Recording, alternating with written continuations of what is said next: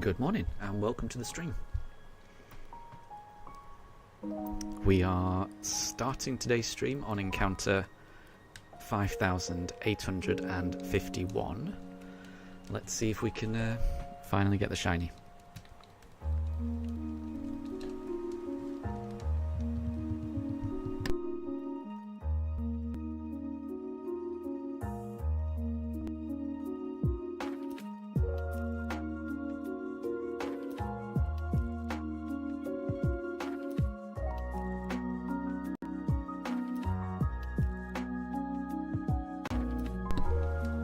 And good morning, Wolf. Wow, really early. Definitely first. How are you doing today? I hope you're doing well.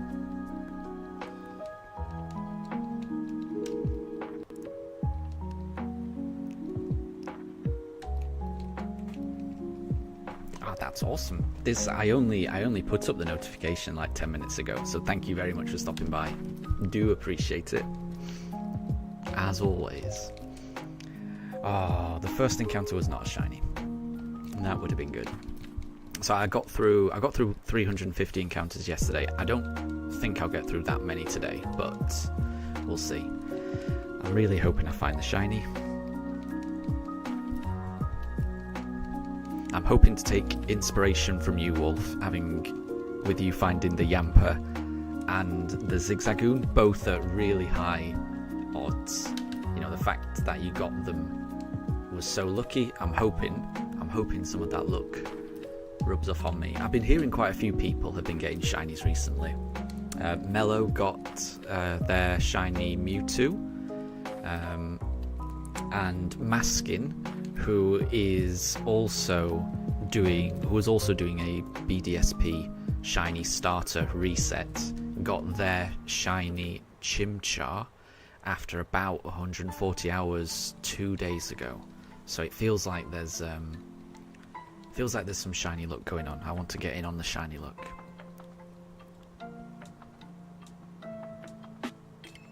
Ooh, let me just choose a Chimchar. So Wolf, it's currently midnight where you are, and yesterday you got something new you never expected, and it's in a new video on your TikTok. Let me check that out. Hold on. I won't be able to listen to it, but I'll be able to watch it. Let me just have a look. Hold on. Oh, and let me just reset, because that is not a shiny Chimchar. Here we go. Hold on. No.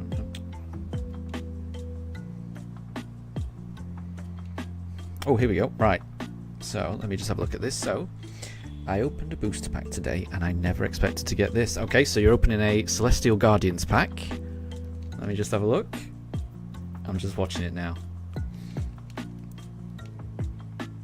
Garbodor, Ribombee, Crabrawler, Litten. Oh, that's nice. That's a Rockruff. That's nice. That's very nice. Well done. Well done. Yeah, the captions really helped. Yeah. Yeah, that's a gorgeous card, isn't it? Let me just zoom in. Can I just rewind it? I just want to have a look at that card again. Yeah, Rockruff, it's just on the beach, just chilling in the water. You can see the reflection of the sunset. It's gorgeous. Absolutely gorgeous card. Well done, Wolf. Well done. Let me just comment. Bear with me.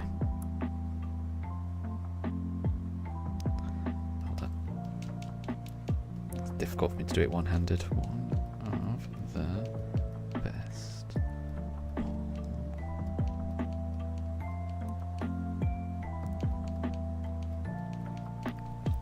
But yeah, I agree. That is a.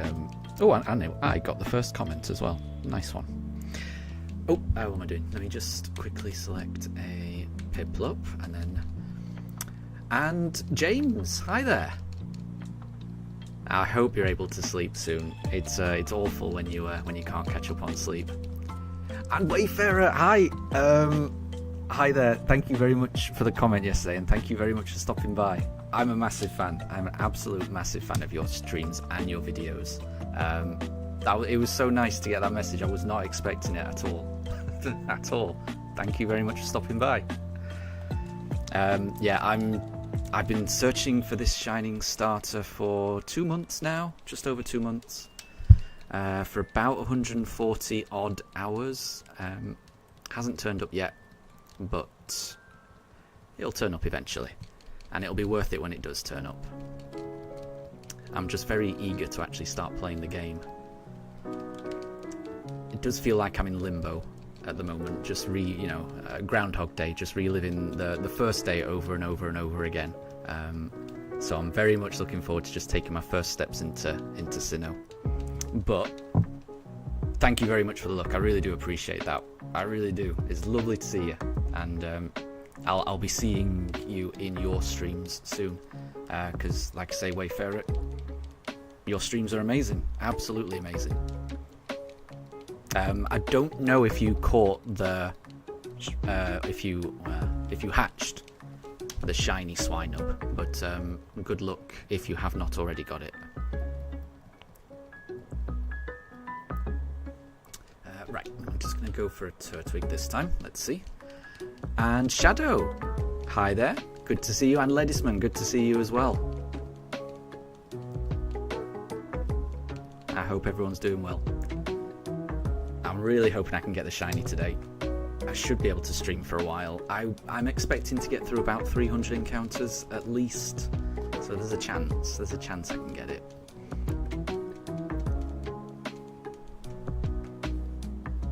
So Wolf, the final card you're hoping to get is the Midday Lycanroc card. Nice.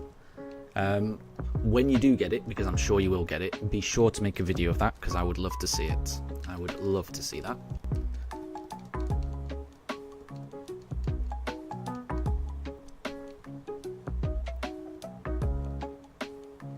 And Wolf, you're currently trying to shiny hunt Wooloo. Excuse me. Well, good luck in that. You've had some amazing shiny luck recently, so I'm hoping that carries on. Because yeah, the Yamper and the Zigzagoon, really good, really good.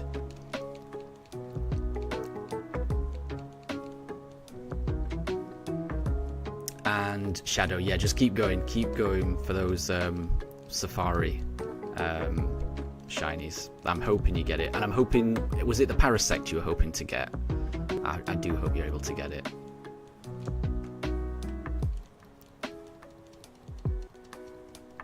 And thank you very much, Wayfarer. Thank you. I like the Pooch cams as well. I've got two dogs, Daruk and Mifa. You can see, well, you can barely see Mifa in the top one, just sleeping on the bed.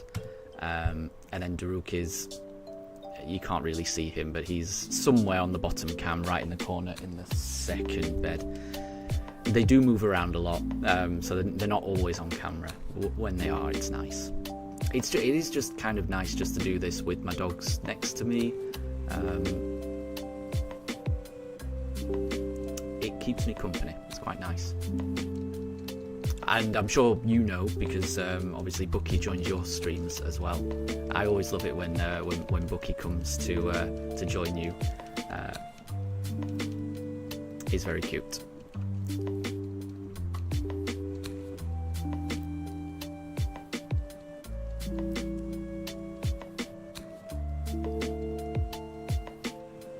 And thank you very much for the shiny luck, Wolf. I do appreciate it. And I do need it. I definitely need all the luck I can get. It's gonna happen. It's gonna happen at some point. I just have to keep going. And like I say, yeah, the longer it takes, the more it's gonna mean. It's gonna remind me of the journey it took to get here. Everyone that I've met along the way. It's gonna mean an awful lot when I get this shiny. It's by far the longest hunt I've ever done. So I'm looking forward to it happening. Nope. Try for the next one. Ledisman, have I played through this game before, or is it my first time? So I have played through it before. I mean, I played it back in the day. So I played Diamond and Pearl when it came out on the DS. And I did buy these games when they first came out, you know, the remakes, when they first came out for the Switch, and I played through them. But I only played through them once, and I'm going to be honest, I didn't I didn't pay too much attention. I was just kind of rushing to the end, played through it, and then I just went back to playing Arceus, or went back to play Sword and Shield. So I haven't played them in 3 years. It's been a very long time since I've played them. I've kind of forgotten a lot of it. There's some plot points I can remember, but I'm looking forward to taking these games a little slower, and just really absorbing the whole journey. Like I say, I do find doing a shiny only run, it obviously it slows down the game, but the way it slows down the game, it ends up having more meaning. Every team member means a little bit more to me. Each battle is just that little bit more memorable. There's something about it that I've got a feeling that this playthrough is going to hit a little different than when I played it a decade ago on the DS, over a decade ago, and even I think it's going to hit different to when I played these remakes for the first time. So yeah, I have played them before, but it was a while ago, and I don't have the best memory, so I have forgotten quite a bit of it.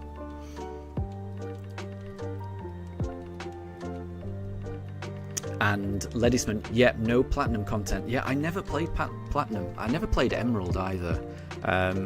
And missing out on those games does bother me a little bit, because I've heard nothing but good things about both of those two games.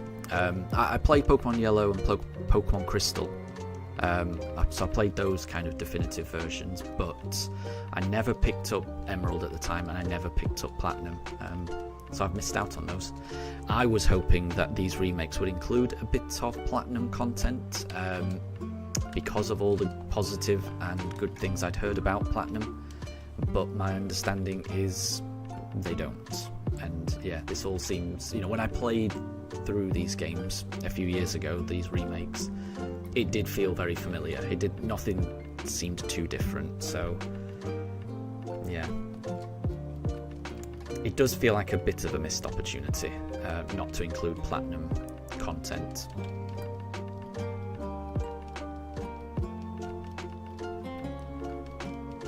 And Wayfarer, exactly. And I'm certain I will enjoy this journey. I'm certain of it. For me, I think the reason that a shiny only run hits different for me is because of how much I loved the anime growing up. The first 2 seasons of the anime, those were the seasons that I watched. I'm slowly catching up on the rest of the anime, but those first 2 seasons where Ash is going through Kanto and the Orange Islands, I used to watch those on repeat all the time, and it was always a big event in the anime when Ash caught a Pokemon. When Ash got a new team member, it was a big deal. And playing the games, you're catching Pokemon left, right and centre, and there will be some Pokemon that mean things, but catching a Pokemon in a normal Pokemon game, it never really hit the same as how exciting it was watching the anime. Whereas finding a shiny, I feel in my mind it's such a big deal. Adding a shiny team member, adding a team member on a shiny only run, you're going through so much, to try and find it. And for me, that it just brings the whole playthrough closer to how I imagine a Pokemon journey would be in the anime. Actually catching a Pokemon being an absolute massive deal. So I'm surprised by how much I'm enjoying doing these shiny only runs, and I think it's because it's giving me nostalgia vibes for how I imagined Pokemon would be when I watched the anime. Finding a Pokemon, adding it to your team, there's nothing better than that. So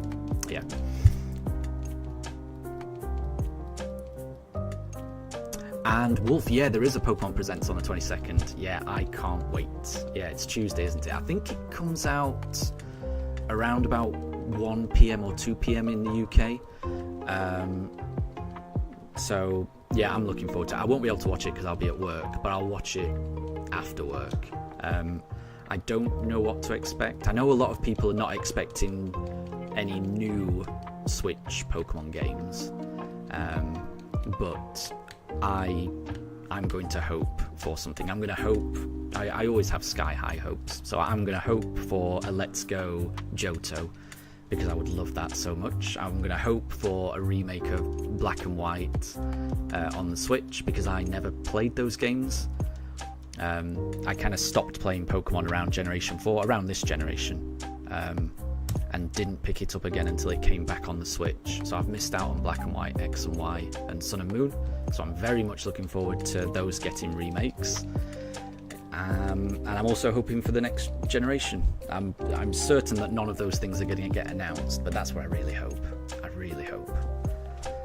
But I'll definitely be watching in any event. Wayfarer, did I start with Gen 1 when it released, or did I play them later on? I started when it released. I think so. In the UK, it came out a bit later than Japan, so it was a massive deal in Japan. And then in all the gaming magazines around the time in the 90s, there would be these little articles about this huge game, Pocket Monsters, from Japan. It was really, really popular. And that got me interested. But I didn't know too much about it. Then I think on Sky they started showing the anime before the game got released in the UK. And as soon as I saw the first episode of the anime, I was so hooked. So I can remember pre-ordering Pokemon Red before it came out in the UK. I had to fill in a little slip in the back of a gaming magazine, and I'd put a check in it, and then I posted it off I can't remember the name of the company. It will be long since defunct now, but I think it's the only thing I can remember actually pre-ordering through mail order to get. And then and it arrived. I've played Pokemon generations like 1, 2, 3 and 4 non-stop constantly. It wasn't until generation 5 came out. I think by that point I'd moved to London. I didn't have as much free time, and I just stopped playing Pokemon for a decade or so. And then when the Switch came out and they started advertising, Let's Go Pikachu, and then just seeing Kanto so beautifully animated, heavily inspired by the anime, it was just like the nostalgia hit. I needed to get back into Pokemon. So I took a massive break, but ever since the Switch era, I've been rediscovering Pokemon, which has been a really nice journey. And Wolf, you'd love to see if they were to give a release date for Pokemon Champions and maybe something for Pokemon Pocket. Yeah, I'm certain you'll get a release date for Champions. Yeah, I'm surprised there hasn't been one yet. But yeah, it does look interesting. I like the idea of, mega Pokemon fighting terrestrialized Pokemon. I mean, more than anything, I'm just glad that terrestrialization isn't going away. I've really enjoyed that gimmick. I liked Gigantamax and it was nice, and it made for a really epic gym battle through Sword and Shield, I will say that. But the strategic element to terrestrialization, like when you're fighting a Pokemon, you never really know what your opponent is going to do. It could be any Terra type, it could completely, it's a game mechanic that completely, it adds so much strategy and also adds so much unpredictability. And that combination, I am really going to miss terrestrialization when we go into the next generation. I'm sure they'll come up with something that's equally as good, but I really do feel I'm going to miss, Terra Pokemon. So having Champions where it will always be available, I like that. I really, really like that. So I'm not a competitive battling Pokemon player. I wish I was, because I do think it's really interesting. But I like that it's going to be kept alive in that sense.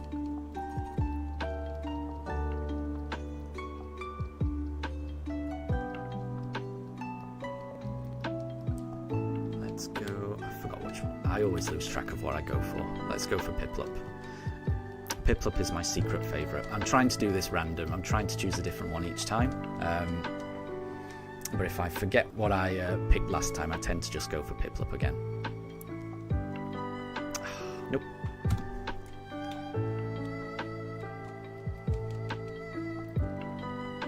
So Wayfarer, you remember little cut-off strips that you'd send off, but didn't realise that you could do it for games as well. Yeah, yeah.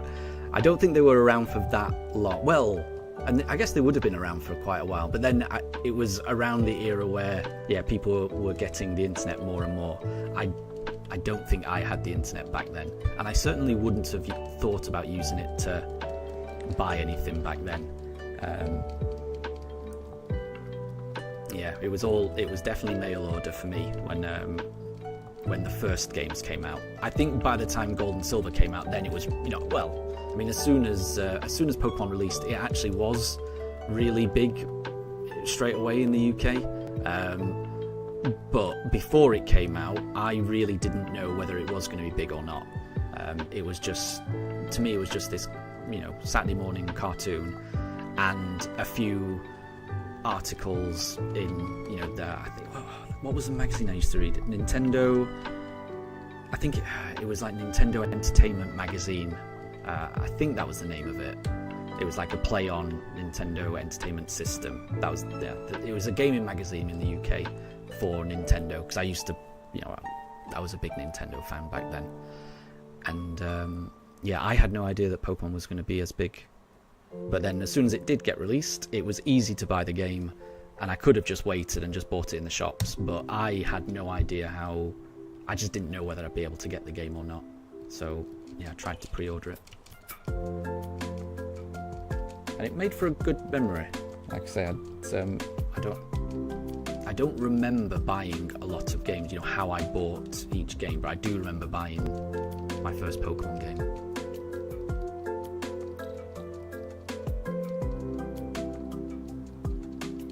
And yeah, Wayfarer, I think those mail order strips, they probably were more for, like household appliances and stuff like that. I remember that as well. It's going back a while.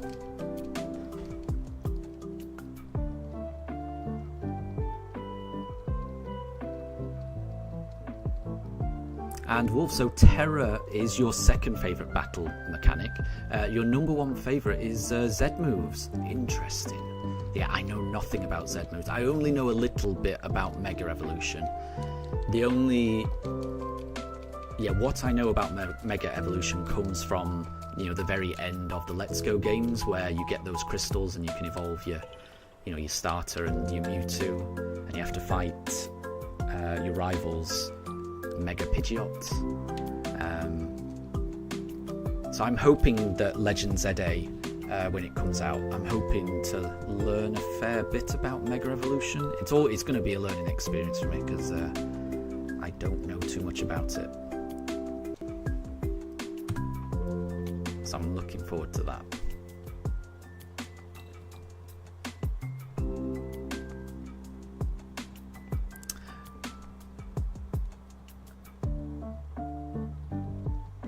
So, James, you've just had a funny idea for a sort of comedic-based detail for an original OC. Do you mean, is that original character of yours?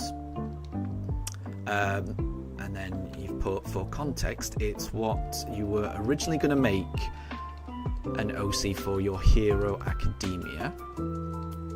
But turns out the power systems in that anime is too complex, so you're making him a Teen Titan OC instead. So yeah, OC, that's original character, right? I think that's right. But that sounds cool.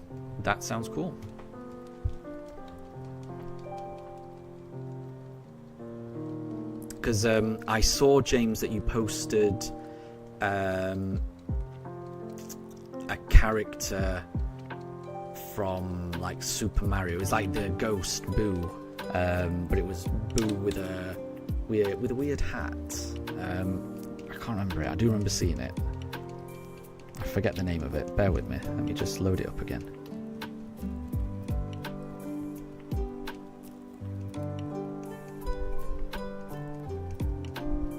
Blue was the name. Ah, yeah, and it had a multicolored cap and vampire fangs. Yeah, I remember that. It's kind of cool. I like these. I like these creations. Okay, right, that wasn't shiny. And Deb, welcome to stream. I guess I did start a little early today. A little early.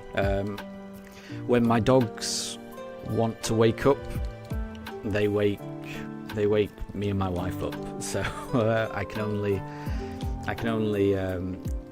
stay in bed for so long before my dogs start pawing at me and they want to go out. So yeah, they had an early morning this morning, which means that I had an early morning this morning. So I thought I'd get started and hope and pray to find the shiny. Doing a 10-hour stream, I'm not sure. We'll see. I will say my back has been aching recently. Like, it was really aching at the end of yesterday's stream. So I don't know if I'm going to last as long. We'll see. We will see. But I mean, I'm thinking at least 300 encounters. That's what I'm hoping. Bare minimum, get through 300 encounters. That's the plan for the stream, at least. So we'll see. And Shadow has got a Who's That Pokemon? I might be a bit behind on chat, apologies. And I think Wolf got that. So let me just... Okay, that is not a Chimchar. So this Pokemon's Pokedex entry was, its cross-shaped feet are perfect for helping it dig into the hard rock walls and cavern ceilings of the volcanic caves where it dwells. And it was Heatran. I would not have got that, so well done, Wolf. And a nice clue, Shadow. And PG, good to see you. And no problem. You've been away on a trip for the past few days. No problem at all. You haven't missed anything. We have not found the shiny just yet. I'm hoping to find it. There's a chance we find it today. But yeah, don't worry, you haven't missed anything.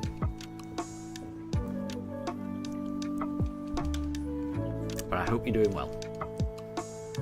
And Wayfarer, you're doing some DIY. No problem at all. No problem at all. Good luck with the DIY. I struggle with that. I really do struggle with that. I am terrible at DIY. I'm more likely to cause more problems than fix them. We currently have a smoke alarm on our ceiling that needs the battery changed. That sounds like a really easy, simple thing to do. But the ceiling is so high. It's so high. I have to stand on a ladder to get to it. And then once I'm up there, it says insert screwdriver and then push cover to remove. And I've got the screwdriver. I'm inserting it into this bit that I think you meant to insert it into. And no matter what I do to this cover, it will not come off. So yeah, good luck with DIY. I'm terrible. I really am terrible. I can't even change a battery in a smoke alarm. I'm considering just getting a hammer and just smashing it off and buying a new one, because it's periodically beeping telling me that it needs its battery changed. But if it won't let me take the cover off, I don't know what I'm meant to do. So yeah, good luck with that. Shadow, you've got a new Who's That Pokemon? And this Pokemon was introduced in Johto, is a dual type, and one of those types is Steel. PG says Steelix, Ledisman says Forretress, as no one's got it yet. Bear with me. I'll just go Chimchar this time. Yeah, what about...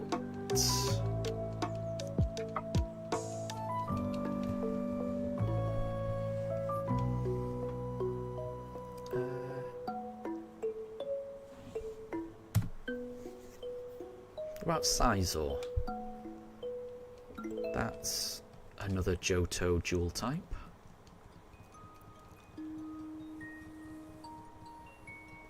And James, so yeah, these are original characters, and the whole gist is ice powers, but the body temperature would occasionally drop to sub-zero state, leaving him out of commission.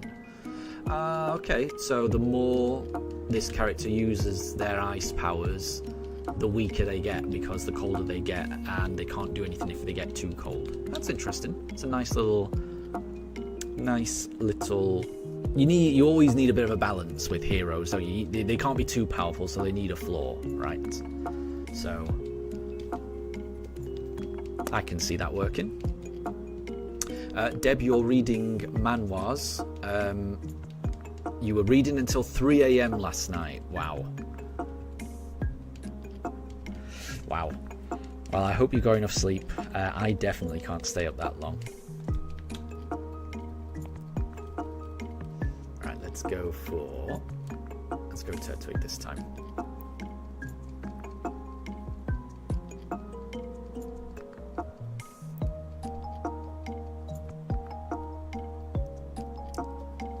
And James, so Cyborg would engineer a collar for him that would regulate body temperature, which is equipped with AI. Oh wait, let me just double check. No, that's not it. Very cool. I don't know too much about DC, honestly. I know the big hitters like Batman and Superman, and that's where my knowledge ends. I don't know too much about Teen Titans, but I know that Cyborg is one of the Justice League. So I think I saw trailers, and I think Will Smith played Cyborg. I might be wrong. I could be way off. But I never saw any of the movies, and I've never read any of those comics. I used to read a lot of comics, but they were mainly Marvel. So I grew up on X-Men comics growing up, having watched the animated series in the 90s. And I've read a few Image comics, so I think Chew is an Image comic, I'm not sure. But I've read a lot of the Chew series, up to about volume 9 or something like that. But I don't know too much about DC. Apologies. And Deb, you're going to complete the new manhwa. Well, that sounds like fun, and it's certainly something that you enjoy, so enjoy that.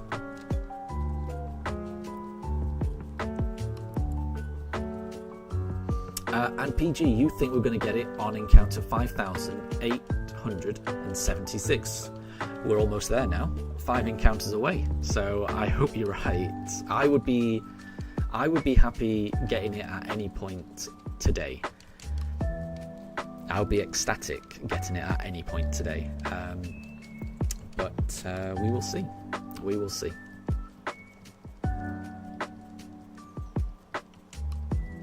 Ah, nice, Wayfarer. So you're working on a shoe rack. Nice. That's still good. I would, yeah, but yeah. Good luck with that. And it's nice to actually make something like that, isn't it? There's a certain rewarding satisfaction in seeing a big pile of boards and screws and things, and then slowly watching it come together like a Lego set to something that is practical, useful, and functional. There's something that's very satisfying about that, so I like that. And Shadow Sizer was correct. Nice one. Got it. And Wolf, the Pugs are my personal alarm clock. Yes, I completely agree. They really are. I think I've always been a bit of a morning person, but I've become much more of a morning person having got the dogs, definitely. Very, very much so.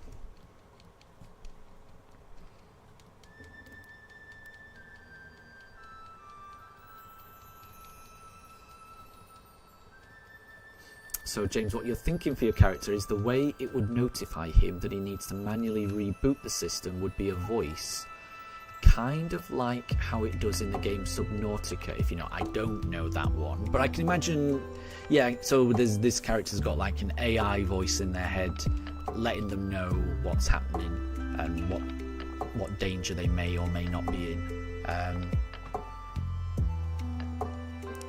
That would make sense, because then you've almost got two characters there, because I would imagine like the AI would have its own personality and things like that. I would keep going, keep fleshing that idea out. Sounds like you're onto something. Just keep going with it.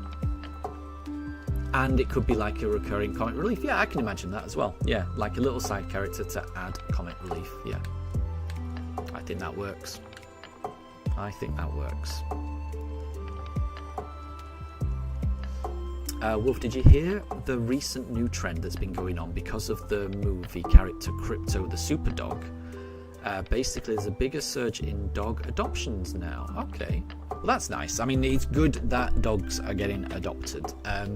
We wanted to adopt our dogs, but when we got our dogs, we rented, and we had someone come to have a look at where we lived from the adoption agency, for dogs. And they were really happy with everything, but they did mention that they would need written permission. They needed written evidence of who owned the property. So when we mentioned that we were renting, they were like, well, just get your landlord just to say that they're okay with you having a dog, and then we'll be able to, get the process underway. And no matter what we said to our landlord, who we'd never had a problem with up to that point at all, they wouldn't allow it. No matter how many times that I explained I would pay for any and all damage, I would do anything that they said when it came to leaving. I had lived in that property for about 8 years, without missing a rental payment, without causing issues when their boiler kept breaking. There were so many issues in that house that we were really patient with, and didn't chase them, just let them know what was happening, but didn't chase them, didn't make a big deal out of it, and they wouldn't budge on that. We ended up getting the dog anyway. We had to sort of buy the dog. We bought Daruk, and we kind of just hid it from the landlord, which we should not have done. I will definitely admit that, but yeah, I'm glad we did it. Every time the landlord would come round, I would hide the dog and run out. I used to work from my car. Sometimes I'd take my laptop, put Daruk in the backseat, and I would work from the car when the landlord would be due to come around, just to kind of hide the fact that we had a dog. So I was very relieved when we finally got our own place, and we don't have to hide the dogs anymore. But yeah, what I'm trying to say is, adopting dogs is definitely the right thing to do. So anything that gets more people adopting dogs that need homes, I think is a good thing. But I haven't seen the new Superman movie. I've heard good things about it. And am I right in thinking it's directed by James Gunn? Because I do like James Gunn. I'm a big fan of, obviously, the Guardians of the Galaxy movies, but I'm also a really big fan of his movie Super, that starred Nathan Fillion. And I know Nathan Fillion's in the new Superman movie. But yeah, if anyone's not seen the movie Super, it's nothing to do with Superman. It's a James Gunn movie from a long time ago. And it's got Dwight from the American Office, who he becomes a hero, but he's a very flawed hero, and hero is in question marks. Is in quotation marks. He sees himself as a hero, but in real life, his actions don't really correspond to that. It's a really good movie. I can't recommend it enough. But yeah, I do like James Gunn. So I feel like I would enjoy the Superman movie, but I haven't got around to seeing it.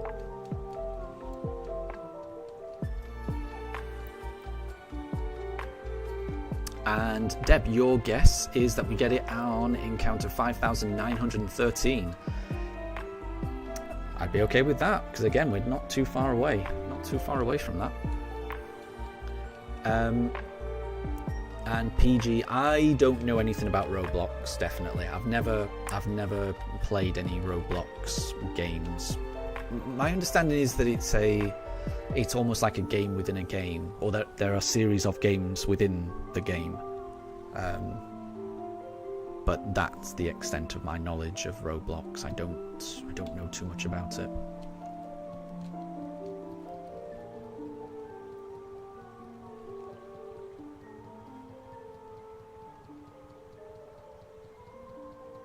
And yeah, Wolf, we got me for afterwards. Yeah, Daruk is 6 years old, and well, no, Daruk will be 6 years old next week.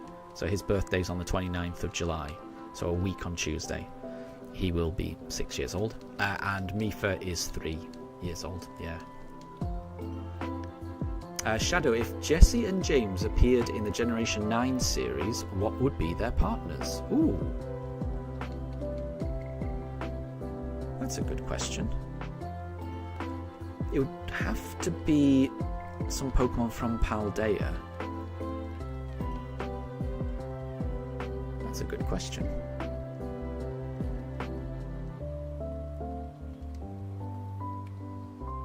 I think Jesse might have a Rabska. I think. Because I feel like you could get some comic relief out of that character. And I think that's important for Team Rocket. You don't want a Pokemon of theirs that's too cute, and you don't want a Pokemon of theirs that's too intimidating. You want it in that in-between bit where it can be kind of, where there's a bit of comic relief, but there can be a bit of intimidation there. So I think Jesse would have a Rabska, and James,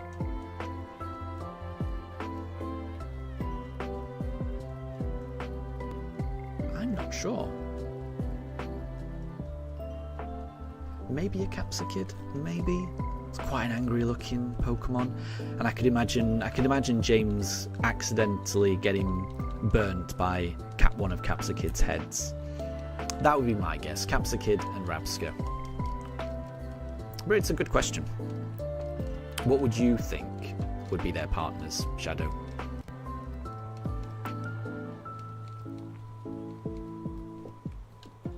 Oh, and the dogs have curled up in bed together. Now, it's always nice when they do that. Mifa tends to just plop herself on top of Daruk.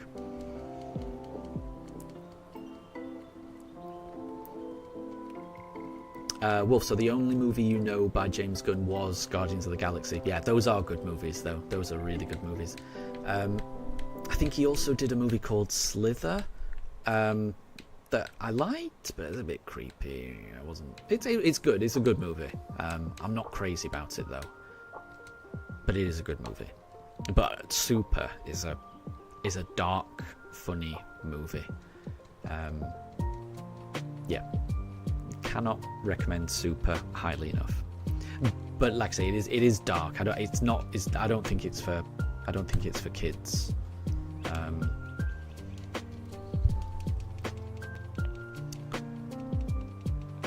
So Crypto in the new movie is based on James Gunn's own dog that he adopted. I did not know that, Wolf. That is a fun fact. That's okay. That is nice. Like that. All the it is kind of making me want to watch that movie now. It's not something I plan to, because I am not a DC person.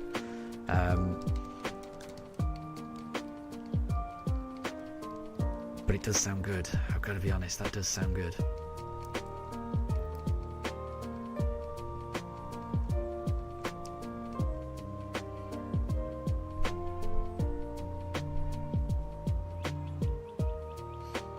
So, Wolf, James Gunn was kind of thinking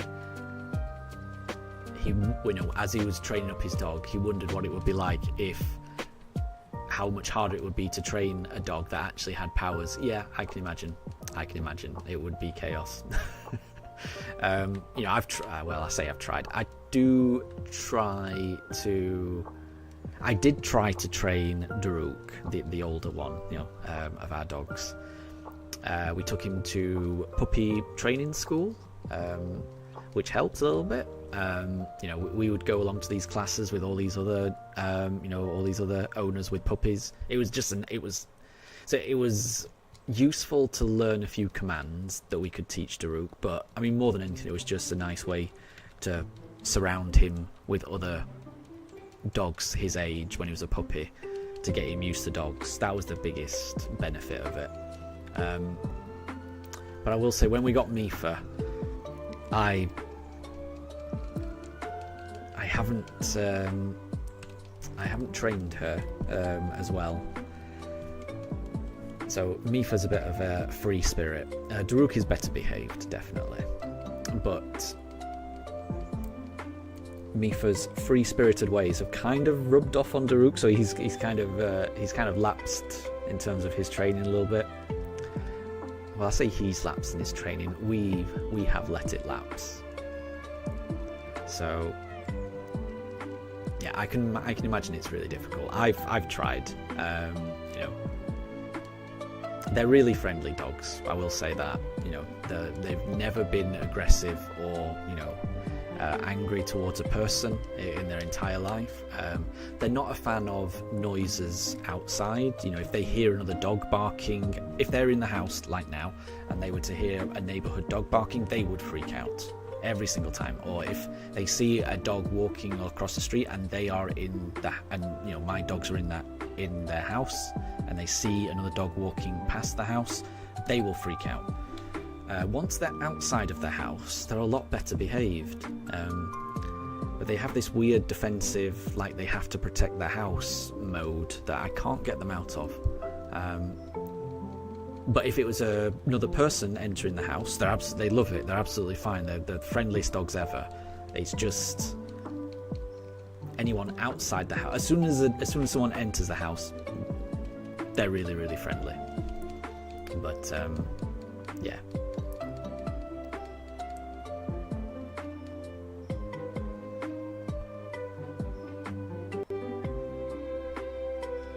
So Shadow, you think that Jessie and James's partner Pokemon, James would have the Orthworm, and Jessie would have a Bombardier. I could see that. That would be pretty cool.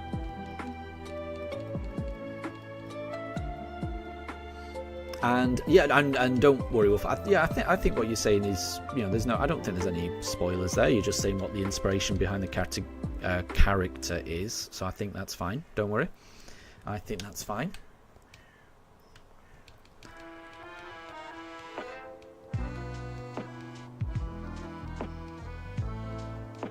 Yeah, I think that's fine. Don't worry. Oh, and it's not a shiny Chimchar, sadly.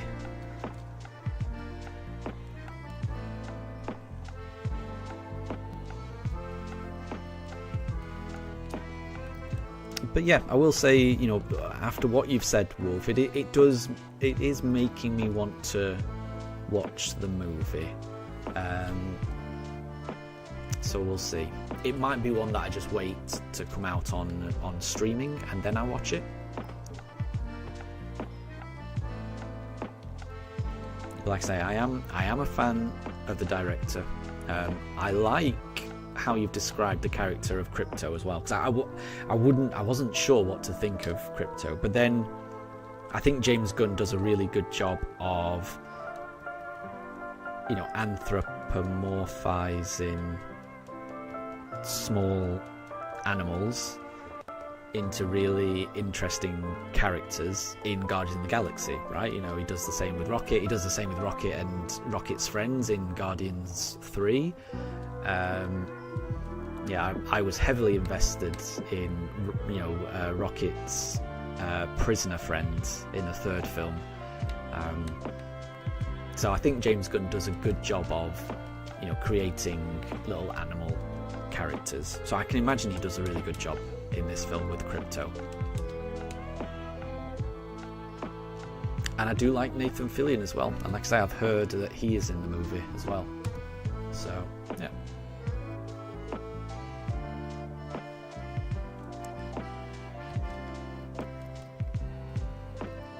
And Shadow, just imagine if you found a shiny in one of your games in the next 40 minutes. Well, fingers crossed. I really hope you do get it. And I hope it's one of the shinies that you want. And I hope you're able to catch it. So, really, best of luck. Because I know it's a really difficult hunt, the one that you're going for. You know, trying to catch a shiny in the Safari Zone, it's really challenging. But it's going to be really rewarding when you do finally get it. I'm looking forward to that because I want to do a shiny hunt in the Great Marsh. So I'm looking forward to the anguish and the stress and the ultimate joy of victory when we finally do get shinies in the Safari Zone. So really, really good luck, honestly. It's something that I want to do in the not too distant future, but I need to do a few more shiny hunts first before I can get there. Alright, let's do Chimchar.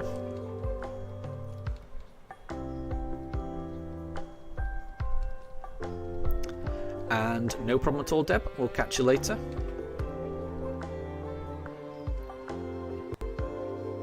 Oh, that's not shiny.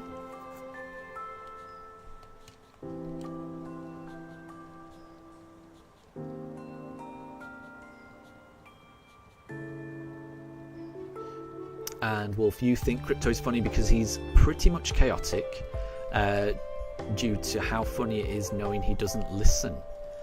Interesting. I'm trying to think. I'm not sure I've actually seen any trailers either. So, yeah, I'm fairly certain I will watch this movie, but I also think it will probably when it comes out on streaming, I think. I've kind of gotten out of the habit of going to the movies to watch. Well, going to the cinema to watch movies. I would struggle to think of the last movie I saw in a cinema, and I don't even know where our closest cinema is, because we moved into our house about 3 years ago, just over 3 years ago, and ever since we moved, I don't know where our closest cinema is. So I mean, we certainly haven't been to the cinema in 3 years. Because we generally just wait for it to come out on streaming to watch movies.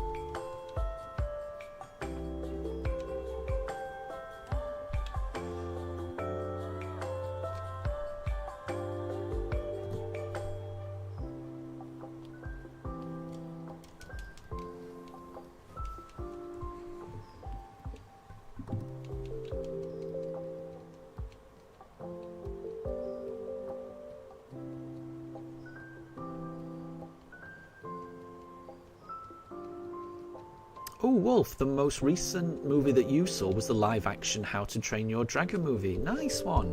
What did you think of that? I haven't seen the live-action one, but I definitely enjoyed the animated original. I was a big fan of the original.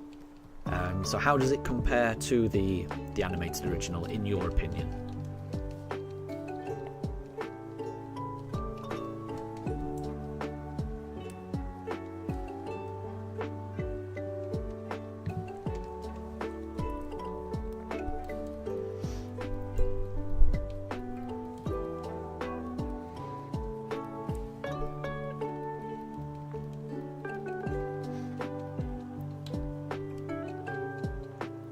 Let's do Turtwig this time. I'm really looking forward to getting this shiny. I know I've said that a lot of times, but I honestly can't wait to just level up the shiny, take on the gym leader, encounter Team Galactic, get the Mew and Jiraki that I won't be able to use.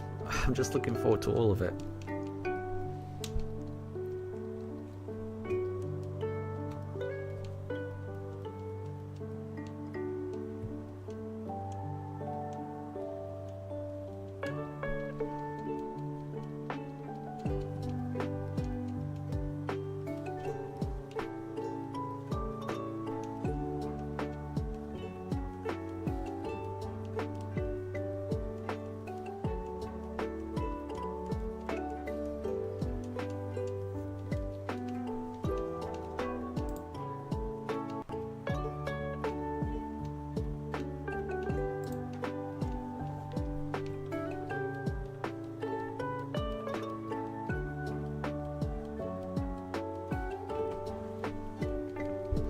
Oh, that's good.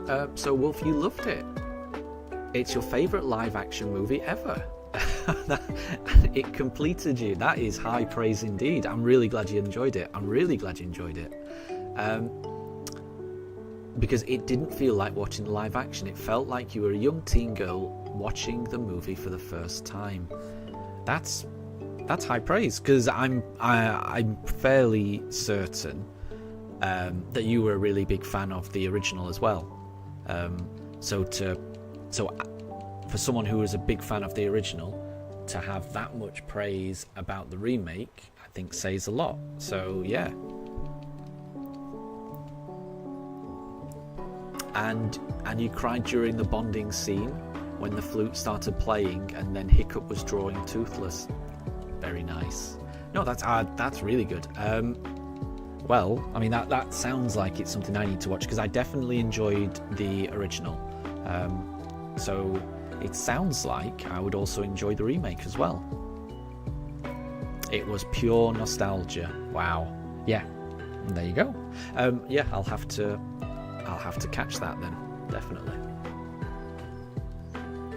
But I'm really glad that you enjoyed it. That's good. That's a sign that it's a good movie, definitely.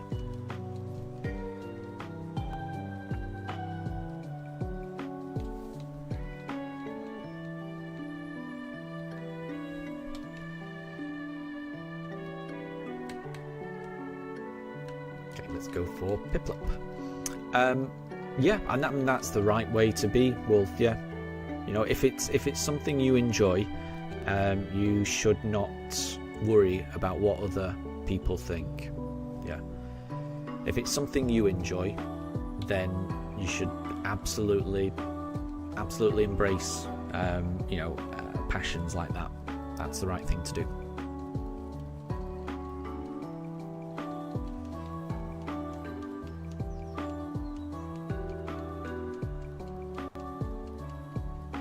Because it's similar with me and Pokemon. Because I mean, when Pokemon first came out, I was the only one of my friends that liked it, and it wasn't the end of the world. I could, it didn't stop me playing it, but it just meant that I was just playing it in my free time rather than playing it with my friends. But it would have been bad if that had put me off playing it back in the day, and I'm glad it didn't. If you enjoy something, you just got to embrace it. You know, not everyone's going to enjoy everything that you do, but as long as you're enjoying it, that's the main thing. And yeah, as long as it's not hurting anyone, then it really should be just about what you think is fun.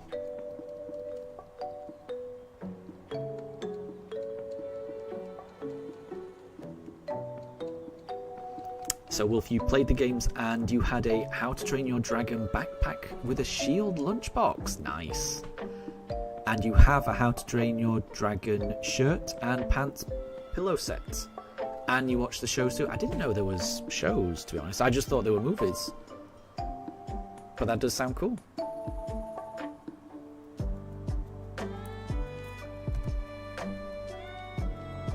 And it's also one of the reasons that you named your riding partner in Violet Toothless. Nice. Yeah, I can see the similarity. I can definitely see the similarity.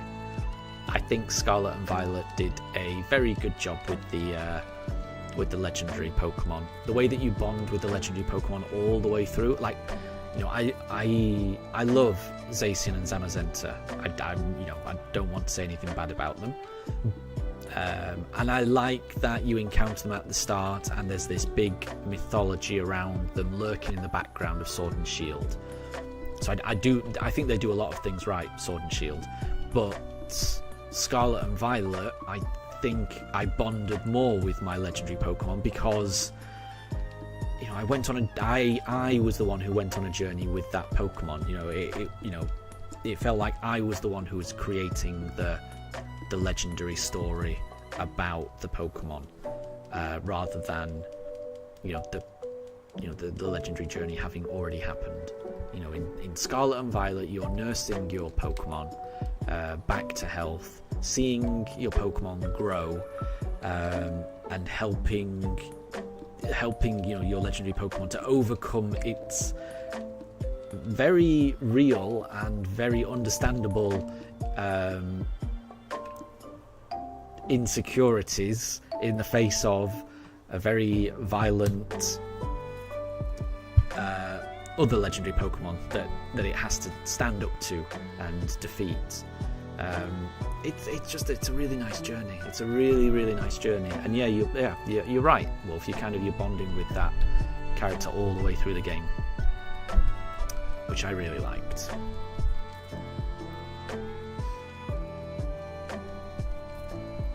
And Deb, 303 subs. I'm very happy. Any day I get an extra subscriber, I'm very, very happy. So yeah.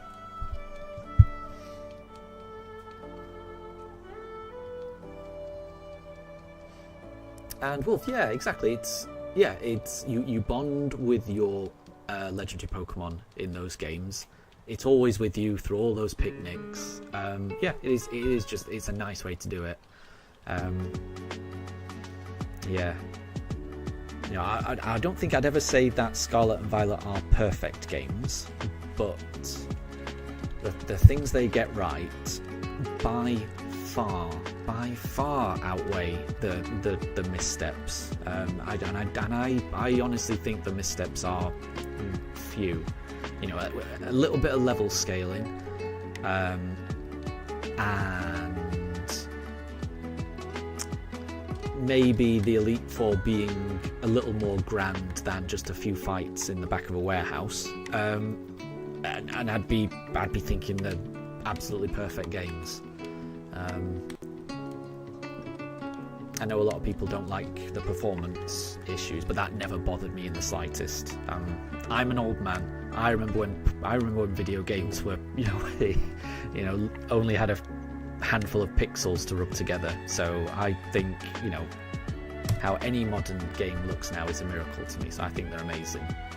But even on the Switch, they look even better. So even that issue that people had, I think, has been rectified now.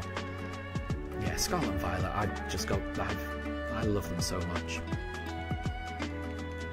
Oh, and the cutscenes are like Cinema Wolf. Yes, I completely agree. Yeah, some of the cutscenes with you and your legendary Pokemon, and then Arvin and his Mabastiff. I think they are pure cinema, definitely. And Wolf, I think it was. I think you would describe it as trauma. Yeah, the legendary Pokemon went through, definitely. And you're helping your Pokemon work through that. It's a really nice story. There's so many different plot points in Scarlet and Violet that all kind of come together. I mean, it's not a perfect story, but the vast majority of the main characters all have some kind of arc that you're constantly building towards. And it's not easy to write a plot like that. I think it does a really good job. So I have very high hopes for the next generation of games. I'm really hoping that the story is as good. And I'm hoping that the characters are as well fleshed out and all have such good arcs through the journey. I don't know how they'll achieve that, but that's what I'm hoping for.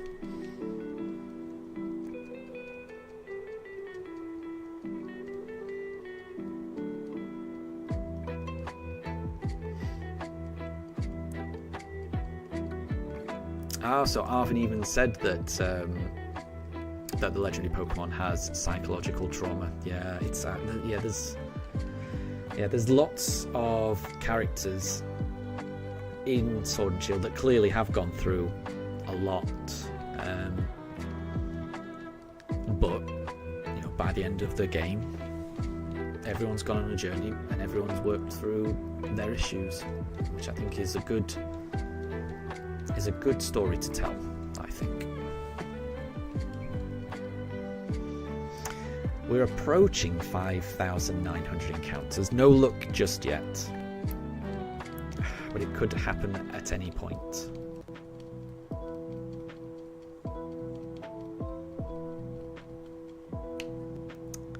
I think I did Piplup last time. Let's go Turtwig this time.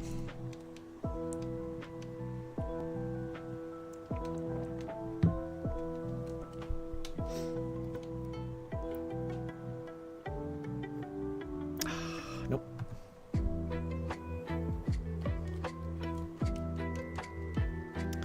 Maybe the next attempt.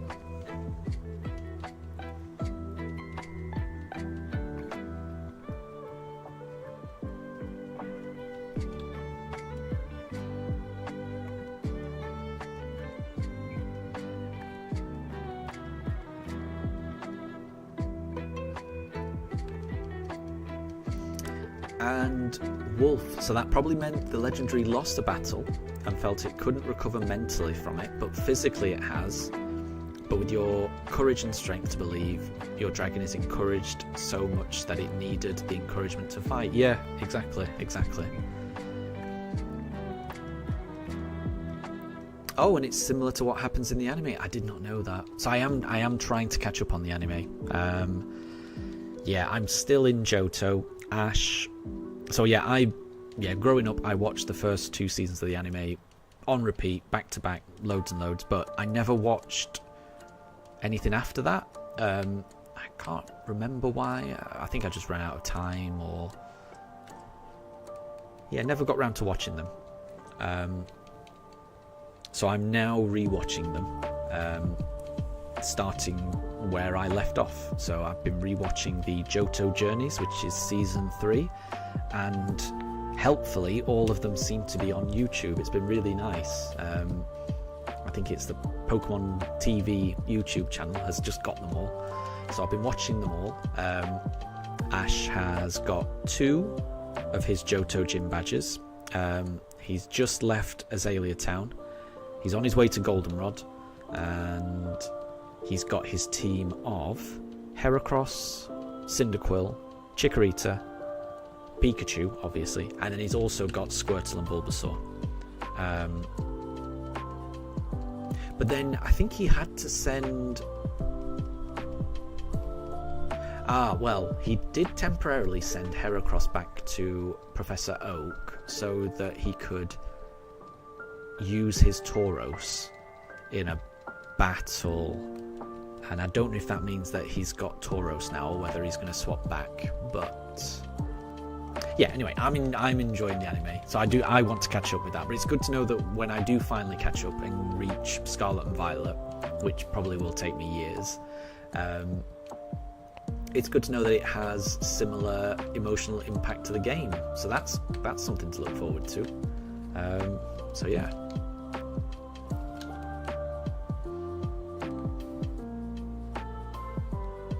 And I agree, Ash is always very encouraging to his Pokemon. Yeah. It does feel like his Pokemon tend to need it. He tends to pick, like I said, I'm just watching Johto at the moment, but the last 3 Pokemon that he's picked have very obvious flaws, which Ash will be able to work through over the course of his journey, which I like as well. So he's just caught he caught a Heracross, and Heracross, whenever he sends it out, won't always do what he wants and will just go off drinking nectar. Chikorita, when he tries to send it out, will always just kind of latch onto Ash's ankle and just wants to be petted by Ash. And Cyndaquil can only attack after like 20 minutes of warm-up. So all of Ash's Pokemon so far, they've all got these flaws that he's trying to work through training and encouragement, and it's nice. It is nice. That's correct, Wolf. Ash never gives up, and that's why he's such a cool boy. I agree. I definitely agree. Definitely agree.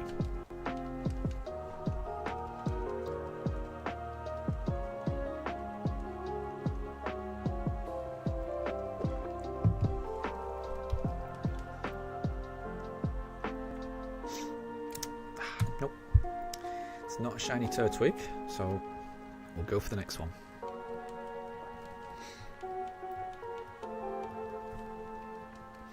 Oh, to anyone that plays Pokemon Go, today, Sunday the 20th of July, is Quaxley Community Day. So if you want to get a shiny Quaxley on Pokemon Go, log on to Pokemon Go between 2 PM to 5 PM your time, whenever it is 2 till 5 PM wherever you are, that will be Quaxley Community Day. So as soon as it gets to 2 PM in the UK, I'm going to be on Pokemon Go catching as many Quaxley as I can whilst doing this, whilst trying to find my shiny starter.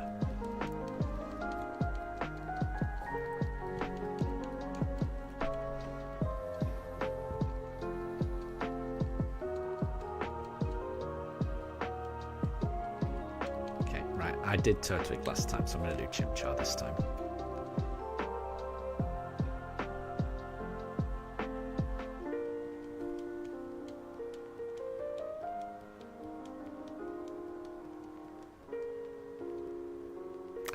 Nope, sadly not.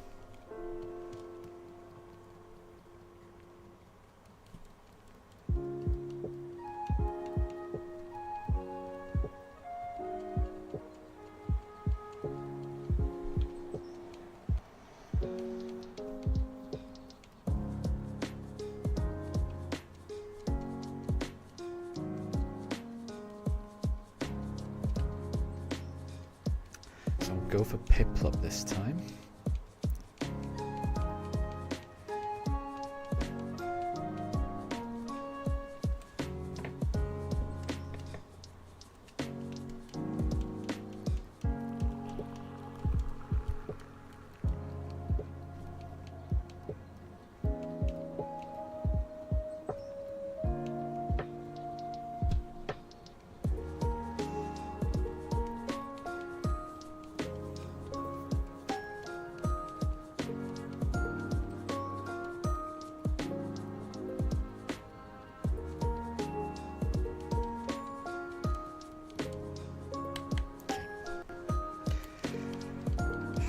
So good if this was shiny. It would be so good if this was shiny. I'd be so happy.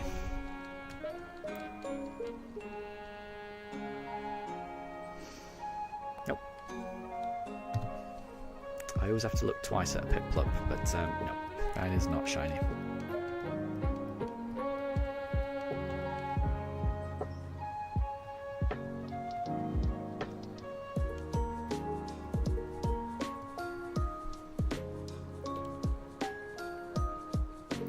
And Deb, welcome back. Welcome back. I hope you're doing well.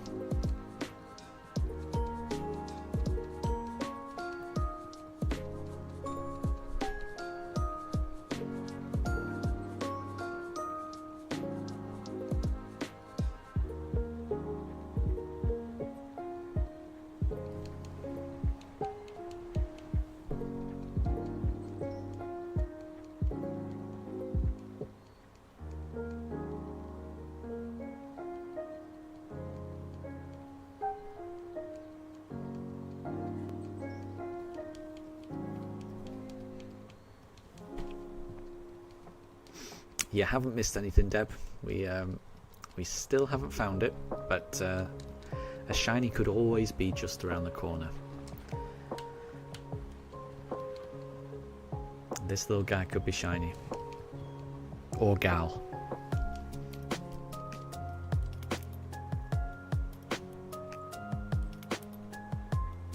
But it's not.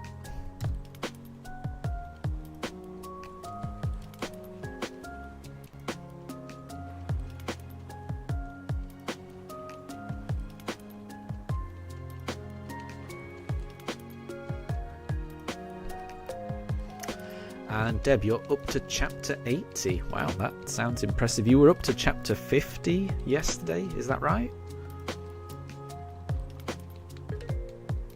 Sounds like you're flying through them. But the website is broken. I'm sorry to hear that. Hopefully it comes back.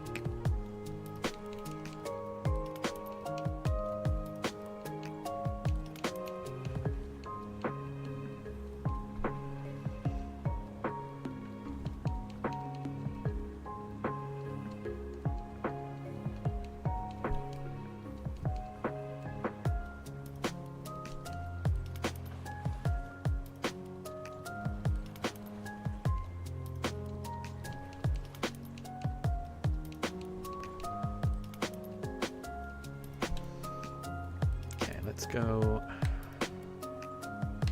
Yeah, I did Turtwig, so we'll do Chimchar this time. Deb, you think we're going to get it on encounter 5913? I hope so. I hope so. And you think it'll be a Piplup? Again, I hope so. Well, I would be happy with anything. I really would be happy with anything. I'm a big fan of all of the Sinnoh starters. I think they're all amazing. I do have a very, very, very slight preference for Piplup, but only a slight one. Oh, and you've started a brand new one. Oh, there you go. Yeah, well, you are definitely flying through them then. If you're already up to chapter 80 in a new one.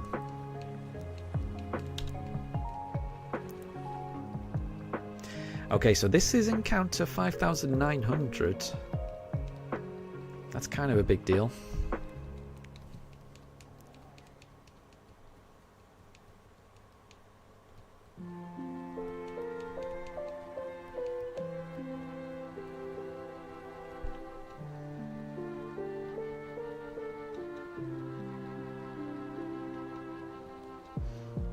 Okay, so I did Chimchar. This is a Piplup. And let's see.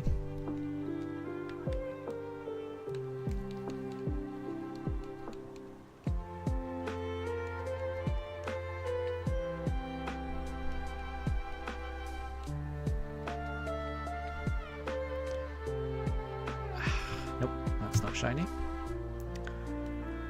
So we're now into the 5900s. So we've done 50 encounters so far today. Not bad, not bad. I think it takes me about an hour and 15 minutes to do 50. That seems to be the average. So then it's 2.5 hours to do 100 encounters. That seems to be what I'm averaging on the Switch 2. Which isn't bad. It's a big improvement over how long it was taking on the Switch 1. A big improvement.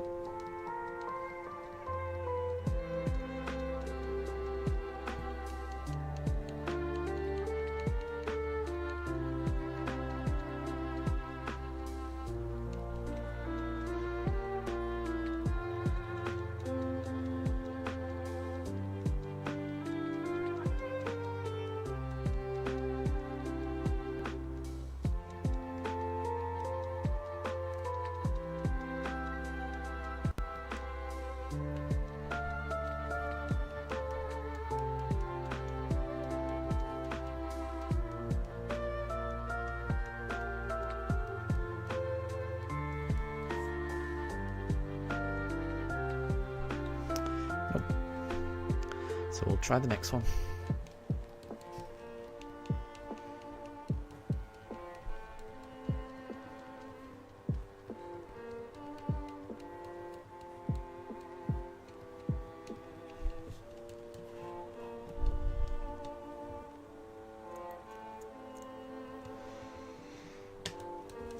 And yeah, I'm sorry to hear that, Deb. Hopefully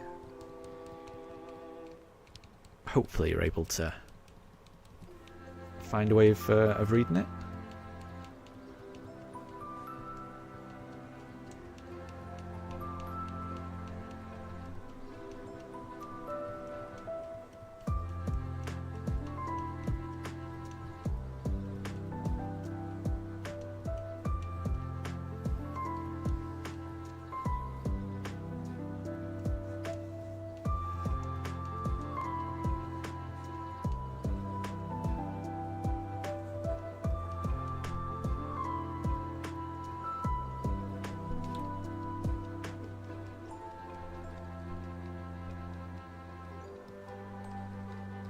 Did that last time. Right, we're doing Chimchar this time. Please be a shiny.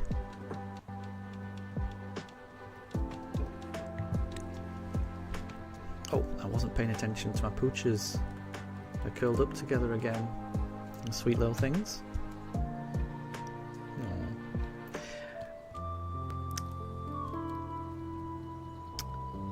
Wolf, so legend says that the shiny Wooloo you're hunting is still hiding from me. Oh.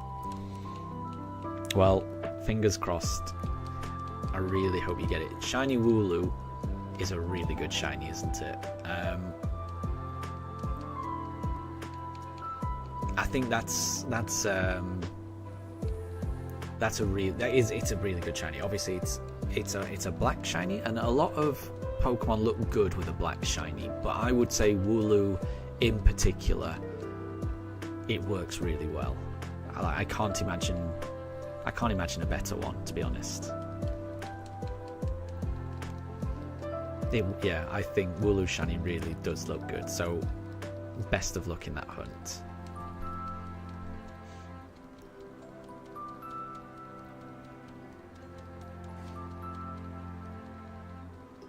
And thank you very much, Wayfarer. They do look nice.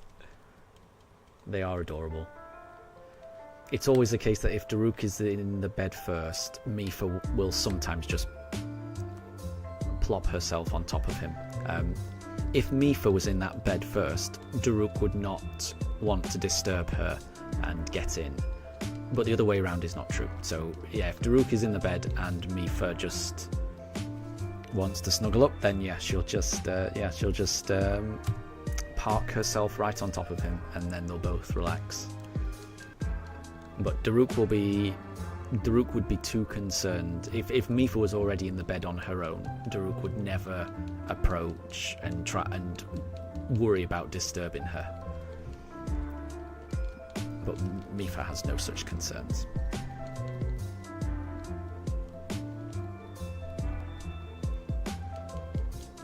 And this is just it. They're very sedentary dogs. They do love a good snooze. Apart from when it's the time of day when they know that they're going to go out for a WALK. And then they get very excited. They also get very excited around bedtime as well. But outside of those two instances, yeah, they do love a good snooze. And Wolf, she is just chilling on top of him. Yeah, that is it. That is it. That is the position. Okay, we're gonna go Piplup.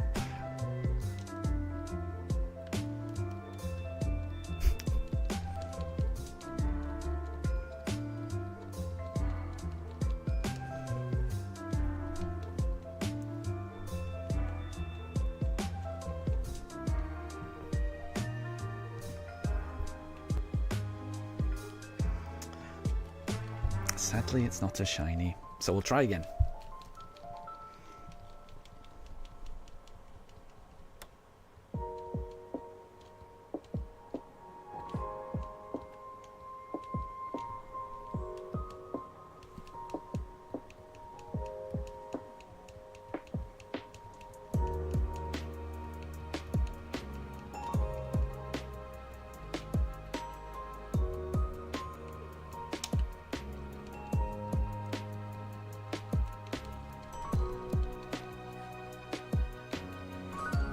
And I don't know if anyone's noticed, I've switched up a couple of the plushes, not many of them, but I've swapped out Poltergeist for a Sinistcha, so Poltergeist has evolved, and I've taken out Pidgey and Azurill and put in Togepi and Shroomish. It's a little hard to tell though. It is a very small picture.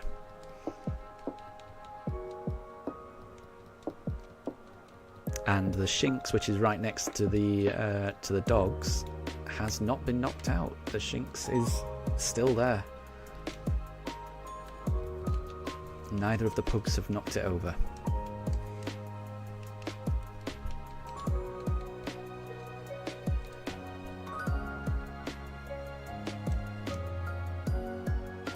Nope. I'll try for the next one.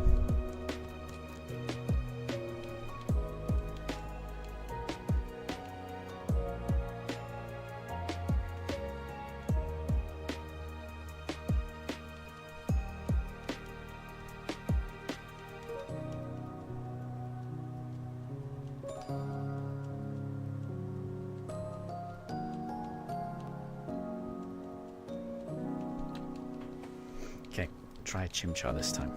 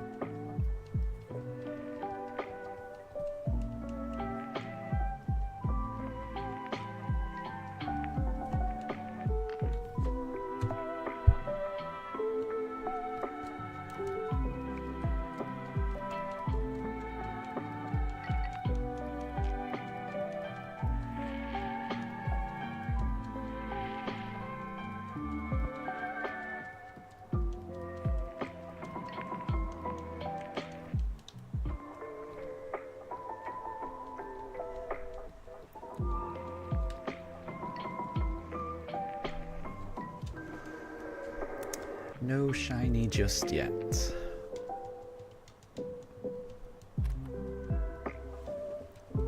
But we're making good progress. We're making good progress. The more encounters we get through, the better the chance.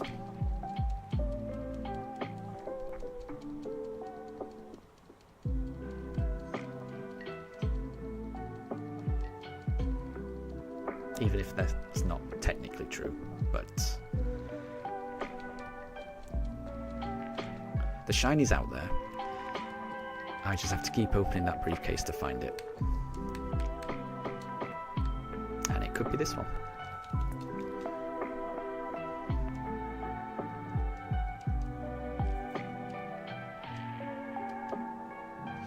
And no problem at all, Deb. If you've got work to do, don't worry.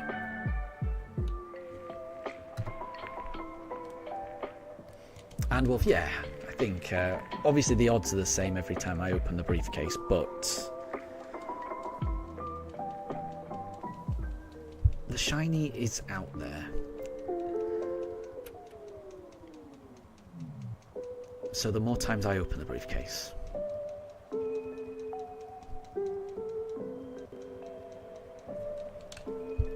the closer I get. It's hard for me to get my head around.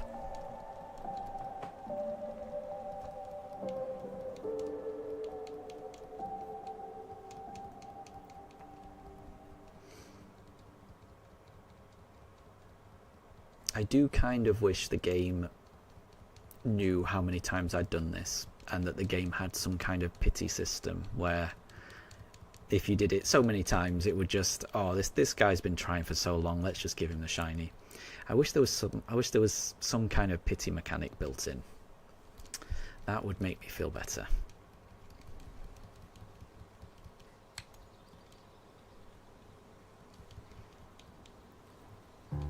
And Tyrantrum, welcome to stream. I hope you're doing well.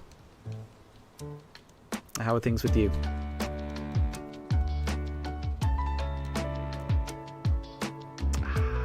Nope.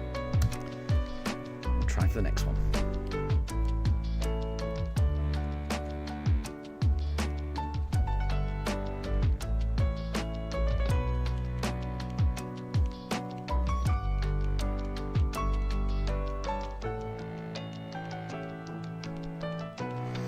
Exactly, Wolf. The game doesn't work like that. And Wayfarer, you would sign the pity petition for sure. Yes. Well, I would love that.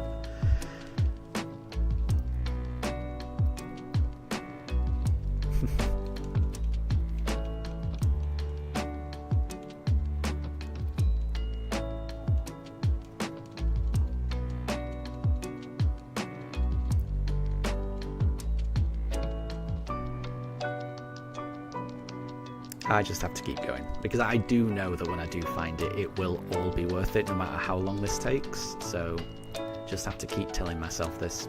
And yes, Wolf, eventually I will get your shiny soon one day. Yeah. I know that there's no guarantee it's going to be this month. You know, it could be next month. It could be. Oh, I don't want to think about it being next year, but I mean, technically, I suppose that's possible. Just have to keep going.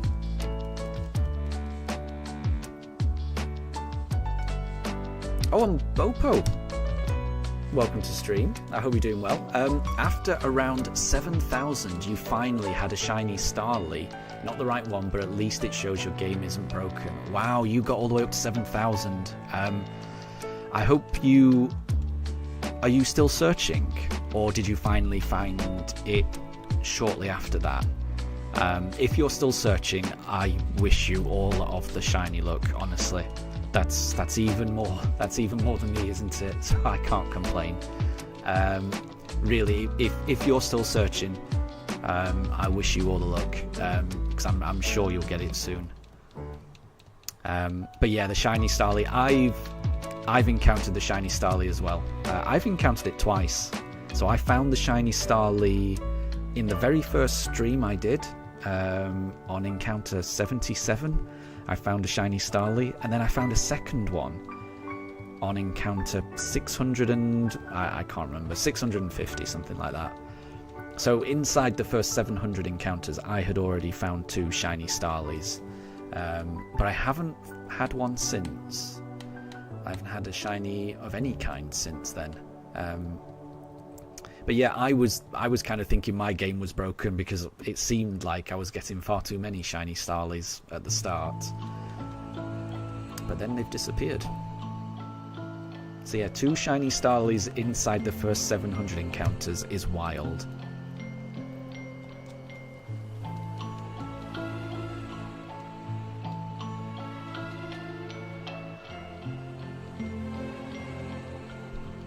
But yeah, Bopo, I really hope you're able to get yours. Are you going... So, are you still searching for your shiny starter? And if so, which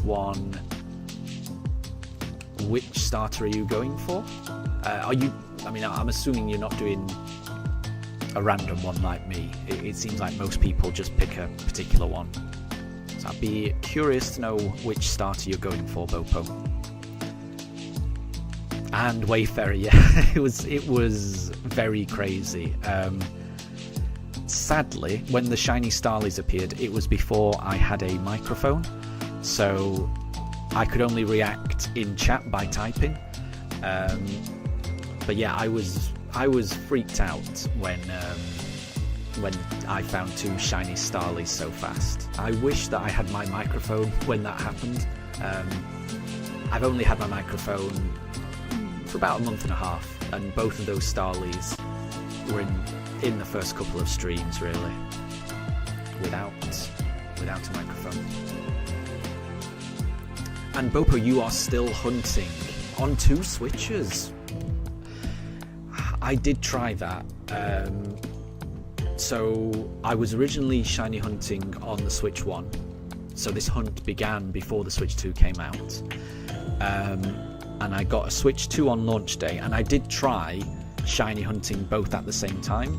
So I replaced one of my Pooch cams for Switch 1, so then I was running them both. But it was so noticeable how faster the Switch 2 was compared to the Switch 1. It didn't even seem worth it to keep doing the Switch 1, and it was really confusing me trying to keep track of 2 games that were so out of sync. One was going so much faster than the other one, and making sure I wasn't missing any shinies. I just went back to just doing the Switch 2 only. So if you're able to do it on 2 switches at once, well done. I struggled with the multitasking. I did it for a couple of streams and I just couldn't keep it up. But yeah. So you're still hunting on 2 switches. You got a Turtwig after hunting for it for weeks. once the game released, then you had a long break, then last December you started again, you got a Piplup in March, and since then you've been hunting for a Chimchar. So you're trying to get the whole set. That's amazing. Well, yeah, really good luck for that Chimchar. Really good luck for that Chimchar, Bopo. I mean, that's, yeah, to shiny hunt every single one of them, that's really good. That's really good. And, well, thank you very much, Wayfarer. Yes, I do appreciate that. If anyone is enjoying the stream, please do. It really does help out, but thank you. I do appreciate that. And Wolf, a month and a half, it doesn't feel that long ago. Yeah, I know. Yeah, it's crazy, isn't it? Because I was streaming for so long without a microphone. I was really nervous about getting a microphone. I'm not the most talkative of people.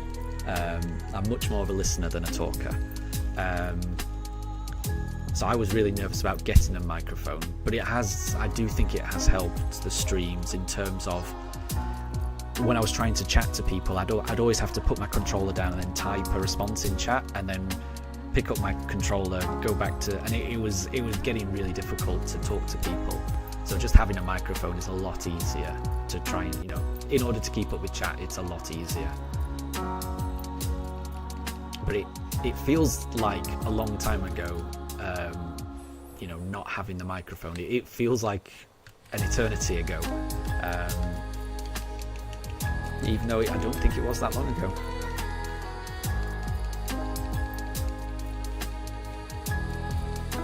And yeah, there was always a massive pause, and yeah, there'd be a pause in between me responding to chat, and then there'd also be a massive pause on screen as well, because my character wouldn't be doing anything while I'd be typing. It's tricky. It is definitely tricky without a microphone, and it is a lot better with a microphone. But I was really nervous about it. I was worried that people wouldn't be able to understand me. I've got a bit of a mumbly voice. It's not as clear as it could be. Not sure how clear my accent was. I've got all these things I worry about. And I was also worried that people would be more interested in the background music and wouldn't want to hear me talk. But it's been a fairly positive response.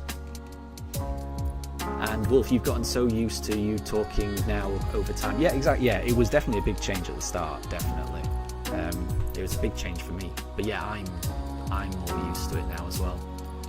And Bopo, you've noticed that my loading times are faster than yours, and you're hunting at the same time. Yeah, so yeah, it's really noticeable. I think it makes a difference whether you're using the digital copy or a game cartridge as well. From what I've read online doing these hunts, I'm using a game cartridge, which slows it down a little bit.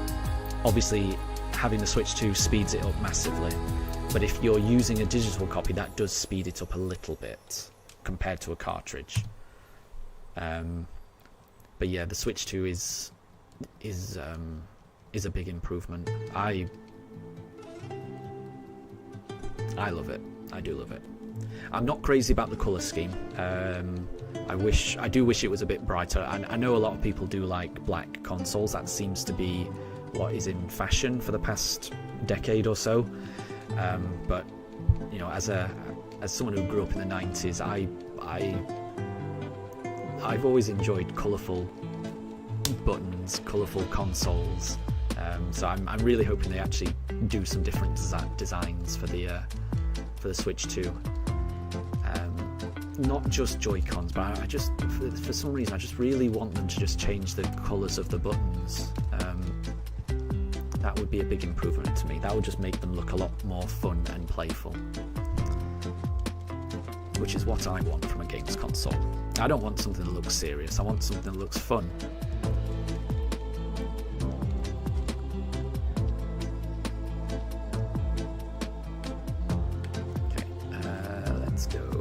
Let's go for a Chimchar this time.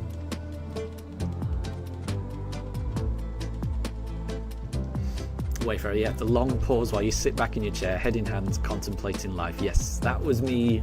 That was me when the second shiny Starly appeared. The first one, I think I was just laughing. The second one, I didn't know what was going on. I was very confused when the second one appeared. but now I want it to come back. I mean, at least it would be a bit of a change. Yeah, it's been over 5,000 encounters and no shinies at all. You know, if they're not going to give me a shiny starter, I would at least like to just see a shiny Starly again.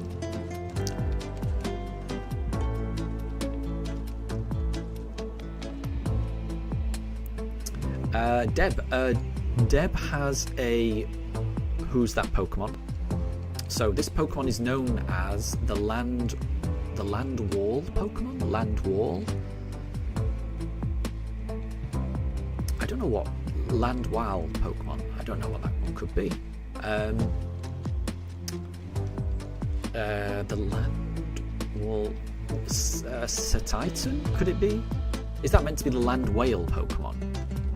So I would go Satitan for that. I would guess Satitan, Deb, on that one.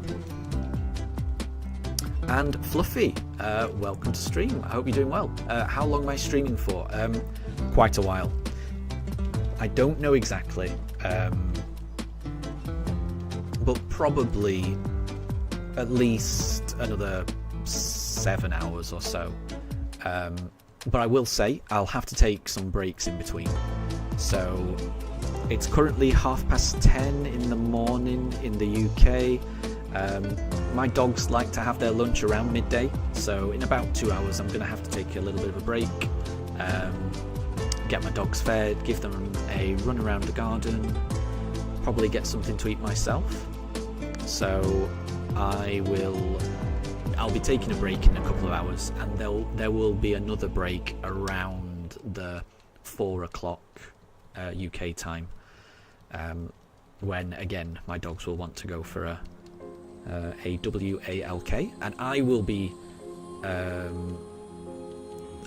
catching Pokemon on Pokemon Go while I'm doing that. So again, there will be a gap, there will be a pause in the stream for about half an hour, 40 minutes while I do that, and I will be catching Pokemon because it is Quaxley Community Day between 2 PM and 5 PM today. So that times perfectly for when my dogs like to have a walk.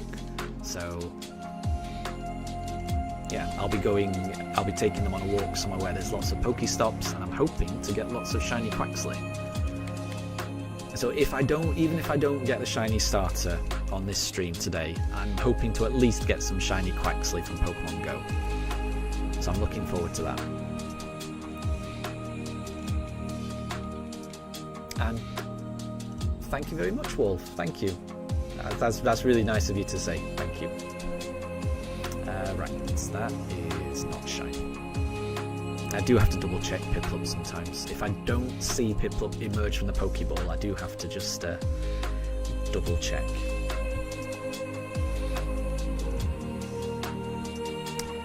Oh, and the Fat Noob. Welcome to stream. I hope you're doing well. Thank you very much for stopping by. How is the load time from the Switch 1 compared to the Switch 2 for BDSP? It's much improved. I don't know the exact stream, but I did 1 or 2 streams where I'm streaming the Switch 2 and the Switch 1 side by side, and you can see exactly the difference in load speed, in times. It's a difference of, I can't remember now. I should have written it down. In fact, I should have made a video about it, to be honest. It was quite interesting while I was doing it. But all I can say is it's very noticeable. It's orders of magnitude faster on the Switch 2. It's very, very slow on the Switch 1 if you're using a game cartridge. It will depend on whether you're using a game cartridge or a digital copy of the game. My understanding is that digital copies of the game are just faster across the board. But if you're using a game cartridge on the Switch 1, that's the slowest combination, and that's what I was doing for a long time. But with the Switch 2, it's greatly improved, definitely. But yeah, I would have to go through my old streams to figure out which one that was, because I did a couple where I was streaming on both the Switch 1 and the Switch 2, and yeah, the Switch 2 is just so much faster. I was surprised by how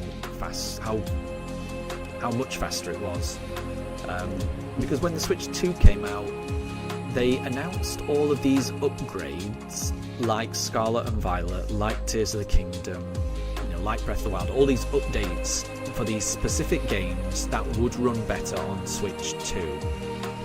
But they didn't mention anything about BDSP. So in all the build-up, I was worried because I was doing this run on the Switch 1, and I was very well aware of how slow it was, and I was really hoping that when the Switch 2 came out, it would be faster. But there was no announcement of any improvement for other games, just these very specific ones. So in my head, I was worried that it would just run the same. But when I loaded it up, that was not the case. Yeah, the Switch 2 is a big improvement, definitely. Right, let's go. No, I did pick slot last time, didn't I? Turtwig. We'll do Turtwig. And the Fat Noob, you're also hunting on the Switch 1 on BDSP, and the load times are killer. Yes, I know what you mean. I went through that for a very long time, so I know that pain. And they are. It feels wrong. When I was doing it, it felt like when I had played these games when they first came out, 3.5 years ago, whenever they came out, it never occurred to me how long the loading times were back then. I guess that's because I was just loading up the once and then that was it. But yeah, coming back to these games, when I started this hunt, I was shocked at how slow it was. My OBS has frozen, so apologies for anyone for that drop in frame rate. I was experiencing the same thing there, so apologies. Sometimes my OBS just does that.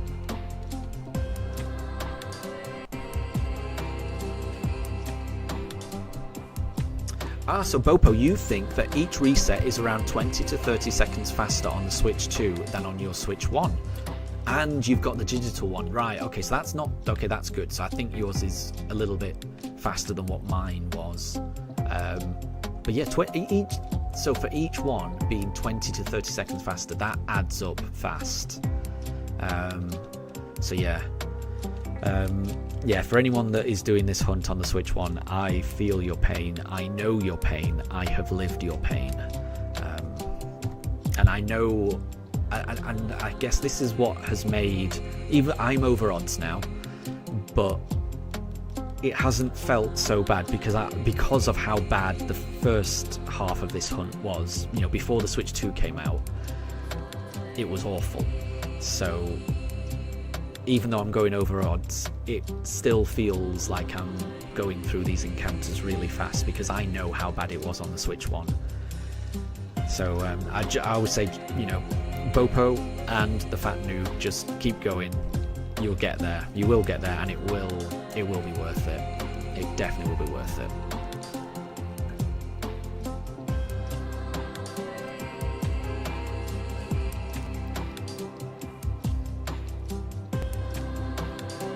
And Deb's Titan was right for the land whale Pokemon. Nice, good. That makes sense.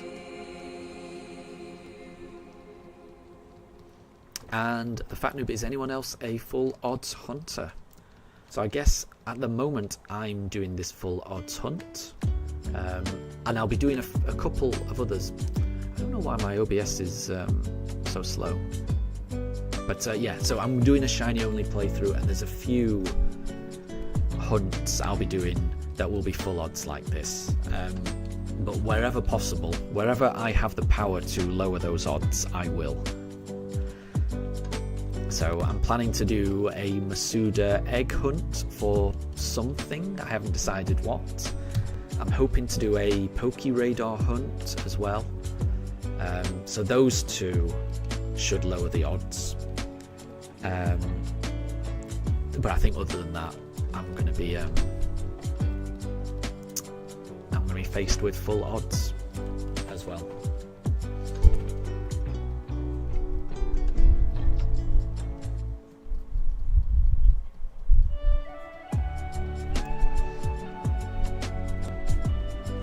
Has got up and she's just had a drink and she's having a wander around. The Fat Noob, am I doing a badge quest then? I think I am. I must say I don't know I don't know exactly what a badge quest is, but my understanding of a badge quest, and please correct me if I'm wrong, because I could well be wrong. A badge quest is where you do a shiny hunt, and then you do a gym battle, and then you do a shiny hunt, and then you do a gym battle, and you go on in that sequence. And if that is what a badge quest is, then that is what I am doing, because that sounds like a nice way to break up the hunts. So I'm going to be getting my shiny starter. I will be going to Auber City, taking on the first gym leader, then making my way to Eterna Forest, where I'll be able to do double encounters and hopefully encounter more Pokemon that way, and that'll be my next hunt. And the reason I'm doing it that way is because I watched and very much enjoyed Wayfarer's shiny only run through BDSP, which gave me that idea. So if anyone has not seen Wayfarer's BDSP shiny only run video, I would highly recommend that, because that's a large part of what inspired me to do this run. But yeah, so my second shiny hunt will be in Eterna Forest, where hopefully I'll be seeing twice as many Pokemon, because I'll be with a partner as I go through that forest. So that'll be the second hunt. Then I'll be getting my next gym badge, and then after that I don't know what the next shiny hunt is going to be, because I haven't really planned it out. I know the types of hunts I want to do, and I've written it down. So I want to do a Pokéradar hunt. I want to find a Pokemon in the underground. I want to do a Great Marsh shiny hunt. I want to do a Masuda egg hunt. I want to soft reset for the box legendary, so Palkia. And I also want to probably do a double encounter shiny hunt with Riley on Iron Island. That one I might sub out if I can think of a more interesting shiny hunt, but I'm not sure about that one. That's the Iron Island one is the one that I'm not certain on. I'm going to kind of play that one by ear, see how I feel. But how all of those hunts fit into, which one I do before which gym battle, I need to kind of play the game to figure out where I'm going to be. So we will see. But I'm looking forward to it. It's going to be fun, I think. And I'm not going to know what my team's going to look like. I don't know which Pokemon, other than the Pokéradar and the Masuda egg hunt and the Palkia, I guess. Those are the only Pokemon that I'll be able to kind of, I'll know what I'm going to get. Everything else is going to be a surprise, Which Pokemon turns up is going to be who makes it onto the team. So I'm interested. But I just need to get over this first hurdle first.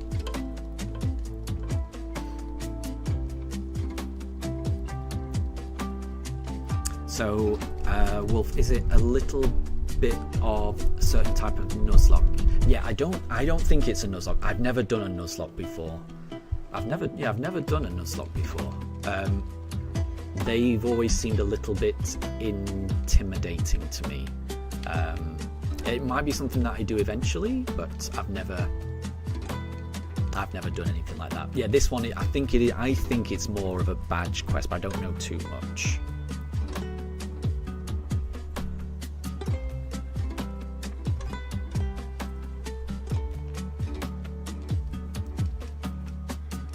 And Wayfarer, thank you very much for saying that. Yeah, like I say, I am a big fan of all your videos.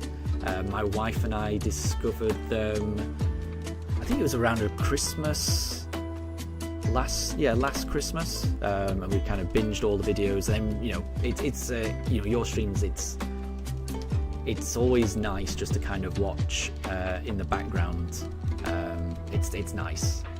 So yeah. My wife and I are both big fans. Boko, do you know what shiny you want from the forest? You like Mischievous, but you don't know whether it's in BD or SP. And Wayfarer, apparently Mischievous is a Shining Pearl exclusive. and then Murkrow might be Brilliant Diamond. I must say I haven't actually looked at what Pokemon are available. When I do get to the forest, then I will look that up so that I know what to expect. And I might end up putting the because like at the moment I've got the shiny starters all huddled around a question mark because I don't know which one's going to turn up. I may do something like that for the forest of all the potential Pokemon that could show up. Which one is it going to be? I don't know. I haven't decided what the overlay is going to look like when I get to the forest, but we'll see. But I would like a Mischievous. I'd like a Murkrow. I'd be happy with anything, honestly. I would be happy with anything. I can make a team out of anything. I know, it may involve over-leveling, but I can make a team out of anything.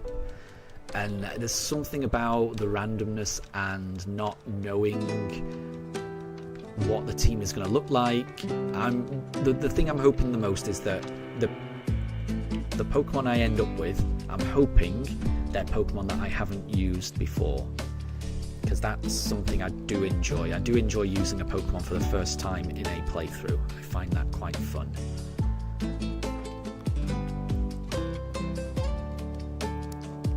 But I certainly haven't used either a Mischievous or Murkrow, so I'd be happy with either of them. Whichever one is the Shining Pearl exclusive, and I'd be happy if it's Mischievous, definitely.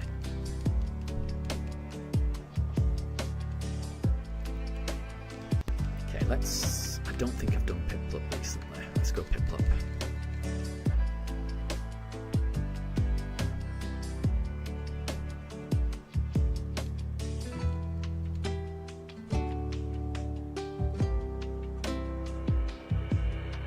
Nope. Go on to the next one.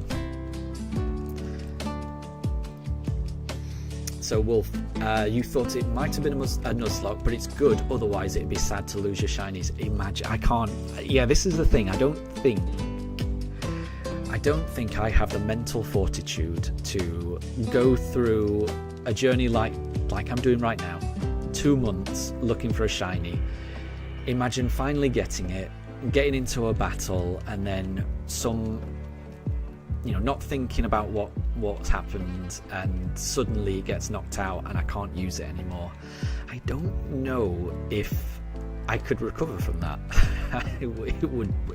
It's the type of thing that I could imagine could break me. So fair play to people that are able to do Nuzlockes and things like that. I'm happier doing these types of shiny only runs where patience, persistence and effort gets you a Pokemon, and it's a Pokemon that you can go on a journey with, grow with, bond with through the whole journey, and there's never any danger of that friend of yours going away. I don't think I could handle that, honestly. But fair play to people that can.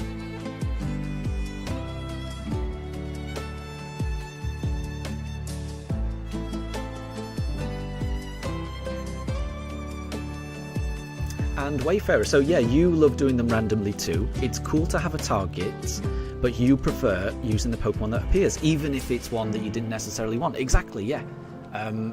There's been, I feel exactly the same. There's been a few instances of that where I've had an idea of what I wanted to, what I wanted my team to look like. And this, I'm not thinking of a shiny only run that I've done. This is just a normal playthrough that I remember doing.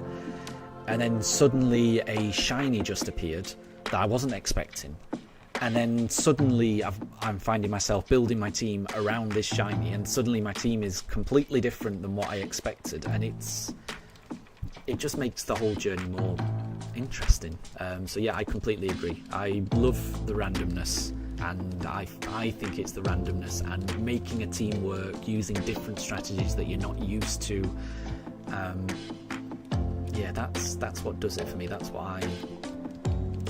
what makes these games infinitely replayable to me. Every playthrough feels different if you're using a team that you don't expect. That's how I feel, yeah. And Wolf, now you want to see streamers do badge quests. It's a nice way to break up the hunts, I think. I like it. I like doing a hunt and then progressing the story. And the badges are a nice, kind of stopgap break in the story. So yeah, I think it works quite well. I didn't know it was a thing, but I like the structure of it. So yeah, I'm a fan of badge quests as well.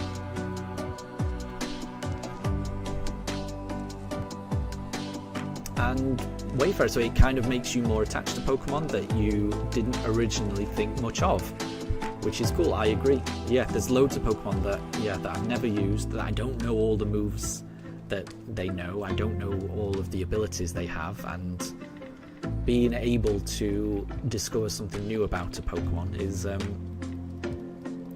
kind of cool. I like it. And thank you for the look. Thank you for the look. I've got to get to the forest first.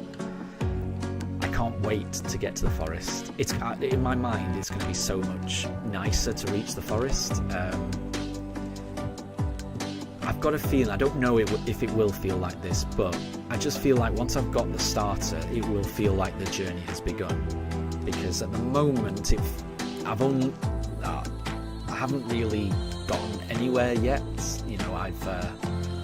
I've named my character. I've been to one house and I've walked to a lake. That's the extent of my journey so far. I just feel like once I've actually got my starter and had a battle, and that's when it will feel like the journey has started. And being able to see the shiny in my party, searching for the Pokemon in the forest, I've got a feeling and not having to reset every single time, it's gonna feel incredible. I can't wait to get to the forest. I honestly can't wait.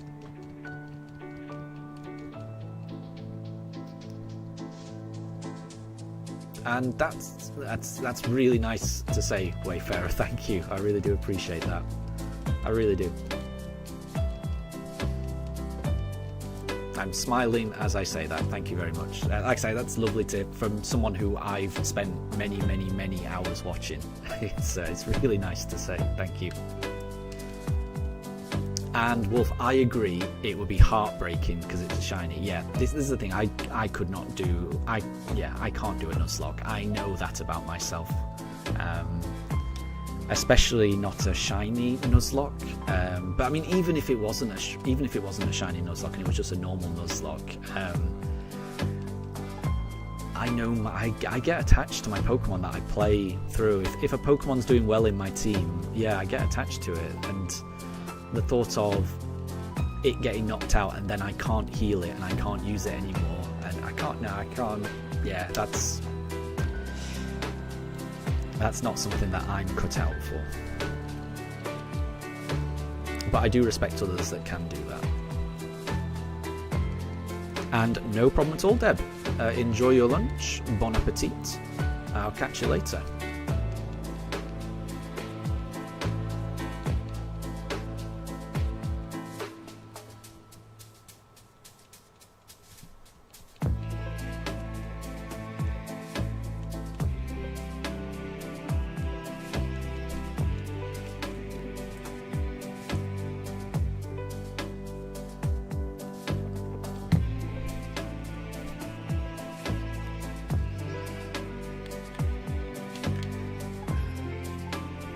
We'll do Turtwig this time. Fingers crossed.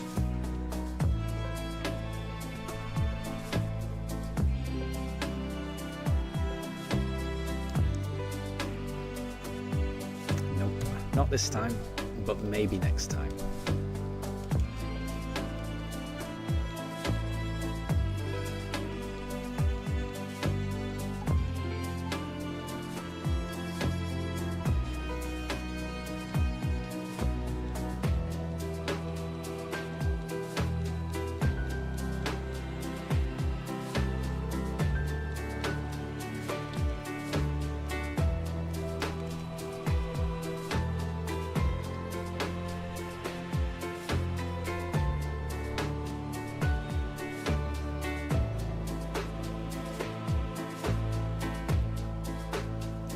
And I hope that is correct, Wayfarer. I hope you're right, and I think you're right. I can imagine it feeling a lot better once I get to the forest. Because the double encounters, hopefully that should speed things up by twice. Not having to load between each encounter, not having to go through the start screen, not having to scroll through all of Barry's nonsense, not having to open this briefcase.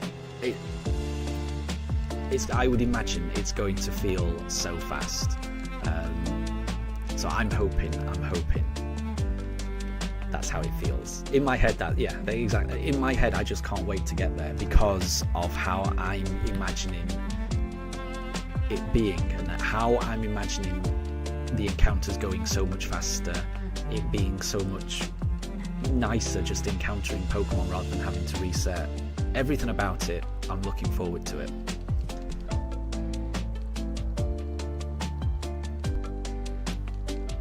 And as well, I am looking, and that's another thing, I am just looking forward to going through this story again.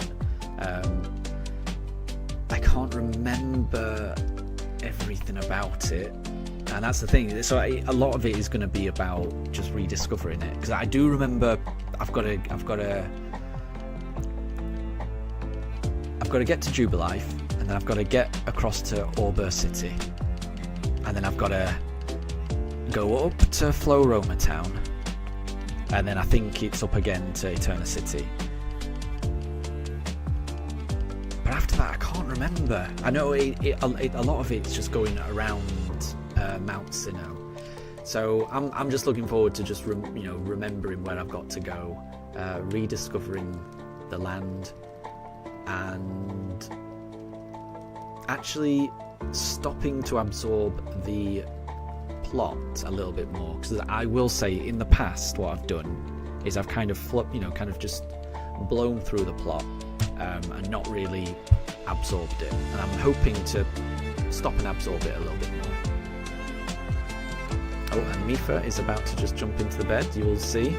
She's going to plump herself right on top of Daruk. And there she goes. And Daruk doesn't seem to mind.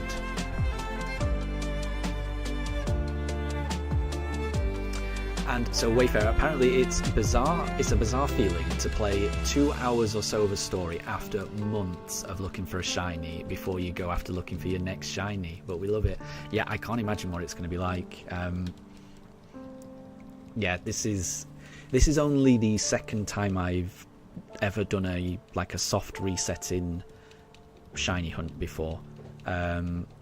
I soft reset for a shiny Mewtwo at full odds at the end of my Let's Go Eevee playthrough, but that was just thank you very much.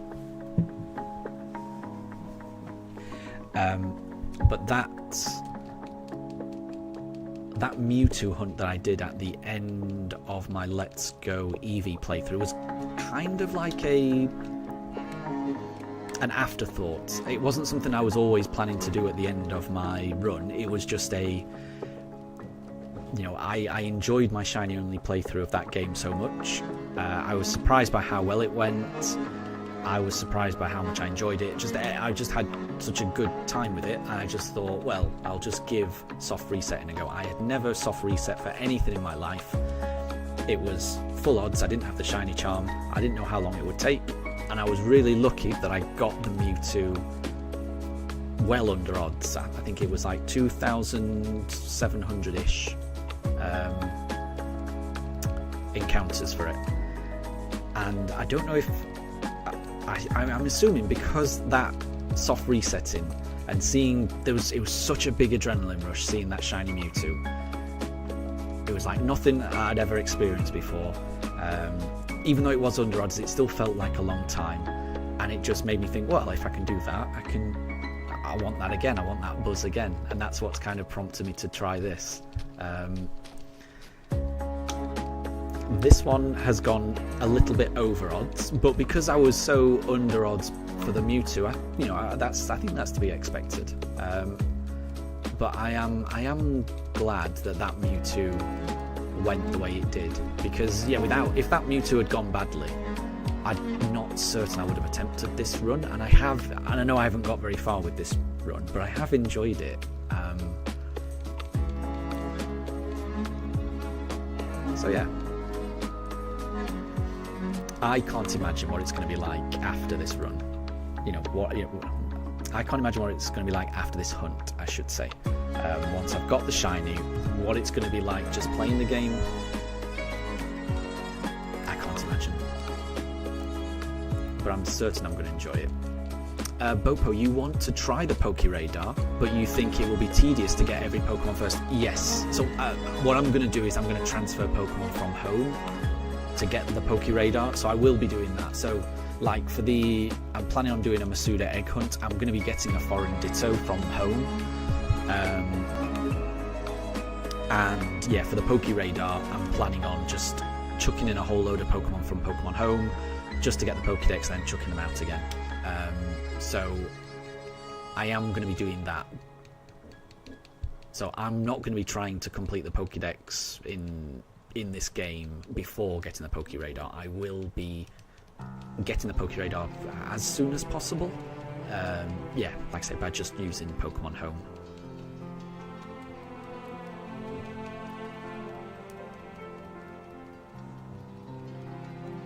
And thank you very much, Wayfarer. Yeah, thank you. I don't want. Yeah, I'd prefer not to have any spoilers. I mean, it shouldn't really be a spoiler because I have played these games before, but because I have such a poor memory, it would end up being a spoiler if people talked about what happens later on in these games. Even though I've played through them already, I have forgotten quite a large bit of it. So yeah, I'm looking forward to just taking it slow, absorbing everything, and just rediscovering these games again.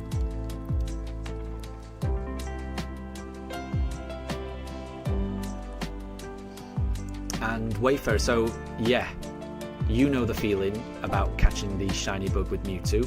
You were never really into shiny hunting before Let's Go, and it was that game that kick-started your love for it. Yeah, I can see that. I can definitely see that. That's similar for me. I've always liked shinies, but it never felt like something. I never thought I would have the patience for it, especially in the days when I first heard of shinies. So that would have been when I was playing Ruby Sapphire. I went through playing Pokemon Gold, no, not Gold, my brother had Gold, playing Pokemon Silver and Crystal to death, and I had no idea shinies existed. I had a red Gyarados, but I had no idea that was shiny. I just assumed it was something like out of the anime. Like, there's an episode of the anime where Ash, Misty and Brock meet the Crystal Onyx, and that's just a different coloured Onyx. It's not a shiny, it's just a different coloured Onyx. And I thought that the red Gyarados was just like that, just a unique Pokemon. It never occurred to me that every Pokemon would have a variant like that. It wasn't until Ruby Sapphire came out that I saw like rumours on forums about shinies existing, and it's a 1 in 8,000 chance, and shiny hunting just felt so. Those odds, it just felt like such an insurmountable hurdle. When I was playing those games, and I've spent many hours not shiny hunting, just playing the games, and I never encountered any shiny whatsoever. So shiny hunting always felt very mythical, very out of my reach, just something that, just not something I could ever get. And it wasn't until the games came out in the Switch that I realised that they were more accessible. There was something that I could work towards and get, and it's been a fun discovery, I would say.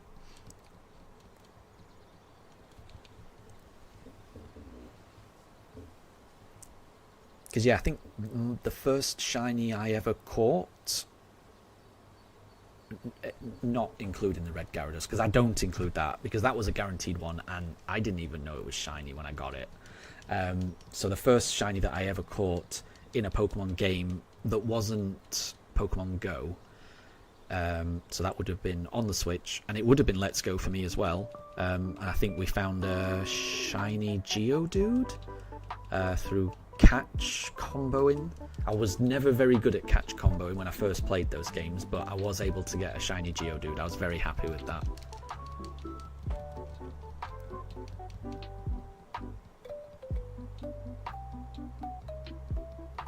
And Wayfarer, so you were exactly the same. You never really found any shinies in the old games through all that time. Yeah, I was exactly the same. I heard about them in Generation 3, but I never found one. And I spent so many hours in those games and never found them.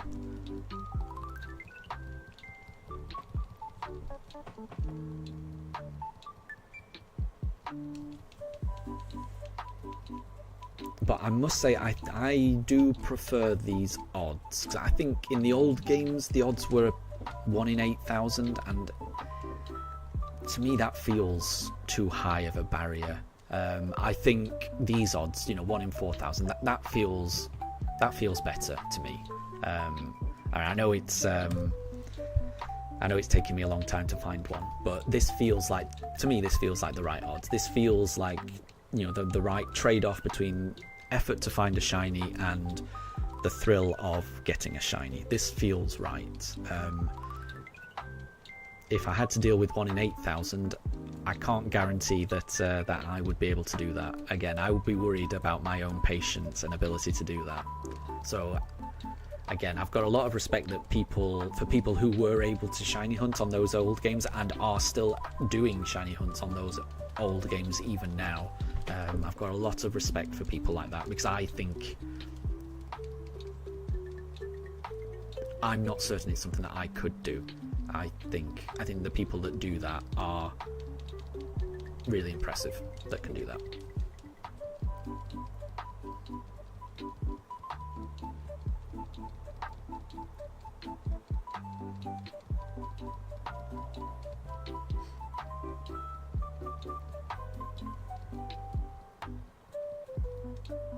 Okay, what we got? I've lost track of which one I went for, so I'm just going to go for Piplup again, because Piplup is my secret favourite.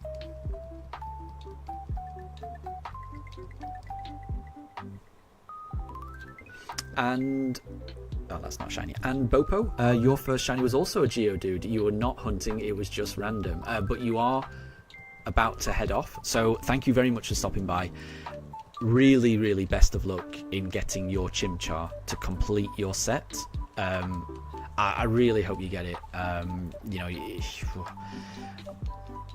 I really hope you get it soon. But yeah, thank you very much for stopping by, and I'll catch you later.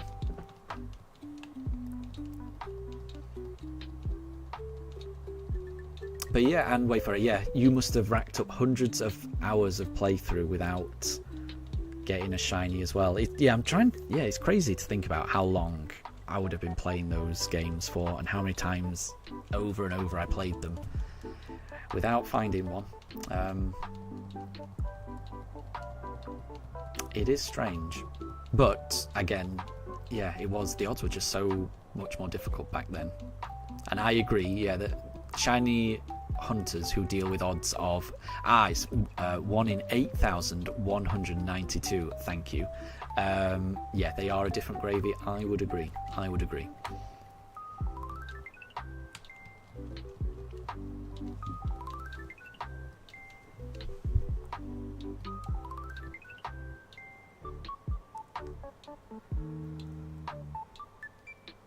Any chance? No, not this time. Maybe next time. Right, so that was Chimchar. I'm gonna choose Piplup next time.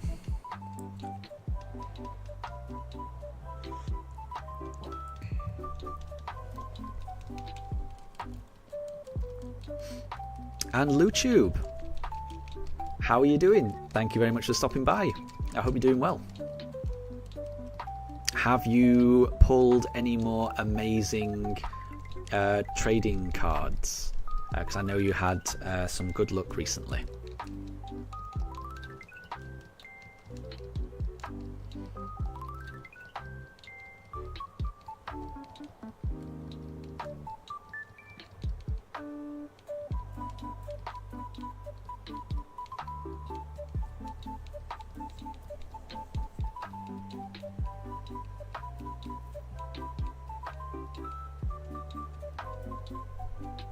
Ah, that's fine. Well, you've had a lot of good luck recently, so that's absolutely fine.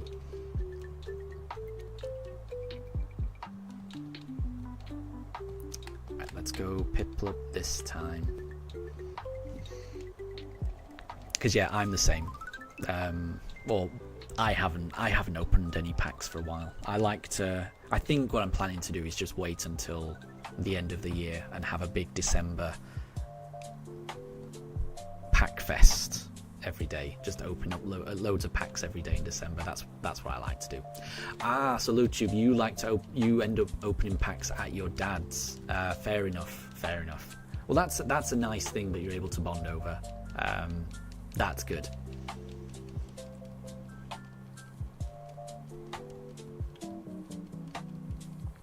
Because it's nice to save stuff like that, you know, for special moments like that. So I like that. That's the right way to do it, I think.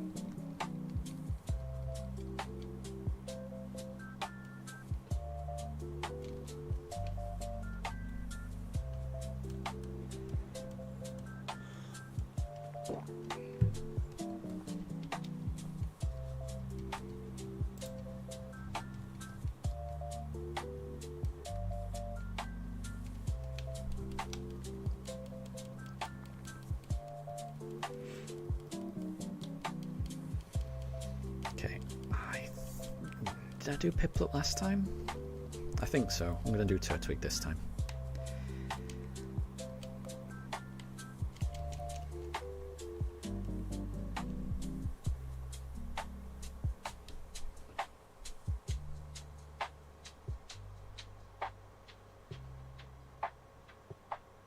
Oh, that's not shiny. And LuTube, you're really happy with yourself. You normally sleep into about 7 AM, but you got up at 8:30 today, so you had a little bit of a lie-in. That's good. I wish I was able to do that. Yeah, 7 AM is about when I'm forced to wake up as well. Yeah, I wish I could, you know, stay in bed until 8:30. But my dog's my personal pug alarm clock. In particular, out of the two, it's Mifa, the little one. She is very ready to start the day at about 6 AM. So keeping her in bed and not running around causing havoc up until about 7 AM is pretty much all we can do. We can't lay in past 7 AM because yeah, she can't hold it. She needs to get up and start her day, and she can't wait.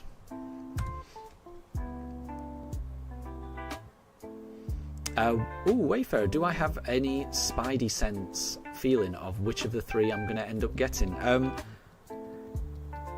I don't, actually.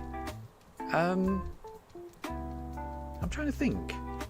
So, I mean, logically, I think it's more likely to be a Piplup, purely because I have a imperfect memory. So I often, when I'm getting to that briefcase screen, I do often forget which Pokemon. So I try to do it in order. So I try to do it in Turtwig, Chimchar, Piplup, Turtwig, Chimchar, Piplup order, left to right along the briefcase, and then back again. But because I often forget which one I select previously, I have a habit of just, when I'm in doubt, I just pick Piplup, and because of that habit, I feel that I am encountering more Piplups than anything else. That may or may not be true, I'm not sure. So I think purely from a numbers position, I think it's more likely I end up with a Piplup, because I am kind of hoping to get a Piplup. I'm a big fan of all of these starters. I think it's a really good starter selection. I like all of their final evolutions, but there is something about Piplup that I do like a little bit more. I like Empoleon's design. I like Empoleon's typing. Water Steel is it's a really cool typing. I really do like it. It's quite unique, and I like that. And my phone holder is there we go. I have Piplup. I've always had Piplup as my little phone holder. So I mean, a Piplup is, I think it is my favourite out of the three. So I think it's going to be a Piplup, but I genuinely would be ecstatic with anything. I really would. I'd be very happy with anything. And Luchub, you're making the most of the summer holidays. Exactly. Make the most of those lie-ins while you can. You're going to B&Q to get a new light fitting. Very good. I need to go to B&Q at some point. I've got a few things in the garden that I need to replace. I grow some tomatoes in the garden. I love growing tomatoes. I'm terrible at growing anything else, but tomatoes I'm pretty good at. But they're something you have to water every single day. And my watering can has a hole in the bottom of it. It's I've had it for a few years. It's now, there's a rusted hole in the bottom of it, so I have to water my tomatoes really fast before it leaks. I need to go to B&Q and pick up a replacement, but I haven't got around to it. So I'm stuck using a leaky watering can. So I need to go to B&Q as well. And I enjoy just walking around B&Q. It's quite fun. There's always something that I'll see that I'll think, oh, that's useful around the house. That's nice. I like that.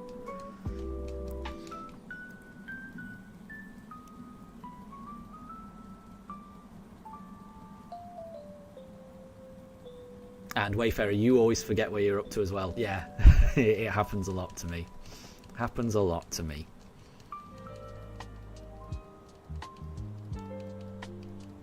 And Luchub, yes, yeah. So I've got my Pooch reveal. So those are what my dogs look like, and I guess that's my hand reveal. But yeah,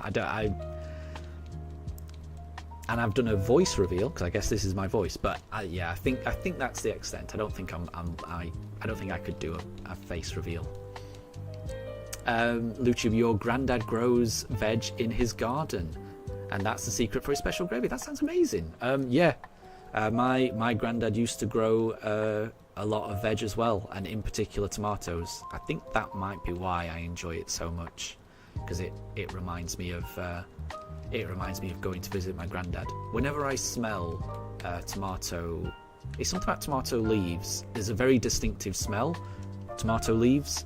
The leaves on tomato plants, and it always reminds me, whenever I smell that, it takes me back to my granddad's greenhouse.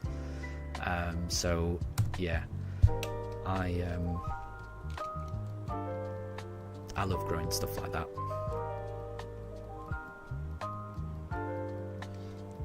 And Wayfarer, garden is beyond you. I will say gardening was beyond me as well, and it still is beyond me. The vast majority of gardening I'm rubbish at.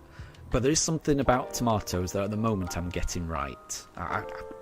I'm rubbish at growing everything else. I've got a little strawberry patch.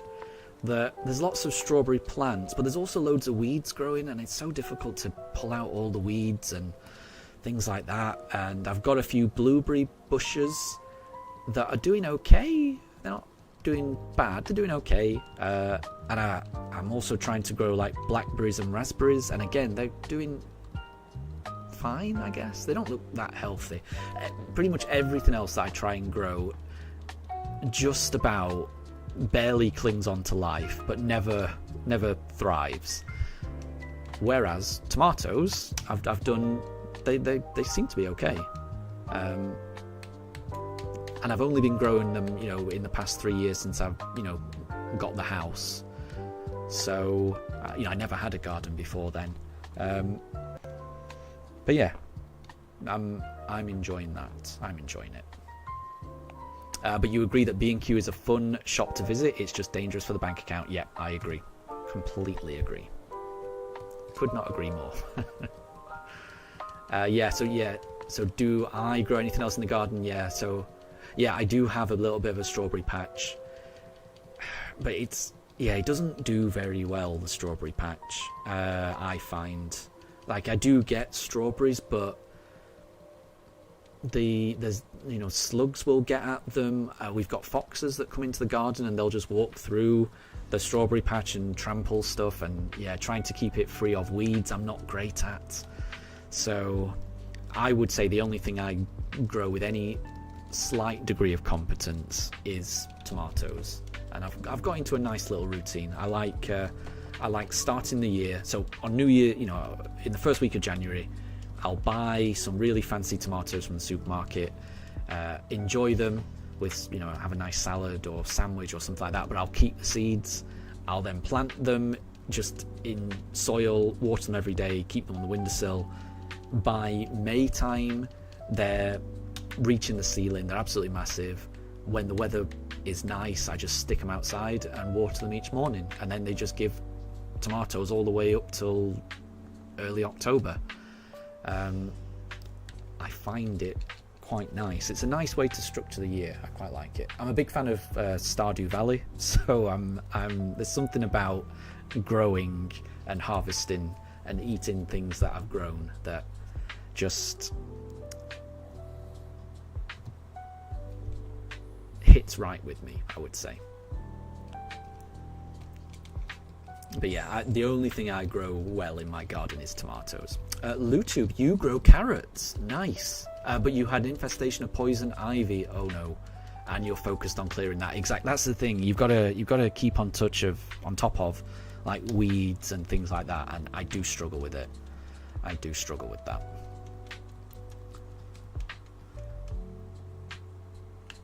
And I completely agree. Yeah, practice makes perfect. You're right, Wayfarer. Yeah. And that would go for you as well, I'm certain. Yeah, the more you try,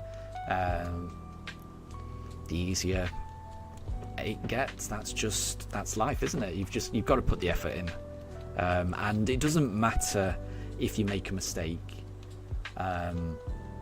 because most of the things that you learn in life, it's through making mistakes. That's what happens with me anyway. The things that I always remember are things that I've got wrong previously and then learned from those mistakes. Things that things that I tend to get first time through luck or something like that, that doesn't always stay with me, you know. But if I make a mistake, then you learn from that, and that's how you grow.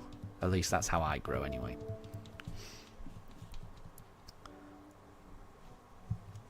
Oh, so that was the 100th encounter of this stream, and it wasn't shiny. And Anna, welcome to stream. Thank you very much for joining. You've transferred your shiny to Violet for a bug playthrough. I don't know the name of that Pokemon though. Is that Sarina? But if you're doing a Violet bug only playthrough, then that sounds fun. I like doing playthroughs where you kind of play through the game in a different way. So doing a mono type run, or choosing your own rules to play the game by, I find is a good way to keep the game fresh. So I hope you enjoy it. It sounds fun. And Deb, have you missed anything? You've missed nothing, don't worry. We are on encounter 101 now, and we haven't found the shiny just yet. So it could be this encounter. or it could not be. We'll find out. It isn't, so we'll try again. But yeah, you've missed nothing. Don't worry. Do not worry. And to anyone else who is worried about missing things, I'll always I'll always bookmark where the shiny is if it ever gets missed or anything like that, and I'll put notifications up. And yeah, don't worry about missing it, because I know these streams are really long and it's a lot to expect. So never worry about missing anything, because yeah, I'll make it really clear when we've got it. And so far, nobody's missed anything. We are in exactly the same place that we've always been. We're still opening that briefcase. One of these days, that briefcase is going to have a shiny in it. We just have to find out which day it is. Alright, I'm pretty sure we did Piplup last time, so it's Turtwig's turn.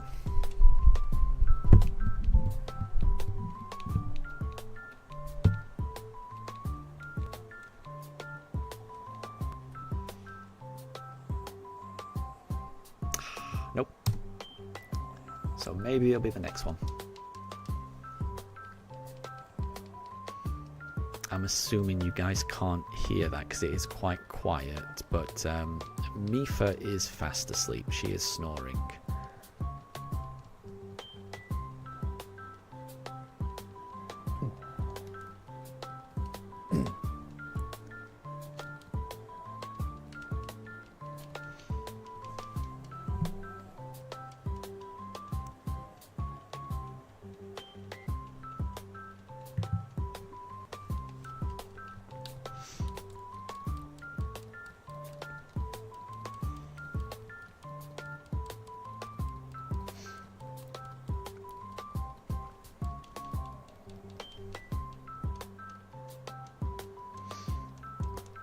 And we're getting closer and closer to 6,000 encounters. I don't know where this journey is going to take me. I don't know how far over odds we're going to go. But we shall see. No. We did Turtwig last time. It's Chimchar's turn. It is Chimchar's turn.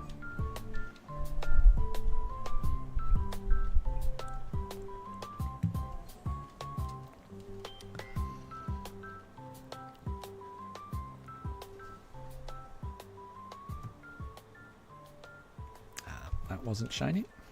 Oh, that didn't work. There we go.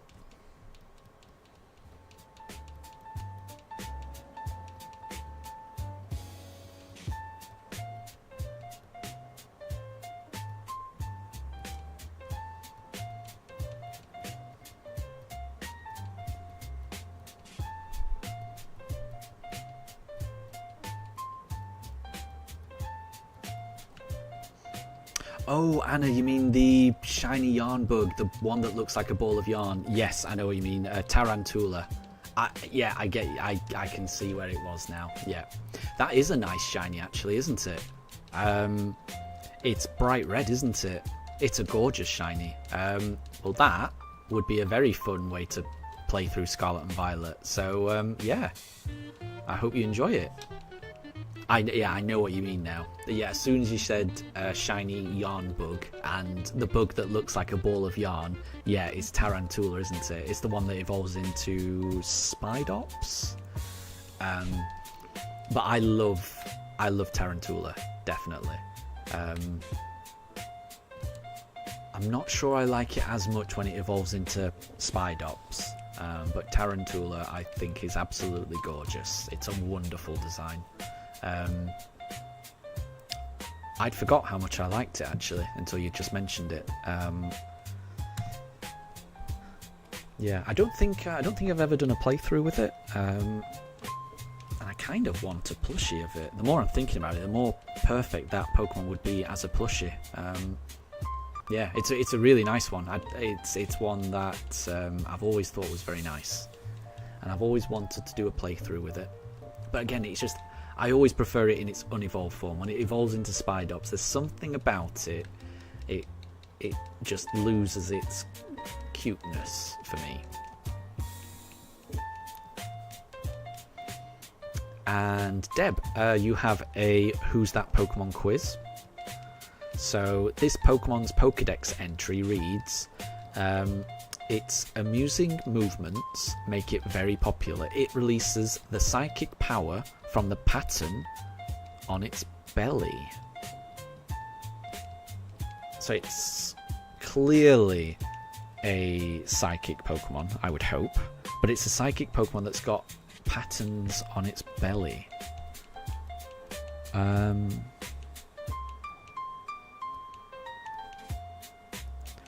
Oops, sorry.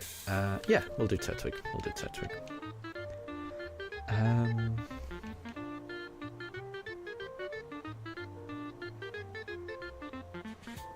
trying to think now. What psychic Pokemon's got patterns on its belly?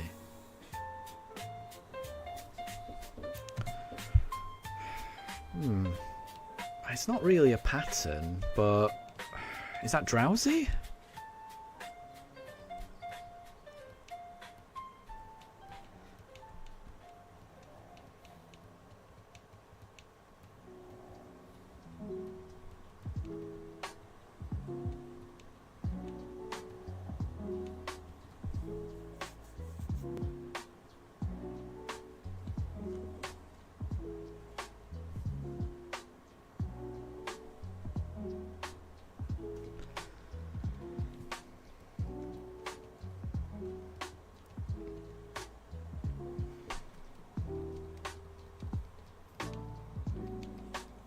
Yeah, I can't think of this one, Deb.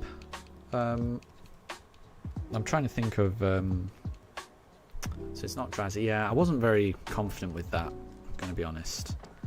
I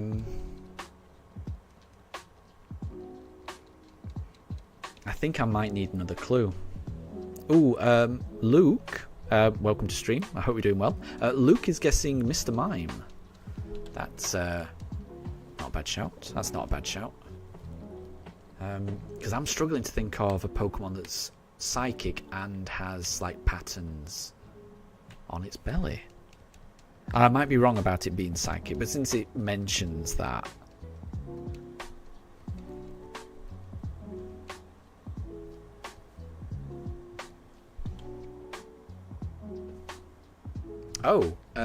Deb says that Luke was close.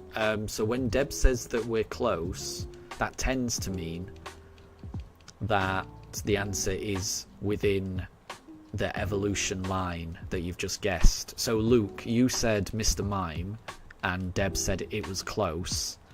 So I suspect it's within the evolution line of Mr. Mime. So it might be Galarian, it might be Mr. Rhyme. But I wouldn't have guessed that. That was clearly a good guess, Luke. Well done.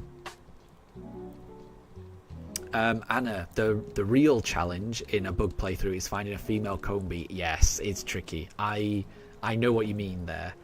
I think some of the very first shiny hunts that I did on stream was finding all of the different patterns of Vivillon. So I would go on Pokemon Go, get postcards from around the world, upload it to Switch to change the pattern of Vivillon that would appear, and then go hunt for a shiny in the area near the Fairy Team Star base. I forget the name of it, but where you find Blissies and Chances and Vivillons and also Combies and Vespiquens. And while I was trying to find the shiny Vivillons of all of the different patterns, I came across so many shiny Combies you would not believe. And the amount of those Combies that were male, I've got boxes and boxes of shiny male Combi. I think I've maybe got one or two female Combies. So I know what you mean. It is difficult to find a female one. They are not 50-50 odds. It's really difficult to find a female. I've got so many useless shiny male combies when I was trying to find the Vivillons I was after. So I know that pain, definitely. And Raj, good to see you. It has been a while. I hope you're doing well. It's good to have you back. You haven't missed anything. We're in exactly the same place. We're still looking for a shiny starter after all this time. But maybe we find it today. We never know. I hope so. And Deb, Mr. Rhyme was correct. So well done, Luke, because you were... I would say if you get the answer within the evolution line, you've got the right answer in my book. So well done, Luke. Well done for getting that, because I had no idea. Right, I've lost track of what I'm going for, so I'm just going to go for a Piplup.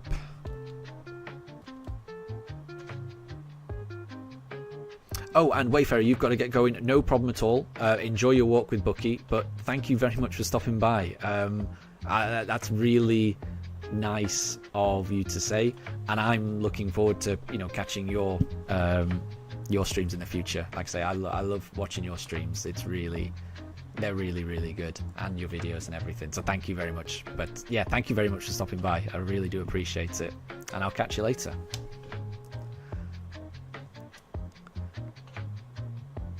And so Anna, you didn't get the Spinnerack because you didn't have the DLC at the time. That's a shame.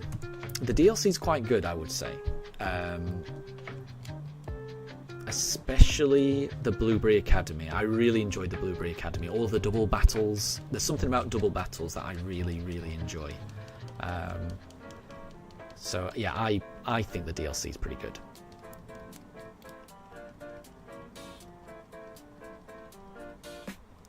But Anna, you don't think you can use your shiny yarn bug Tarantula because it's 22. That is a bit big for a starter playthrough.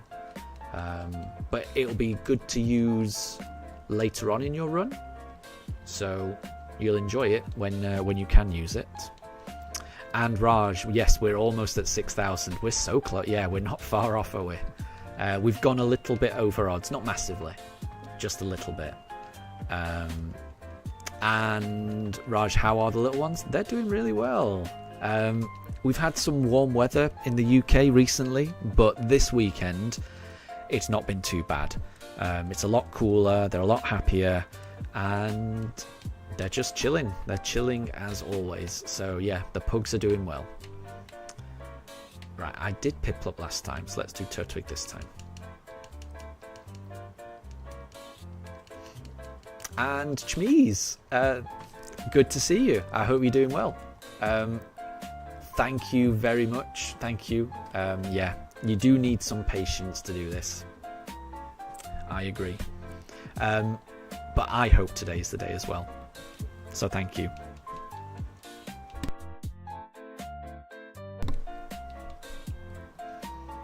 But yeah, I appreciate all of the shiny luck. I do appreciate it because I do need it. And Raj, where you are, it is the rainy season. I'm hoping that is a welcome rainy season for you. And Anna, you think that the male comb bees need an evolution like worker bees? I completely agree. Yes. I do think it's a shame that there are some Pokemon out there that do not evolve if they are a particular gender. Like male comb bees or male Salandit. I get confused between Salandit and Salazzle, which one is the evolution and which one isn't, but the first form of that line, I think it's a shame that if you're unlucky and catch the wrong gender, that they're not able to evolve. There should be some form of evolution, even if they can't evolve into the thing that... There should be some form of evolution. I agree. I definitely agree with that. I think that's a shame. Because I would like to think that the boxes of shiny male comb bee that I've got are not just going to go to waste, but I've got a feeling they are.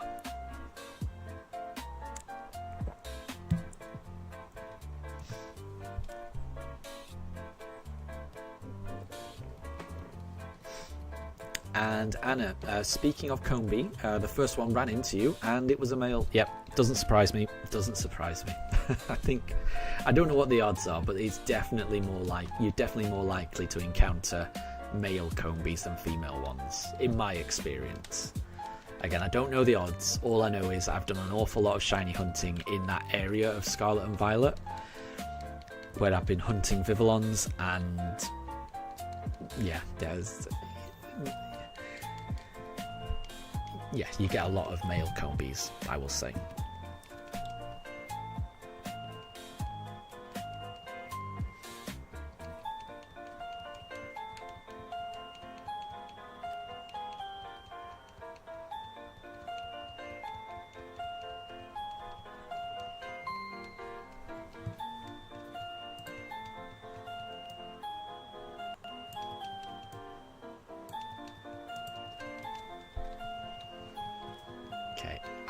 Did I do Chimchar last time? Can't remember. We'll just, when in doubt, we'll go for Piplup.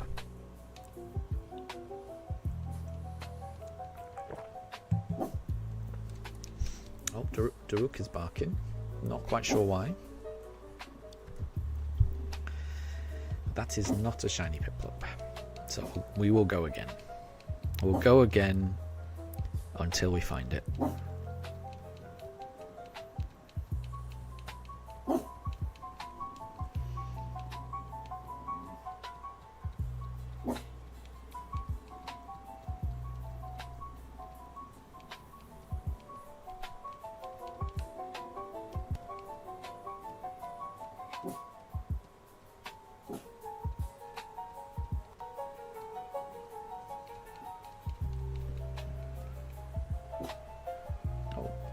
And it's just started raining here,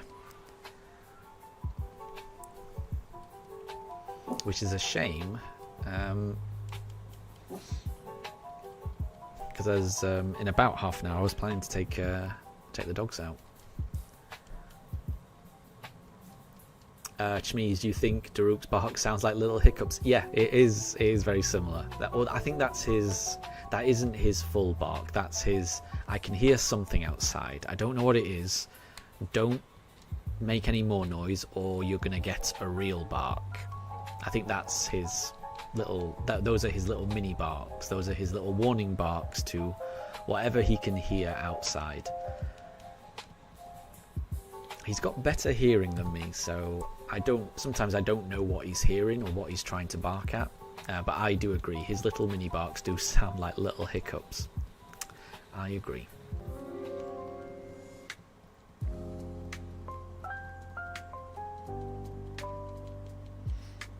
So yeah, it's just gone 11:30 in the morning in the UK. My dogs tend to like having their lunch at around midday, and they like to have a run around at around midday. So they may start to get restless at some point in the next hour. And when that happens, I'll have to take a little bit of a break and sort out my dogs. So when that happens, I will let everyone know. But for now, while they seem to be fairly calm, we'll just keep going. We'll just keep looking for the shiny.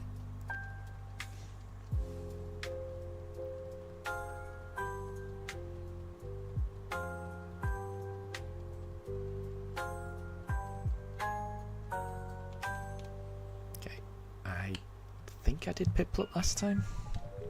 I think. I'm not sure.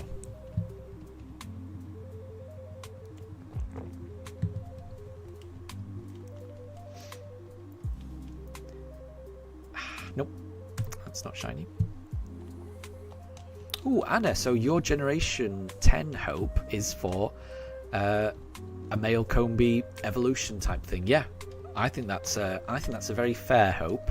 And I share that hope, so I hope you're right. I know most people who are in the know and who know things about Pokemon release schedules. Most people are not expecting any big Generation 10 news or any big new Pokemon Switch game news other than Legend ZA in the Pokemon Presents, which is coming out on Tuesday. But I don't care about any of that. I like to get my hopes up, so I'm hoping that we do get a Generation 10 teaser reveal type thing. And I'm hoping that we do get some exciting new games for Pokemon on the Switch. But yeah, so I'm hoping for Generation 10 to get announced this week, and I'm hoping that, yeah, I agree. It'd be nice to have an evolution for male Combi. I completely agree. Could not agree more. And a male evolution for Salandit as well. Just keep everything... yeah, keep everything evolvable, if that's a word.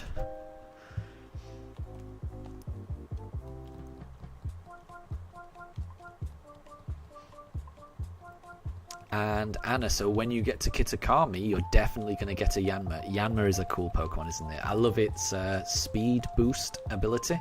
It's very cool.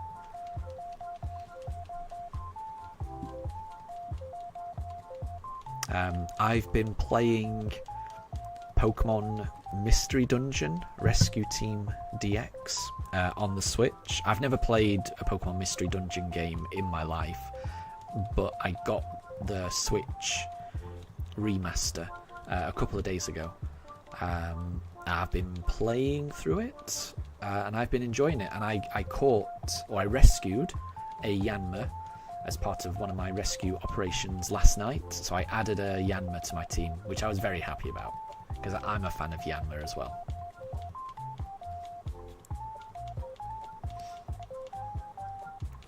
So I'm working my way through the plot of that game. I've just rescued Caterpie's friend Metapod from the evil rescue team headed up by Gengar.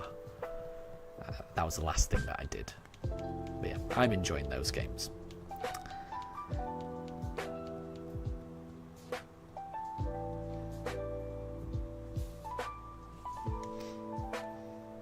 That's not shiny. So we'll keep going and go for Turtwig next. Deb, so in Fire Red once, you wondered what would happen if you turned down the offer to help Bill. So you didn't help Bill and then selected no, and then it wouldn't let you talk to Bill again, and now you're stuck and you can't progress. Oh, that is unfortunate. That seems like a poor game choice, a game design. Like, surely it should allow you to talk again. So that's a bit of an oversight, really. That's a shame. It's a shame the game works like that. I would have thought that the game would work differently. So that is a shame. And Anna, your husband loves pugs. Your husband has very good taste. Yeah, I adore pugs. I adore pugs. My heart melts whenever I look at my dogs, honestly.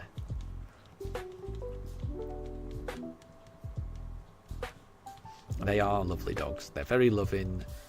They're energetic when they need to be. They love affection. They love being around people. They're very good dogs. I would say they're very, very good dogs if you've got an apartment or a flat. Obviously, we've got a house and they're great in a house as well. But we got Daruk while we were in the flat, and I think pugs are a perfect choice for a small environment. They're very, very happy in a small environment. I would imagine not all dogs are, but pugs are well suited to that. And Deb, you had to restart your whole playthrough. Yeah, that's a shame. That is a shame. And Anna, you were glad when they made the male Ralts evolution. Yeah, Gallade, right? Yeah, and that's cool. I can't remember exactly how the Ralts evolution works, but am I right in thinking that you can have male and female Gardevoirs, but you can only have a male Gallade, I think. I can't remember how it works. But yeah, I do like Gallade and Gardevoir. I think they're both quite cool. And I do like Ralts as shiny. I think the design for Ralts as shiny is very, very cool. And Deb, it needs a Dawnstone. Yes, yeah. I was just in order to evolve a male Curlier into a Gallade, it needs the Dawnstone. Yeah, I was just trying to figure out, because Gallade is the male one, I was just trying to figure out what happens to a male Curlier if you don't use the Dawnstone, and I think it just evolves into a male Gardevoir, I think. So you can have male and female Gardevoirs, but you can only have a male Gallade. A female Curlier cannot evolve into a Gallade with a Dawnstone. And that I don't mind so much, because at least, you know, every a male or female Curlier, either of them can evolve. My problem with the Combees is that only one gender can evolve, and that feels a bit silly.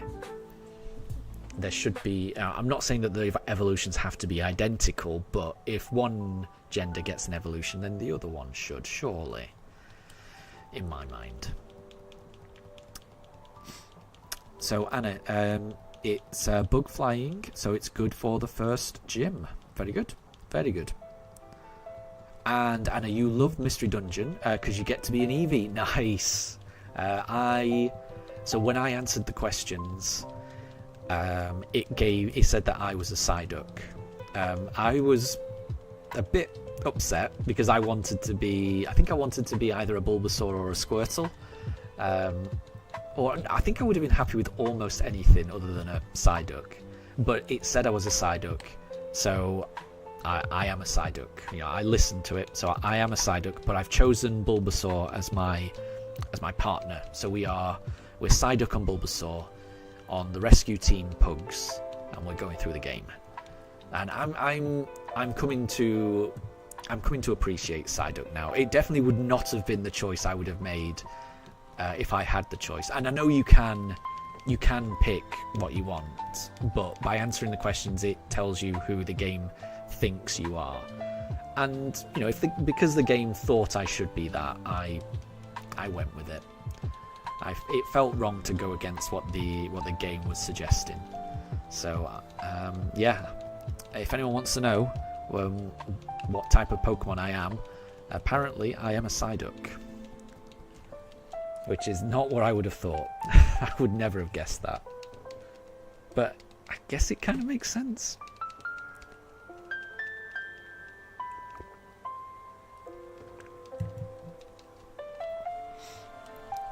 But Anna, when you played these games, you were an Eevee, and that's pretty cool. I think that's a pretty cool one to be given, personally. I think Eevee's a very cool choice. Chmeeze, you've been wanting a shiny Gallade? Nice. But you keep encountering female routes. Yeah. You love Gardevoir, but you also like the prospect of having the entire shiny line. Exactly. Yes, I agree. Ooh, I forgot what I was doing. We're just going to go for a Piplup. But yeah, that is a bit of a shame. If you've got your heart set on a shiny Gallade, and then you keep on encountering female Ralts or Curliers, yeah, there's nothing you can do, really, is there? And that's a bit of a shame. But at least it can then evolve into a shiny Gardevoir, which is still a really cool shiny.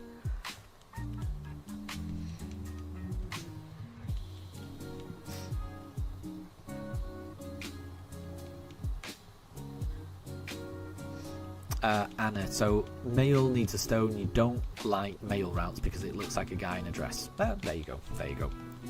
Each to their own. I do think Gardevoir is a pretty cool design for a shiny. Deb, so you're given a Pokemon based on questions. What will I be then? That's the thing. So yeah, if you play the Pokemon Mystery Dungeon, the very first thing it says is it asks you a series of like 7 questions, multi-choice, and then depending on how you answer it, it will then say, oh, that means that you are this Pokemon. And you can disagree with it, and then you can select a different one. But I think it's more fun to go with what the game tells you are. I like that. And yeah. This Mystery Dungeon game, it's a remake of an old Game Boy Advance game, so you could probably emulate it and go through the questions yourself and find it, I would imagine, and find out which Pokemon you are. I will say that my wife, when I told my wife about the game and the fact that there's this little questionnaire at the start where you have to answer these questions and it'll tell you which Pokemon you are, my wife wanted to do that. She didn't want to actually play the game, but she wanted to take the questionnaire. And my wife got was it a Cyndaquil? I'm pretty sure my wife came back with Cyndaquil, which I was very jealous of. Or was it Mudkip? Oh, I can't remember. It was either Cyndaquil or Mudkip. Both of them are infinitely cooler than Psyduck. I'm pretty sure it was Cyndaquil. But anyway, the reason I'm bringing that up is when my wife went through it and answered the questions, they were different questions than the ones I was asked. So I don't know if they're randomly generated questions. I'm not sure. But I do like it. It's a nice way to start a game. I'm being told that my wife got Mudkip. So there you go. My wife is a Mudkip. And I'm a Psyduck.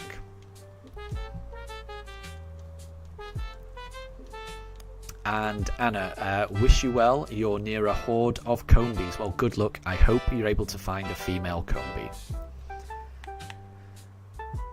Right, I just did Piplup, so let's do Turtwig. Deb, you played a similar game that gives a starter based on questions, and you got Litten in Pokemon Pathway. Yeah, that sounds similar. So yeah, so I guess you're a Litten then. That's a pretty cool one. That is a pretty cool one.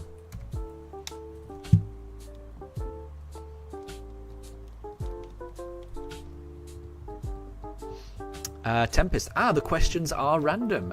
Welcome to stream, Tempest. I hope you're doing well, and thank you for letting us know that yes, the questions are random. Yeah, I didn't realise that. I didn't realise it.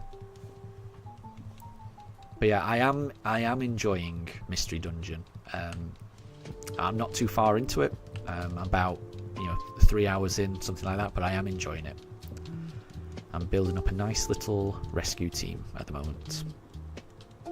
I'm severely lacking in fire types, though. I need to find a fire type, but we'll see. I got a Beldum quite recently, and I was very happy to get the Beldum. I haven't figured out how to evolve them yet, and I want to try and figure that out on my own. So please don't message in chat how you evolve, because I do want to figure that out on my own. But at the moment, I've not figured it out.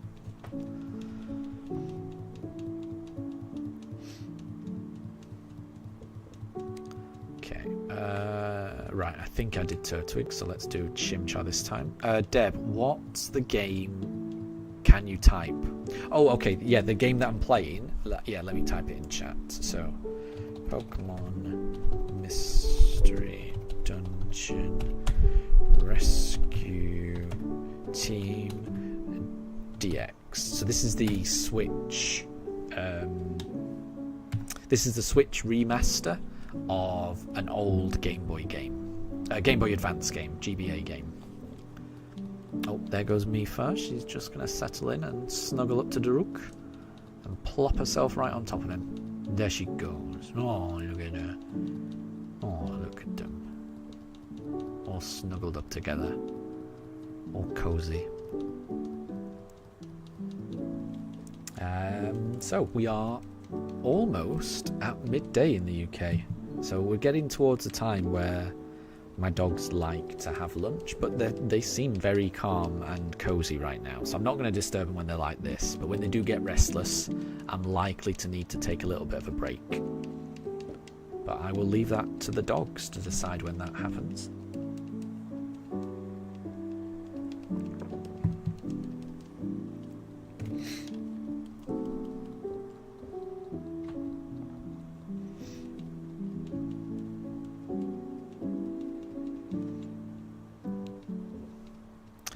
Luke says that Mystery Dungeon Explorers of Sky is the best game.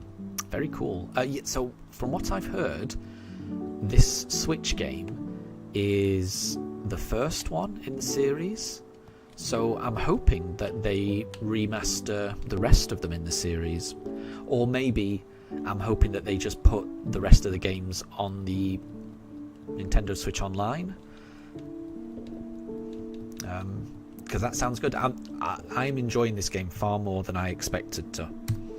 So, yeah, it sounds like I've missed out on these games. They do seem really fun.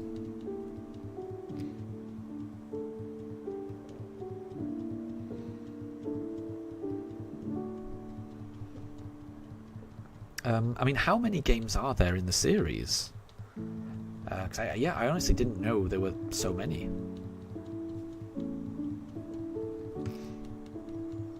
Maybe they'll announce a remake on Tuesday during the Pokemon Direct. I mean, a week ago, that would not have been on my wish list, but having played this game, that is probably something that I'm hoping for now. I tend to have a very unrealistic and highly optimistic wish list whenever it comes to a Nintendo Direct or a Pokemon Presents. I always hope for the world and then end up getting disappointed. But yeah, I'm hoping for a Let's Go Johto, a Pokemon, well, a sequel to Let's Go Pikachu and Eevee set in Johto. That's what I'm hoping for. I'm also hoping for a remake of Black and White on the Switch. I'm hoping for Generation 10. And now I'm hoping for a sequel to Mystery Dungeon as well on the Switch. But I know that none of that is particularly likely. So Tempest, you'd say that Super Mystery Dungeon Rescue Team remake both have explorers beat out in gameplay, but they're all top 3. Interesting.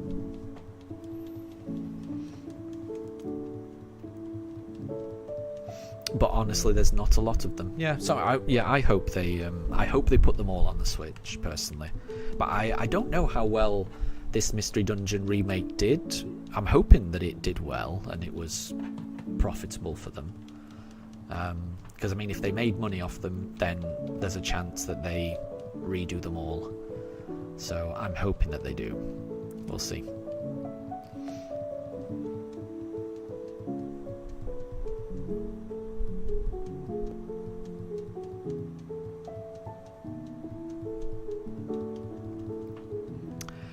And Anna, it was a DS game. Ah, right. Yeah, DS games, they're not on Nintendo Online just yet, are they? Which is a shame. GBA games aren't they? So I'm hoping maybe eventually they will put DS games on NSO. I'm hoping they do. Because they put DS games on the Wii. On the Wii U. Sorry, not on the Wii. On the Wii U. So I'm hoping that they're able to do that on the Switch too as well. But we'll see. We will see.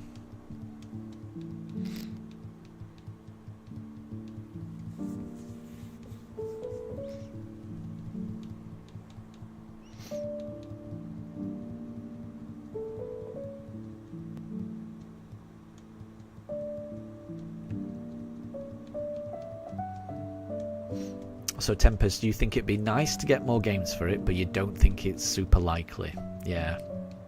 No, exactly. I just like hoping for things that probably won't happen. I like having a big wish list of things that I wish would happen, but I know deep down probably won't happen.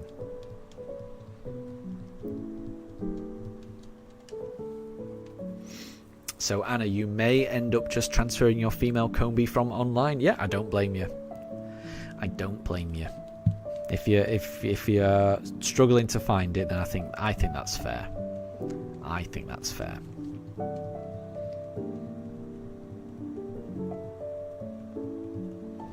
Okay, so I just did Piplup, so we're going to do Turtwig this time. And let's see. Can it be shiny? Can it finally be shiny? Can we start our journey?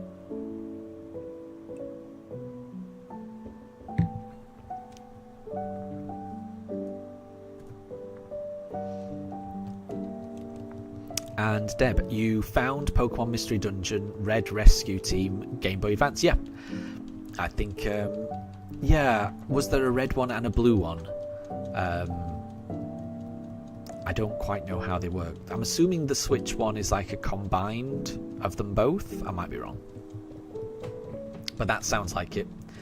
And yeah, I would imagine that would play pretty much exactly the same as it plays on the Switch. And like I say, I'm not very far into it. I'm only like about 3 hours into the game, but it's kind of cool. You know, you wake up. It's, you know, you don't know what's happening. You hear this voice. You remember that you were once a human, but suddenly you're a Pokemon, and you don't remember much about your human life other than you were a human, and you can't figure out what's happened, and you're trying to figure it out. So I mean, in that sense, it feels at the moment it's feeling a little bit like Detective Pikachu to me, because I did play the Detective Pikachu game on the Switch, which had a kind of similar plot thread. But like I say, I'm still trying to figure out what's happening in Mystery Dungeon. We will see. Anna, you think so the Switch remake of Mystery Dungeon is a combination of red and blue Mystery Dungeon. Nice. Yeah. I think that was a good choice. I think it would have been a bit much to kind of split them, you know, keep them split up on the Switch. So that makes sense.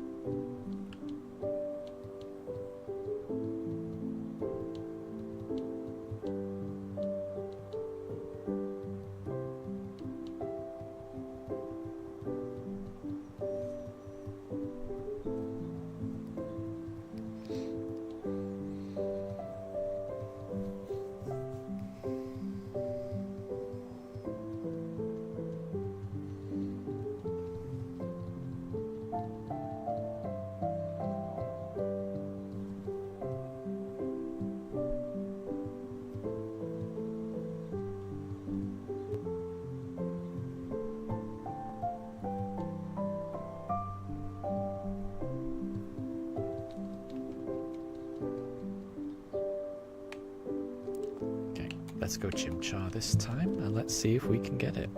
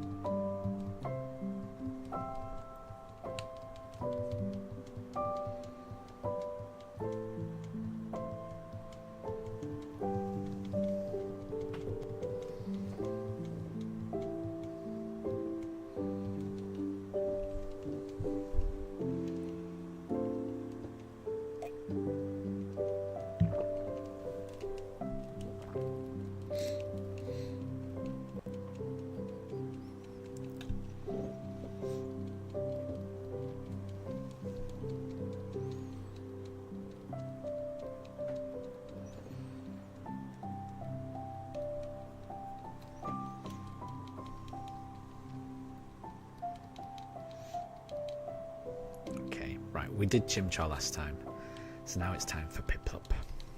Could this be shiny? Please be shiny.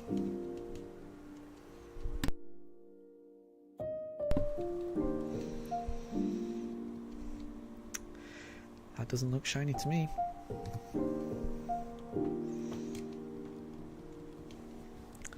So we will try again. One of these days we're going to get it. One of these days it's going to be amazing. And no problem at all, Deb. And yeah, if you were to give it a go, just let us know which Pokemon you ended up with.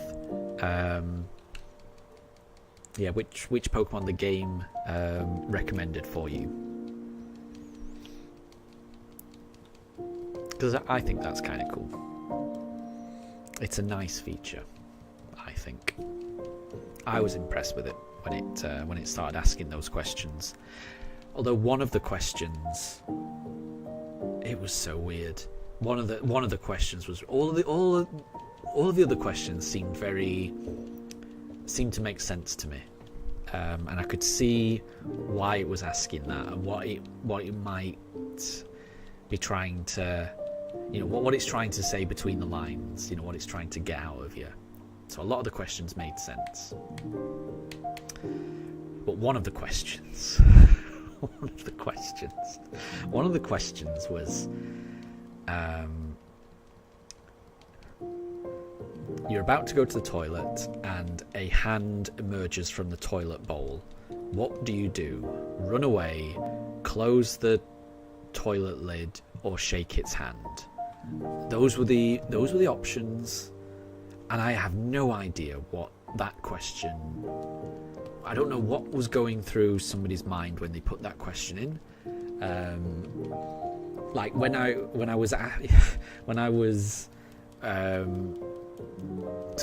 played through that on my way to work, and then when I got home I told my wife that there was, that I played this game, and there's this little bit at the start where it asks you these questions and it tells you which Pokemon you're going to be. So when my wife was going through it, I was waiting for that question to pop up, and I was so disappointed when it didn't pop up because it's such a weird question. And then that's when I realised that they are random questions, but I never expected a question like that. So I don't know if anyone else has had that question, but it was a weird question. Anna, can you use a level 10 Pokemon early game? Absolutely. Well, it depends on how early game you mean, but yeah, I think so. I think that's fine. Deb, Pelipper intro. Yep, there is a Pelipper intro. Yep. And then you pretty much straight into the starting. Tempest, you feel like whoever wrote that question must have played some Zelda Majora's Mask? Interesting. I've never played Majora's Mask. But it did make me think of Zelda. It made me think of Skyward Sword, because there's a quest in Skyward Sword in Skyloft where there's a hand that comes out through the toilet. But I thought that was I thought that was weird in Skyward Sword, but I've never played Majora's Mask, so apparently it's a long-running thing in Zelda games as well. And so yeah, the whole hand coming out of a toilet is far more popular an idea than I assumed, because up until last week, the only reference of a hand coming through the toilet that I'd ever heard of was from Skyward Sword. And now I'm finding out that Pokemon Mystery Dungeon has a reference to it, and now I'm finding out that Majora's Mask even had a reference to it as well. So I don't know where this comes from. It's so weird. It's going to give me nightmares.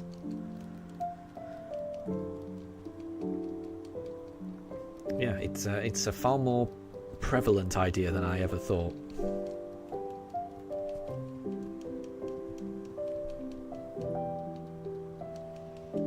It might just be a common folklore thing in Japan where all these games are made, but it's just something I never heard of.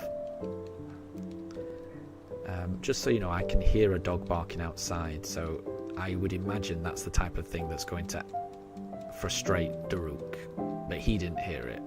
But I think now he's heard it. Yeah, there we go. There we go. Yeah, so you're probably going to hear some Daruk barking now because he heard a dog bark outside. And that's made the Pooch camera go crazy.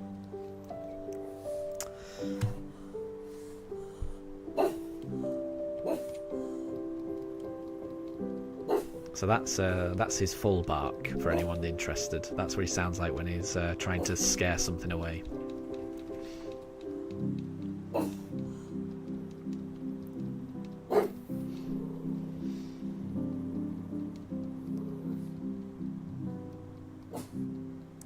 So Anna, what you've gathered is that home Pokemon count as a trade from what you've noticed. Very cool. Very cool.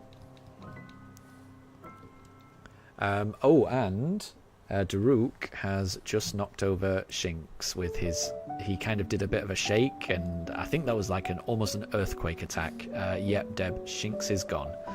I think it was the shake that he did that knocked Shinx off. So Shinx has been knocked out, sadly. So sorry to everyone who was hoping Shinx would make it through the stream. Shinx will need reviving. Tempest, knowing Japanese culture, the toilet hand thing was probably something an urban or a yokai, but you might be wrong. I mean, that sounds right. I can imagine that. Yeah, I reckon it probably is some kind of urban legend type thing. Yeah, I think you're right. Deb, how is the game describing your exact nature with just a few questions? And there you go. Well, they are random questions. Who knows? Bear with me. Right, let's go Chimchar. Anna, so to get Eevee, you have to shake it. Is that in Mystery Dungeon? I didn't know that. I did not know that. And Deb, how does the game know that you are the calm type and how I behave with your friends? Well, there you go. Well, it's asking questions and you have to answer them. So, you know, the more you tell it, the more accurate you are with the answers, then the better eventual answer you're going to get, I would imagine. But yeah, I tried to be as honest as I could. And apparently I'm a Psyduck.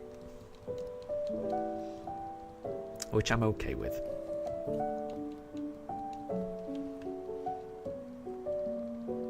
Deb, you're a Mudkip. There you go. So you got the same one as my wife. So you and my wife are similar. I would have been happy with. So I would have been happy with a lot of choices. I was so annoyed when I got Psyduck because I was really hoping. I could see the silhouettes of all the other ones. I was really hoping for something different. I was really disappointed when I got Psyduck. Deb, you're choosing a Mudkip and Trico combination. Very cool, very cool. Yeah, for me it was. I was the Psyduck and I had Bulbasaur as my partner. And I'm pretty happy with that partnership. We do make a good team, me and Bulbasaur. Right, let's do Piplup. And, Sushi Souza. Thank you very much for the good luck. And you are currently double over odds in Black and White 2 right now. Are you going for a Shining starter as well? I mean, whichever shiny you're hunting for, Sushi, really best of luck. I know how it feels to go over odds. You're even further than I am if you're double. Just keep going because it will be worth it when you get it. The longer it takes, just the better the feeling's going to be when you finally do get that shiny. Getting a shiny is all about the journey, in my opinion. If you get, the journey that it takes to get the shiny will make it more special. So really the best of luck, and thank you for the luck as well. I do appreciate it. Tempest, you think in the original game you also got Mudkip. Mudkip's a popular one. Nice. And you went for a partner Trico as well. It seems like you and Dev have gone from the same rescue team. Very cool. When you did the remake, it was Charizard and Blastoise, but you don't remember which one was the hero or partner. Very cool. Very cool. And Anna, your team member was Totodile. Nice, that's a good one. Totodile's a good one. Totodile is a good one.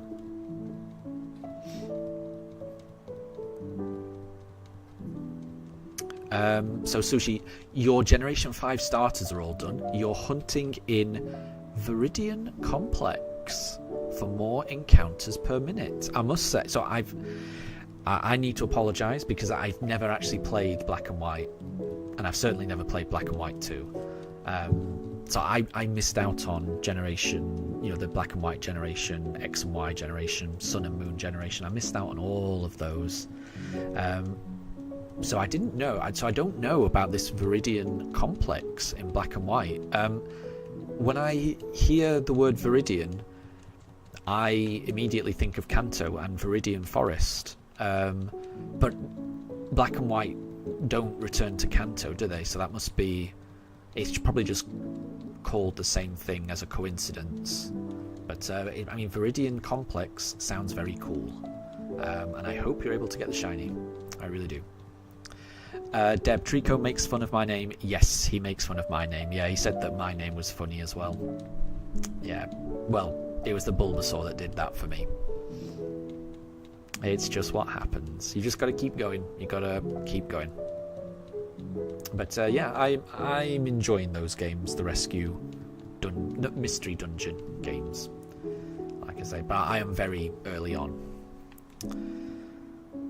I keep forgetting. Let's do a chimchar. So it's 12:15. I keep waiting for my dogs to want to get up and have their lunch, but they're fairly calm.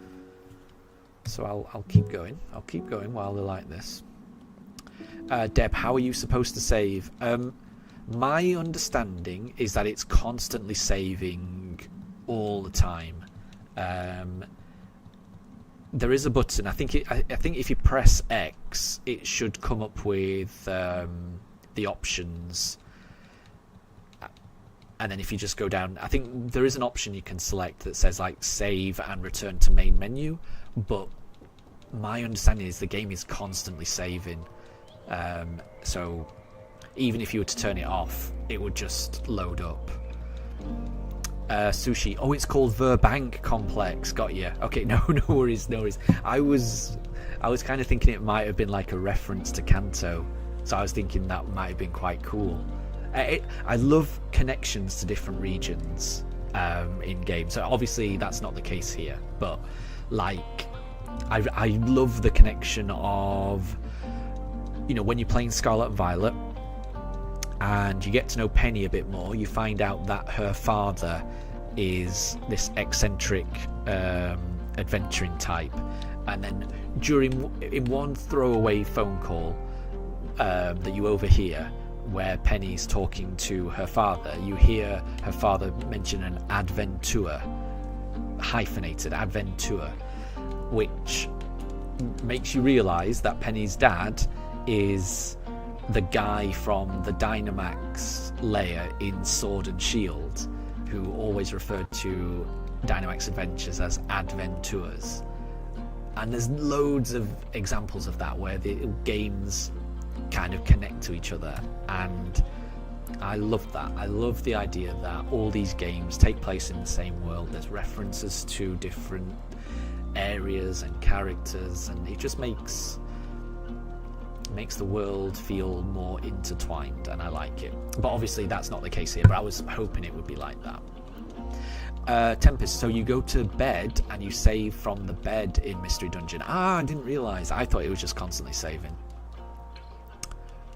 Oh, I see. So in the remake, it auto-saves all the time, but in the original, not so. You have to save at the bed. That's okay. That's good to know. That's good to know. I want to make sure I'm not giving wrong information. So thank you, Tempest, for clearing that up.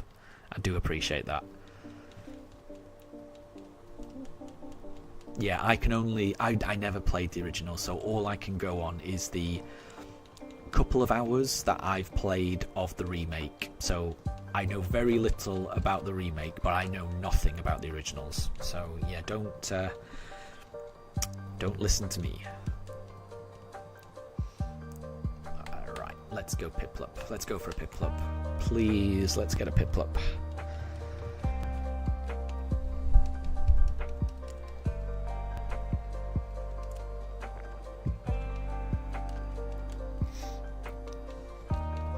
And no problem at all, Anna. We'll catch you later and enjoy your cereal.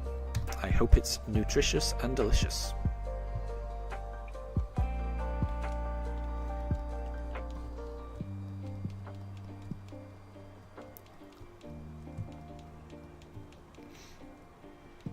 So it is 12:15 in the UK.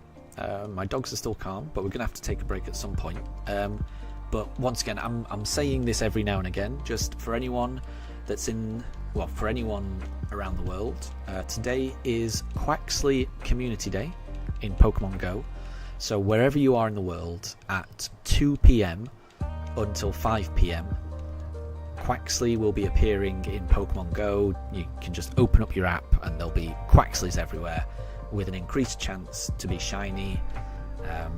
So if anyone wants a shiny Quaxley, be sure to play Pokemon Go between the hours of 2 to 5 PM wherever you are in the world. So I will definitely be doing that when it starts in the UK in about just over an hour and a half's time.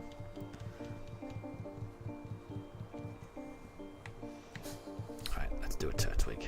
Let's do a Turtwig, because I'm looking forward to getting some shiny Quaxleys for my Pokemon Go. Very much so. Oh, I don't know if you heard that. That was Daruk making his I want something noise. And he's looking up at the camera as well. I think, on that note, I think I might leave it here. So, oh, actually, let's just do one more. Let's just do one more. And then after this next encounter, I'm going to take a break. So I'm going to take a break for about 30 to 40 minutes. I don't know exactly. But I need to give my dogs their lunch, give them a bit of a run around outside, get myself something to eat. And then I'll be back. So we're at 12:20 in the UK, so I'll probably be back at around 1 or 10 to 1, something like that. So let's just get this last encounter and then I'll just take a break for half an hour. If anyone needs to leave and won't be around in half an hour, that's absolutely fine. Thank you very much for stopping by for however long you've been. I really do appreciate anyone that's stopped by and said hello in chat. It's really I really do appreciate that. And then for anyone who will be around, I'll be back in about half an hour. Deb, you don't know what's going on. You're in BF2. So that's the whole concept of the game. You enter a mystery dungeon and you've got to keep going either down or up. You've got to, all you got to do is just keep finding stairs and just making your way deeper in the dungeon, and then you'll reach the end of the dungeon and then you progress the plot. I think that's the idea. So I'm going to leave it there. I'm going to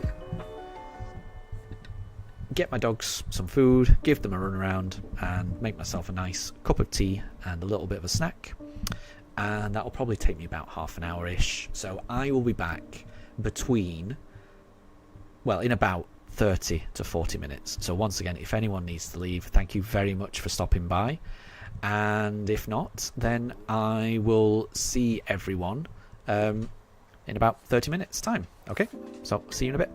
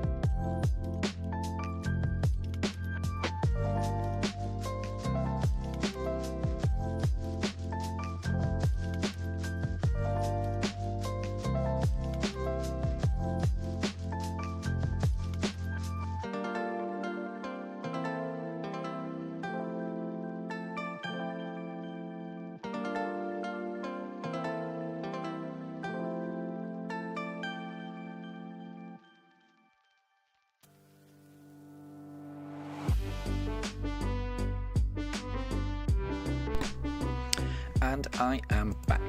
Let me just put that in the chat. So, the Pooches have been fed. I've had a little bit of a run outside. And I've just given them a little dog biscuit each. So they're both very happy. I have revived Shinx. So Shinx has been... I've used a max revive on Shinx. So Shinx is back. Fully recovered from being knocked out. Let's see if Shinx can survive the stream. We are very close to 6,000 encounters, aren't we, though?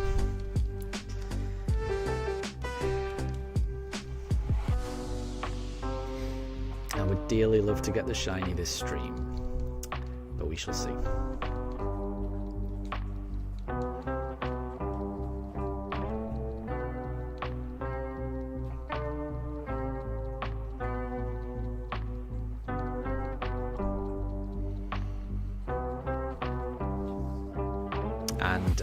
And I'm not sure if you're still around, but you came back with some generic Fruit Loops as your cereal.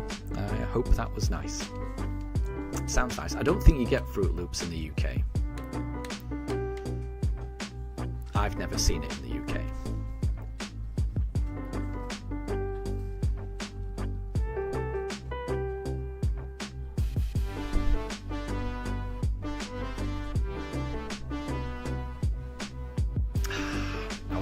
I always hope it's going to be the first one after a break. It never is. Mind you, it never is any of them so far, but who knows?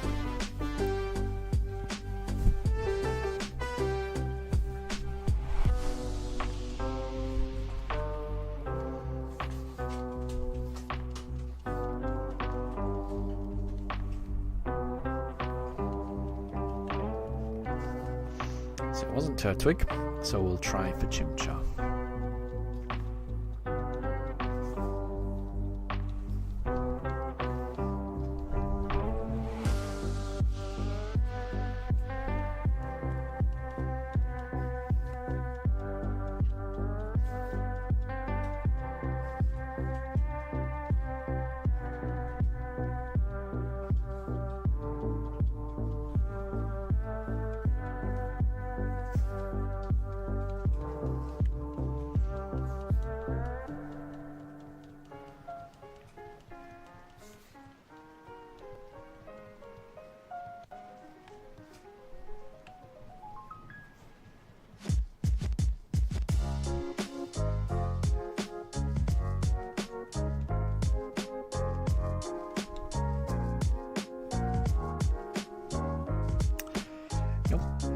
Not a Chimchar, so we'll try the next one.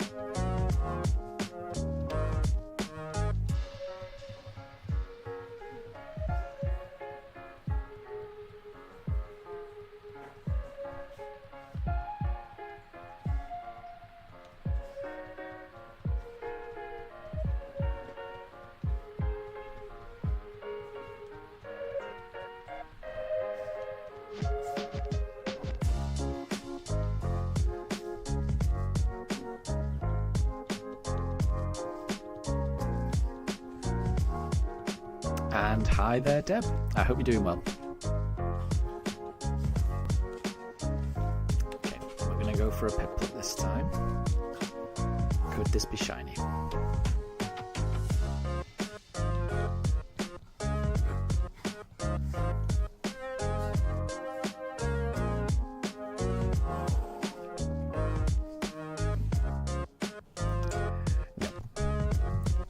But maybe the next one is.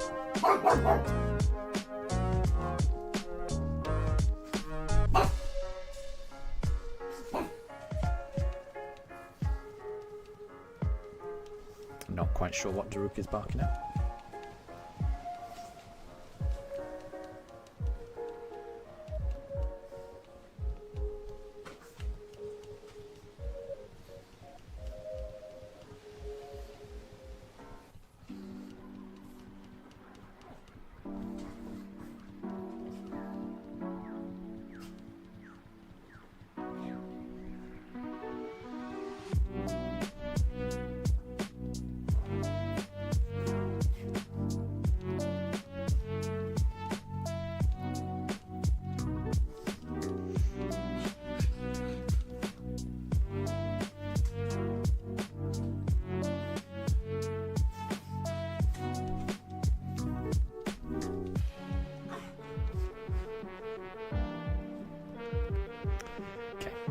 Let's try Turtwig this time.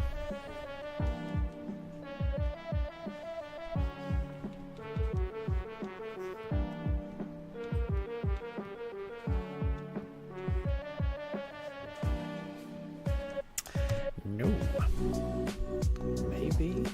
Maybe it's going to be the next one.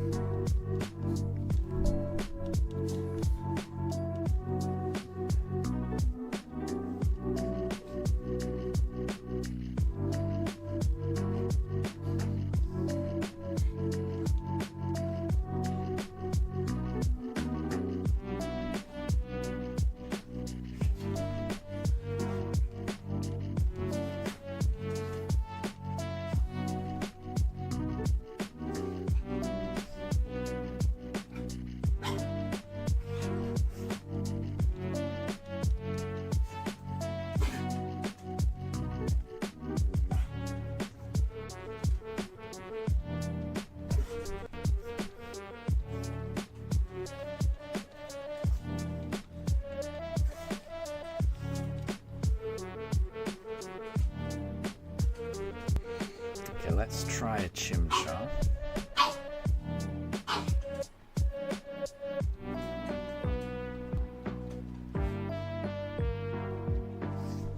Oop, let's go for a Chimchar.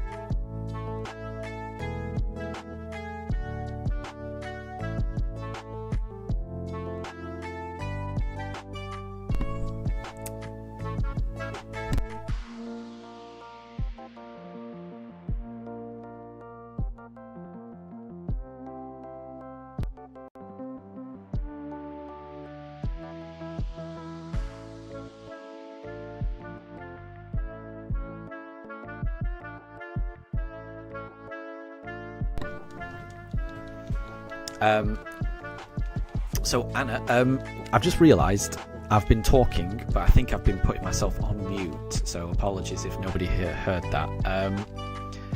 I was just responding to your message, Anna, about doing surprise trades and playthroughs. So apologies if I've already said this, but I just realised my microphone was on mute. So what I said was that I know how you feel about surprise trades, because I like the surprise trade feature. I use this a lot in Sword and Shield, not so much in Scarlet and Violet, but I used it a lot in Sword and Shield, and I had the same experience where there was a lot of hacked Pokemon. So what I ended up doing is just taking the held item from the hacked Pokemon and just letting them go, because I don't like using hacked Pokemon either, but they usually do have useful items, I will say that. And I also saw your comment, Anna, about the Espeon plushie, and I do agree. I love my Espeon plushie. I love all of my plushies. I'm a sucker for plushies. I've got a matching Umbreon plushie that goes along with the Espeon. That's downstairs at the moment. I may bring that up as well. But yeah, whenever I go shopping, our local supermarket has a section that sometimes has Pokemon. So sometimes there'll be some plushies there, and whenever I see a plushie that I like, I always end up just chucking it in the basket. So I am a sucker for plushies. The plan is, when I do find this shiny starter, whichever Pokemon it is, I'm planning on getting a plushie of it.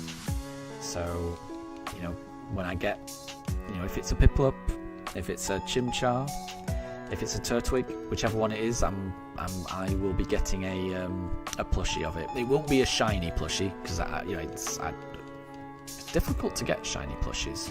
Not a lot of places sell them. But I will be getting a plushie once I get the starter. So that's even more of an incentive of me to find this starter. But yeah, I agree. I love Pokemon plushies. I really do. I think they're awesome.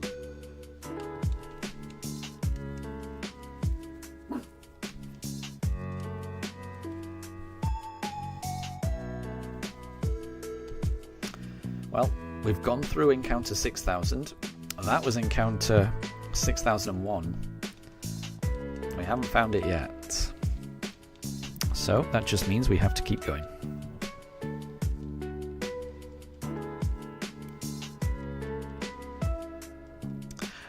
Anna, so your hubby got you a life-size Lego Eevee. Nice. And Finco. I'm not sure what thing is that. Is that Pineco?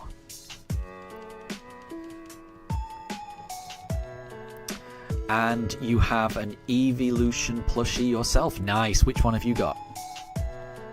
I only have Espeon and Umbreon. I don't have any of the others. I'd like to get the others. Oh, and I've also got Eevee as well. So I've got Eevee, Espeon, and Umbreon. Those are the Eevee and Evolutions that I've got. I would like to get the whole set eventually, but there's no rush. I'll get them eventually. But yeah, which Evolution have you got, Anna?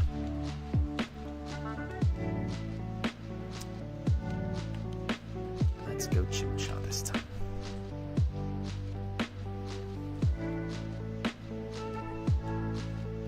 Ooh, Anna, so you have Leafeon and Flareon. Nice. Those sound really good. Nice. And you've got a mini Espeon. Nice. Is that one of the sitting cuties? Because I know there's a series of like smaller version of plushies which are called sitting cuties, and I've got quite a few of those. So I don't know if you can see, but the Togepi, the Shroomish, and there's a Vivillon just on top of Snorlax. All three of those are sitting cuties, and then the rest are normal plushies. And I do like the sitting cuties, especially for Pokemon that are already small. So like, because then in my mind they kind of fit into scale with normal plushies. So like, I love getting sitting cutie versions of like bug Pokemon. So I've got a Caterpie, and I've got the Vivillon, and because in my mind that is how big they would be in comparison to the Pokemon anyway. So I especially like getting the smaller Pokemon baby forms in a mini version. I do like that. I know it's not possible to have them all to scale, but I do like it when they are a little bit to scale. So like when the smaller versions are smaller and then the evolved ones are bigger. I like that.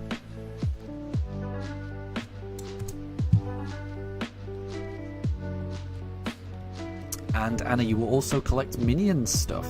That sounds cool. That sounds cool. I do like Despicable Me. I think I've only seen the first one, but I definitely enjoyed it. I loved Gru and those 3 little girls that he ends up adopting. It's a nice movie. It's a very nice movie, and I do love the Minions.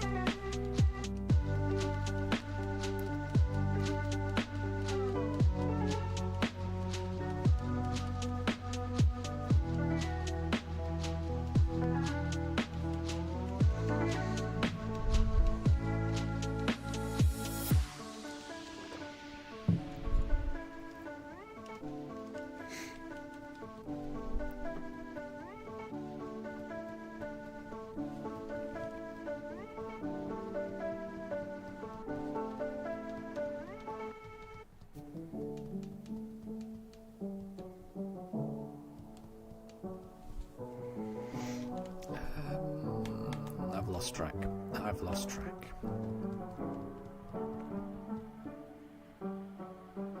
Oh, Funko. So that right, yeah. So you had a life-size Lego Eevee and Funko. That makes more sense. Yeah, I get you.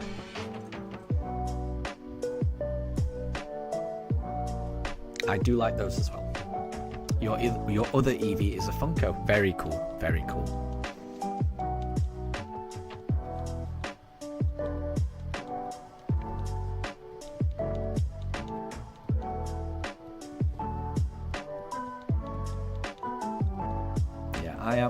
I'm definitely a sucker for plushies, though. Plushies definitely are what I like.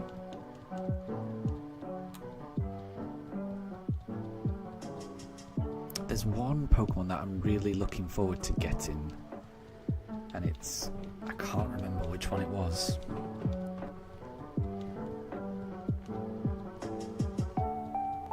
But you got both of yours for Christmas. Very nice. That's cool.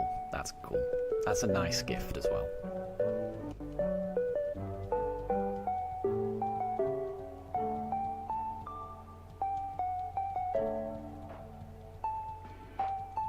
Oh, I think it was just Sinistea and Poltegeist, but I wanted them both in sitting cutie form.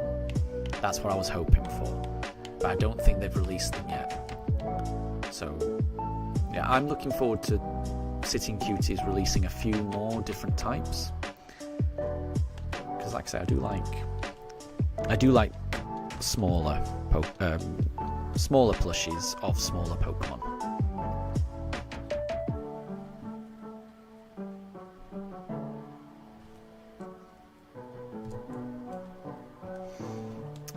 Well, that Turtwig was not shiny. So Anna, you got regular Stuart or Dave and a purple Kevin. I'm going to be honest, I don't know any of those. None of those names ring a bell. Are they the names of minions? Do the minions have names? I don't. Stuart, Dave and Kevin.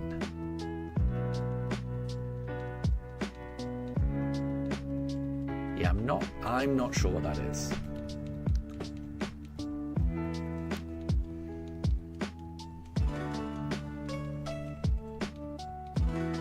But they sound cool. They sound cool.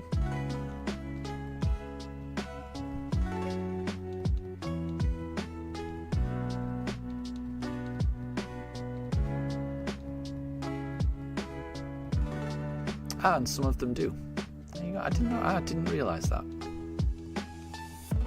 Okay, let's go Chimchar for this one. Pretty sure I did Turtwig last time. Now it's Chimchar's time to shine.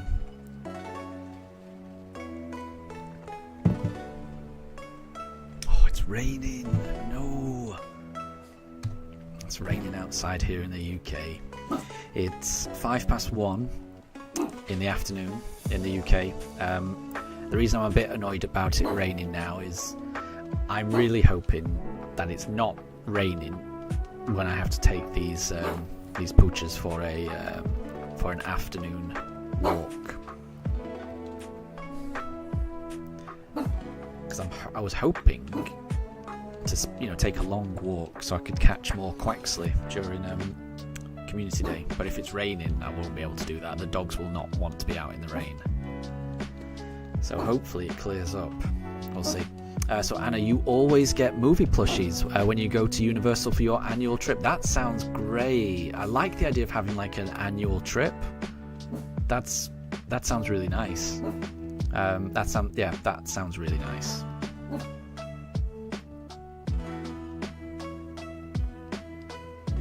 And you have a Pterodon and a Chole from Pet's Life, and you've got Mel. And your hubby got Mel. Nice.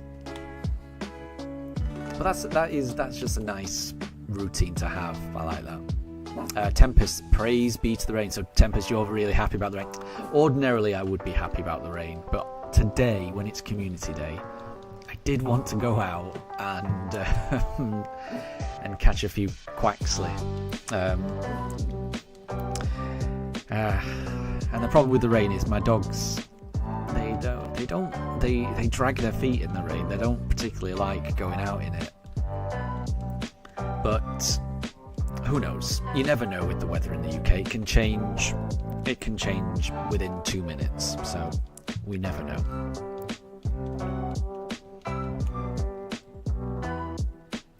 Ooh, and I like looking on the positive, Tempest. I like the way you think. So, rain means that I might be able to catch a weather-boosted Quaxley. Look at the positive, says Tempest. Tempest, you've got the right mindset, and I like that. Yeah, absolutely, 100%. 100%. I should look on the positives. You're right.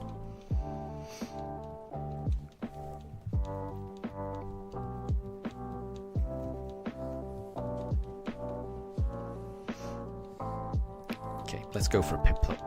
With all this rain, maybe the rain is going to boost the shiny chances of a Piplup.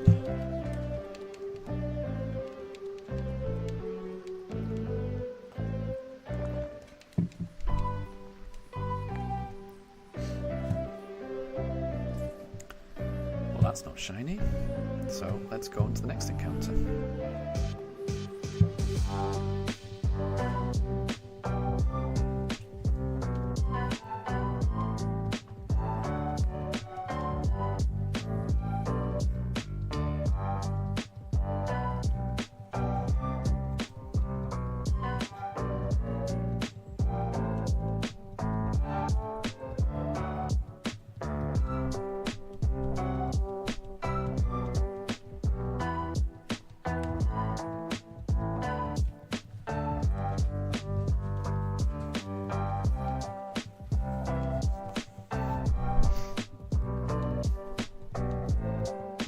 And Sushi, you've ended your hunt.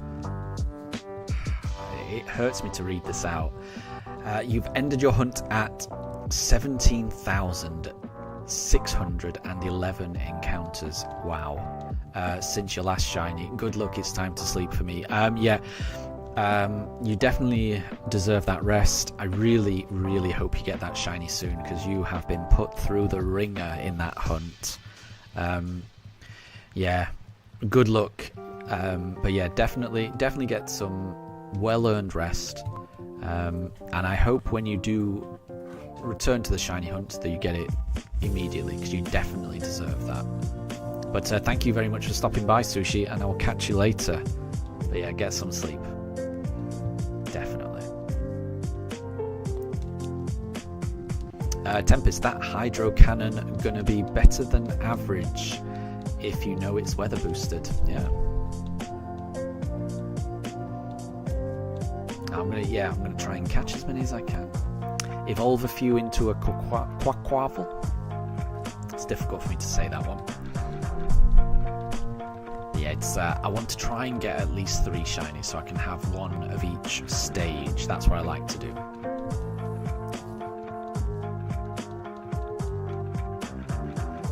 And Sushi, that's really nice of you to say. You like the vibe here, and that you're hoping to catch us more often for background noise on your hunts. Well, we've loved having you here.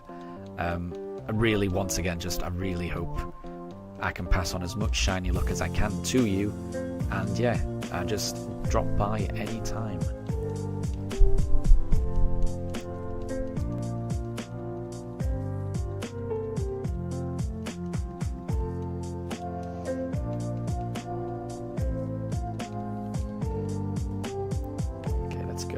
Let's go Chimchar this time. Let's see.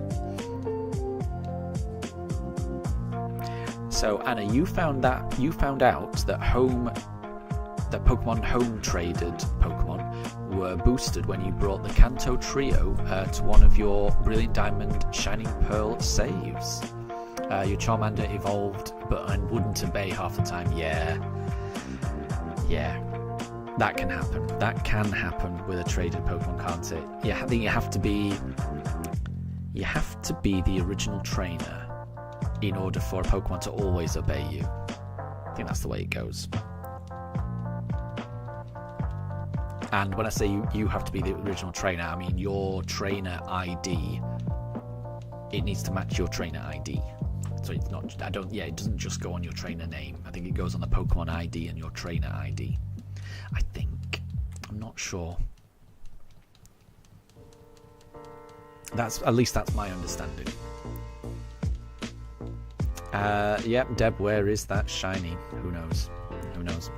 Mifa is right on the edge of that stool. I can see Shinx is still there, but I don't know how long Shinx is going to stay there. Because usually when Mifa stands on the stool, that's when she knocks over the Shinx, usually.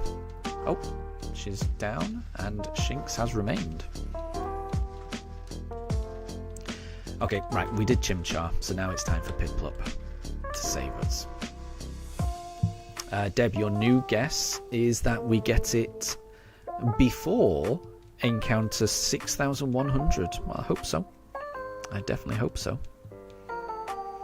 We'll have to see.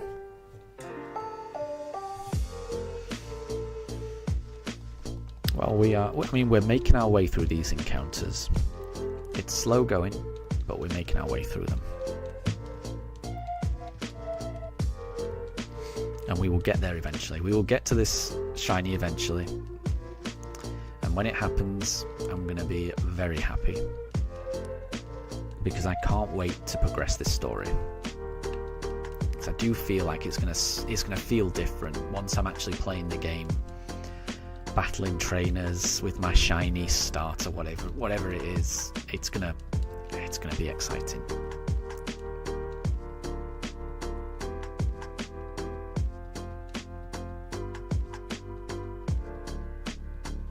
Oh, and Anna, you don't know where, but you transferred most of your home Pokemon before Pokemon Go told you that your phone was no longer supported. I'm sorry to hear that. I hope you didn't lose too many Pokemon. I do worry about losing Pokemon, honestly. But I would also say, yeah, my Pokemon home, I need to clean it up. My Pokemon home is such a mess. I've got so many Pokemon and none of them are in order, and I do need to have a good clear out of my Pokemon home. I keep meaning to do it and I never get around to it.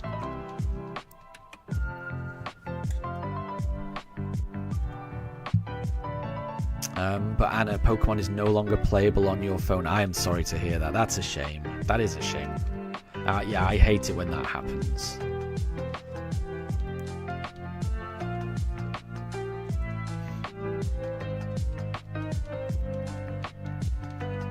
It's not the exact same, but I guess it's similar to what's happened with one of my cameras. So the top camera, I've got two Pooch cams, you can see.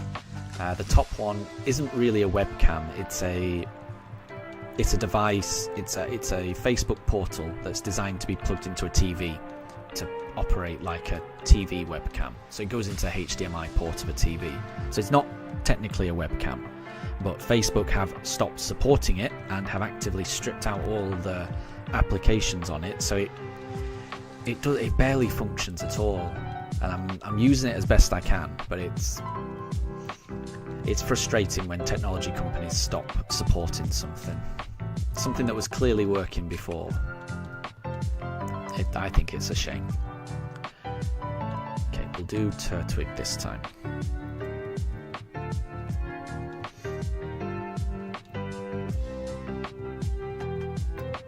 So Anna, you've got quite a few in Pokemon Home, and you've been able to transfer a few to different games. That's good. I mean, so long as you haven't lost any, that's the most important thing, I think.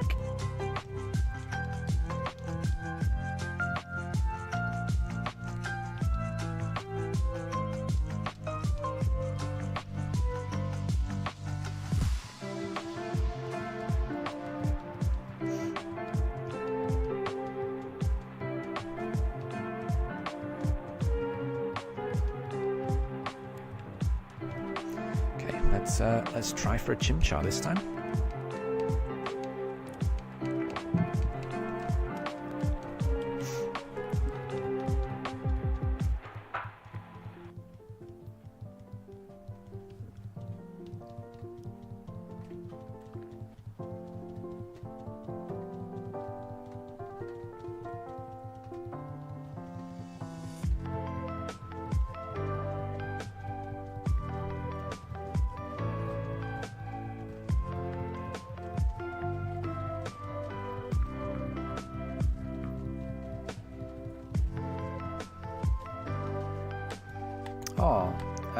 Bear with me. Let me just select this Chimchar. So Anna, most of the Pokemon that you have on there and on Go were even, and some that captured a while ago on your trip. That's I mean, that's nice that you've got these Pokemon from different trips that you took that you remember catching. So that's nice. And I would hope that when you do get a new phone, hopefully, I mean, the way that they work on Go is that everything's saved to your account. So when you do finally get a new phone that's able to use Pokemon Go and Pokemon Home, all your Pokemon will still be there, I'm sure.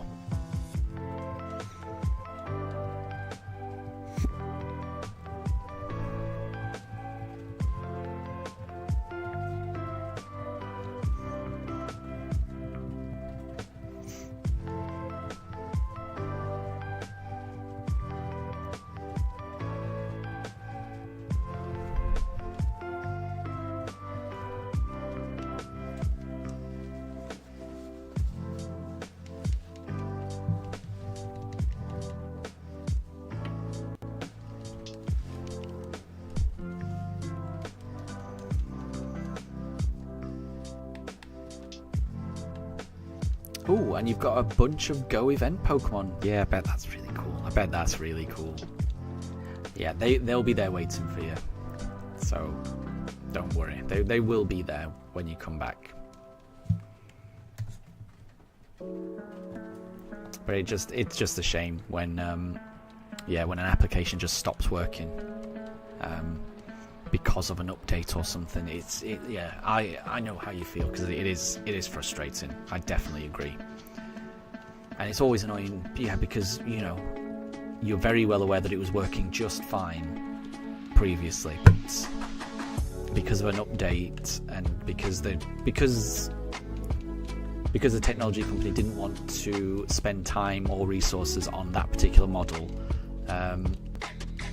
it no longer works. It's a shame. It is a shame. Oh, Mifa's just gone into her bed to snuggle up.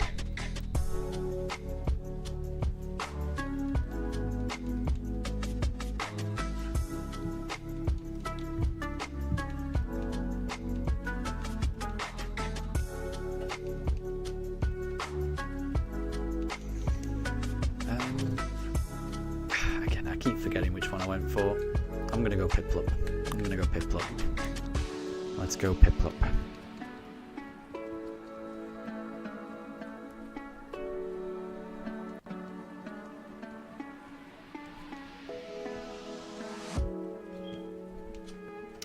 That is not shiny. So we'll go on to the next one.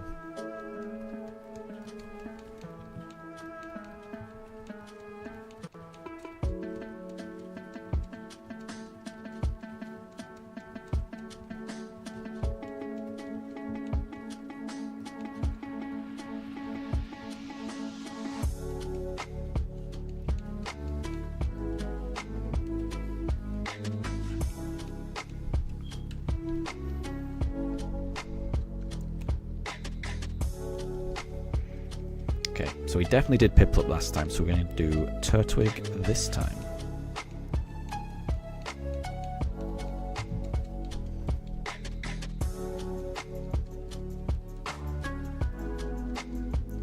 Oh, nice. Anna, so your treasured Pokemon in Scarlet is a pre-order Eevee that your friend sent you because you missed out on pre-order because you couldn't afford the games at the time. That's really nice.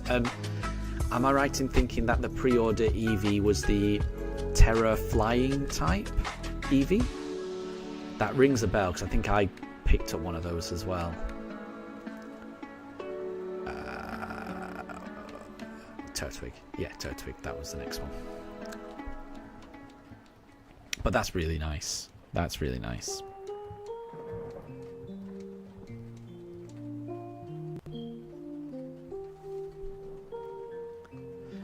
Well, that Turtwig is not shiny, so we'll go on to the next one.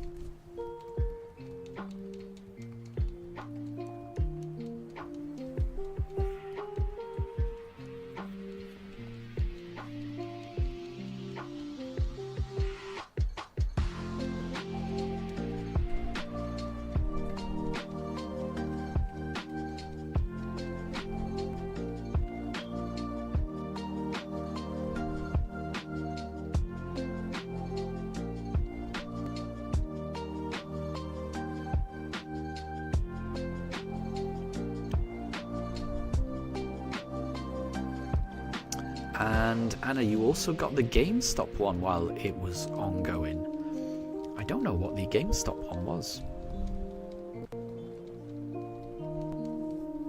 That sounds cool.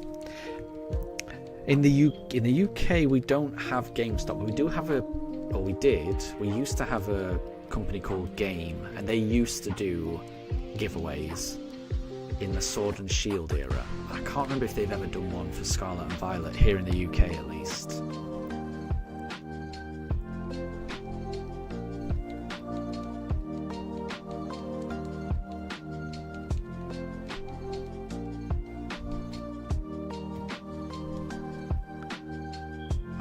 Nope. It's not a shiny Chimchar.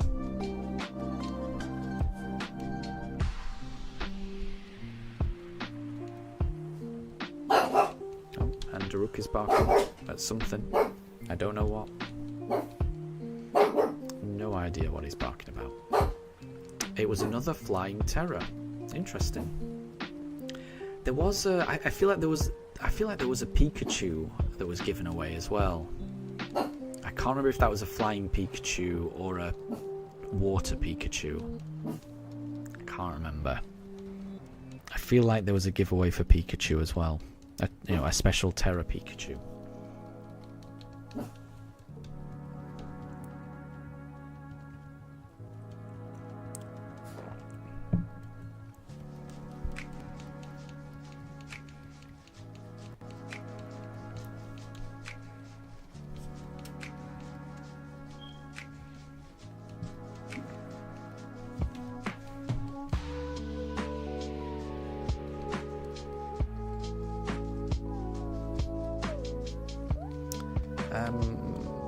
Let's do Chimchar. Let's do Chimchar. Yeah, I don't know either. Yeah, I'm the same. I can't quite remember. I can't quite remember either, Anna.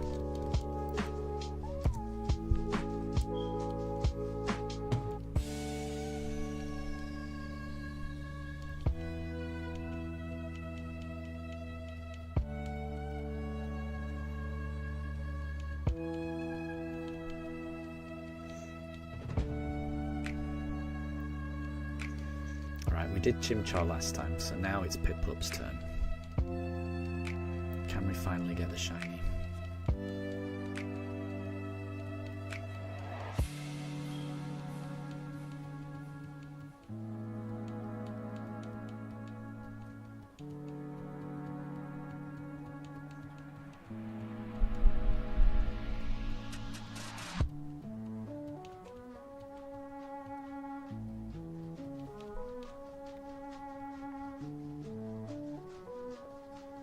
Oh, well, that's good. Anna, you got most of the Scarlet and Violet mystery gift giveaways, save any recent ones you may have missed. That's pretty cool. And Tempest, Pikachu did have a giveaway. I thought so. I thought there was something. Yeah. I feel like that might have been a pre-order as well. Like a flying Pikachu. That rings a bell. Did I do it? Yeah, I think it's time for Piplup. Yeah, I like the I like it when they give away Pokemon from recent competitive tournaments. Like I think they recently gave away Wolfglix Incineroar, or I think they've previously given away Marco Silva's Jumpluff and things like that. Pokemon that were recently used in competitive teams. And they have the trainer name of that person who used them in the tournament. I do like that, so I do try and keep up with those mystery gifts and get them as they come out, because I like them as well. I think they're pretty cool.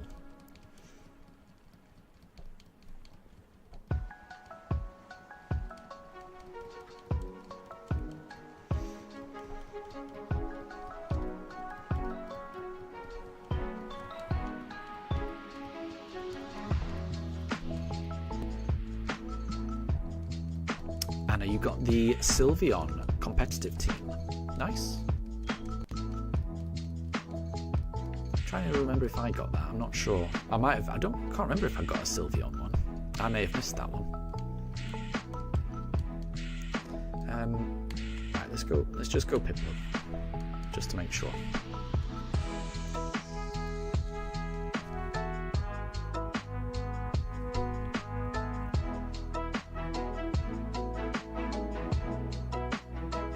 That's not shiny. That is not shiny. So we'll go on to the next one.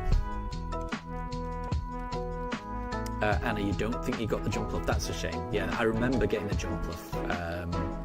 That was definitely Marco Silva's one, because I remember him using that Jumpluff. I remember watching him using that. That was from the Latin America International Championships from this year.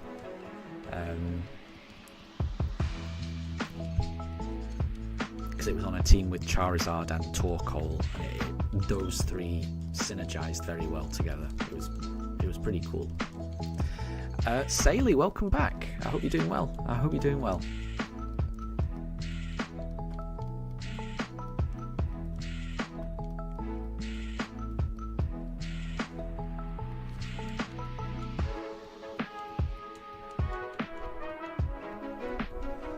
And Anna, you ended up buying Scarlet just to get it. Nice. Well, I would say it's worth it.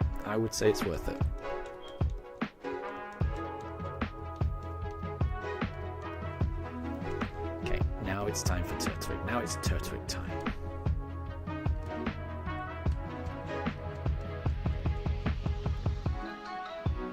And yeah, I'm the same, Anna. I've got so many Pokemon. It is kind of difficult to keep track. Definitely. I definitely appreciate that, because I'm the same. I am the same. Which is why I really do need to have a big cleanup on Pokemon Home.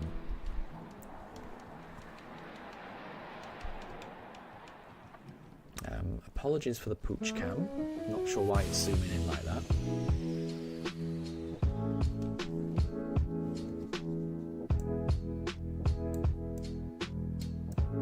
Oh, that's why. It's because Daruk is hiding behind the chair. It's trying to zoom in on Daruk.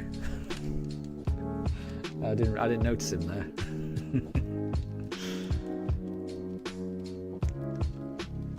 That's why it's zooming in.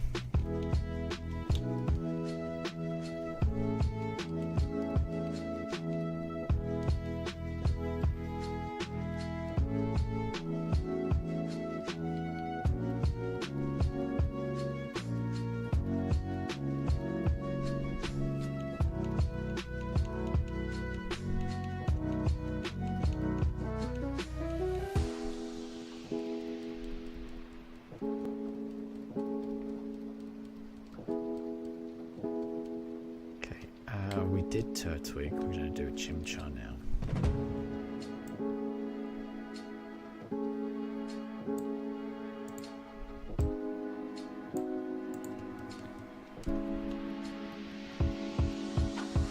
That is not shiny. So we will keep going. On to the next encounter. There's always another encounter. We'll find it sooner or later.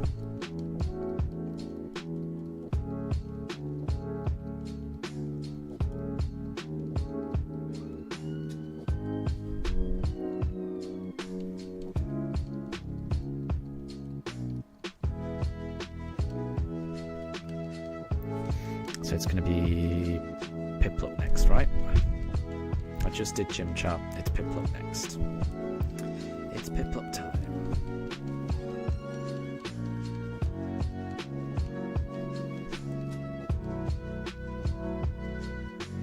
Oh, very cool. So Saley, while I'm shiny hunting, you're doing a Masuda method breeding. Very cool.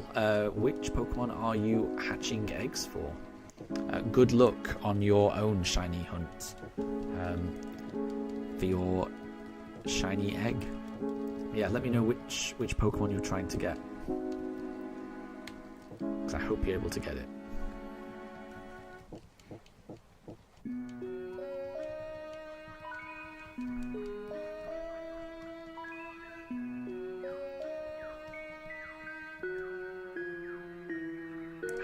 Nope, not that time. So let's go for a Chimchar next.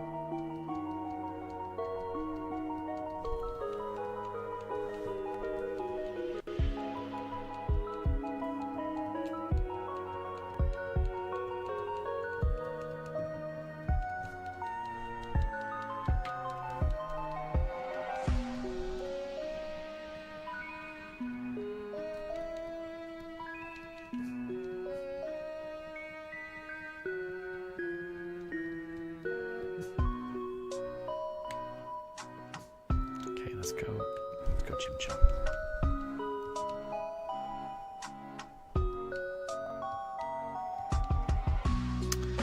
So Anna, you think your very first shiny was a Magikarp that you fished up in Silver, Gold and Crystal. You don't remember which during the Red Gyarados spawn. That's crazy, well done. I definitely, yeah. And I never caught a shiny in any of my old game play, and I used to play Pokemon games all the time, and I never found a shiny. So well done for finding one. That's really cool. And Raiden, welcome to the stream. I hope you're doing well. And I hope you're doing well. And Sailor, you're going for Oshawott. Nice. Well, good luck in your search for a shiny Oshawott. I hope the eggs are shiny and plentiful. So I hope you find it fast.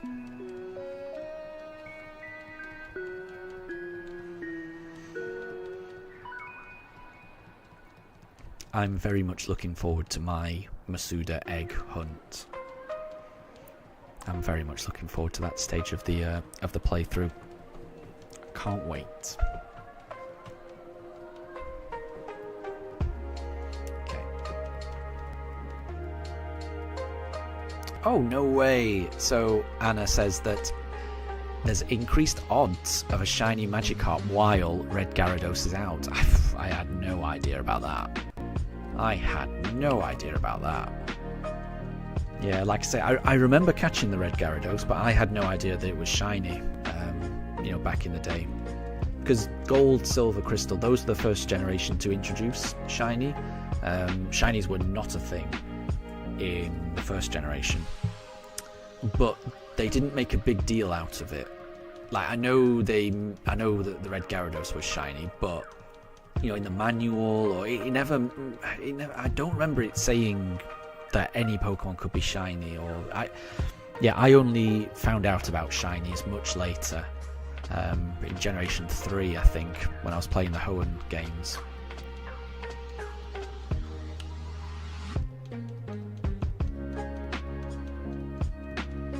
And Saley, you hope that the briefcase stops acting up and gives us a shiny. I agree. What is up with this briefcase? It is not playing ball, is it? It's got to be somewhere. This shiny has got to be somewhere. And yeah, I mean, Magikarp is a great shiny, isn't it? Golden Magikarp is one of the best shinies out there. Definitely, 100%.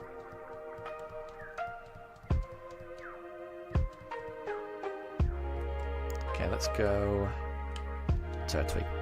So Tempest, you're having to reconsider about the figures that you were talking about. Turned out the tenner was just a down payment. Ah, that's a shame. That was the Godzilla figures, right? That's a shame. Well, I mean, yeah, have a look and see. But yeah, you don't want to get anything that's not affordable, right? So yeah, I mean, that's a shame if it is the case, but there's always something else.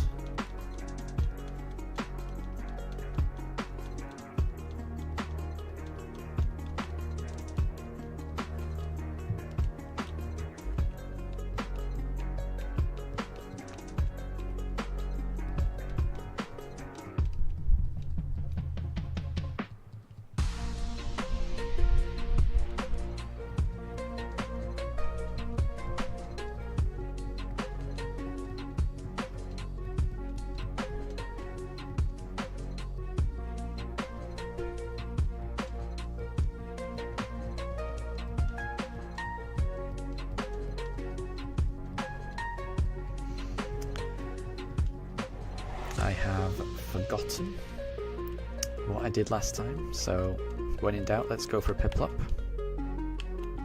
Could it be shiny? I truly hope so. Oh, Daruk is hiding behind the chair now.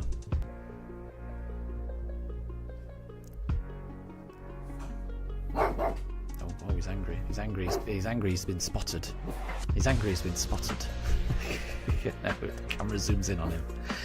Well, the Piplup isn't shiny, which is a shame.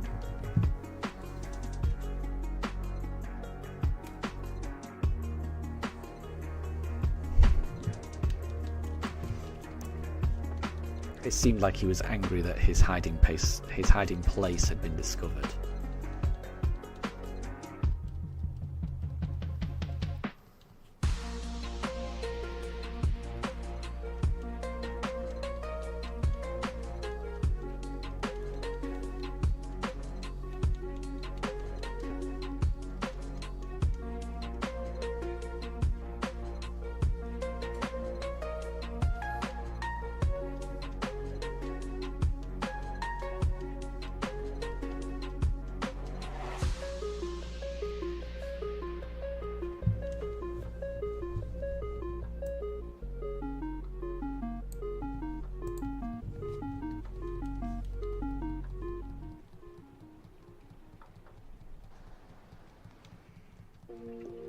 Okay, right, I'm pretty sure I did Piplup last time, so we're doing Turtwig this time.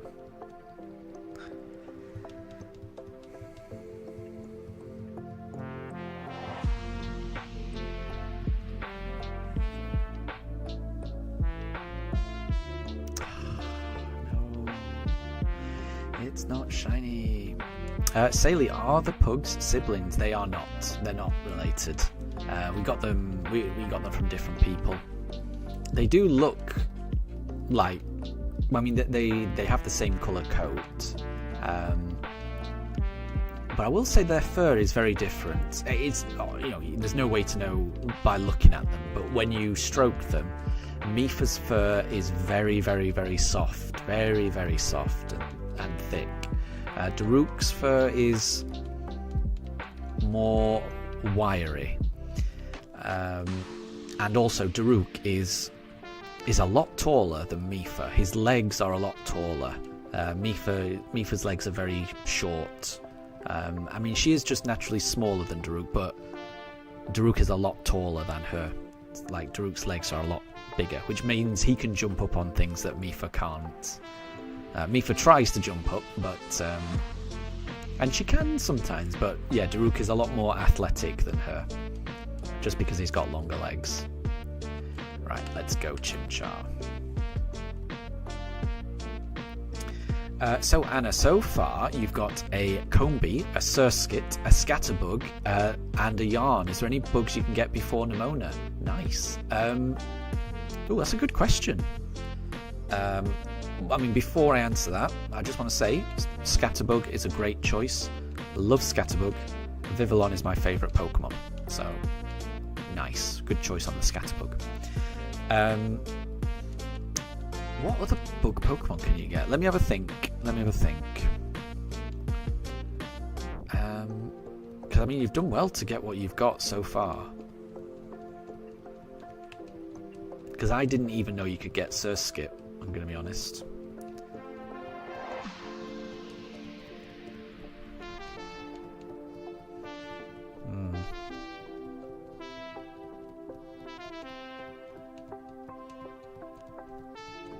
That's all I can think of.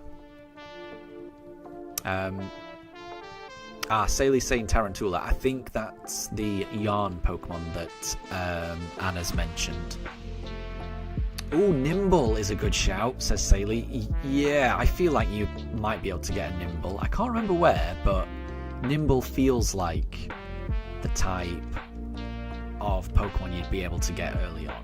So maybe you can get a Nimble. That's a good shout, Saley. That's a very good shout.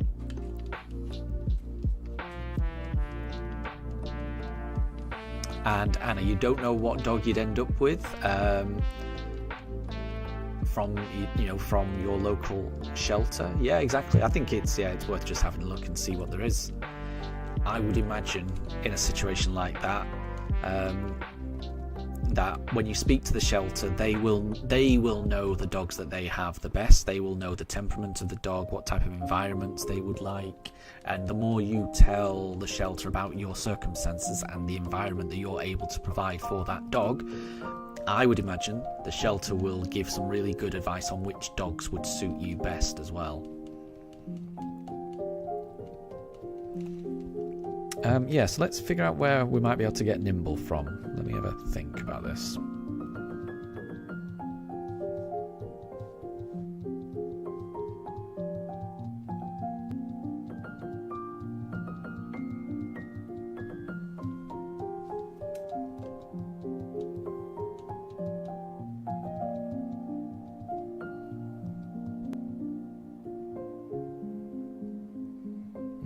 I'm not sure you'll be able to get it before Nemona. Looking at what it says of the habitat in the Pokédex, it looks like the type of thing you might have to go to the academy first and then get it after that.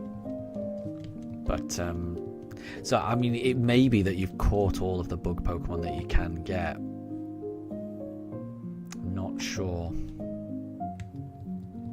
Anna, you would like a small lapdog? Yeah, I mean, if you were to get a pug, pugs adore laps. That is their favourite thing in the world, I would say. So yeah. Or maybe a medium dog, like your uncle's, yeah.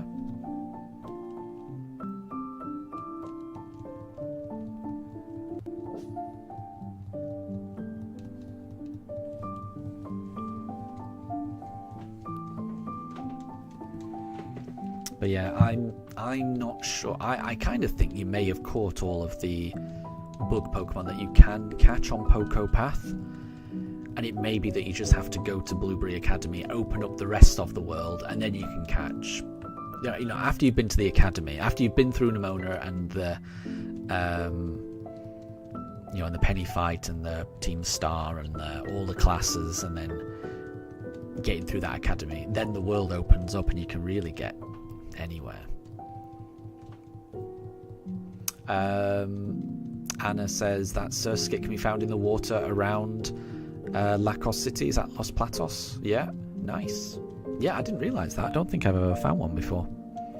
Sailor, you want a St. Bernard's dog. That's a big dog, isn't it? But they do look very nice. And Wolf. Welcome back. Still hunting? Yes.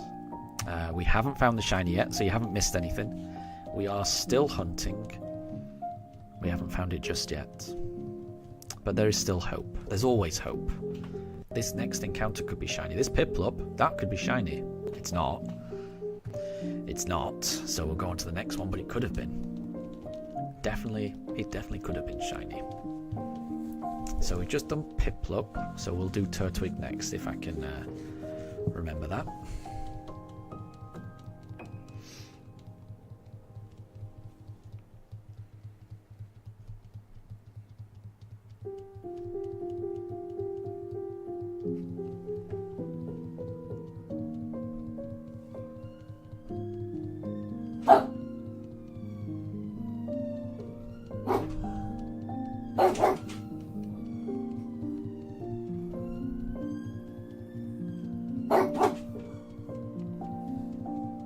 Oh no, I am sorry to hear that, Anna.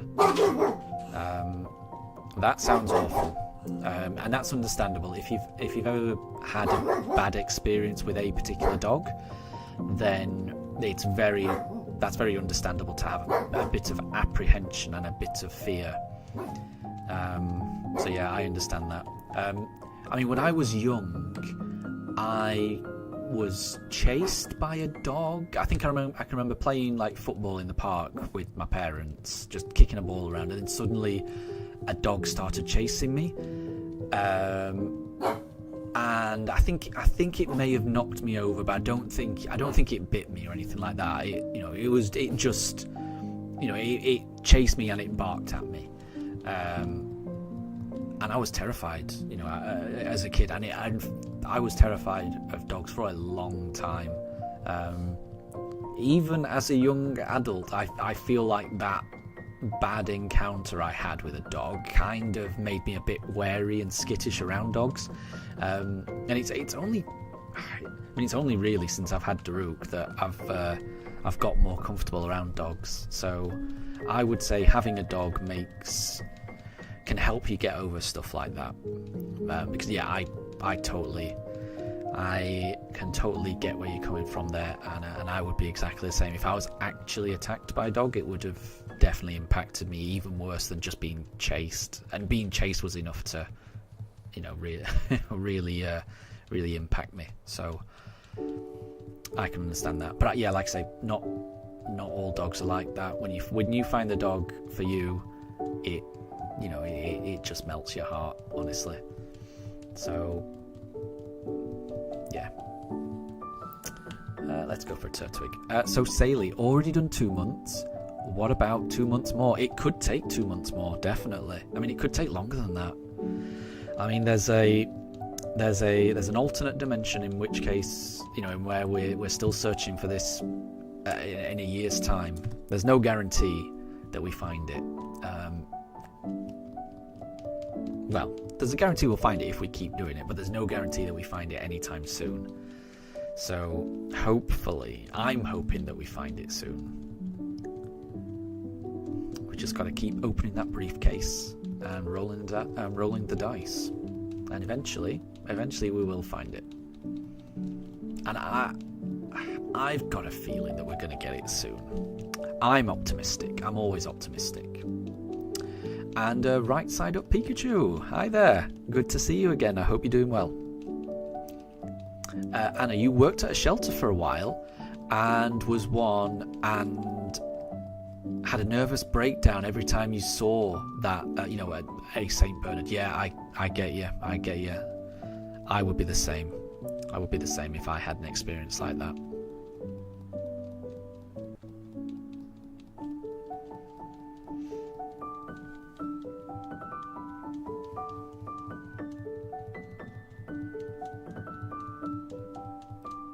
Let's go. I think I did Turtwig, so we're going to do Chimchar. So Anna, you believe Kitakami right after you rest in school? Yeah. So I think what you're trying to say. So I think Kitakami opens up after you go to the academy. You go through, you meet all the professors, you talk to Arvin in the cafeteria. You talk to Professor. Well, you talk to. He isn't actually a professor. He's Director Clavel. In his office, and you go to class, and then you rest for the night. Then you finish up, so that you've got all of your quests activated. And I think at that point, I think you can just go straight to Kitakami. I think. And Pikachu, you're on a trip in Yakima. Where is Yakima? I've never heard of that place before. But I hope you're having fun. It sounds fun. In what country is Yakima?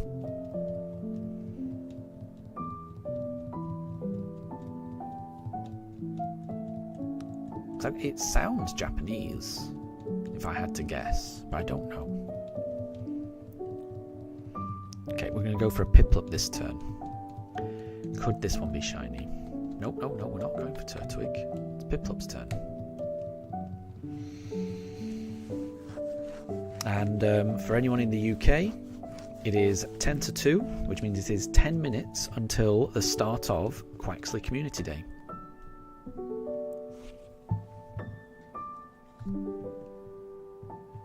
And Saley says, no way, I'm in the Fukushima Prefecture. Well, that's definitely in Japan. So wait, are you both in Japan at the... Oh wait, Pikachu says USA. Yakima's in USA, I see. But Saley, you are in Japan. That's really cool. I've always wanted to go to Japan. But it's always been a bit of a expensive... I've always looked at the cost, and the cost has kind of put me off.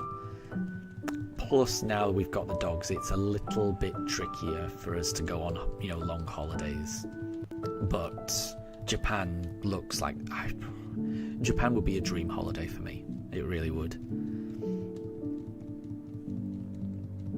Because, there's so much to see, but I would love to see the Nintendo Museum, and I would love to just buy all the merchandise there. But I know there's more to Japan than that. The food would be amazing as well. I'm a big enjoyer of sushi. I could eat that all day.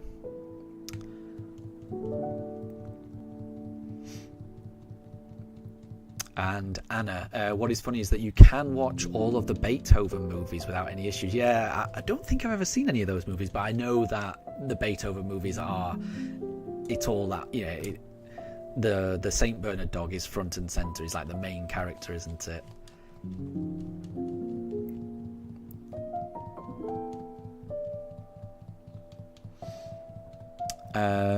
So Pikachu, so you're on a trip in the USA, and it's Yakima. Very cool. Well, I hope you have fun. That sounds great. And Saley says, not right now, you don't. It's so hot here, it's ridiculous. So it sounds like it's very hot in Japan. Yeah, I may struggle with that heat. I agree. I agree. And apparently it's cicada season. Interesting. I didn't know that was a season. That sounds terrifying to me. That sounds terrifying. I'm not a big cicada fan. I'm not a big bug fan. Bugs kind of creep me out a little bit. So, having a cicada season would be terrifying for me.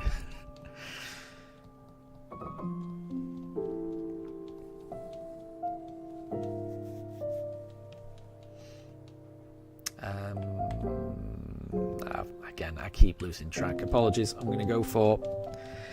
I am going to go for a Piplup. And let's see how it goes.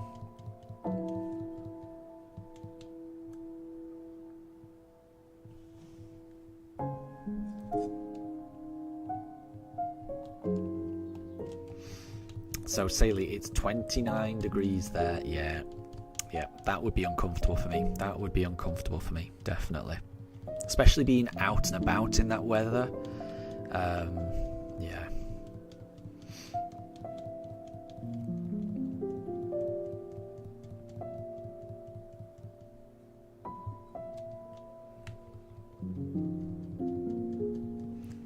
Right, so I just did Piplup, so we're going to do Turtwig next.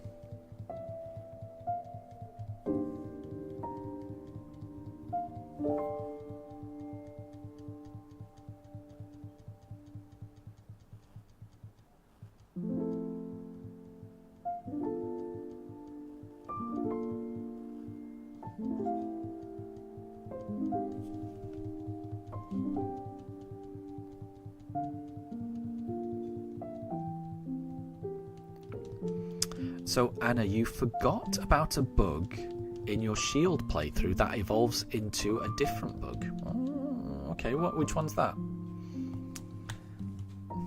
Which bug is that? And Deb, you think it's... Well, where you are, it's 30 degrees already and it's raining. Yeah, that sounds very warm, definitely. And Pikachu, where you are, it is the morning. Well, good morning to you. Good morning. I hope you have a really good day. Ah, Nincada. Yeah. That's the one you mean. Yeah. So I think, Nincada, when it evolves, you want to have a spare slot in your party. So you want to have 5 or less Pokemon in your party. Then evolve your Nincada into a Ninjask, which is a cool Pokemon. But then that would also give you a Shedinja in the spare slot of your party. So your Nincada will basically evolve into 2 Pokemon. And it's a really cool Pokemon. I don't think it exists in Scarlet and Violet, sadly. I'm assuming that's because of Shedinja's ability and how I think if you were to terrestrialize, that could cause a problem in competitive play. I might be wrong, but I think that's the reason they didn't include Nincada. But I'm not sure. I lost track again. We're going to do Piplup. But Anna, you're in California, so it's 6 a.m. where you are in California. Very nice. California is the one area of the US that I have been to. Very nice.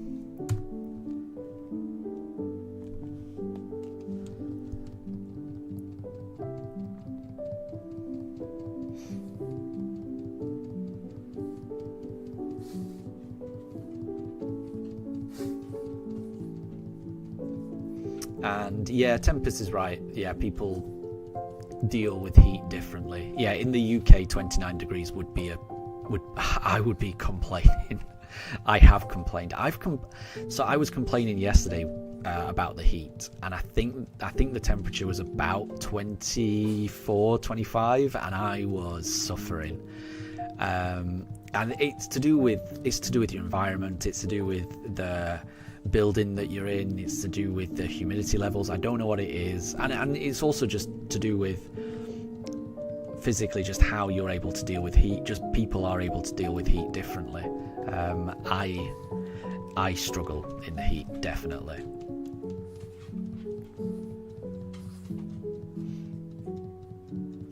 And Deb, you think that 29 degrees is a fairly cold temperature? I mean, it probably is a fairly cold temperature for you. I do not doubt that. But it can also be a really hot temperature for other people. It's all comparative. It's all subjective. There is no this temperature is hot, this temperature is cold, because it all depends, and everyone's gonna deal with heat in different ways.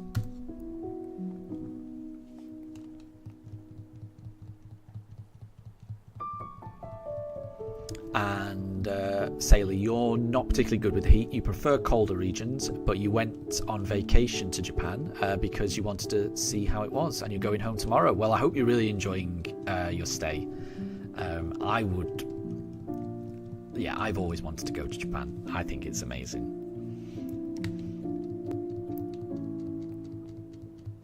and Pikachu. So where you are at the moment, it's 6 a.m.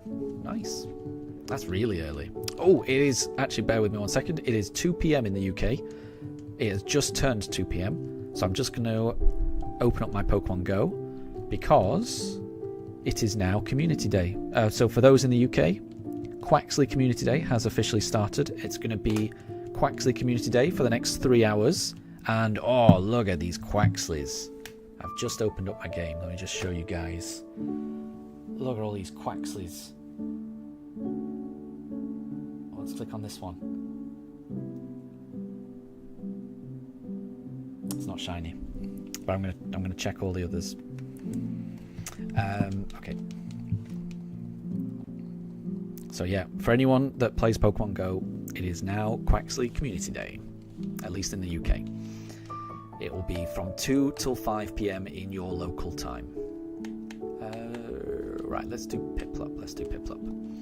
And Jilly Johnson, welcome to stream. Thank you very much for stopping by. You're also shiny hunting in Shining Pearl as well, but you're hunting Palkia. I am going to do the same when I reach Palkia, so I'm looking forward to that. Can I ask, how many have you been counting the encounters? Because I really hope you get it soon, because I mean it's a hunt that I am going to do soon. Well, not soon. I've got to get there first, but I would like to shiny hunt Palkia as well. So good luck in that. Good luck in that.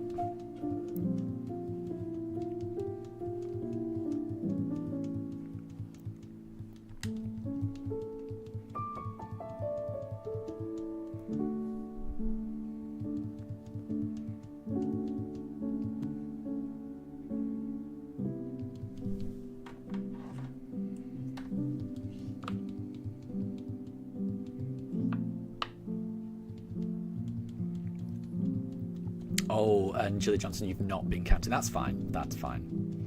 But yeah, really, best of luck. I hope we get it soon. And I will be joining you on that hunt eventually. I just have to get there first.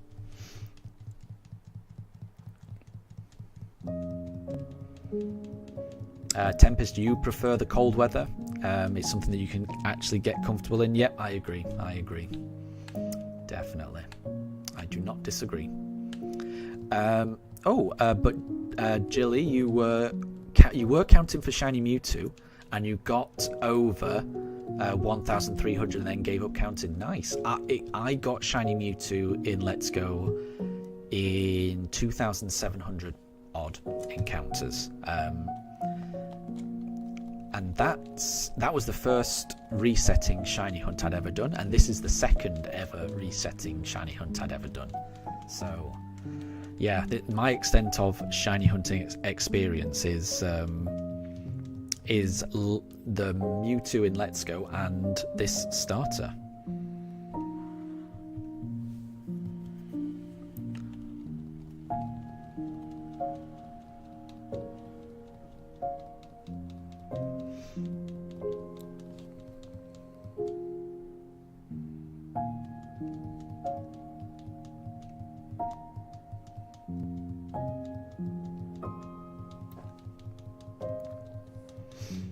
So, Saley and Tempest, sounds like you're on the same page. Neither of you are a fan of summer. My wife is the same. My wife is not a fan of hot weather. I struggle in it, but I do. There's a part of me that does like the summers in the UK. I do like the longer days. I like waking up in the morning and it being bright. I like leaving the office in the evening and it being bright. There's something about going to work in daylight and coming home in daylight that is very energizing and very pleasing, which I do struggle with in the winter. There's something very, on the flip side, there's something very depressing about going to work in pitch black, getting to work, all of the daylight is gone, and then it's pitch black again, and then you're leaving the office in pitch black. I just cannot get over how disheartening that is to have, all of the daylight is just gone while you're at work. I mean, it's going to impact people differently, but that does... Yeah, I'm not going to say it depresses me, but it does get me down a little bit. So I think there's pros and cons. You know, in the summer, I get to grow a lot of vegetables. I enjoy doing that. There's good things about every season. You know, you have to, you know, the whole, it's all about just trying not to focus on the bad aspects. I mean, that's the way I try and approach life. You know, there's a lot you can criticize about summer, but you know, there's some nice parts as well. You just got to make do with the situation. You're not going to be able, you can't change the seasons, so you've just got to live with them. Is my thoughts on it. Worry about what's within your control. Don't worry about what's not within your control.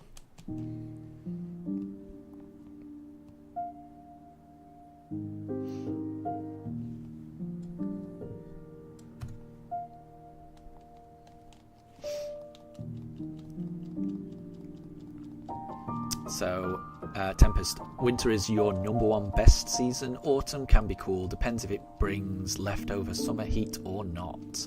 And Wolf, at least you don't live in Arizona. Yeah, I can imagine it's really hot there.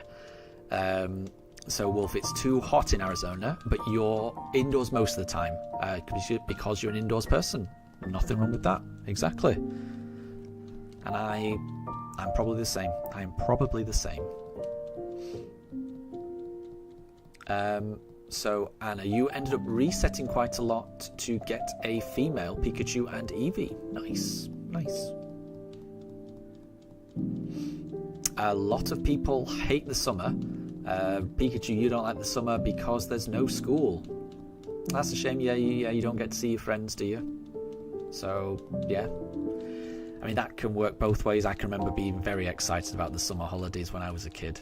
I loved not having school and getting to hang out with, even though I wouldn't hang out with my school friends as much, there was a lot of kids that you know, lived down my street that we could just play, you know, cycle on our bikes, play cricket, play football on the playing fields, just things like that. So I always enjoyed the summer holidays.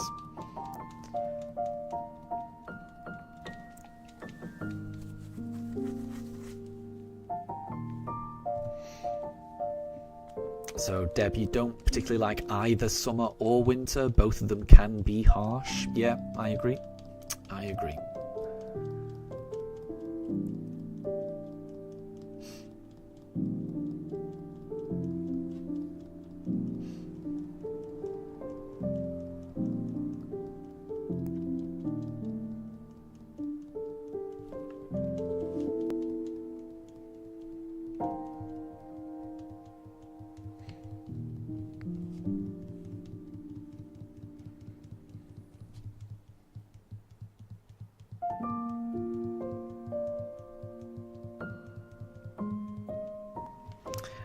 Anna says, try Chimchar. I can try Chimchar. I always lose track of where I am. So I can go for Chimchar next. That is not a problem.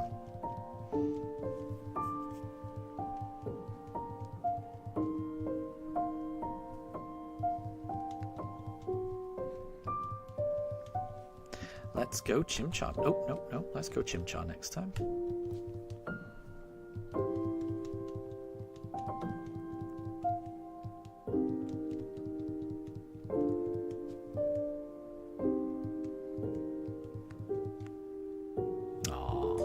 I wish it was shiny, but we'll go on to the next one.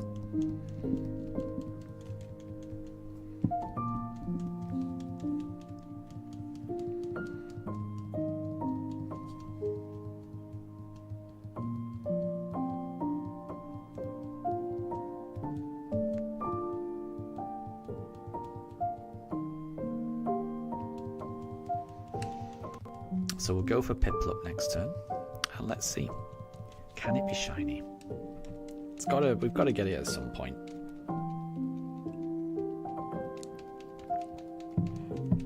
I just don't know what that some point will be.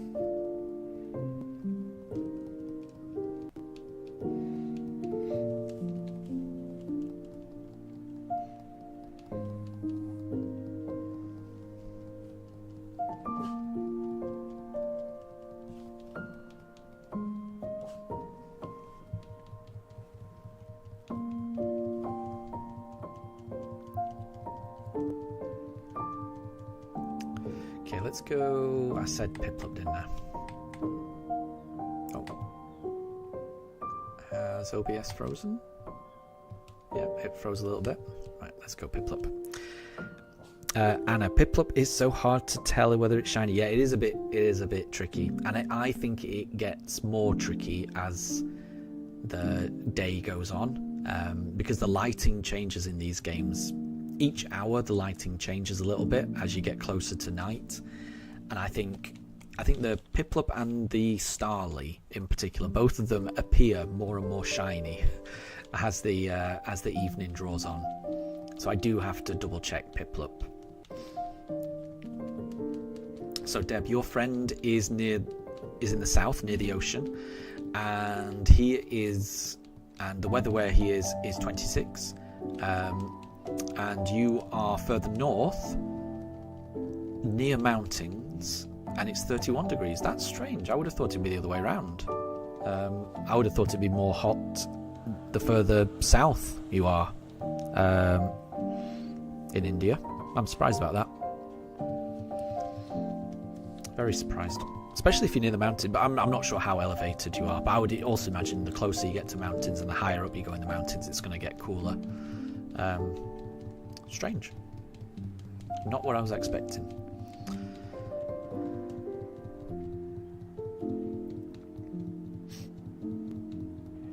And Tempest, yes, Scotland is a lot colder, yeah, than the rest of the UK. Agreed.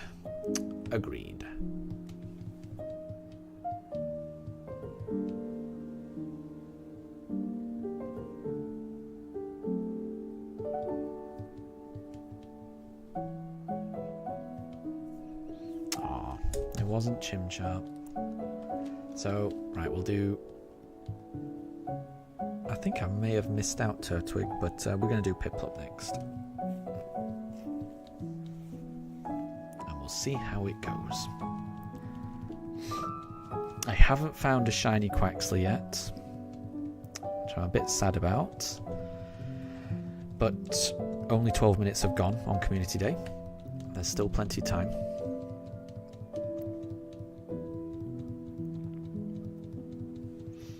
Oh, and Deb, so you're in a plain area, not in the mountains, and the mountains are about a 2.5 hour drive away. Yeah, okay, that makes sense then. Gotcha.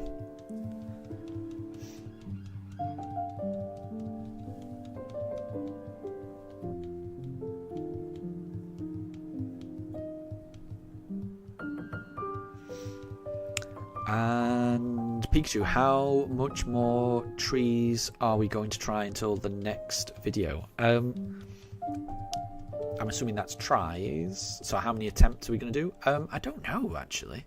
It's a good question, that. We started today on 5,850, I think. So, I mean, and we're on 6,050. So we've done 200 encounters today. I wanted to do, at a minimum, 300 encounters. So we're definitely going to do another 100 encounters. 100 encounters typically takes me 2.5 hours. It's currently 2:15. I'm not sure. I think I'll probably end up doing about another 150 encounters. That's what I think. Which would bring it to 350 encounters for the stream, which is what I did yesterday. So it'll probably end up a similar thing to yesterday. So if we do that, then that would mean we get to encounter 6,200 today, I think. Sailor, you think if I'd stayed with one starter, I would have got the shiny faster? We'll never know. It's impossible to know that. I would say that from what I've read,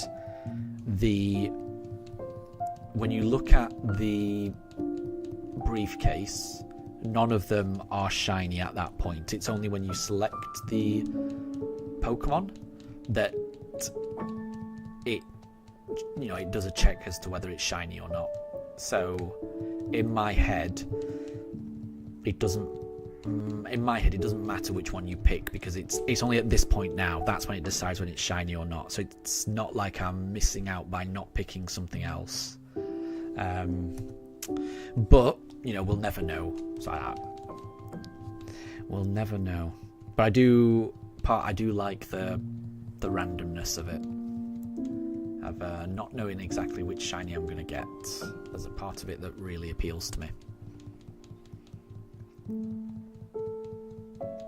And Anna, you're partially colourblind, so it's difficult to tell the difference between similar colours. So in Scarlet and Violet, you send out the auto attack Pokemon, and if there's one left, then you know it's shiny. Yeah, I do the same for really subtle Pokemon. Like, I remember doing a hunt for a shiny Basculin in the pond in Kitakami, and to me there's no difference between shiny white striped Basculin and normal white striped Basculin. I cannot tell the difference between those two, so I had to auto battle every single Basculin until one of my Pokemon refused to battle a Basculin, and I was like, oh, that one must be shiny.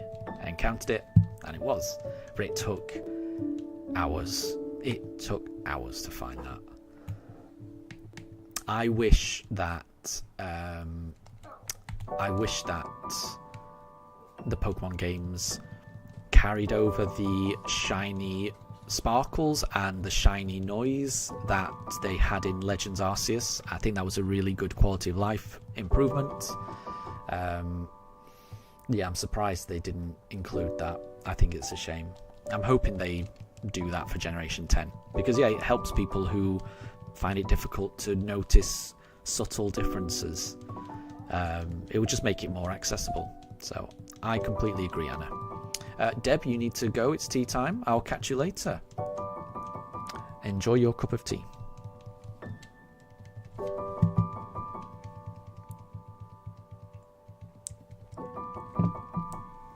Or if you mean tea time as in your evening meal, then enjoy your evening meal.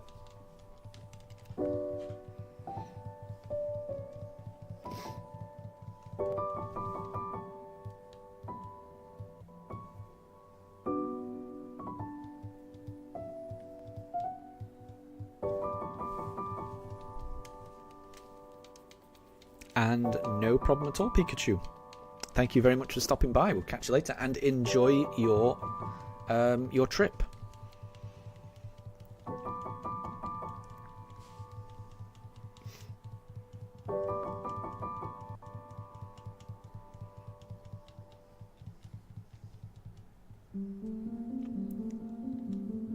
Right, let's do Turtwig this time. Let's see.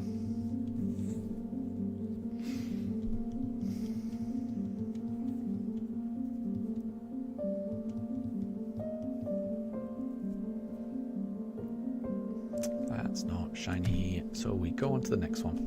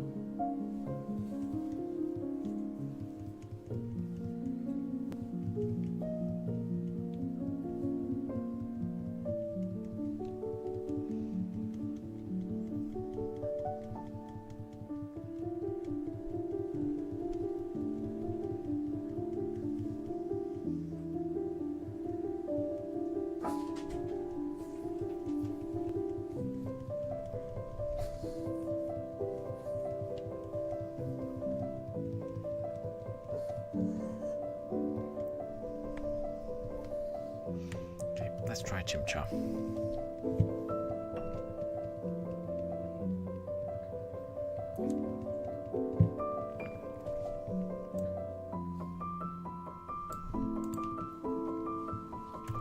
Nope.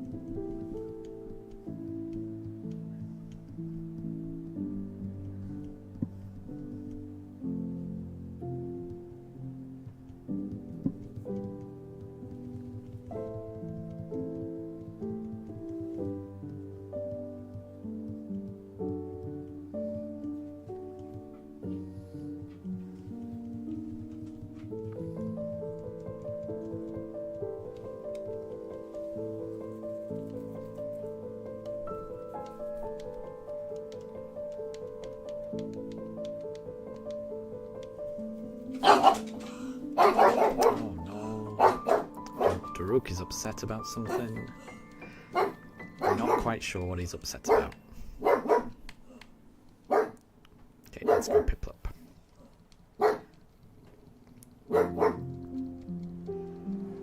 And Anna, you forget that Nincada is in Sword and Shield. Yes, yeah, I'm pretty sure it's in Sword and Shield. It's just not in Scarlet and Violet, which is a shame.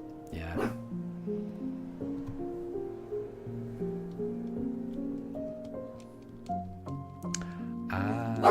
Daruk can hear a dog outside. So one of the neighbours' dogs is barking.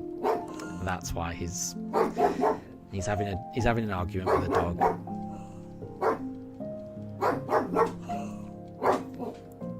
So he's just having a bit of a chat. He's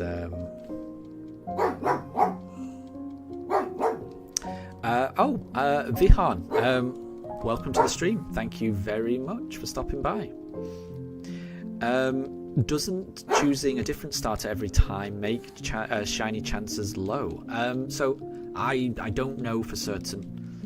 My understanding of the way that shinies are generated in this game is that the briefcase, then it's not determined that they're shiny in the briefcase. It's only once you select a Pokemon that it's determined whether it's shiny or not. So in that sense, it doesn't matter which one I pick here. It's when you select it, that's when it's determined whether the encounter is going to be shiny or not. So in a sense, it shouldn't matter which one I pick. So in my mind, it does not impact. Every time I open that briefcase and select a Pokemon, there's a 1 in 4,096% chance. No, sorry, there's a 1 in 4,096 chance that the Pokemon is going to be shiny. So, yeah, I like the idea of not knowing what my shiny is going to be, which is why I'm trying to choose a different one each time. But I will say I'm not very good at that. I will forget which one I choose and then end up picking the same one. But I'm trying to do a different one each time. That's the idea.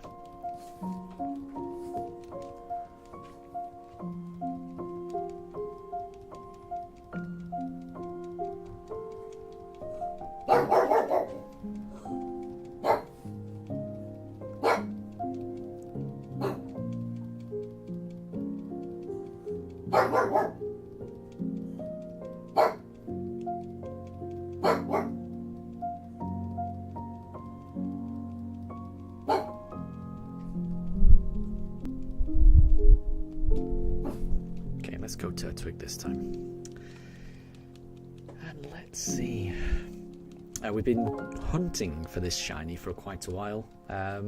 Over 2 months, over 140 hours of hunting, over 6,000 encounters, and no shiny just yet. But hopefully soon.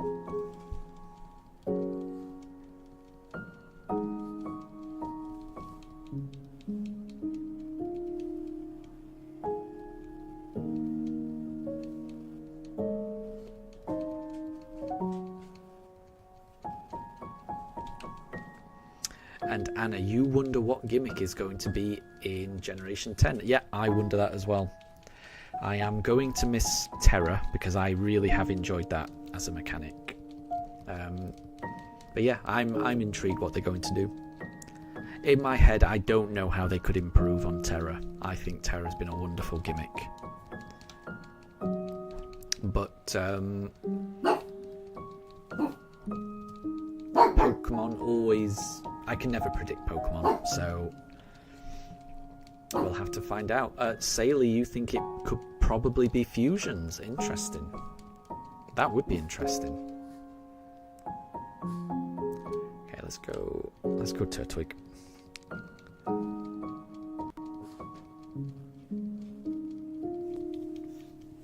And Wolf thinks that's a leaked gimmick, so maybe it is, maybe. Interesting. Tempest, you feel like fusions would be too much? Maybe just like how they did Curum and Necrozma. Yeah, I don't know too much about those, though. You know, those Pokemon came from generation I didn't really play, but I think I know how they work.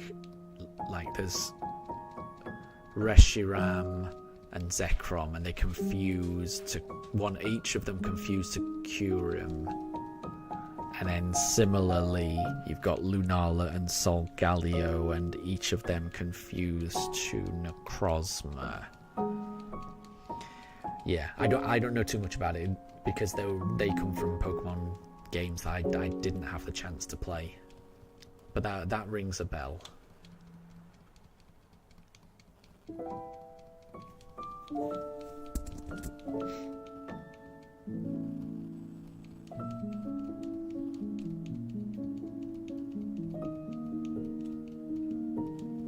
Okay, let's go Chimchar.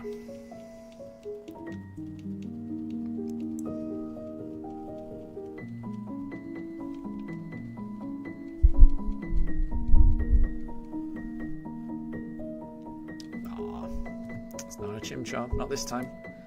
So let's go for a Piplup next time. Sailor, you still wanted to see the original dragon. And Tempest, original dragon is probably meant to be for Legends Kurem. Most obvious way Game Freak can do a Unova game. Okay. I mean, the phrase original dragon is going right over my head. I haven't got a clue. Saley, maybe Pokemon Grey too. Ooh, interesting. That's kind of cool. Black and white and grey. That's kind of cool.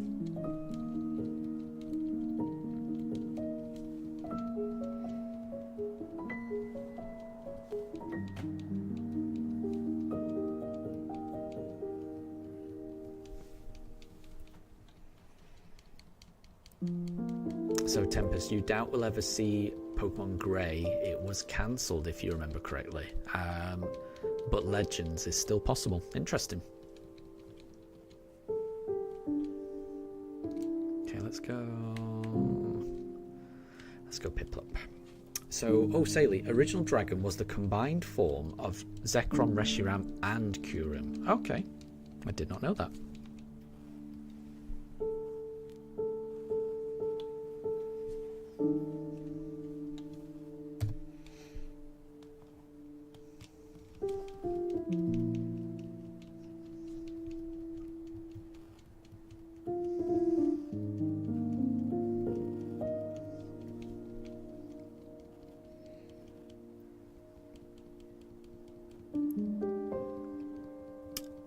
So Tempest says original dragon is what Curum originally was before both Zekrom and Reshiram split from it. So far it can only refuse with one of them but not both, which is what we're waiting to see. Right, okay. Interesting.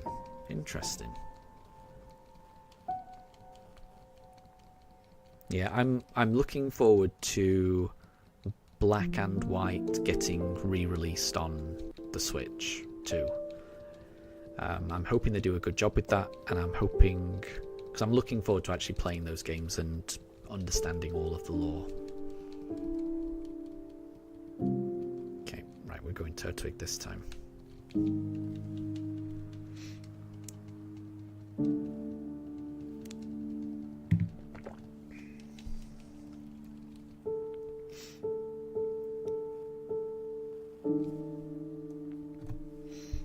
And Anna, you're hoping for X and Y remakes. Well, I mean, I'm hoping for that as well, but I'm assuming Black and White comes first. But I'm looking forward to that as well. I missed out on X and Y as well, and I missed out on Sun and Moon, so I'm looking forward to those remakes.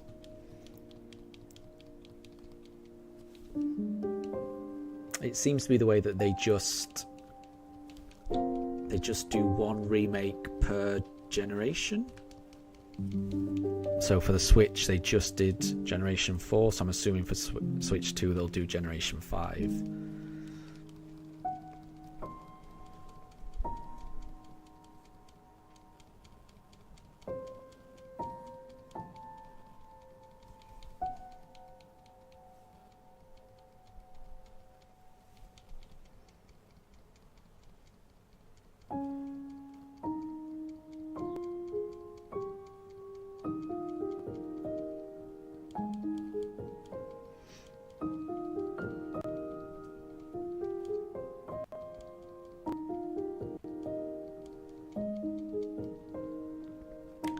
Let's go Chimchar this time.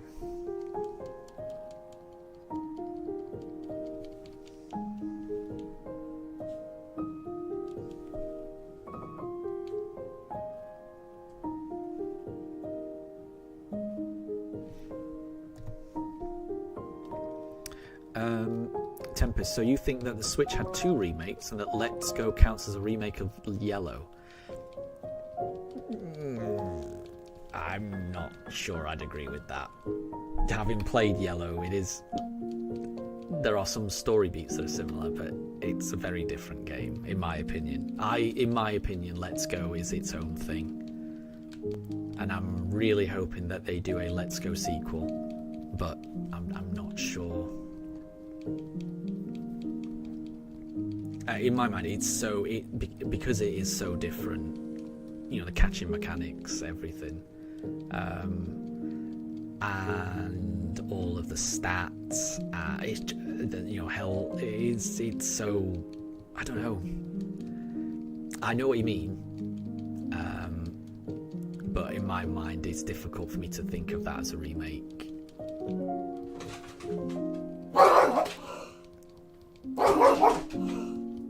Okay,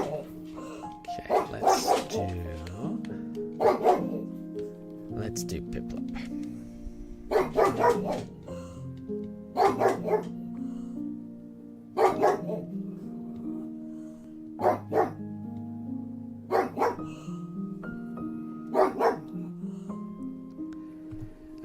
Sailor, you wouldn't call it a remake, you maybe remastered.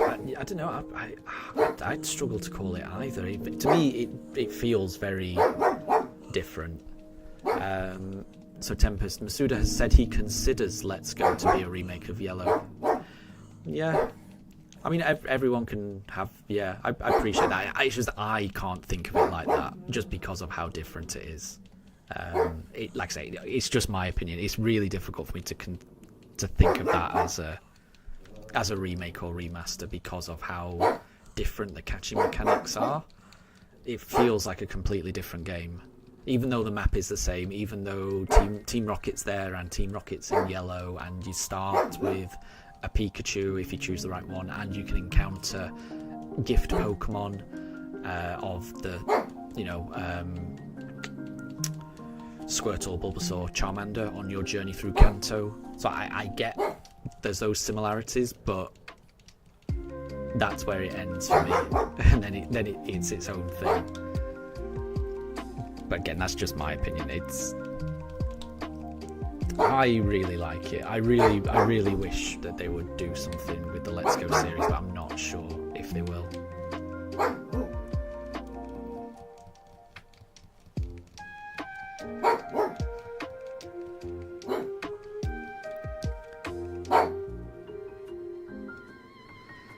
Saley, so it's like if Pokemon Yellow and Pokemon Go had a baby.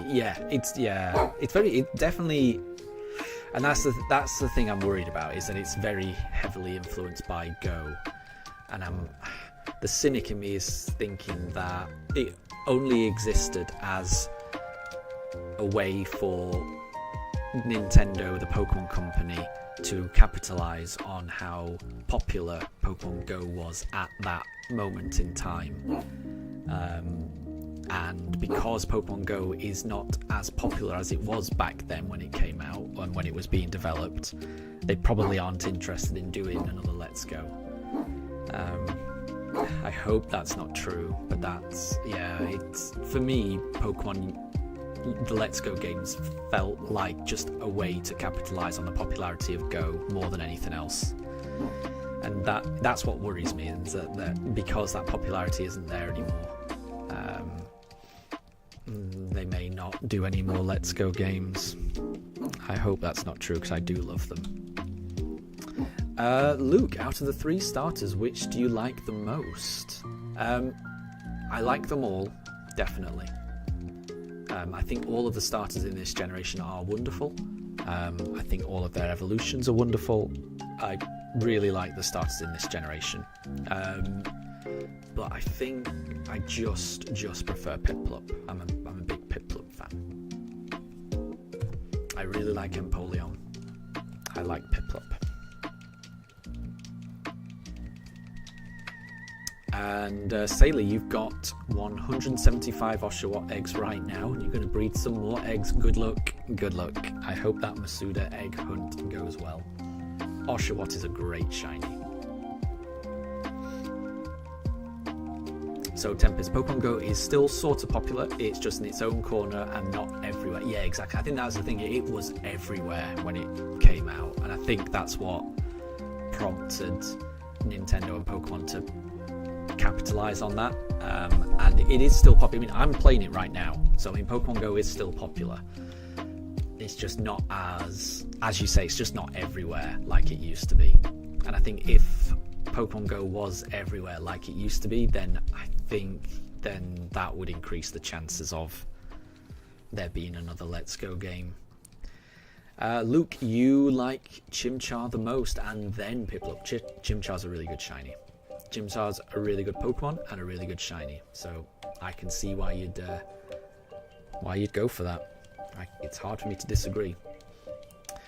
Deb, you're going to brew some ginger tea and get some snacks, and then you'll restart Mystery Dungeon as you forgot to save. Oh.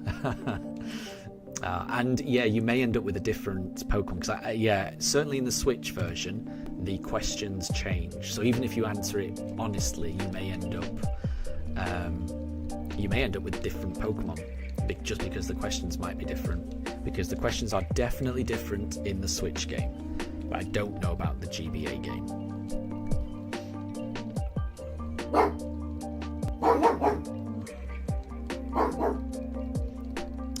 And Tempest, you honestly kind of like Let's Go, you just wish you could play it in docked. Yeah. It's much more fun to play in handheld, isn't it? Because you can use the motion controls to catch. You don't have to actually throw. Well, when I say motion controls, I mean like you can move your system to target and then just press a button, rather than having to use the unreliable throwing mechanic when it's in docked.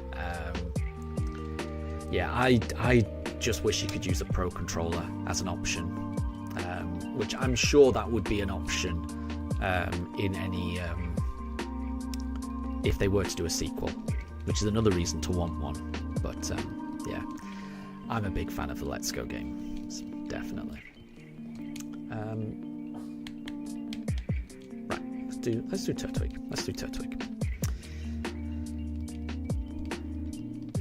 Saley, so in the Switch remake, you can literally pick the Pokemon you want to be. Yes, you can. But I mean, I'm currently doing the remake. I'm a couple of hours in, not very far, and it assigned me Psyduck based on the answers I gave. And I could tell that it did say, "Are you sure?" And you could go back and just pick whoever you wanted, but that's not really in the spirit of the game. I think you should just go with what it suggests. So I am a Psyduck, apparently.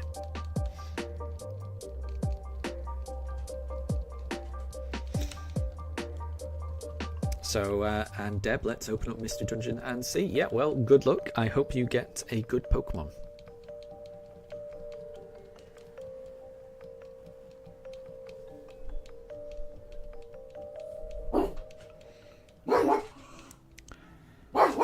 I still haven't found a shiny Quaxley. Oh, and Wolf, you're currently over 600 encounters of trying to find a shiny Wooloo. Good luck. I really hope you get it. Shiny Wooloo is really nice. You will get it, I'm sure. Just keep going and you will get it. You've just got to keep going. Don't be disheartened. And you'll get it eventually. Sailor, you had a TTS transition. don't know what that means. I was trying to figure it out. I'm not sure what that means. Okay, well, it wasn't Chimchar, so we'll go on to the next one. And Deb, you are getting different questions. Interesting.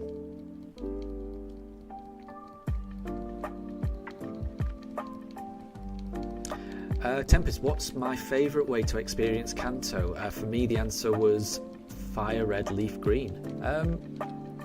I do think those are good games, aren't they? Yeah, I think I did enjoy Fire Red and Leaf Green. It's been a while since I've played them. And I only ever played them, I think I emulated them. So I only ever played them as an emulator. I never actually had the games as on Game Boy Advance cartridges, which is a shame. I wish I'd picked them up. They're very expensive now. I wish I'd picked them up at the time. I played the originals to death. So I mean, part of me really liked Pokemon Yellow. I will say, having Pikachu follow you around, that was the first game where a Pokemon followed you around, and then they forgot about that mechanic for a long time, and they would only ever bring it back periodically. I don't think it was a thing in Fire Red and Leaf Green. I might be wrong, but I don't remember that being an option. So, Pokemon Yellow's got that going for it. And I do like the Let's Go games, but I mean the originals really did have some glaring flaws that I was not aware of at the time, but going back to them, it probably would be jarringly difficult to play it without the, with the broken special stat. There's just a lot of balancing issues with those original games, which again I didn't notice at the time when I was playing it, but it probably, I can imagine it probably would be difficult for me to go back to the originals, which is why I definitely did enjoy Fire Red and Leaf Green. I'm trying to think. I think I probably would say Fire Red, Leaf Green. I think I would. But again, I do like the Let's Go games. But again, they are very different as well.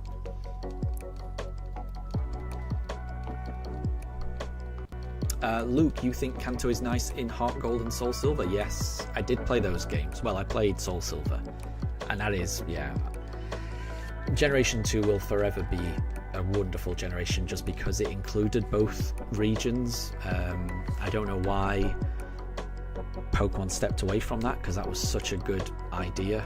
I loved that so much. So I would agree to that. Tempest, Fire Red does hit differently on proper hardware. Nice, yeah. Yeah, like I said, when I played that, I had to emulate it, and I had a good time. I definitely had a good time.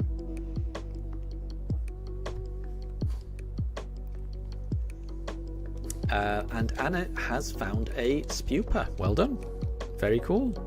You can evolve that into a Vivillon, and Vivillon is a great Pokemon, in my opinion.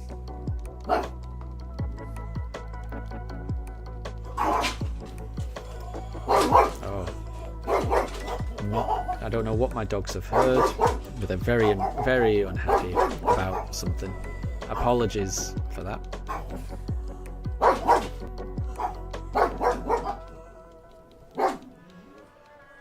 Oh, and Tempest. So apparently people seem to think that Game Freak might let us get Generation 1 on Switch next year, because they did something similar with the 3DS. It's not confirmed, but it's a fair assumption. Very good.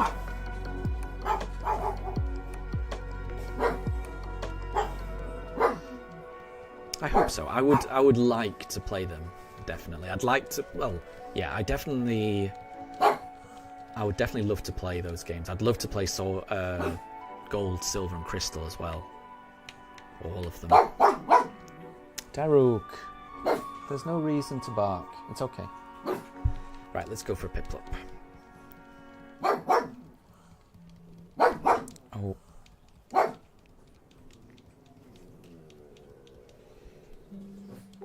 I think there's I can hear voices outside, so the neighbours are Maybe having a barbecue, not sure.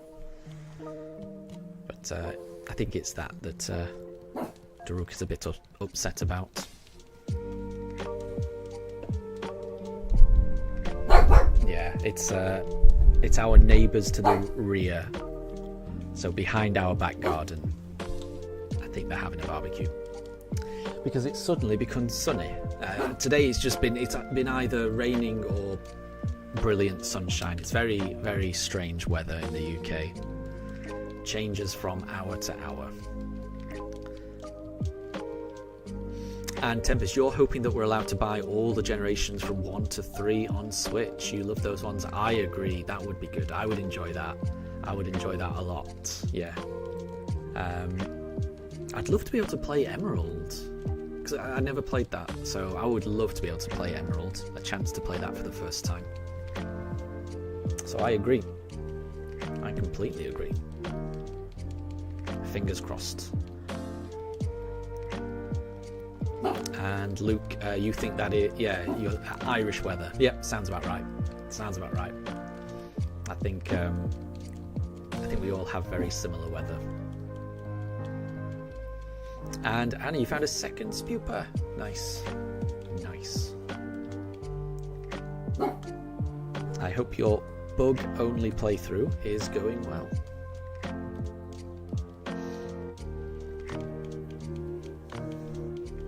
And yeah, I can hear my neighbours. Yeah, talking away, having a barbecue. Which there's nothing wrong with that, but for some reason, Daruk does not like the sound of voices. Oh, I can smell it as well. I can smell the barbecue. It smells quite nice. That is a lovely smell to have on the breeze. The smell of charcoal and barbecue. I don't know why that is so pleasant, but it really is. That is a very summery smell. The smell of a barbecue on the breeze. That is nice. We haven't had a barbecue this year. I'll have to correct that. It's been a while since I've had a barbecue. Obviously, won't be this weekend, but I'll have to do one. Okay, we'll go for Chimchar. Yeah, Chimchar. So Deb, you got Mudkip again. There you go, and you chose Trico as your partner again. Very good. Very good.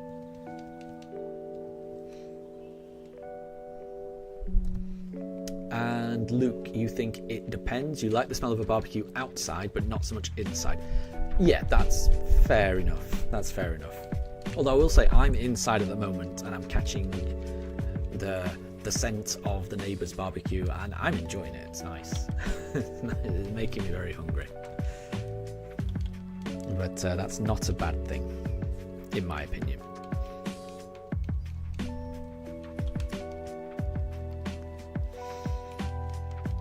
Okay, so we're going to go for, this is encounter 6075. Could it be shiny?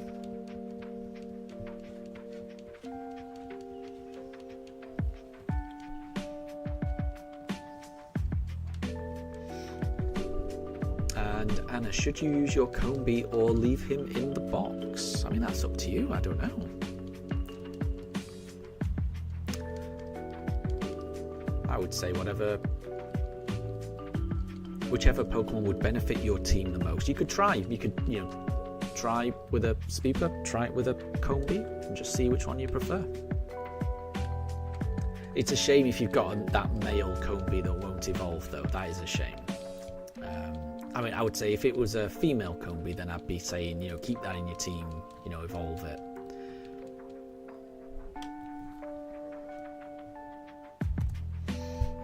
Piplup is not shiny, so we keep going. We keep going on and on.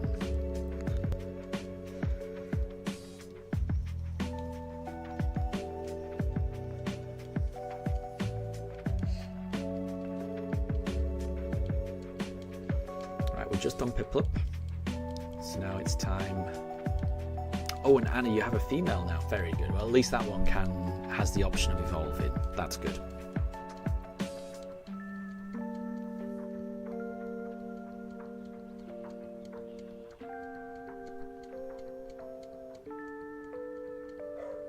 Oh. Well, that dog bark, it's there. Apologies. Yeah.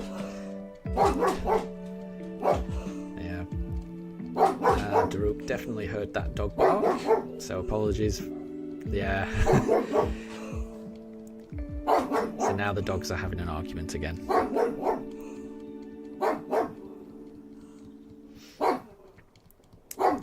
Deb, why is this Wurmple attacking you? I'm not sure. What did I do last time? I can't remember.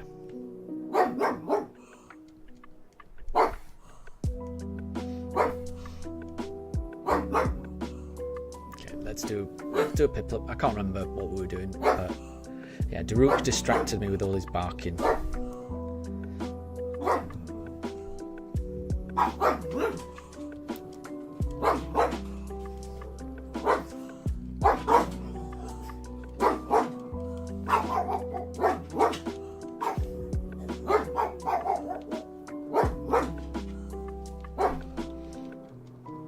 So Deb, you're guessing you really are a Mudkip. Mudkip's your favourite water type after Greninja, but you don't like Mega Mudkip.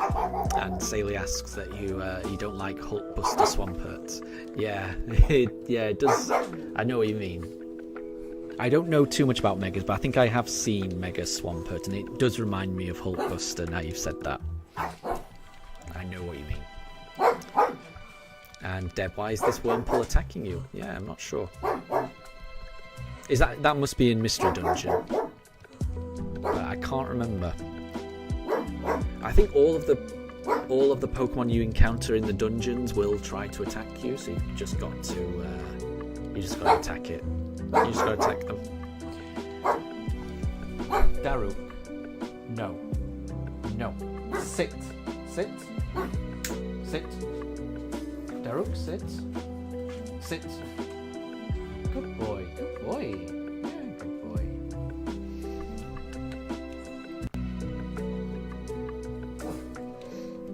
And Tempest, your top 3 water starters are Blastoise, then Feraligatr, then Swampert. Although Swampert and Feraligatr can be interchangeable. It's a good list. It's a good list.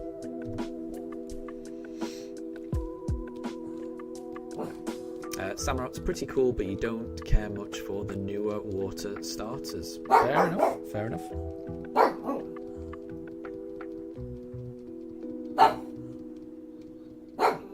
And Sailor, your favourite water starters are Hisuian Samurott, Inteleon, and Quaquaval. I'm trying to get a shiny Quaquaval. Oh, we got one. We've got one. We've got one. We've got one. Okay, bear with me. So I mean, this is not in BDSP, but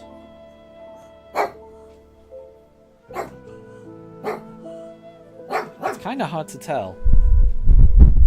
I promise you that is a shiny Quaxley. That's my first shiny Quaxley of Quaxley Community Day. So I've got one. I've got one at least. I'm happy with that.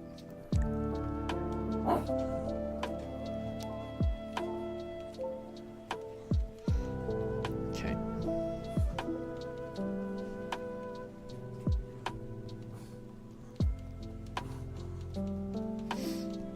And Saley, yes, the Quaxley has shiny gel on its head. Yeah, it's cool. I like it. I'm a fan of Quaxley. I like him. I like the little guy. Deb, how do you attack? Thankfully, Trico is saving you. I can't. Yeah. I think I can't. So on the Switch version, you kind of hold the shoulder button, the left shoulder button, and then it'll tell you what your attacks are, and then you choose which attack, and you've got to kind of aim it at the Pokemon. It's tricky. The combat takes a bit of getting used to, definitely. I will say that. It took me a long time to get used to the combat, and I'm not fully used to the combat yet in Mystery Dungeon, but it is kind of cool. Shadow, face reveal when? I don't think I'm ever gonna do a face reveal. That's the plan anyway. There's definitely, at the moment, there is no plan for a face reveal. Just because I like having the Pooch cams, and I don't know, I'm a little anxious, a little self-conscious. I prefer not having a face reveal personally, but that's just me. Wolf, your favourite water starters are Greninja, Primarina. Nice.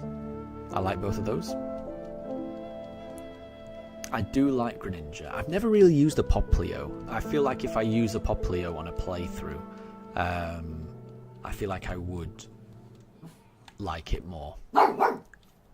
Okay, we will do Turtwig.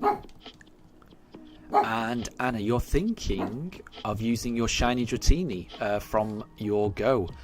Very cool. I think shiny Dratini might be my favourite shiny ever.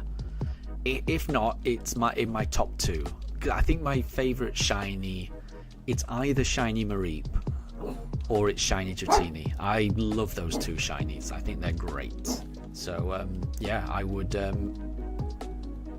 use it if I were you, definitely.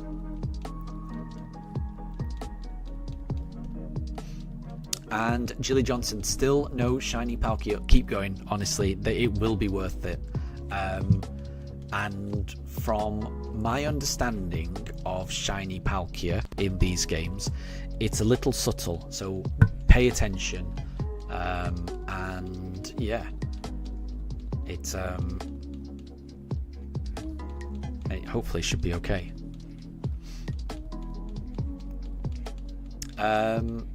Shadow, your Mewtwo reaction broke my headphones. You can't mean my Mewtwo reaction, do you?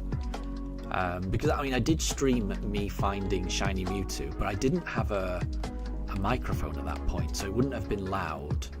I did jump up and react, but you can't see that on the camera because none of the cameras are pointed on me.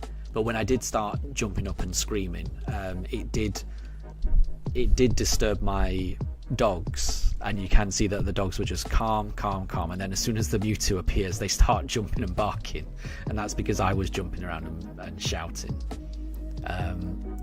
But there shouldn't have been any audio of it because, like I said, I didn't have a microphone at that point. I wish I did, but I don't know if it's someone else's Mewtwo you're talking about.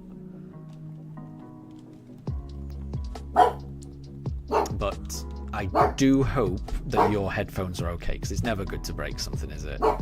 So I hope your headphones are okay. Wolf, if you ever did a water-only run, you might use Greninja. It is a good one, isn't it? And that would be a fun run, I think. You know, I do like, you know, just using only one type on a playthrough. I bet that would be fun. And Deb, Primarina, is Water Fairy a unique type? Yeah, it's a good type. I mean, I like... that's part of the reason I do like Azumarill. It is a nice combination, water and fairy. I agree.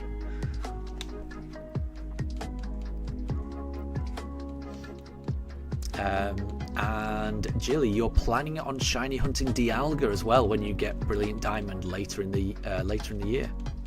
Wait, possibly later today. Oh, so you've already got it. Sorry, possibly later today. I mean, yeah. So that, I'm assuming that means that once you get the Palkia, then you move on to shiny hunting Dialga. So yeah, really good luck on getting that Palkia. I hope you can get it soon, because that would be cool to get both. That would be so cool. But yeah, when I get to Palkia in this run, I want to do the same. I want to do a shiny soft resetting attempt. So I hope you get it soon. But yeah, I know how you feel. I'm trying to find my own shiny, and it can be rough in these games. It can be rough.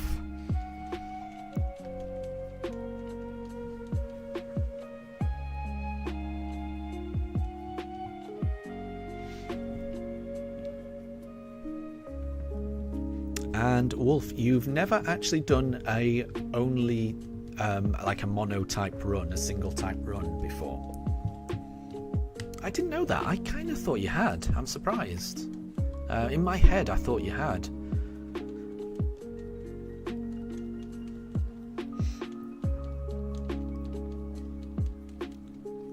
But, I mean, however you do the playthrough, so long as you have fun, then that is the main thing, isn't it? It's all about, I mean, any challenge, any restrictions that you put on yourself, you're only doing that to make the run more fun for yourself. So long as the run is fun for you, then you're playing the game in the right way, in my opinion. So Sailor, you recently finished a Unova only Pokemon run in Pokemon Sword. That would be pretty cool. Exactly, yeah. All these types of restricted things, it's all about just, yeah, doing things that you think is fun. Ah, Wolf, so you were thinking of doing one, but you ended up changing the idea. Yeah, that, I think I remember, it was either ground or rock. I remember us talking about a potential run, and I thought it was a rock or a ground run. And yeah, maybe it was just the idea of doing it rather than actually doing it. I think you're right. Jilly, you can't be bothered to shiny hunt Dialga in Dynamax Adventures, and yeah, you do want both because you already have a shiny Giratina from 2 Dynamax Adventure resets. That's crazy. And yeah, it would look nice in Arceus. I agree.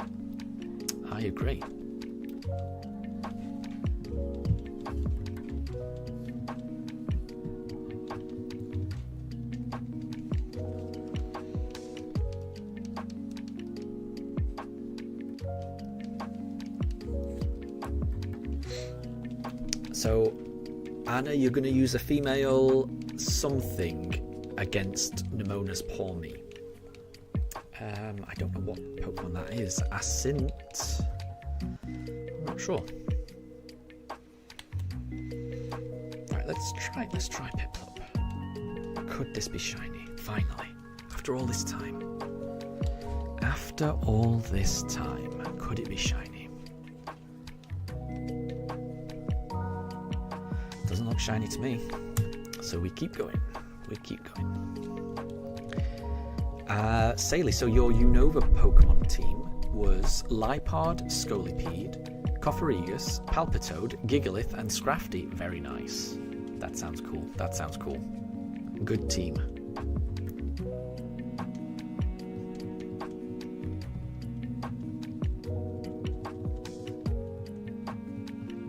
Oh, Combee. So right, Combee, Anna. So you're going to use a female Combee against Nemona's Palmy. Oh. I would be worried about that Combee if I were you. That Nemona's Palmy is a bit of a beast.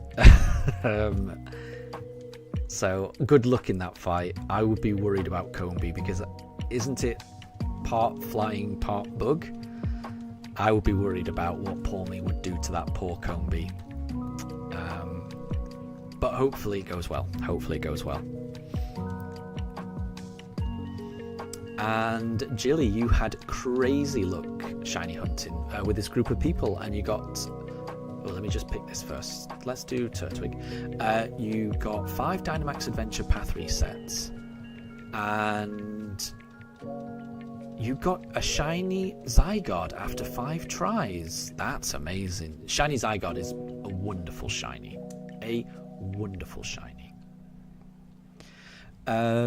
Tempest, it could be a good time to mention the server. Yeah, I can post a link to the Discord server. it's all. I agree. I think it is better to post a link in chat, because whenever I put one in the description, it always times out. It's weird. These Discord links don't last very long. I'll post it in chat. Bear with me. For anyone that wants to join.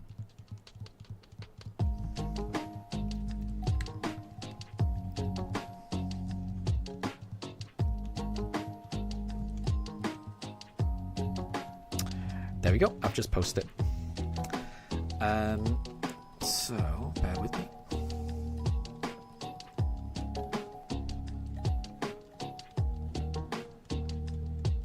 So Jilly really loves the pup version of Zygarde. Yeah, I've seen that. That's in the trailer for Legend ZA, isn't it? So I've seen...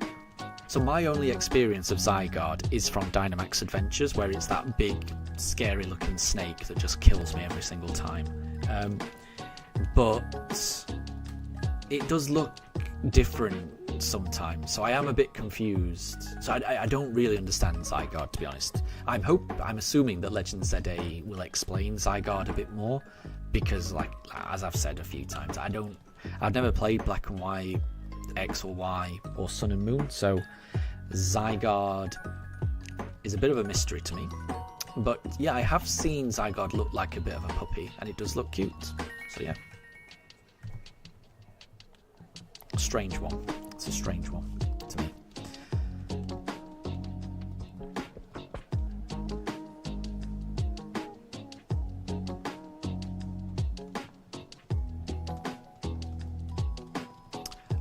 Oh right. Pin the message. Yeah, I can pin it, I think. Pin message. Good idea. There we go. I've just pinned it. That is a good idea.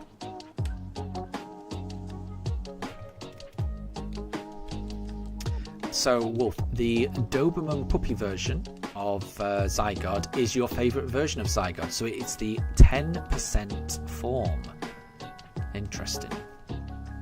It's definitely a strange one, Zygarde, isn't it? Very strange. So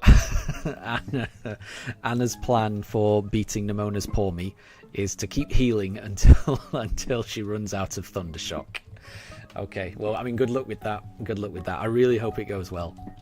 That sounds like a dangerous tactic to me. How much PP does Thundershock have? It might have 25. It might be there a while. Okay, let's go Chimchar. Let's go Chimchar.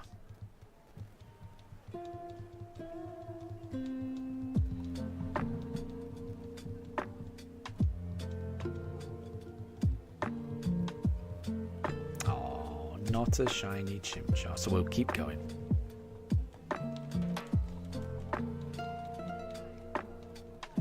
So Jilly's favourite version of Zygarde is the 10% form as well, the one that looks like a dog. Nice. Oh, and Wolf says Thundershock's PP might be around 30 or 40. Oh, yeah, I mean, good luck, Anna. Good luck in that fight. I hope it goes well. That sounds like it could be a tricky fight, though. And Saley, right now you are up to 224 Oshawott eggs. We'll keep going. Keep going.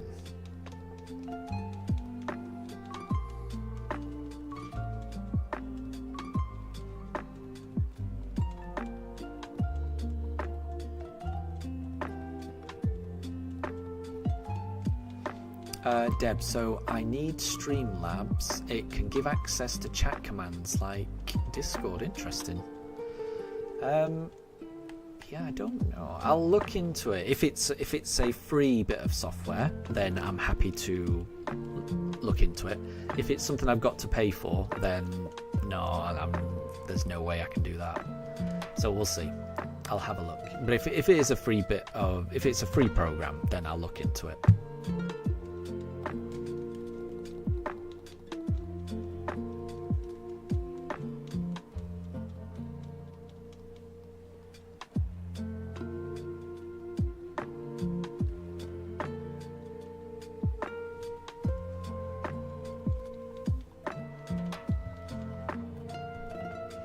But I mean, at the moment, I think everything works okay at the moment. I don't mind, when I need to post a Discord link, I just have to click a few things on my phone. It's not too much trouble.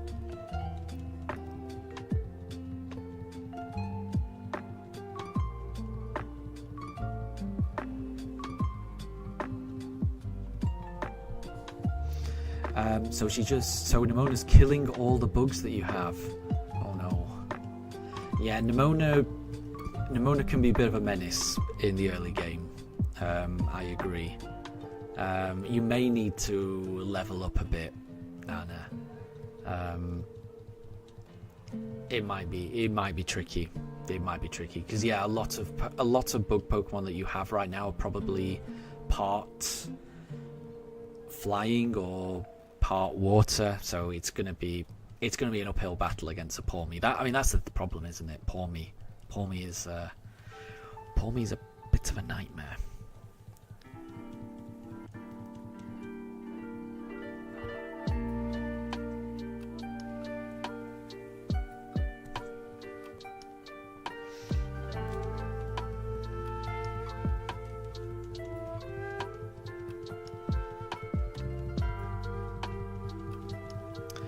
And Deb, there's no, you don't need to post an explanation. I can look into it. It's fine. Don't worry. I will have a look into it. So there's no need to post anything. I'll figure it out, and I'll have a look if it's viable.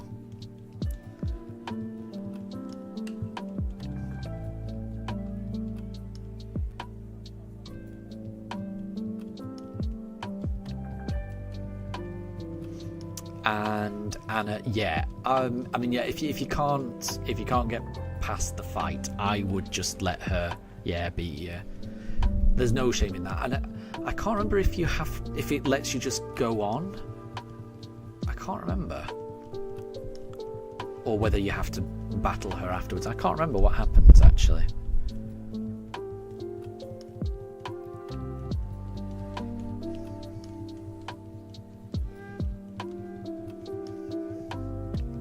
But yeah, I know the exact fight, and I know how tricky Pawmi can be, because I've been there.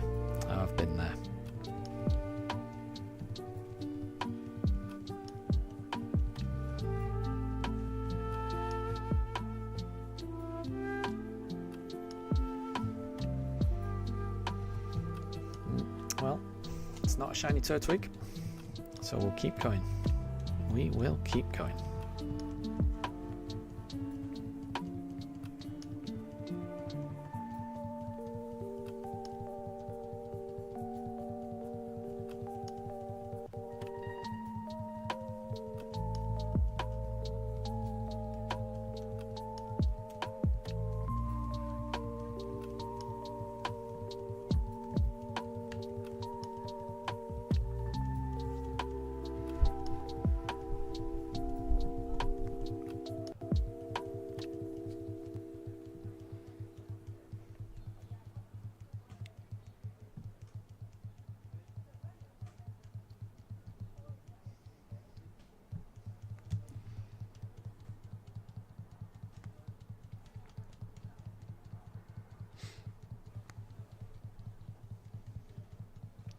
So, Jilly, do I have a preference of which shiny starter I want?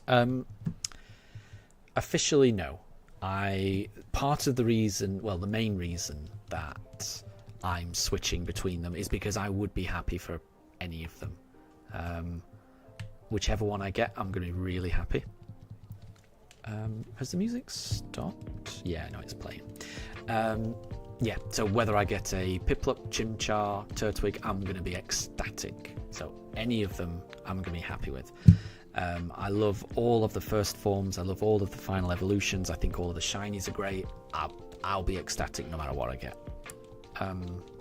But I do have a bit of a preference for this particular Pokemon that I have on the back of my phone. So I'll just show off. So that little guy comes with me everywhere. So that, I do have a bit of a preference for that particular Pokemon, which is why I'm trying to do this random, so I'm trying to select a different Pokemon each time, but sometimes I do forget, and if I do forget, I tend to just default to Piplup, because deep down I think I would prefer a Piplup rather than anything else, but who knows.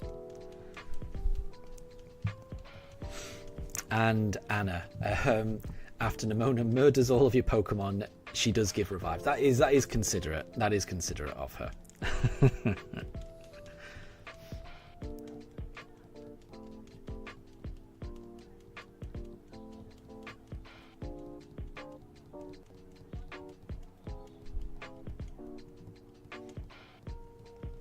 And apparently you don't need to beat her the first time. That's fair enough.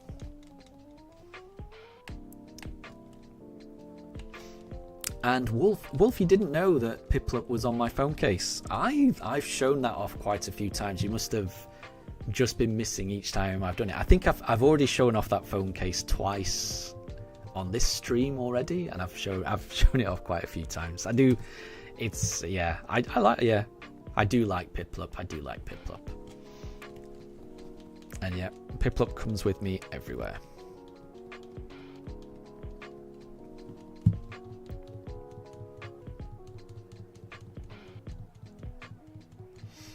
So, Jilly, your partner's first Pokemon game was Platinum, and he absolutely loves Piplup. Well, there you go. He's a man of good taste. And Chmeeze, Piplup was your first ever starter Pokemon back when you picked up Pokemon Diamond as a kid. There you go. See it? We've got a lot of Piplup fans in the chat. I like that, because I completely agree. But again, I would be happy with any of them. So if it turns out to be a Turtwig, I'll be happy. If it turns out to be a Chimchar, I'll be happy. If it turns out to be a Piplup, I'll be just a tiny bit extra happy. But I'll be happy no matter what.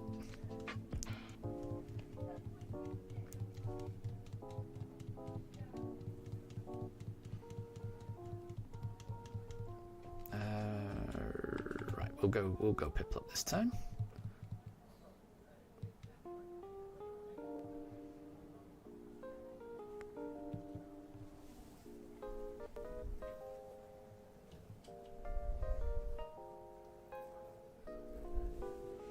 That's not shiny though, so we're going to keep going. We are going to keep going. So Anna, you have a Grogu phone case. I don't know what that is, but it sounds cool. And Jilly, you do like the little penguin guy. Exactly. And Jilly, it's a coincidence your partner is also from the UK. There you go. There you go.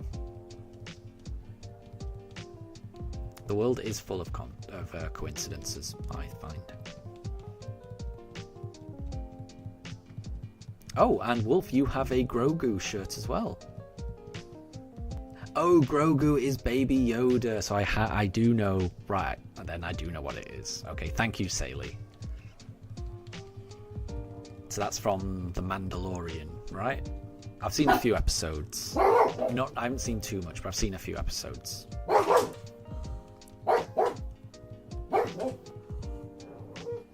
And Wolf, it's the Baby Yoda's real name from The Mandalorian. Yes, yes. Right, I just did Piplup, so I've got to go for Turtwig this time.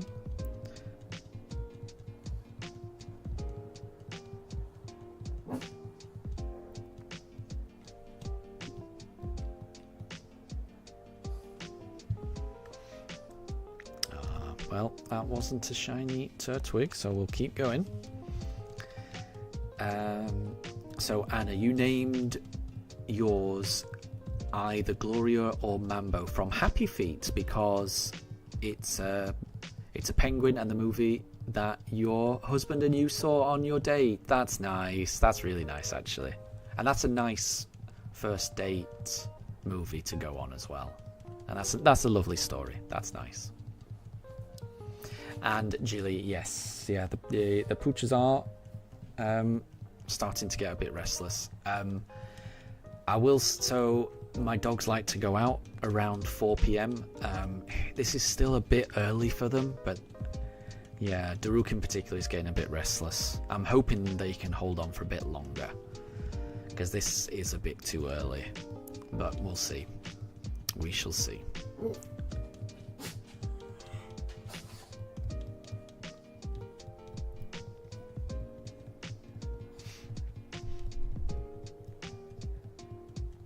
Okay. Right, I did Turtwig last time, so we're doing Chimchar this time. And Anna, your uncle took you, and your uncle fell asleep. And Jilly, Daruk, what a name for a dog. Yeah. So Daruk is almost 6 years old. He will turn 6 years old a week on Tuesday. And my other pug is called Mifa, and she just turned 3 years old. So yeah, I have Daruk and I have Mifa. And if you're impressed by the name Daruk and you've spelt it correctly like that, I'm assuming you're aware of the reason that I've named them those particular names.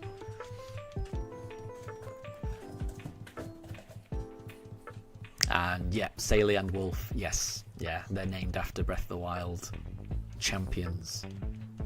I'm a big Breath of the Wild fan. Jilly, you've been replaying Breath of the Wild on your Switch too. Nice, and you even got some of the amiibos for it. So you've got the Guardian.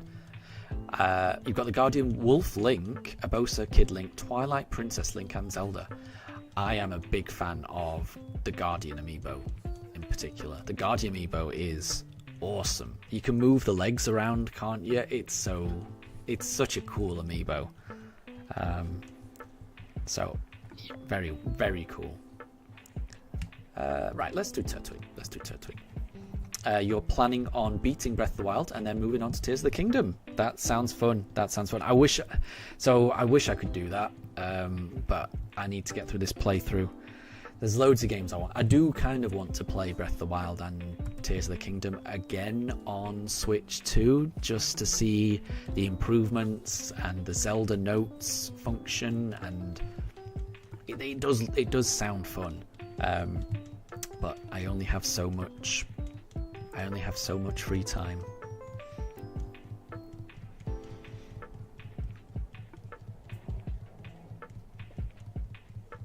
And Jilly, yeah, you love that you can move the legs. Yeah, it's such a cool amiibo, isn't it? The champion, the Guardian. Yes, it's really cool. The Wolf Link is a good one as well. I like how Midna rides on top of Wolf Link. It's pretty cool. So you've got some really cool amiibos there. I like those ones.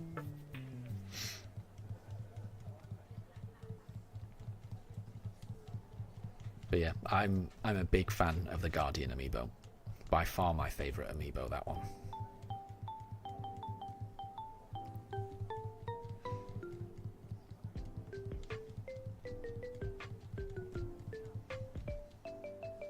Okay, we'll do Chimchar this time. So Jilly, you're currently 2 out of the 3 beasts. You went for the Gerudo one first, then Rito, and now you're at Goron, and then you're saving Zora for last. Nice. I think I always go for Rito first, just because of how useful Rivali's Gale is. You pick the ones that you liked the best. Yeah, that's the best way to do it. But yeah, I just find Rivali's Gale so useful for just traversing the world. It's difficult for me to not go for that immediately. So I am drawn to Rito Village whenever I start a playthrough. But it's a wonderful game. I think it might be my favourite game, Breath of the Wild. I think it's a wonderful game.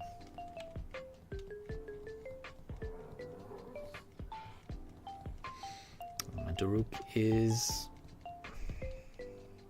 making noises. I feel bad. I'm going to try... So I think what I'm going to do is I'm going to try and hold out for another 20 minutes.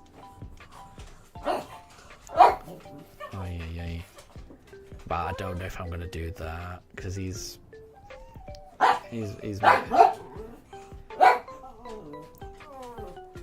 Oh, I think he's struggling. I think he really wants something. We'll see.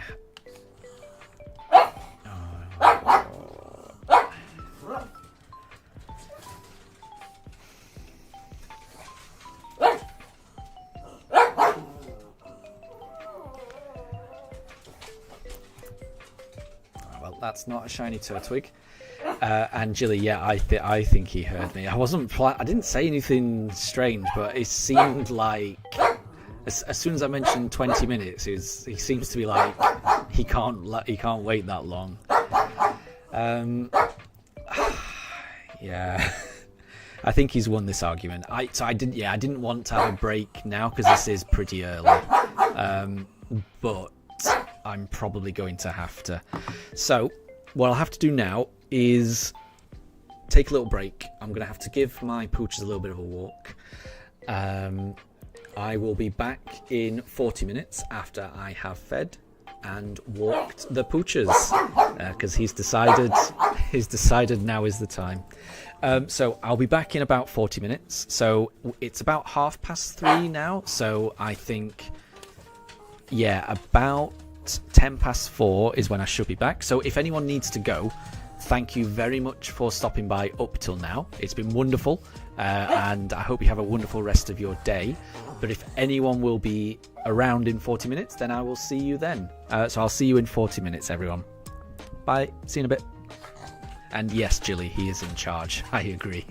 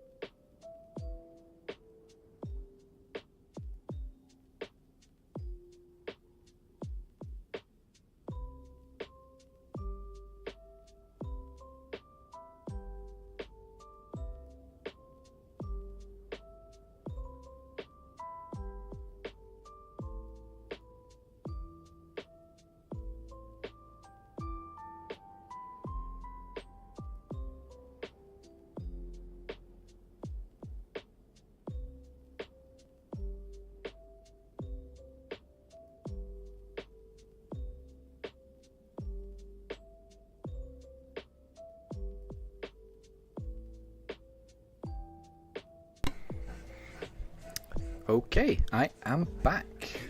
Let me just pop that in chat. Back. Okay, so the dogs have eaten. They've been for a walk. I have been catching Pokemon all the way through the walk, trying to get a shiny Quaxley, and I managed to find 2 shiny Quaxley, so that's 3 in total, which I'm pretty happy with. So I have found 3 shiny Quaxley on Community Day, which is not bad. I hope everyone's been well. And oh, Capamon, good to see you. I hope you're doing well, and I hope your shiny hunt is going well. And Jilly, you could never shiny hunt these starters. You do not have the patience. Yeah, I don't blame you. It takes a while. It takes a while. But I would say once you've done it a few times, it becomes like second nature. And like I say, it's there's something about it that's quite calming and relaxing. You know, getting to do this with my dogs next to me, just listening to some calm lo-fi music, in the hopes of finding a shiny and knowing what that shiny is going to mean, that it's going to mean that I can progress in this game and move further forward, and also being able to chat to you all through this process. It's really not as bad as it sounds. It's really quite nice, honestly. During my you know, when I work 9 to 5, I'm generally looking forward to when my working day finishes and I can do a little bit of shiny hunting with you all. So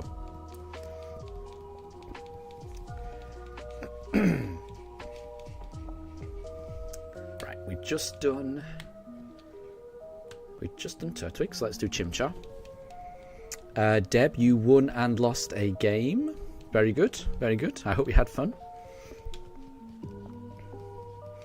And Wolf, this isn't your preferred method of shiny hunting.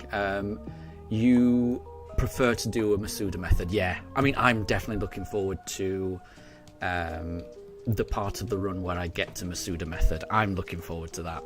I think that's going to be a fun part. And I still have to decide which Pokemon I'm going to Masuda method hunt as well. So that'll be fun. I'm looking forward to that a lot. So I don't blame you for enjoying that, because I'm looking forward to it. And Jilly, imagine if you get a shiny Chimchar on your first try. That would be amazing. I would be so impressed. So yeah, I really hope you do. Because I mean, there's just as much chance, you know, if we were to both do a reset, you know, we would both have the same chance of getting a shiny. So who knows? Deb, can you turn off the XP thing? Yeah, I can do. If people don't like it, I can do. What I might do is I might put a post up just asking people whether they want to keep the XP system or remove it, and I'm sure there's a way for me to remove it. But if the votes say that people want it, then I can keep it. So what I can do is I can put it to a vote, which I will do after this stream. Happy to do that. Happy to do that.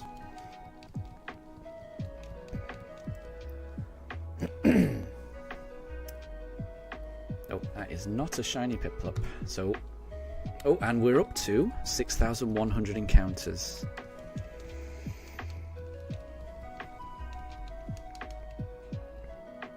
Oh, Capamon, so you've taken a break from that playthrough and you've bought a copy of Shining Pearl, the same game I'm playing, and you're playing it now. Well, I hope you're enjoying it. I hope you're enjoying it.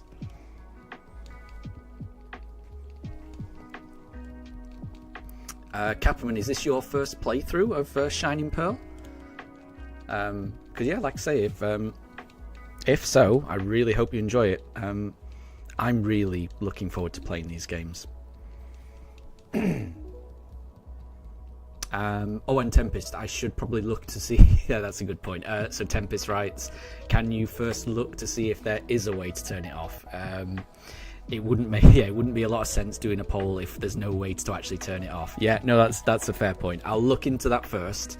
If I can turn it off, then I'll put it to a poll, and then we'll go with whichever whatever the poll says. I'm happy with that. I think that makes a lot of sense. Right, let's go Turtwig.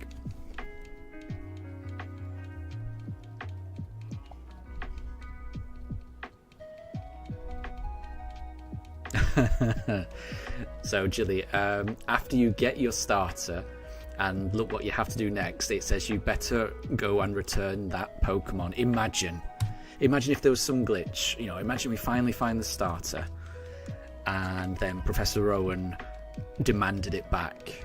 There was some glitch and Rowan's like, oh, you can just have this other Pokemon. I'll take that one that you took from the briefcase. That shiny Pokemon that you've been hunting for over 2 months, for over 140 hours of your life. I'll have that. You can have this other one. It would be funny. It would be heartbreaking, but it would be funny. And Jilly, yeah, this is the Stardew Valley music. I'm a big fan of Stardew Valley. I really am. Stardew Valley is on my list of games that I want to play, of which there's a lot of games I want to play. I've played Stardew Valley to death, but I haven't played it since the update that got released probably around this time last year. I just haven't had a chance to play it since then, so I want to start a new playthrough and enjoy all of the new content. I adore Stardew Valley. Absolutely adore it.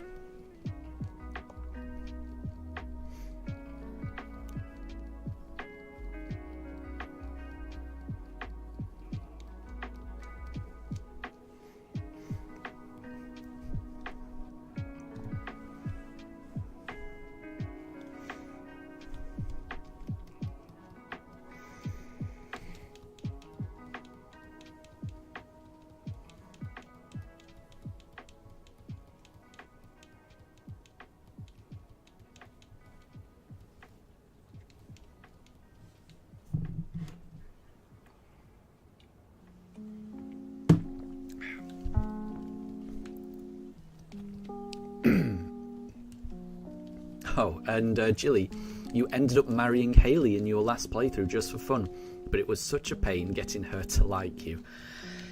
I'm trying to... So it has been a while since I played it, and I'm trying to think what gift Haley likes. And I think I would struggle with that. I used to know it off by heart, all of these, what to gift everyone. I used to have... chests, little boxes set up around town near where each person would go about their daily routine, so that I'd fill it with gifts that I could give them. But I can't remember what I used to gift Haley, which probably tells me she probably was a tricky one to buy gifts for. She likes dandelions. Oh, that's not too bad. Provided you're in the spring, that's not too bad. So, Capman, you played Brilliant Diamond on release. So you thought you'd play Pearl. It's been a while, and these are also the last Pokemon games you don't have a shiny charm on in the Switch. Nice. Well, have fun. I'm desperately looking forward to playing these games. And Anna, you're catching a Yanma. Nice. Oh, you must be in Kitakami then. Yanma is a great Pokemon. And good luck.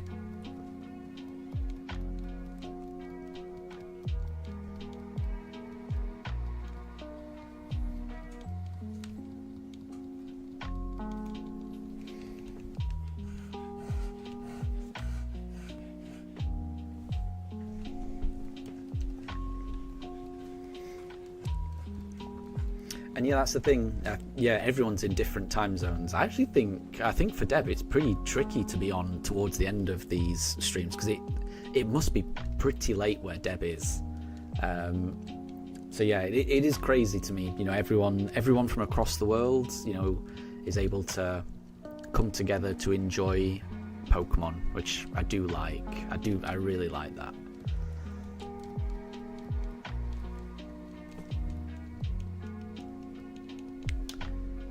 Okay, we'll do Turtwig this time.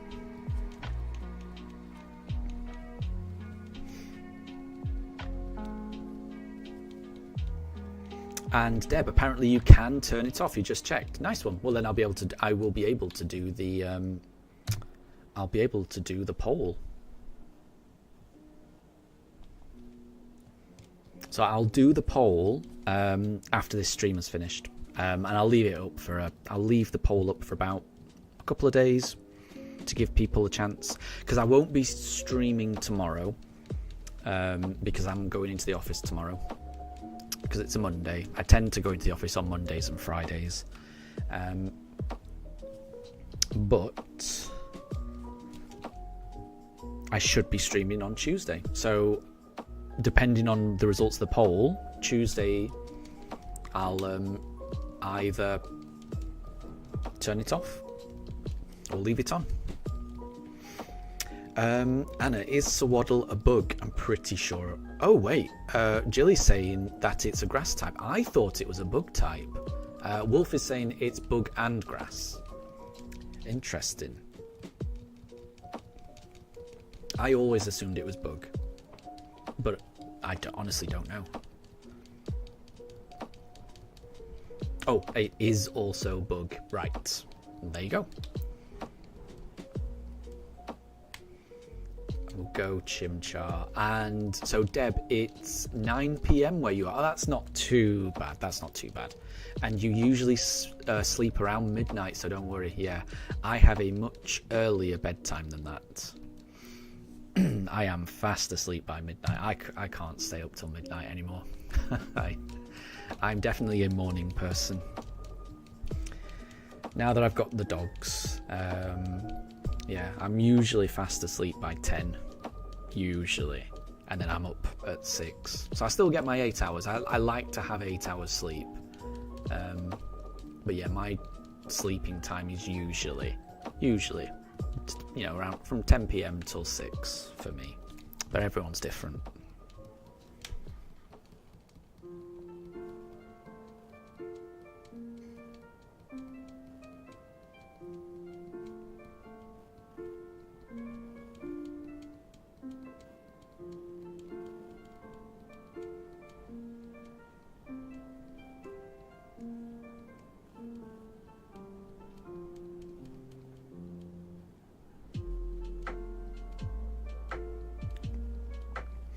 Oh, Deb, so you've turned off...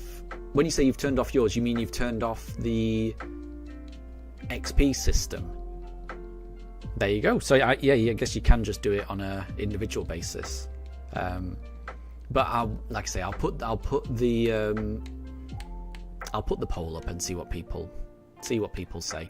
Because I'm happy to do whatever people want to do. I am happy to do it that way.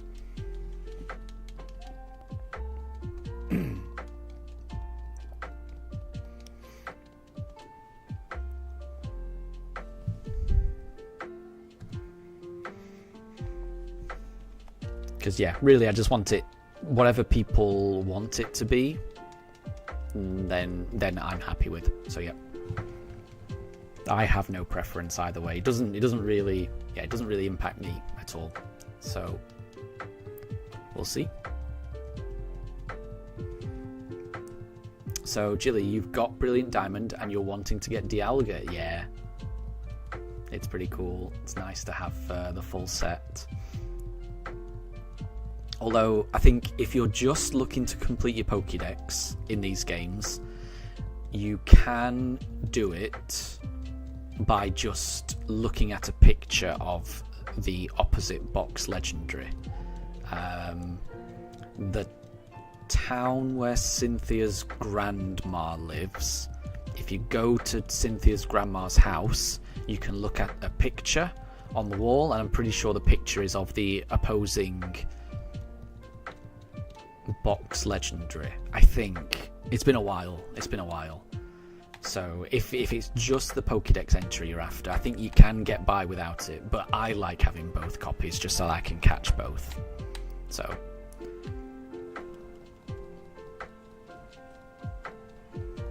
and Wolf, you were also wondering if there was a way to remove the XP thing. Yeah, so it seems like most people are not a fan. Yeah.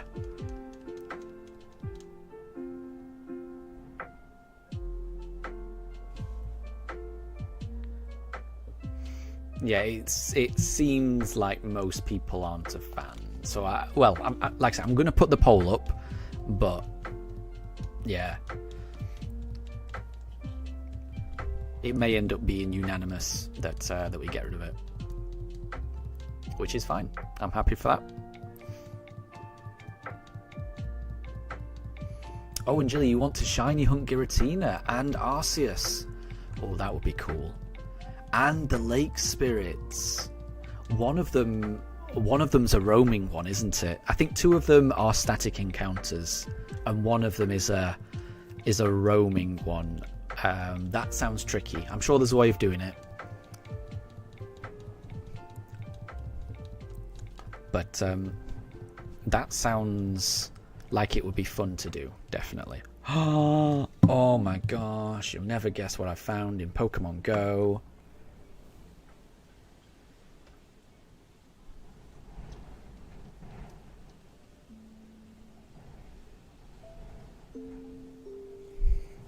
Yeah, I got a shiny Quaxley. Well, I've got to catch it first. Hold on. Very happy with that. Very happy with that. Okay, that's got to be a sign. Right, we're going for a Piplup now. Yeah, we caught it. Okay, that's 4 in total. I mean, that's more than I was expecting. So I'm pretty happy with that. I can't complain with 4 shiny Quaxley.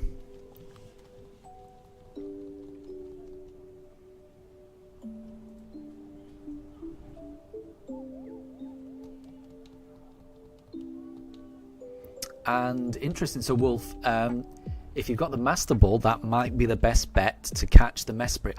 Oh, that's right. So yeah, now you've said that, do they run away as well? They may run away. I don't know how. I don't even know how you.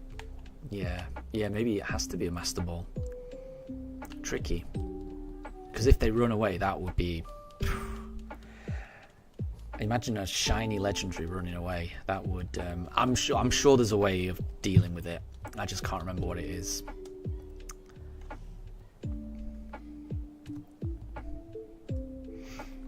Tempest, do you think that it's a sign that I should shiny hunt Quaxley in Scarlet and Violet? Yeah. I mean, not right now. I need to do this. But I've shiny hunted Sprigatito before.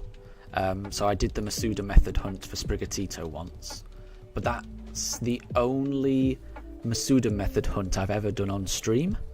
So it would be nice to do another one eventually. When I do go back to Scarlet and Violet, I probably will do a starter Masuda method hunt, because you can't do what I'm doing. You can't do the reset because the starters are shiny locked, but obviously you can then breed them and then get a starter through an egg, so that's possible.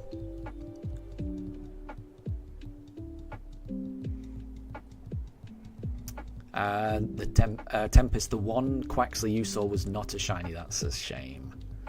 Yeah.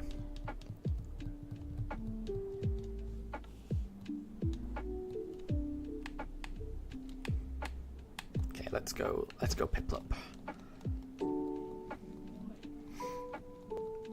And Jilly, you want to use a Master Ball for every shiny legendary? That would be good. That would be good.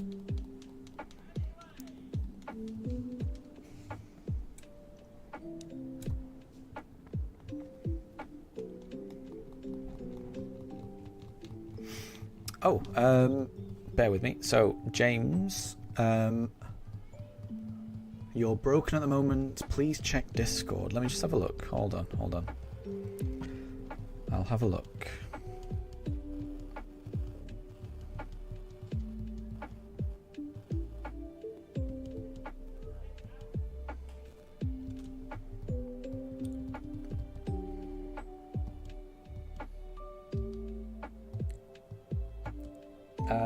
Unexpectedly passed away. Oh. I probably will need to watch that off stream because I don't want to watch it on stream just in case that you need to like take in audio. That feels like the type of thing that I would need to pay all of my attention to rather than just, you know,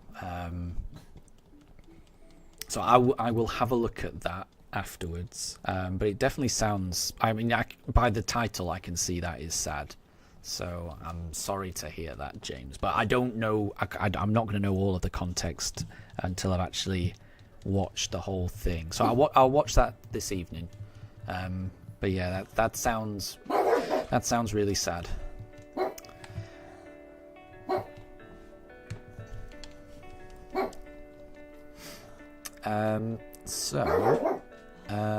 Luke, imagine defeating a shiny Pokemon after 10,000 tries. That would be bad, wouldn't it? To lose it by knocking it out. I'd hate that. I mean, but, you know, well, we may end up getting near 10,000 encounters. That is definitely possible for this hunt. We would not be in any danger of losing it once we do find it, thankfully. But we see. And Jilly, yes, there they go with the barking. And it's Daruk. Mifa is very calm, just laying down, chilling out. All of the barking is Daruk. He's the highly strong one of the two. Mifa is much calmer. She never used to be. As a puppy, she was manic, and it used to drive Daruk crazy. How much energy and how crazy she was. But over the past year, she has mellowed out a lot, and now she's quite a chill dog.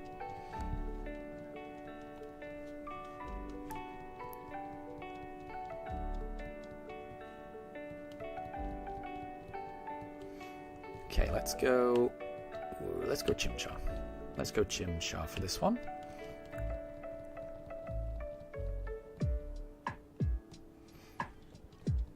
So I've missed a few comments in chat, so apologies for that. So Mesprit isn't the only roaming legendary. Cresselia also roams in these games. Very cool, I didn't realise that. Did not know. And Tempest. So yeah, obviously not right now, but it could work later. I do agree. When I replay these games, Scarlet and Violet, because I do want to replay them, because they're going to feel completely different because of the Switch 2 that I'm on.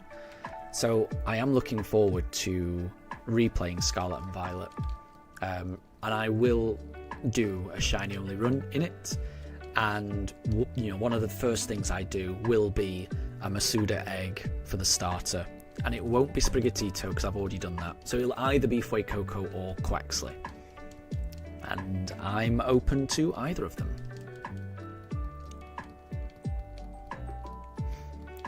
So Capman, what is the date for the Pokemon Presents? Yeah, exactly as Wolf and Jilly have put in the chat. Yeah, it's Tuesday the 22nd.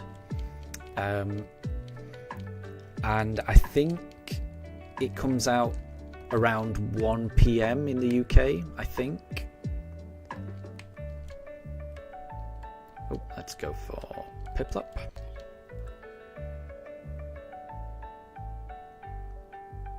Oh, sorry, I'm skipping messages, 'cause I'm just skipping to a message that's just come up now from Tempest.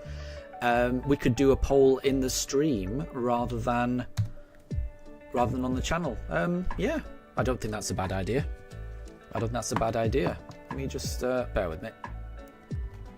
Let's have a look.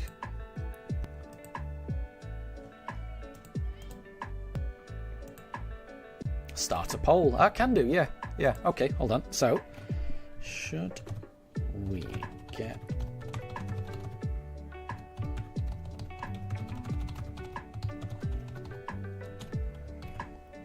Okay. Yeah, and then a yes or no. So this will be an anonymous poll. So you everyone just vote however you want. I don't have a dog in this race. I don't mind which way it goes. So feel free to go with whatever you want here. And yeah, I'm happy to go with whatever the poll says. Absolutely. I think that's a good idea. And then whichever way it goes, that's all we'll do. Captain, what are you hoping for? So from the Pokemon Presents, I have very high hopes. I'm not saying that I think these things are going to happen, but I have very high hopes. So I love wishing for the world. I'm not saying that any of these things are likely to happen, but they're things that I really want to happen. So I'm hoping for lots of Switch or Switch 2 announcements. I'm not as bothered about the mobile side of it, but I know that will be a large part of it. I'm hoping for a sequel to the Let's Go games. So I'm hoping for Let's Go Johto or Let's Go Marill and Togepi. I would absolutely adore that. I'm hoping for a remake of Black and White. Hopefully a remake of Black and White, including Black 2 and White 2.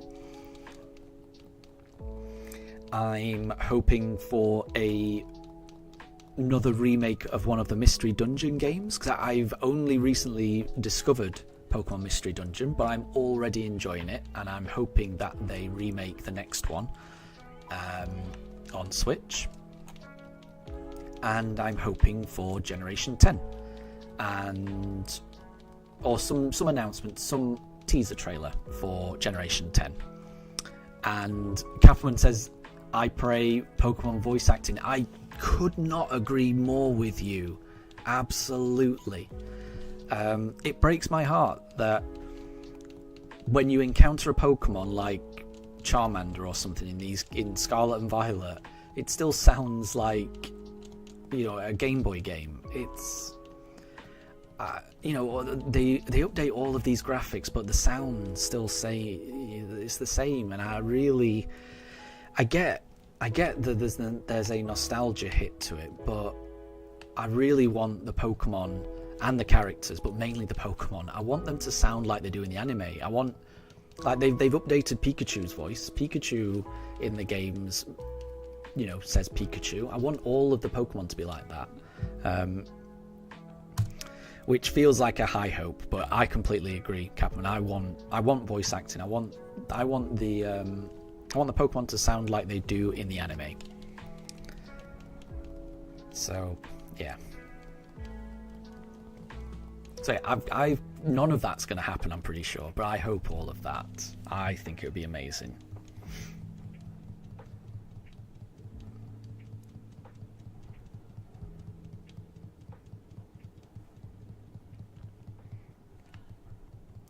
So Tempest, you're going to keep your expectations realistic. Yeah, my expectations are not realistic. Mine are dreams, really. I know it's not going to happen, but those are dreams. But you're going to go into the Pokemon Presents thinking that you'll get news on both ZA and Champions. Yeah, absolutely. I think we'll get a release date for Champions, and I think we'll get more information on ZA. I don't think you're wrong.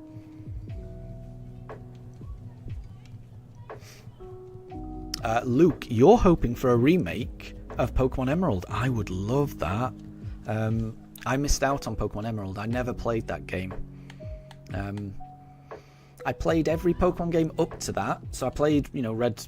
Well, I didn't play Blue, but my brother. Well, Red and Blue are the same thing. I played Red, I played Yellow, played Silver, played Crystal, and I played Ruby and Sapphire, but I never played Emerald. So I missed out on that. In the same way, I played Diamond and Pearl and missed out on Platinum. So, yeah, I hope they remake those. Absolutely. Absolutely. Couldn't agree more, Luke. And Deb, you've added a poll in Discord for those who are not in chat. Perfect. That might be tricky to combine the two. I'm hoping that they both come back with the same answer. It'd be a bit tricky if they come back with different answers, but we'll see.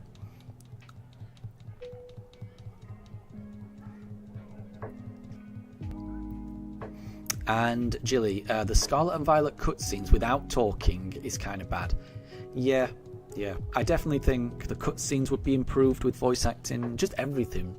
Everything would be improved with voice acting. And it just feels like the Switch 2 is a more powerful system. Surely now is the time to do it. Yeah.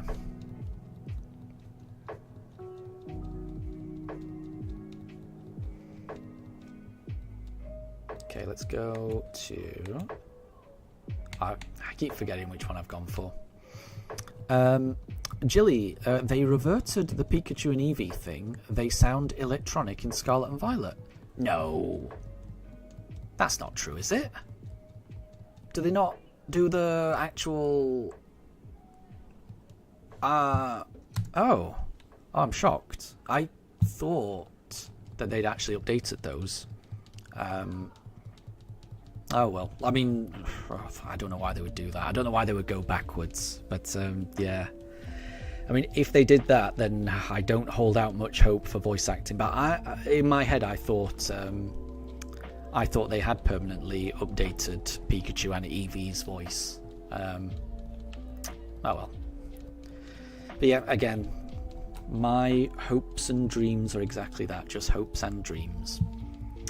Yeah, I would definitely love voice acting in Generation 10. Definitely. Could not agree more.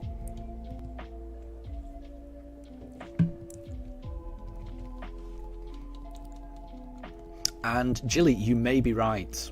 I mean, now I'm thinking about it, I can't remember.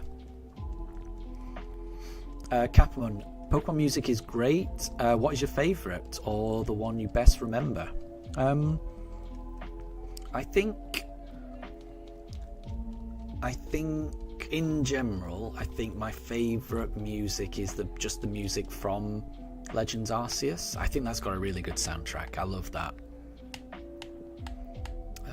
There's a few tracks, I don't know the names of them, but yeah, the music from Legends Arceus is my favourite. But there's loads of different songs I like from Pokemon. I think Pokemon generally does have a really good soundtrack. And Katri, hi there. Sorry, I missed that earlier. I do apologise. Welcome to stream. I hope you're doing well. Apologies. I do ramble on sometimes. I miss bits in stream. Apologies. But I hope you're doing well.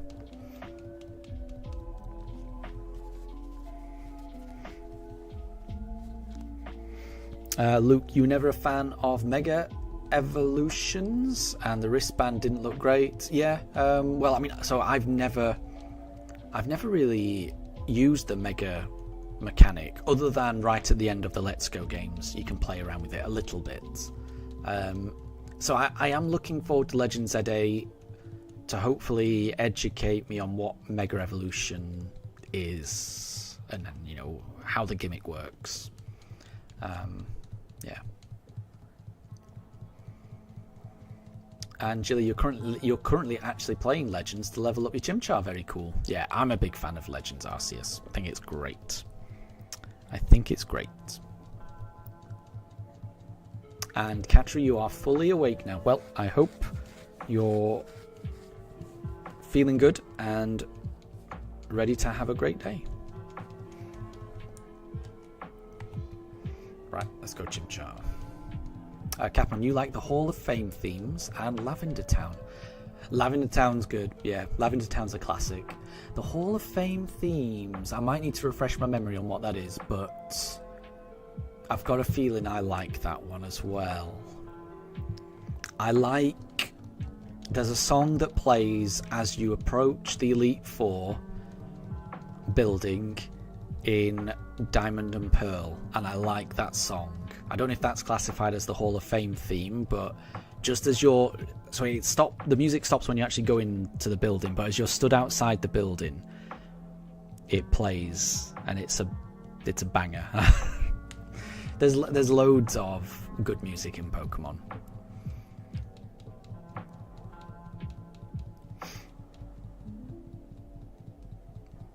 And Jilly, you're leveling up Chimchar for Brilliant Diamond so that you can sweep through everything to get Dialga quicker. Nice, good tactic. Good tactic, yeah. Leveling up the Pokemon in a different game and then transferring it back so that the original trainer is the same. Very smart, very smart. And Deb, apparently Hoenn is getting a remake.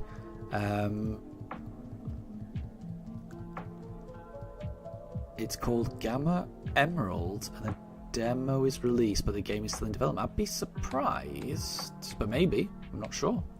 I haven't heard anything like that.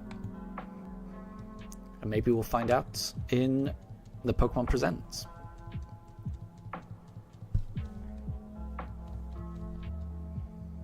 And Katri, you're excited to get your 3DS and Pokemon Sun. That sounds good. That sounds like it'd be fun. I can't wait to play those games. I missed out on it, and I can't wait. And Jilly agrees the Pokemon League music inside while you're not fighting Elite Four is great. Yeah.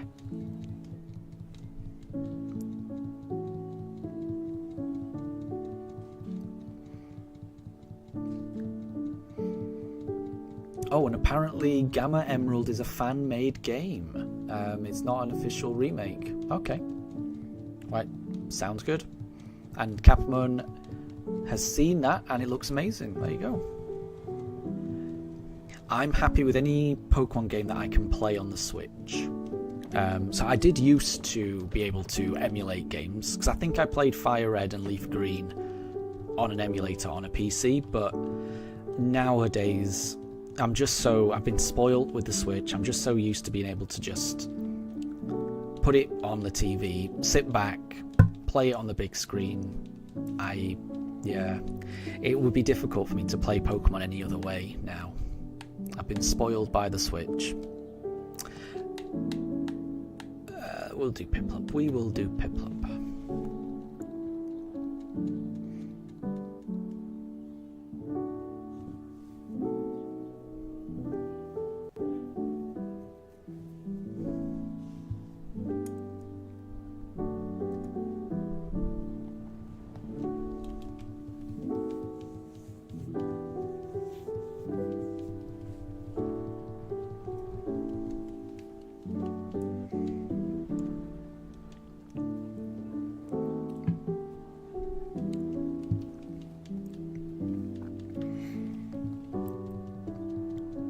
Is this Cycling Path? I'm not sure. I like this one as well. There's loads of Pokemon music I like.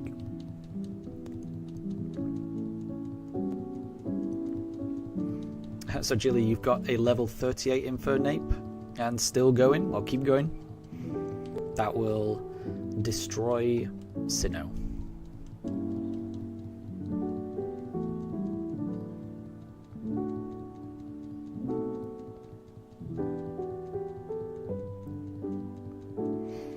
And Anna, you think that Kieran's sister is Kitakami Nimona?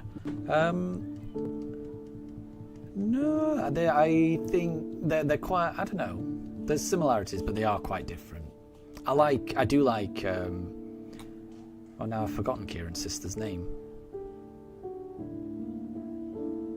Anyway.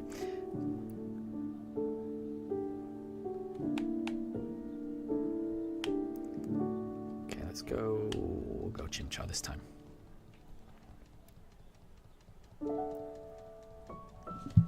I'm blanking on Kieran's sister's name. Yeah, I have a terrible memory.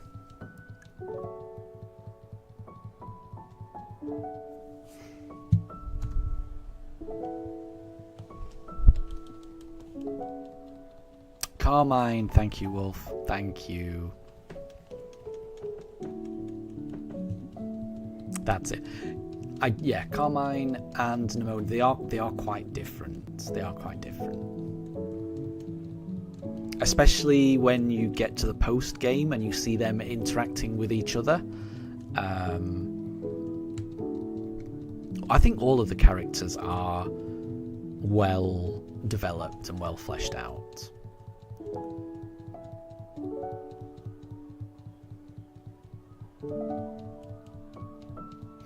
And Wolf, you're almost at 800 encounters for your Wooloo. Ah, I hope you're close as well. Could I ask, have you got the shiny charm? I'm hoping you do.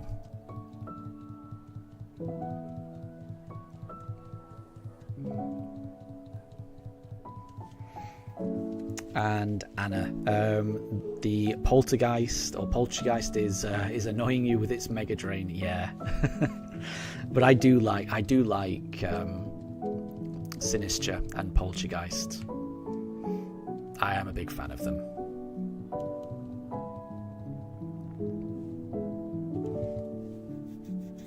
And I've got a plushie of Sinister right there. And I've got Poltergeist, but that's on a shelf somewhere else.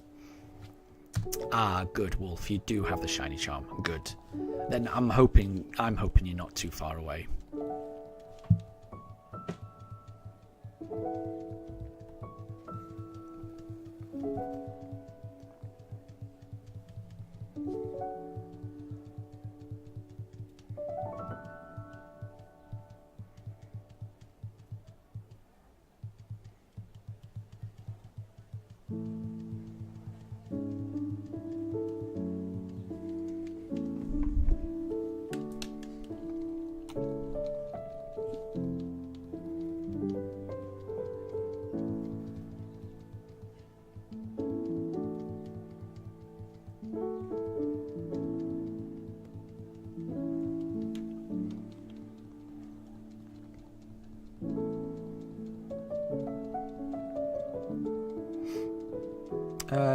Capmon, do you know what pseudo-legendaries are?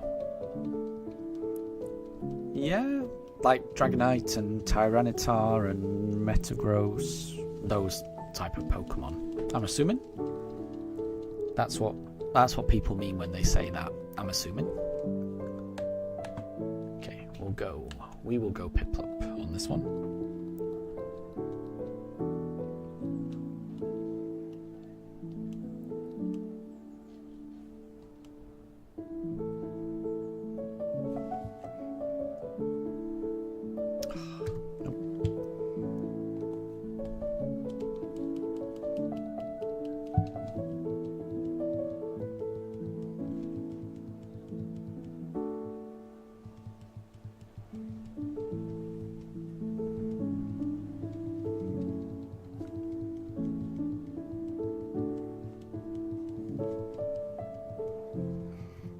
What is my favourite? It's a good question. It's a good question. It might be Tyranitar. I'm just going through them all now.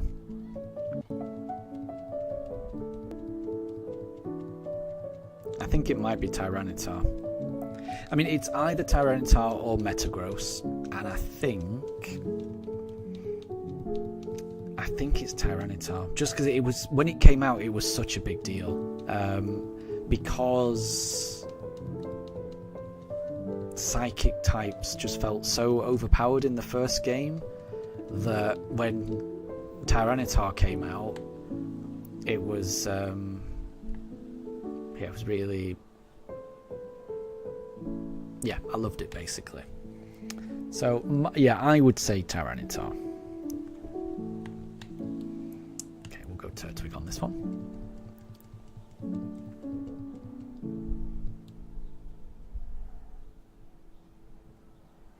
Capman, your favourite is Dragonite. Nice. I mean, Dragonite's a good one. I will say that Dratini is one of my favourite shinies, and I'm a big fan of Dragonite in general, so I think that's a good choice.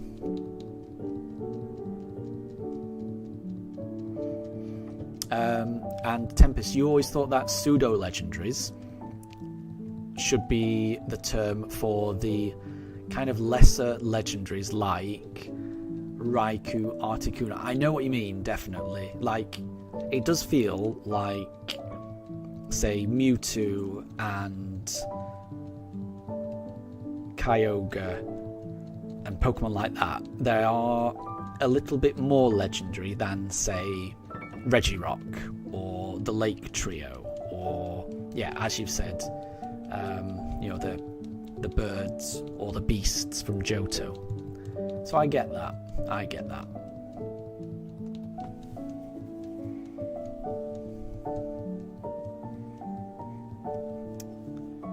But that is the term that the community came up with, pseudo legendary. But yeah, I can see why it would make more sense for it to be those lesser legendaries, definitely.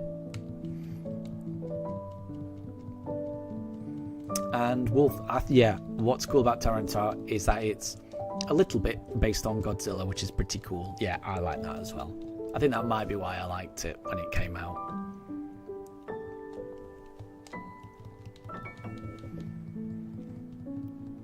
And Jilly, your partner's going on a plane home right now. Yeah, I wish him a safe journey. Deb, your favourite is Haxorus. That's an interesting one. A pseudo. Yeah. I wasn't sure if that is one or not. I'm not sure.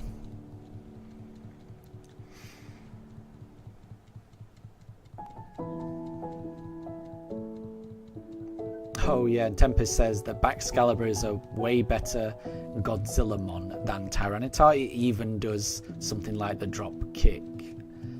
Yeah, the is it Glaive Rush? It does remind me of Godzilla.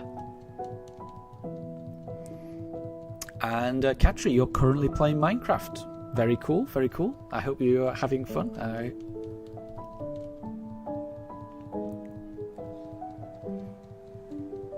I hope you're enjoying it.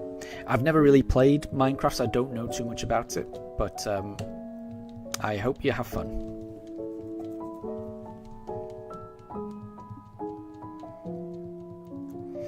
And Tempest, yeah, I think Mythicals, it feels like the criteria for a Pokemon to be mythical rather than legendary seems to just be, is it something that can be given away, basically, by Game Freak in some way, which is a bit of a strange one. I do find Mythicals to be a bit odd.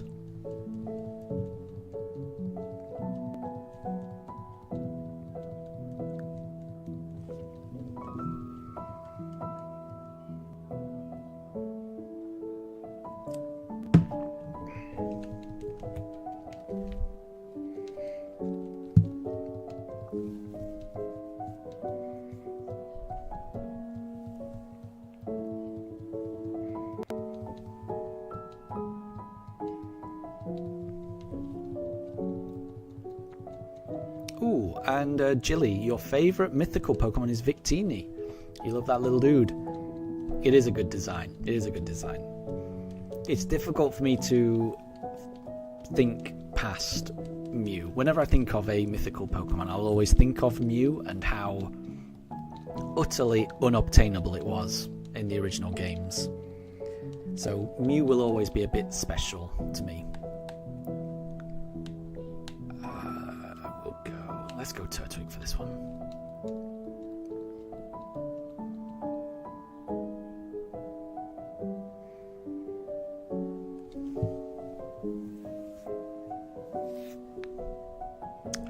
Nope. So we'll keep going.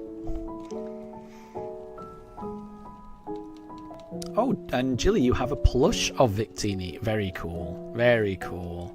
I like that.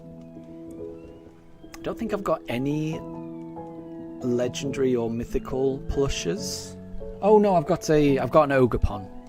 That's kind of a legendary, isn't it? I've got a Hearthflame Ogerpon. You can't see it because it's hidden behind the fan, but maybe I'll get the Ogerpon out next time. And Capmon, you've just realised that they gave a lot of the pseudo Pokemon Mega Evolutions, like Tyranitar, Metagross, Salamence, and Garchomp. Yeah, it seems to be a pattern, right? So maybe they'll continue it. Anna, is Rotom a mythical? No, I don't think so, because I think you can just catch that in the wild. So I'd be surprised if that was a mythical. Mind you, Capmon raises a good point. Meltan is a mythical, and you can catch that freely. So yeah, maybe I'm not sure actually. But Capman, your favourite mythicals are Meltan or Darkrai. Very cool, very cool.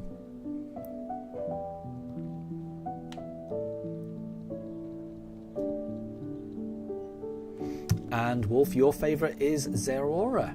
That's a cool one as well.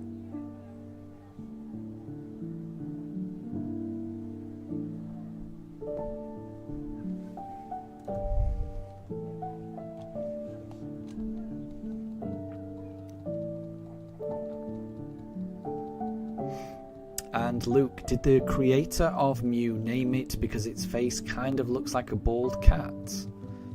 And then the name from Meow?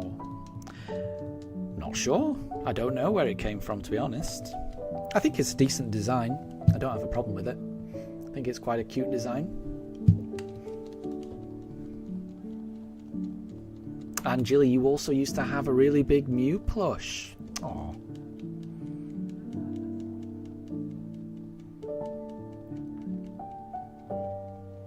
Oh, and so I haven't seen... So the only Pokemon movies I've seen is...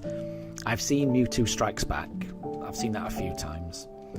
And I've seen the Pokemon movie with NT as well. But it's been a while since I've seen that one. And those are the only movies I've seen. So I haven't seen anything past that. But Jilly, apparently the Darkrai movie really freaked you out when Darkrai grew legs. That does sound scary, I'm going to be honest. And Capman, speaking of mythicals, am I going to use the free Mew and Jirachi? No. So I think those two are the only Pokemon in this entire game, as far as I'm aware, that are shiny locked. So every other Pokemon that we're going to encounter has a chance of being shiny, except for the Mew and the Jirachi that we will find in Floroma Town. So since we can't shiny hunt them, I will not be using them. But I will be giving them away. So whoever is in chat when I do collect them, I will ask in chat to see if anyone wants them, and I'll trade them over. Because I've already got those from previous playthroughs, so I've already got, the Mew and the Jirachi. So if anyone wants the Mew and the Jirachi from this playthrough, I'll be happy to give them away.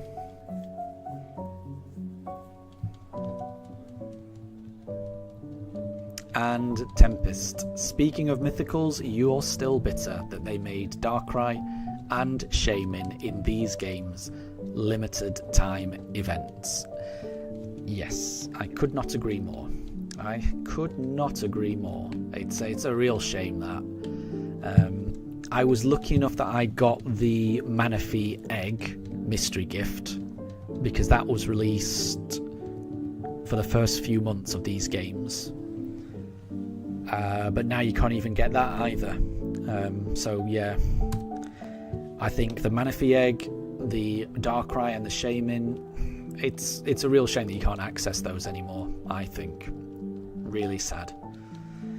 I wish they would re-release them, like once a year. Still make them rare, but just release them once a year. I think that would be much, much better. And Jilly, yes. So the Darkrai and the Shaymin were shiny huntable as well, which made it even better. Yeah, I am gutted that I missed out on those.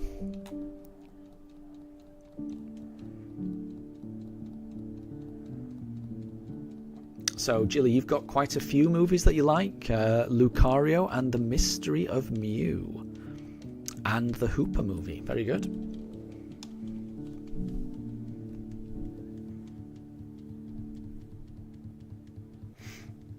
And Tempest, yeah, if they were not limited time, then I could have... Well, so Tempest says... if they were not limited time, I could have easily shiny hunted them. I definitely could have shiny hunted them. I don't know whether it would have been easy or not, but I definitely could have shiny hunted them, yeah. Yeah, it's a shame. I would have really liked it, definitely.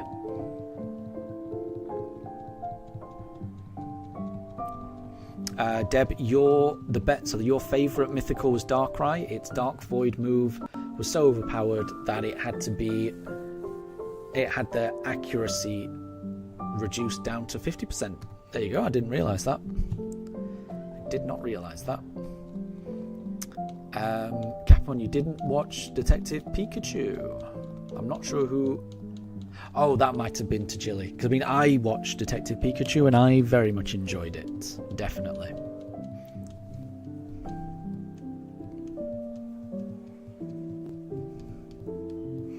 And Doggy Shorts, welcome to stream. I hope you're doing well. How are things with you? How are you going?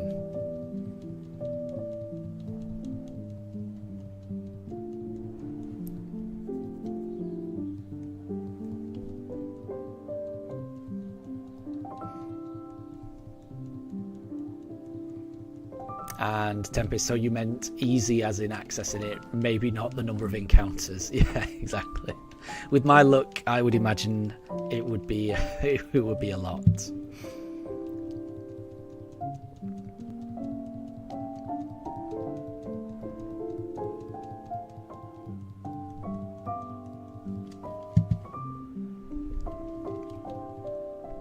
Okay, we'll go Turtwig this time.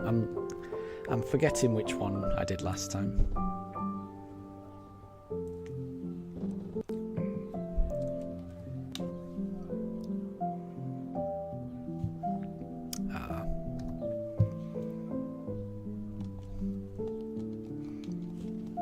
Alright, we'll try and do a Chimchar next time.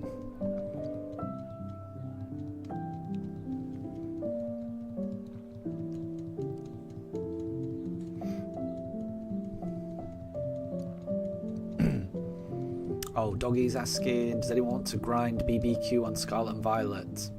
Yeah, apologies. I keep forgetting to bring my Switch. So I can't, I'm afraid.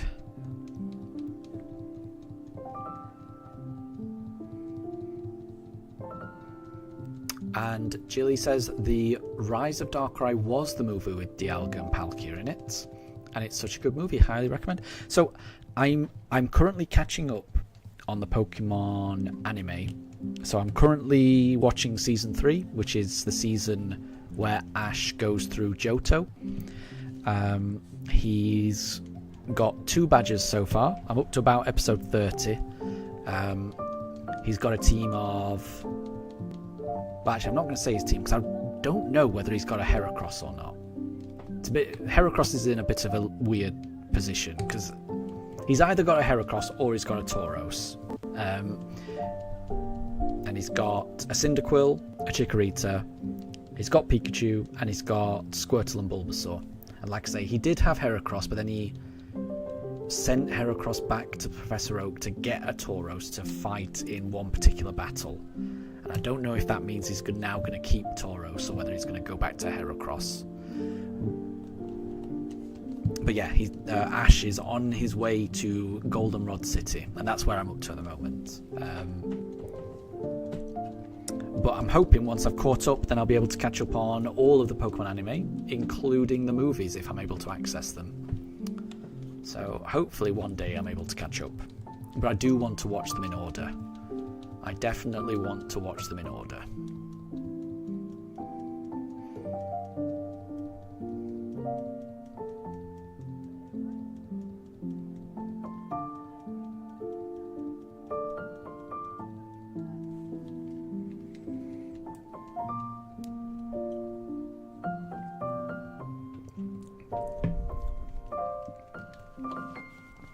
Oh, and Anna, you think that Kieran is going to kick your butt. I hope you can win. I hope you can win.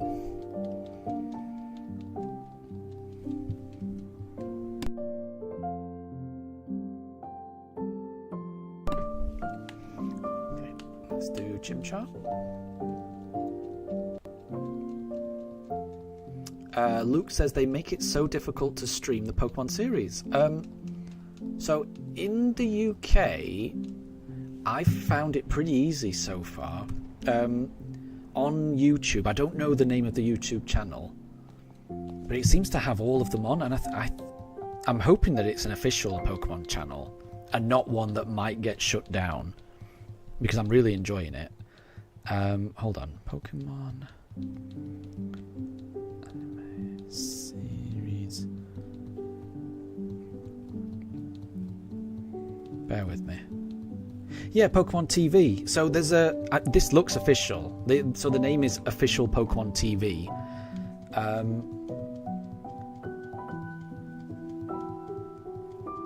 Yeah, it's got... Yeah. So if you go to YouTube and find the account Official Pokemon TV, that seems to have all of the episodes. So that's what I've been watching them. So I've been watching season 3, just a few episodes before bed. I don't know how far it goes up to. I'm hoping it goes... Yeah, I'm hoping it's really up to date. But anyway, I'm enjoying it so far. Maybe it only goes up to a certain point, and then I'm gonna hit a problem. I don't know. But at the moment, if you're trying to watch season 3, it's wonderful. So I mean, for me, it's working out really well. Maybe for the later seasons, it's not up to date, and maybe that's the problem.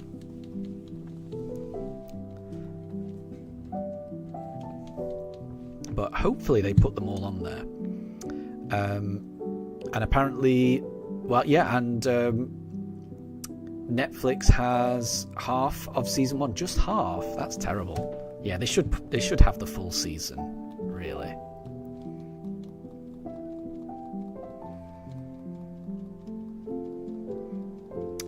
Jilly, in your opinion, X and Y is the last good anime adaptation of the games? Oh. I've heard good things about Sun and Moon anime, but I've never seen them, so I don't know. But I'm hoping to catch up. Just it'll take me a while.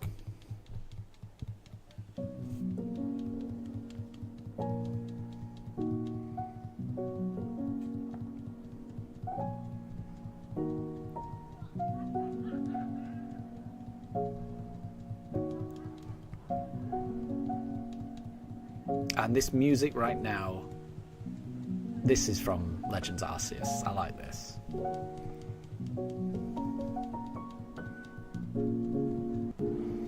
And Jilly just remembered something. When Legends Arceus first came out, the shiny rocks with Stardust in them made the shiny sound, so people got mad because they thought there was a shiny. I didn't realise that. That would be pretty annoying.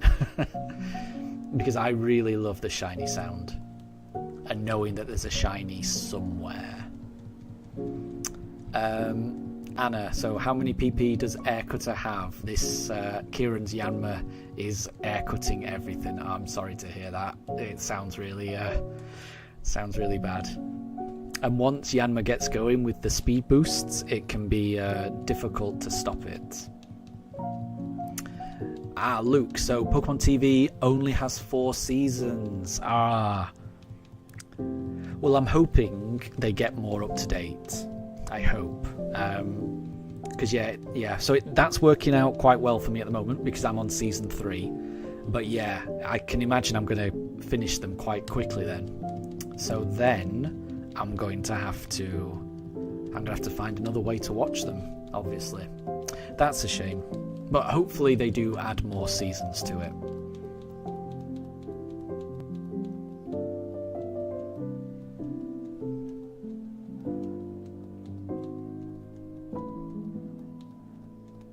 And Jilly, exactly, yeah. Speaking of Legends Arceus, Jubilife Village, yeah. The music, yeah.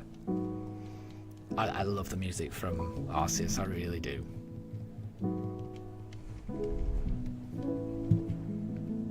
To me, it's the best music from Pokemon games.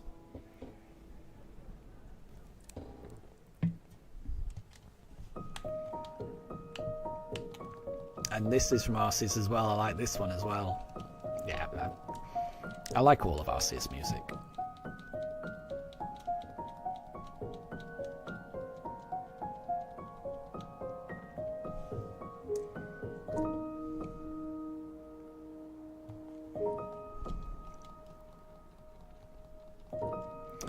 And Anna, you should wait until you hit level 60 plus to hit Blueberry.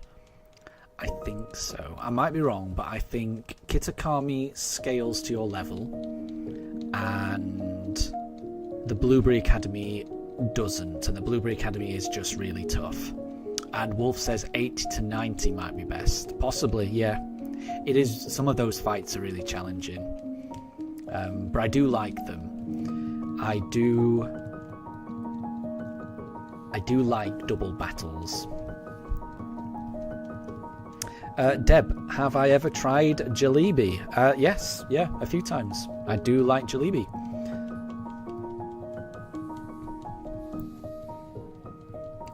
So I mean, my wife is of Indian heritage, so I've tried a lot of Indian sweets and mishtis. So I've definitely had jalebi, had gulab jamun, and what else? All kinds of things. Again, my memory is terrible, but yes.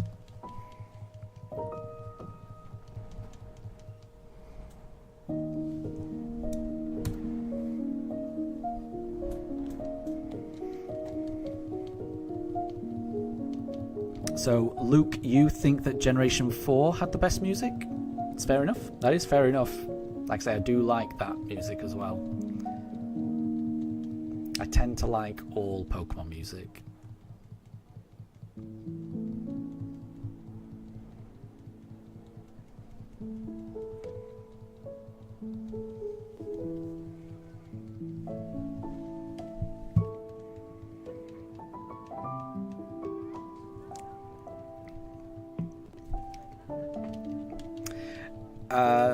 So it's pronounced jalebi, not jalebi, and gulab jamun. Yeah, my pronunciation's not going to be great.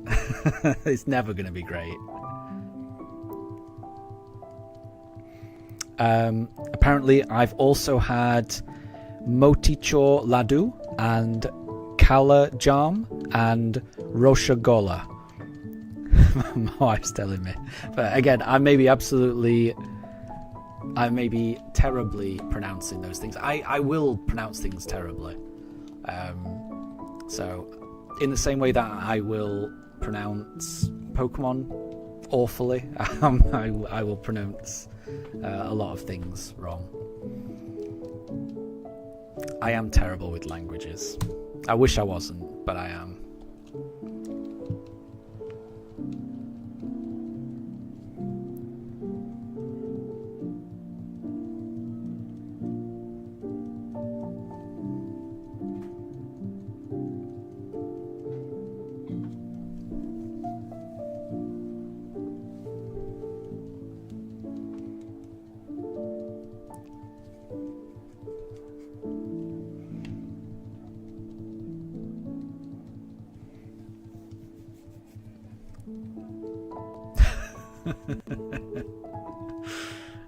Yeah.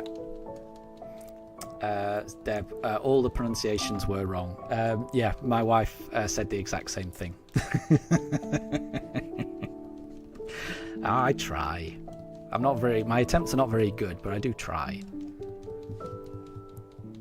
And Jilly says that English is hard even for English speakers. I agree.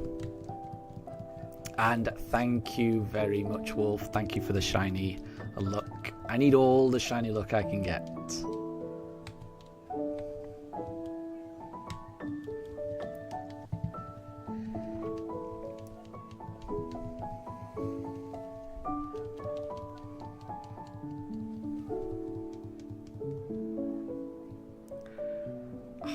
Nope.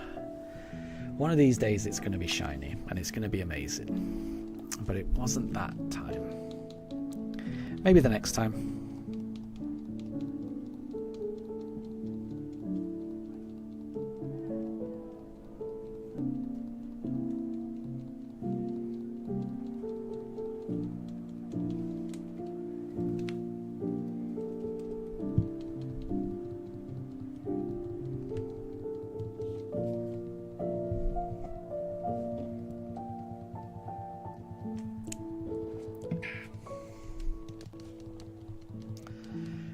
we did Piplup last time.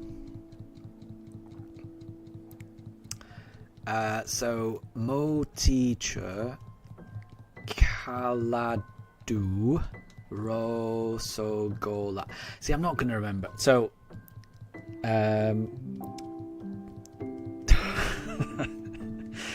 I'll type it out in chat. Because I'm not going to pronounce it right. But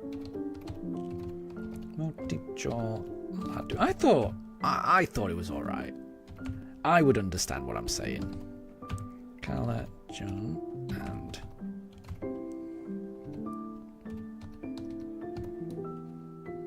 there we go. But the thing is, yeah, I can be told how to pronounce it, but it's not. The problem is, it's not going to stay in my brain. I know it's not going to stay in my brain. So by the time I need to use that word again, I'm going to forget it. Again, I wish it wasn't the case. I am awful with languages. There are some things that I'm not awful at, but there are some things in life that I am awful at. And I've come to accept that.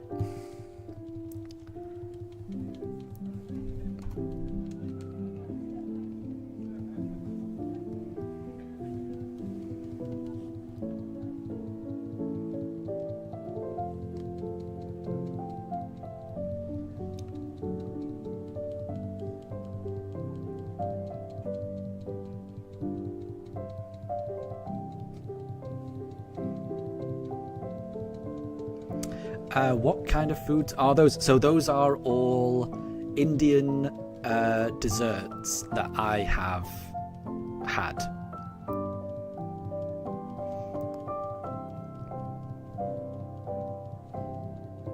And I'm pretty sure they're all delicious. Because I mean, everything that I've tried I've enjoyed.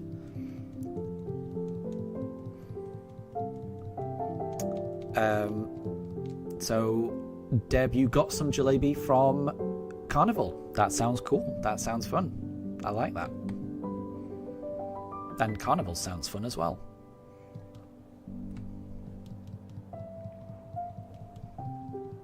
It sounded Indian. Well, there you go. Yeah, it sounded Indian, so that's not bad. That's what I was going for.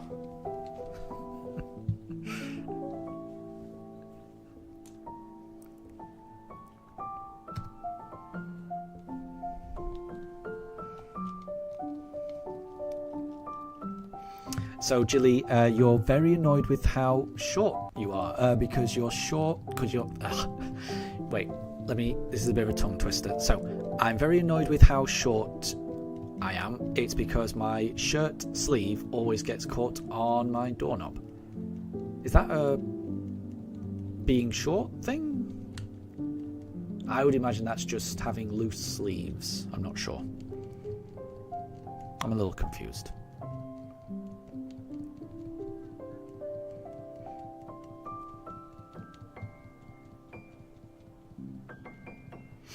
And Jilly, you're level 58 Infernape, only knows Scratch, Leah, and Ember. Ooh.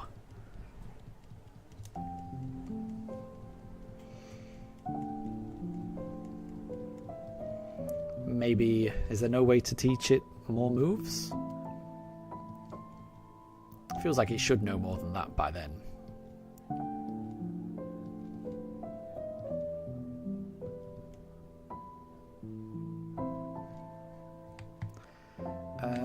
We'll go.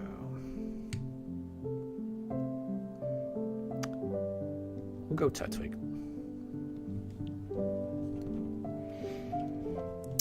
So, Jilly, you're 4'11".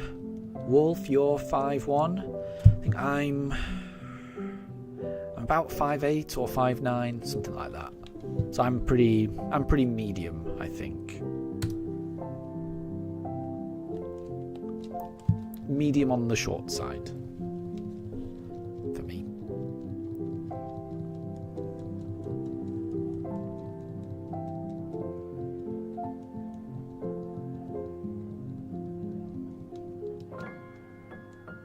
Oh, Jilly. So you've already moved it back. Right, yeah. Then, yes, you probably would need heart scales. Yeah.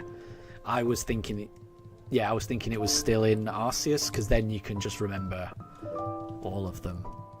Yeah. Deb, so you're getting Shahi. I don't know what that is. Means royal. And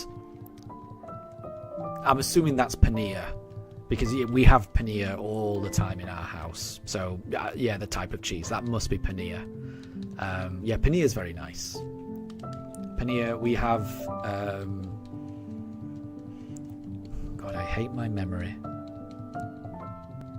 Palak paneer. So we have palak paneer quite a lot. But paneer just goes with a lot of things.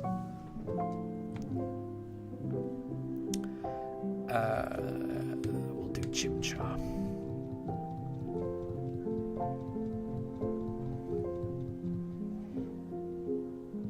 Deb, you're 6 foot. That's pretty tall. That's pretty tall. Definitely taller than me.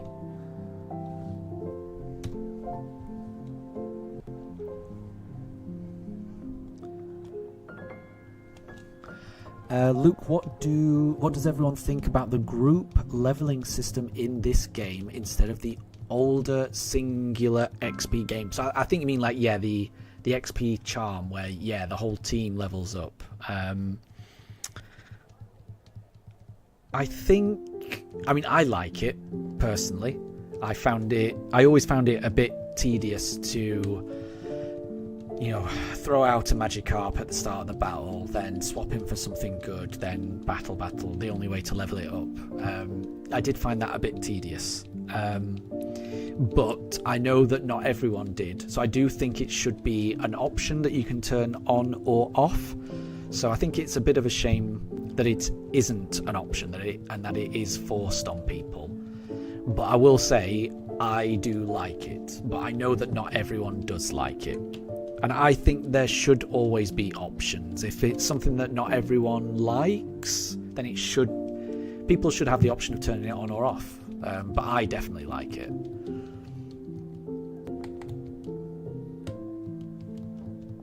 I think it speeds up the game. Yeah, I think XP share I like it. But I think it should be an optional thing.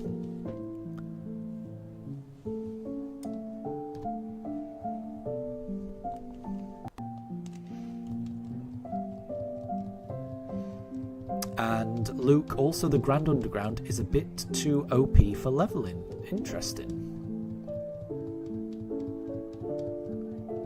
It scales, I think, the Grand Underground. But I'm not sure about how overpowered it might be for leveling. I'm not sure. I am planning to do a shiny hunt in the Grand Underground. So, we'll have to see. Deb. Yeah, you're definitely taller. If you're 6 foot, you're definitely taller than me. Because like I say, I'm either 5'8", 5'9", I'm not... somewhere around there. And if you're just 19, I would imagine... I think people still grow. I don't know when people stop growing, but I would have thought it's above that, but I'm not sure. I'm not an expert in those things. Luke, you're 196 centimetres. I'm not very good with centimetres. But, so if Deb is 183 and that is 6 feet, that must mean that you're taller than 6 foot. So that must mean you're really tall, Luke. If 183 is 6 foot. But again, I'm not very good with centimetres in terms of height.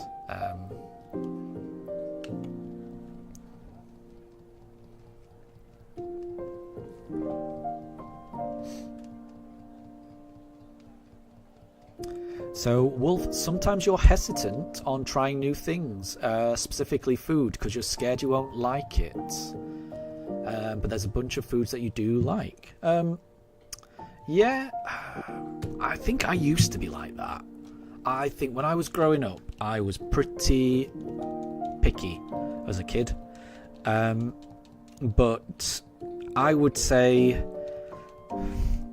And I don't know for certain if this is what kind of changed my view on food, but having gone from everything being made for me, you know, family cooking for me, going to restaurants and eating, having takeaways, just having everything made for me, to then going off and living on your own and having to cook for yourself. It really made me appreciate every type of food. I don't know the best way of describing it. Like when everything's made for me, I guess I was able to be a bit picky and say, oh, I'm not crazy about that. No, I'm not. I don't want that. I'll have something else. But when you're the one making it and you realise the amount of effort that goes into cooking, and I think, I don't know, it made me realise that whatever is in front of me, someone's put effort to making that, and I should really do my best to show appreciation for it and actually give it a fair shot. So there's very few things I won't eat. I like to think I have quite a diverse appreciation of food. I will try anything, and there's very few things I don't like. Because like I say, at the end of the day, if someone's gone to the effort of cooking something for you, I think you should like it, really. But I know some people are fussy about food, and that's fine. You know, everyone's different. But I don't know. There was some. Yeah, I don't. I definitely, like I say, it's weird that I've gone from being fussy to being, in my mind, not fussy at all. And I'm not 100% certain what it is that's caused that change. I don't know if it's just changing taste buds as I've got older, or I don't know. But yeah, I love all food.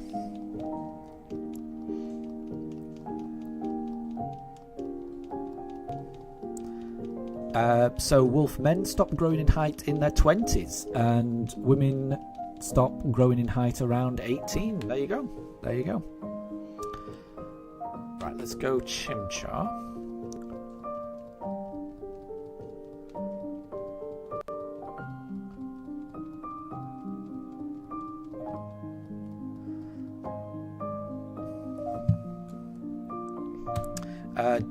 Deb. Try some authentic ones like biryani, naan, rice, chicken, lamb, tandoori, paneer. There's quite a lot. Oh, what was that? I'm pretty sure that wasn't Shiny. I wasn't paying attention though. I just want to double check. No, not a chance. And Jilly, so your partner is gluten intolerant. Yeah, I mean, that's the thing. Some people do genuinely struggle with certain types of food, so I'm quite lucky that I don't have any allergies or anything like that. Deb, what Indian foods have I tried? I've tried. There's no way I'd be able to list everything that I've had. But I will say, I think my favourite thing that I've tried that my wife has cooked for me is a pork vindaloo. The richness of the fat from the pork really complements and offsets the kind of spicy flavours from the vindaloo. So that would be my favourite, I think. But I've not tried everything, obviously, but I've tried an awful lot. Biryani is pretty almost perfect as well. But yeah, it's all, anything my wife makes is uncommonly delicious. It's she's very, very talented.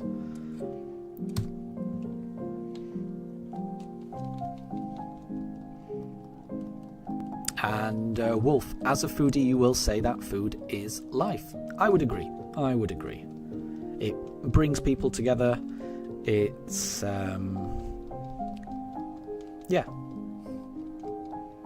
it is life. Yeah, I think that's a good way of summarising. Actually, I was going to try and summarise it in a different way, but I think you've summed it up quite well there. Yep.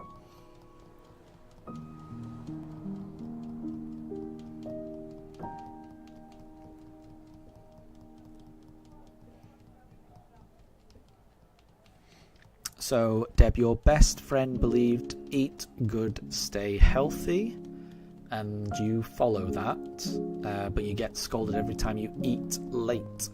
Yeah, everyone has different meal times. I mean, I don't know if there is a particular time that is the best time to eat or not. Who knows?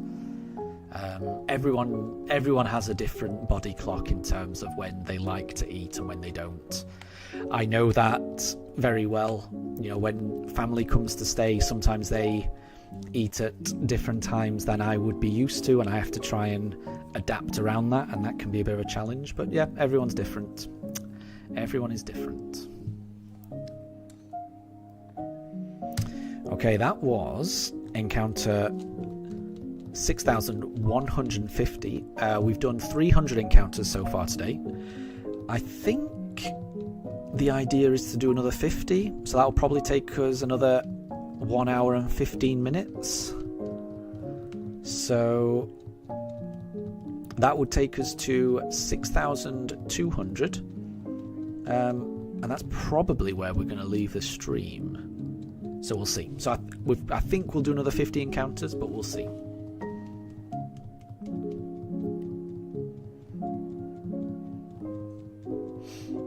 And Jilly, so you have to get past the 7th gym for Palkia. You thought it was earlier than that. I didn't realise that. So, because I want to do a shiny Palkia hunt on this run. So that means I'm going to have to leave Palkia for the final shiny hunt before the 8th gym, presumably.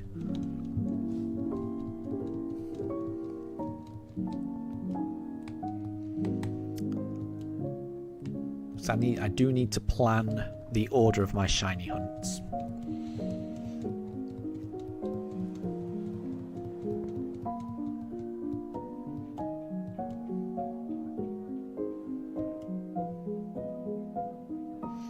Bah, that's not shiny.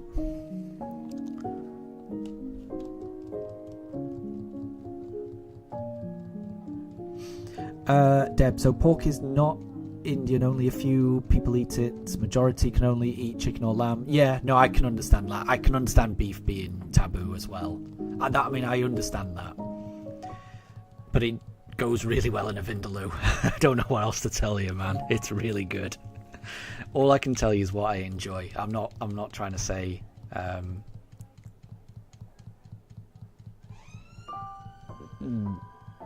mean, it is still, I don't know. Who knows? But no, I get it. I do get that. Because, yeah, there'll be certain religious reasons why, though, yeah, certain food can't be eaten. And that makes sense. But I will eat anything.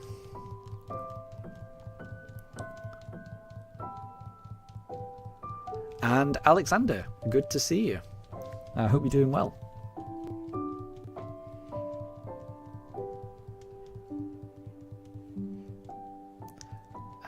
Let's go Turtwig. So, do I like the gym leader Rourke and his dad Byron?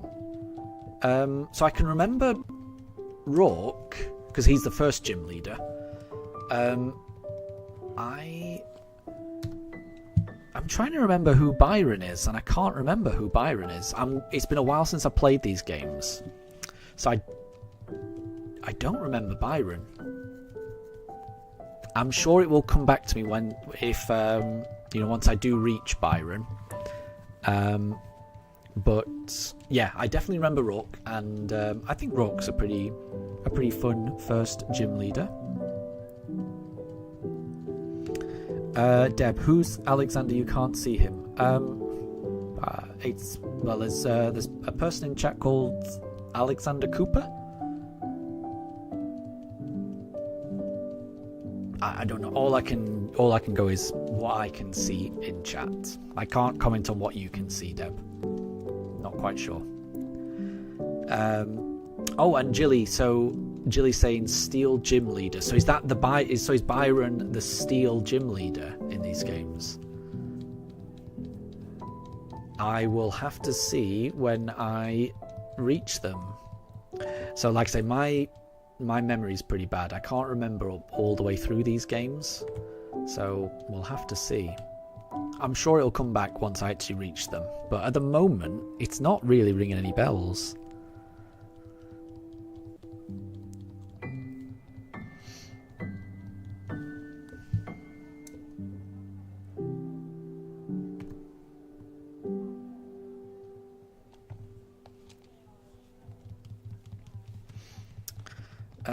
Right, so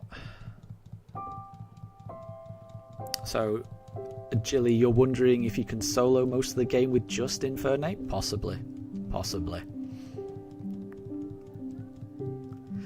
And Wolf, your dog Peter is comfy on your lap. Aw, that's nice.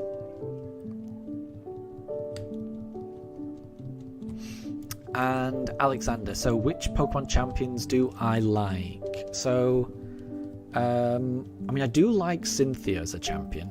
She's definitely difficult. She's certainly a challenge to beat. So I would probably say Cynthia, but maybe... I do like Nimona from Scarlet and Violet. I think the fact that she's constantly wanting you to improve, how she's already a champion, so she's not trying to compete with you in that sense right at the start, but she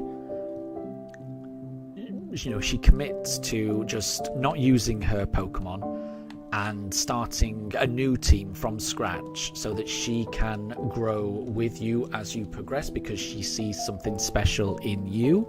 That's quite a nice angle for a champion to take. So I would, yeah, I think Nimona might be my favourite actually. Probably Nimona, maybe Cynthia as a second.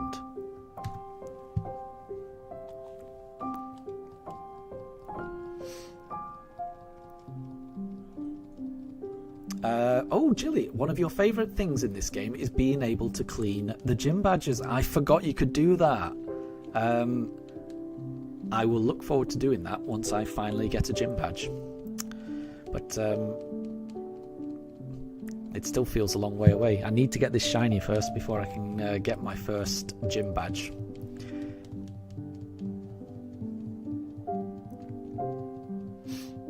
And Alexander, so which Pokemon anime seasons have I seen? So I used to watch seasons 1 and 2.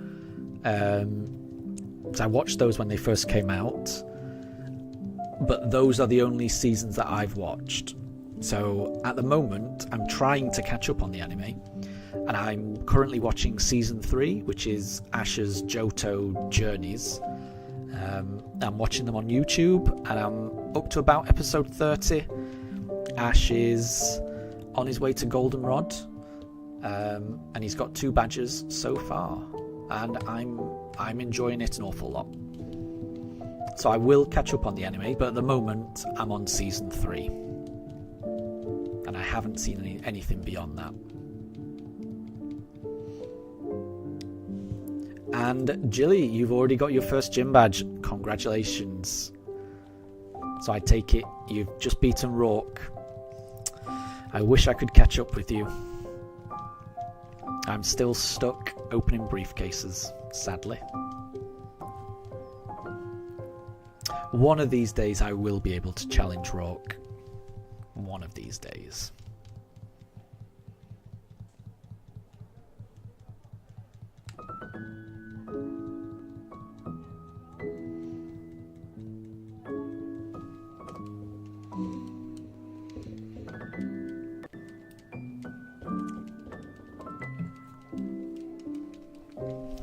And yeah, Jilly, I can tell you're speeding through. Will you be using the Mew and the Jiraki that you'll get from Floroma Town? Oh, and Katri, no problem at all. You've got to go to the store. That's fine. I will catch you later. Thank you very much for stopping by. And hope you've had fun. And I hope you've enjoyed playing Minecraft as well. I'll catch you later.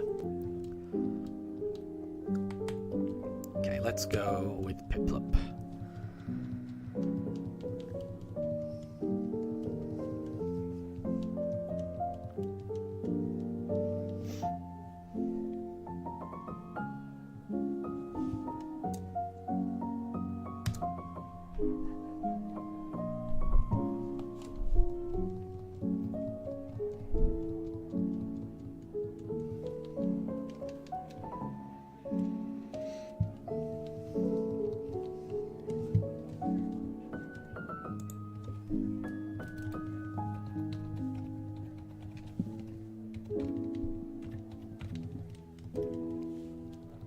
Oh, that's nice. So, Jilly, you were never able to get the Mew when you first played the game, but now you'll be able to. That is nice. So that's something to look forward to. Great. I mean, I really like that about these games. One of the things I sometimes have a problem with in Pokemon games is, and I completely understand why it's the case for gameplay and game progression, and I understand why it is the way it is, but I don't like the way that you always encounter legendary Pokemon right at the end. So either in the post game, or just before the Elite Four or something like that. Really at the end of the game, where you've probably already got your team. You've bonded with your team over that period of time, and you've got a team that you're happy with. So to then get a legendary at that stage, either it feels a bit, I don't know, it feels bad to take out a team member to add in a legendary at that stage, because I haven't really bonded with this legendary, it's come out of nowhere. So I tend to not use the legendaries I get, or they happen after in the post game when I've already gone through the game. So again, I tend to not use them. Whereas in these games, you can get a Mew and a Jirachi, and they're level like 1 or level 5 or something like that. So you can grow. They're not overpowered. Well, they are. I mean, they're powerful, but they're not, in terms of level, they're not massively out of sync with your team. They're actually probably lower level than your team. But it feels like you can actually grow and bond with your legendary during the playthrough of these games, which I do really like. So I was a big fan of the Mew and the Jirachi being available in these games, and how they were available, and the levels that they were available, and how early you get them. I think that was very good. Right, we'll go Chimchar this time. Capman JJ, I send watch list for the anime, so you don't miss any movies. Oh, all right, okay, yeah, that might be handy. So do you mean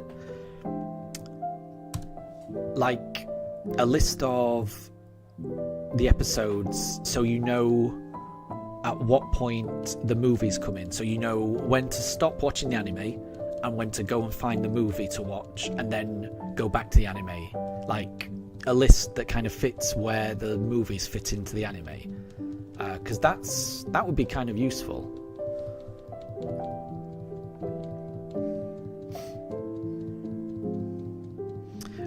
Jilly, so because you don't need Let's Go for it, you never got Let's Go until just recently. Yes, so if you've got save data for Let's Go, then you get the Mew in Floroma Town, and if you've got save data for Sword and Shield, then you get the Jirachi in Floroma Town, which is kind of cool. I liked that.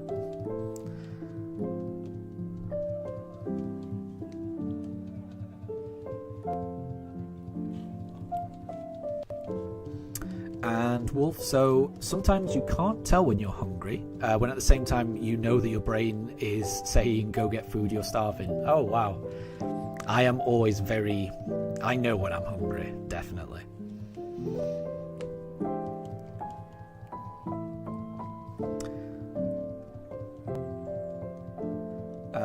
Alexander, what you saw on TikTok, the song said I got no pants on, I'm on the dance floor, I saw Kermit the Frog dancing. I don't know what any of that means. I'm going to be honest, I'm confused by that message.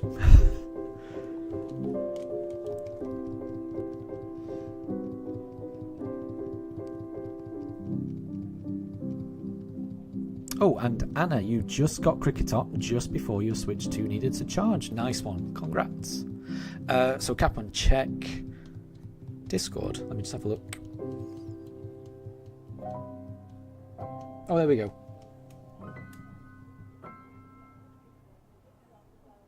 Oh, nice. Okay, yeah, that's handy. That's handy. So it looks like I'm very close to the Pokemon movie Spell of the Unknown. Because I think I'm on episode like 31 or 32 of season 3. Very cool. That is useful. I will try and follow that.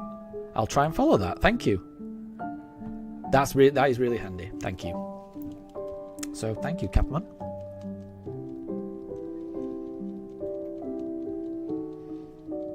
And Jilly, you're currently wonder trading. Oh, is that in Jubilife in these games?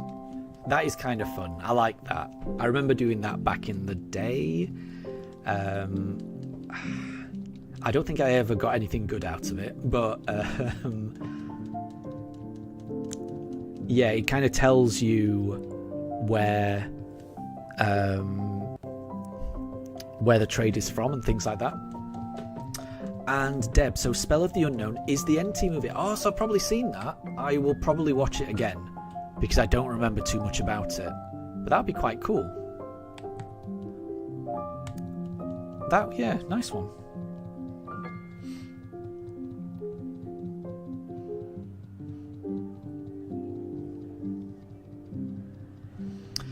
So Wolf, you mean that when you're hungry, your stomach isn't growling, even though you're hungry, and that's why you can't tell? Oh, yeah, I think I know what you mean, actually, because there are some times where I will start eating and then I will keep eating, and I will be surprised at how much I've eaten, and it's not until I start eating that I realise quite how hungry I am. So yeah, I think I do know what you mean, actually.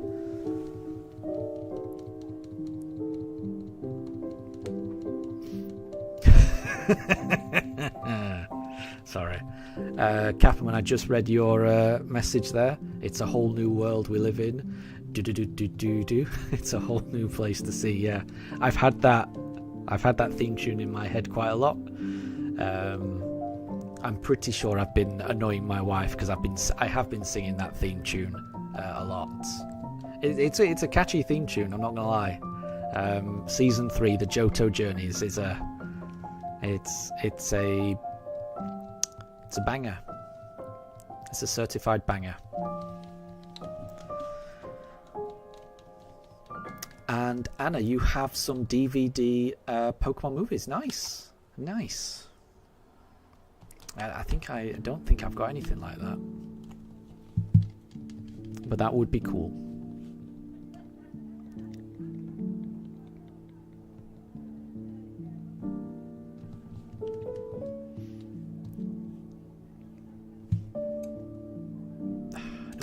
Nope.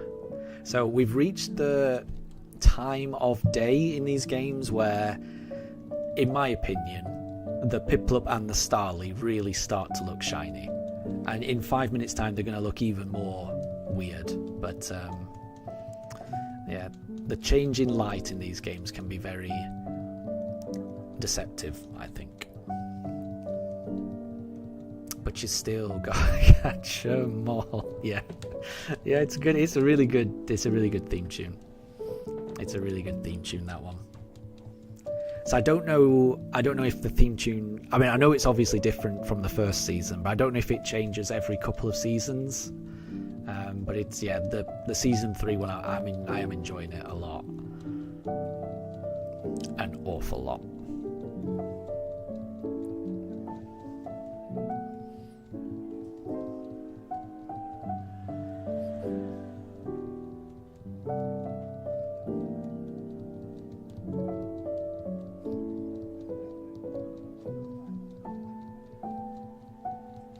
I could not agree more, Capman and Wolf. I could not agree more.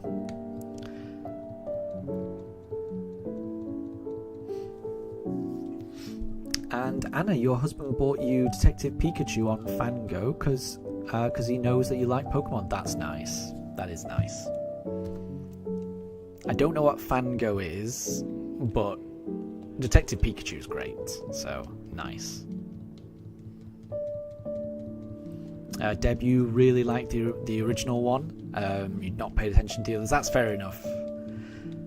I think I was the same until I started watching Johto Journeys about 2 weeks ago. Now I cannot get that theme tune out of my head. Yeah, I've been watching Johto Journeys a couple of episodes per night. Yeah, for a couple of weeks now, because I guess I'm up to about episode 30, and I watch a couple per night, so I must have been watching them for about 2 weeks now. And yeah, that's all it takes, and the theme tune will not leave my head. Oh, look at little Pooch. That's Daruk there, snoozing fast asleep.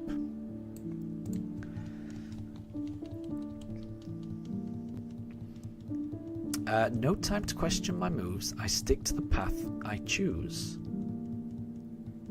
That one doesn't ring any bells. I'm sure those are lyrics from something. I don't remember that.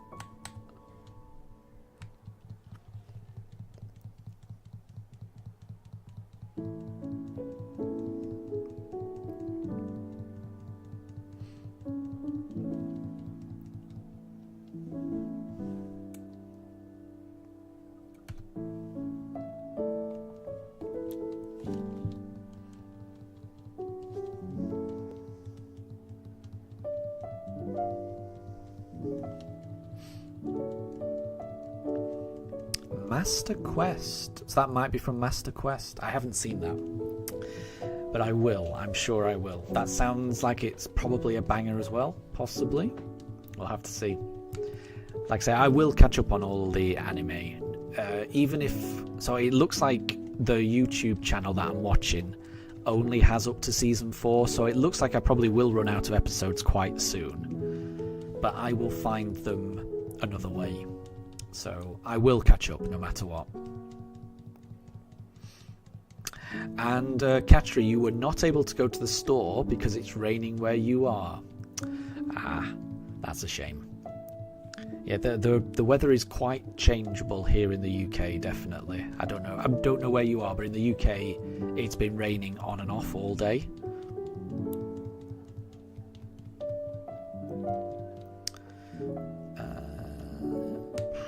Let's go Turtwig. So Anna, if you see a blue Yanma, you'll definitely get one. Of course. Definitely. That's not a shiny. Okay, so we're on encounter... Oh, that didn't reset. We're on encounter 6,164. The plan is to do another 36 more encounters to reach 6,200, and then that'll be it for this evening, I think. So 36 more goes. Let's see if we can get it. And Katri, you're in Maine. Nice. That's the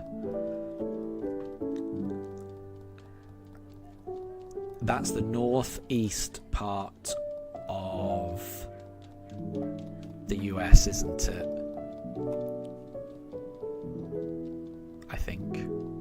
I think is Stephen King from Maine? I'm not sure,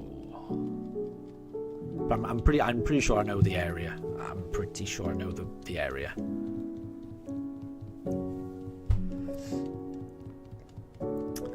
Capman, you may have to go illegal and watch via 9 anime. Interesting. I may have to do the same if that's the only way.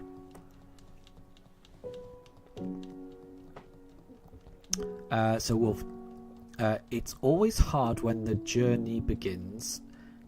How to find your way and to make new friends, but there's nothing you can't do. There you go. I'm sure that's from a intro, but I think it's from an intro I haven't seen yet. Oh, wasn't that didn't reset. So Katri, a person you're watching on TV, just got a Zora. Nice. In Pokemon Ultra Sun. Very cool.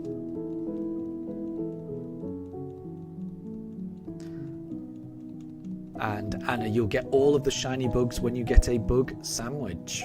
Well, hopefully. Hopefully.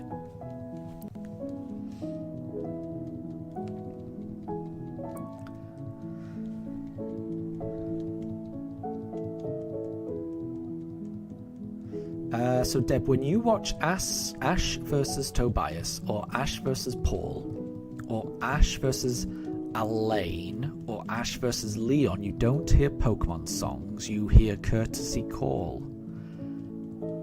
I don't know what that means. And I do not know the rest of the lyrics, Wolf. They don't ring any bells to me. But I'm sure some people will recognise it. Okay, let's go Piplup on this one. And Deb says that 9 anime is bad, use Annie Koto. Interesting.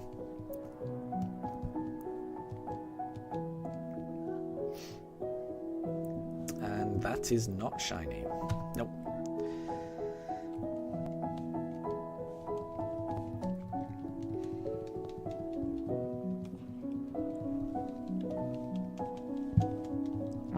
And Alexander, am I playing Pokemon BDSP right away once I find the shiny starter? Yes. So once I find the shiny starter, I will be playing the game as much as I can. So the idea is to go to Orber City, get the first gym badge, make it all the way to Eterna Forest, and then do my next shiny hunt there. So the idea is to do one shiny hunt, then do a gym battle, then do another shiny hunt, then do a gym battle. And the plan is to do all of that on stream. So that's the plan. That is the plan. Anna, you don't know if you're going to get a shiny Spinarak? Well, I hope you do. I'm wishing you all the luck that I can offer. So I hope you get it. And let's go Chimchar. And Vihan, good to see you. What's my favourite Pokemon game? Yours is Black and White too. Mine is... It's close. I think it might be Scarlet and Violet, honestly. Yeah, I think the plot is amazing. I think every single character is well developed and rounded. I think the game progression is as good as it could be. Well, no, that's not true. I think it could, I think the level scaling could have been tweaked slightly, but the overworld design, just everything, I think is very, very impressive. So I would go. I would definitely go Scarlet and Violet, and then I would go Legends Arceus as a second. But Scarlet and Violet for my top one. And Jilly, you got your Mew and Jiraki. Nice one. Well done. Well done. I hope you enjoy the rest of your playthrough, and I hope you're able to get that Dialga or Palkia as soon as possible. Anna, your favourite games are Platinum, Diamond, Pearl, Brilliant Diamond, Shining Pearl, and X and Y. Nice.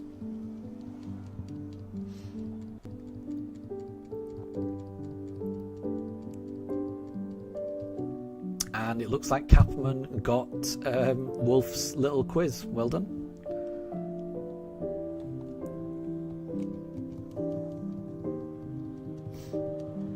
And Anna, you like those because that's where you can have a fully evolved Eevee team. Yeah, I did like the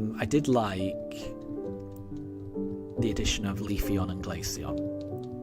And I'm assuming X and Y had the release of Sylveon. I'm assuming. I never played those games, so I'm assuming that's right.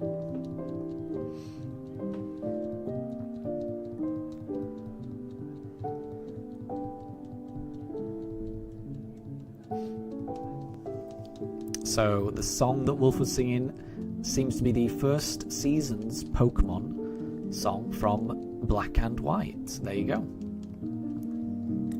I will get there eventually.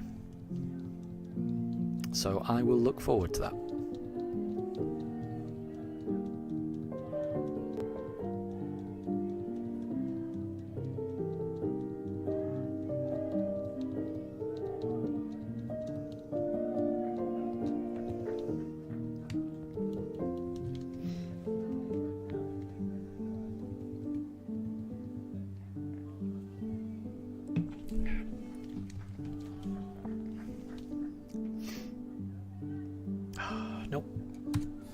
no shiny just yet. But we've got 31 more goes this evening. And if we don't get it today, there's always the next stream. You never know.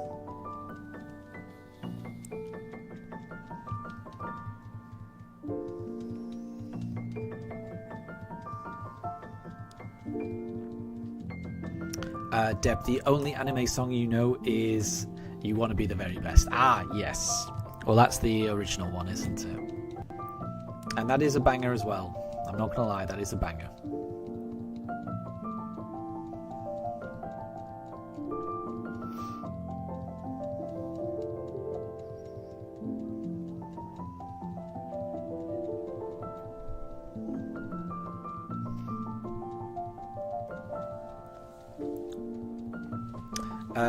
So Anna, how many badges in V to use a 22 Pokemon? So I'm assuming you mean how many badges do you need in Violet to use a level 22 Pokemon? I don't know. I would have thought you maybe only need one. But I might be wrong. I'm not sure. If you get the first gym badge, it'll tell... Yeah, I'm not sure. My guess would be one. If I had to guess, I would guess one.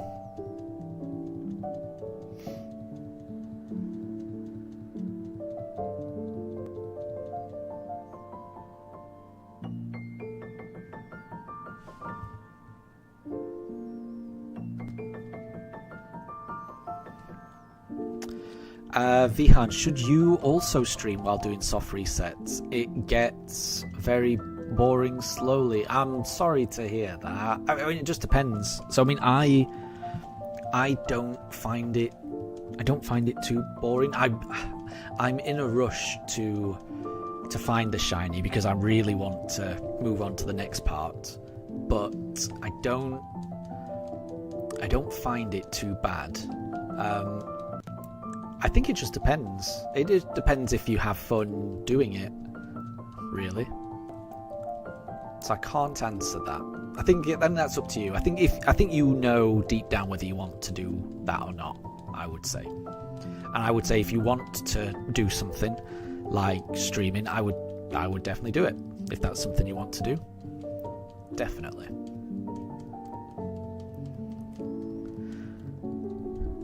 So Katri says, I want to be the very best like no one ever was. Yep. That's the original one. Definitely. Okay, let's go Turtwig on this one. And Mifa's looking like she's going to park herself on top of Daruk. There she goes. And she knocked off Shinx. I saw that. Did you see that? That was her. That was her. But that is not a shiny Turtwig, so we'll move on to the next one.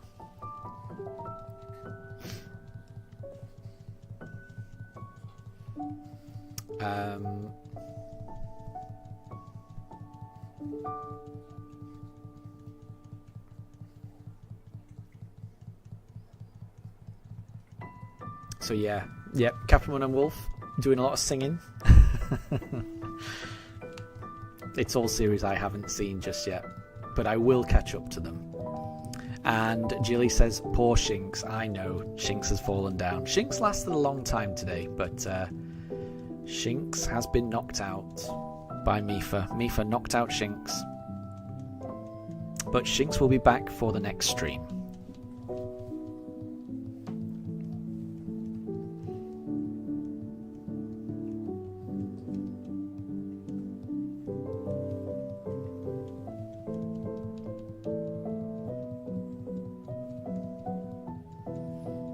And Mifa's looking into the camera, trying to look innocent. Now she's hiding her face in shame. She knows she's knocked out Shinx. She's trying to hide. She's trying to hide her guilt. It was super effective. You're right, Katri. It was super effective.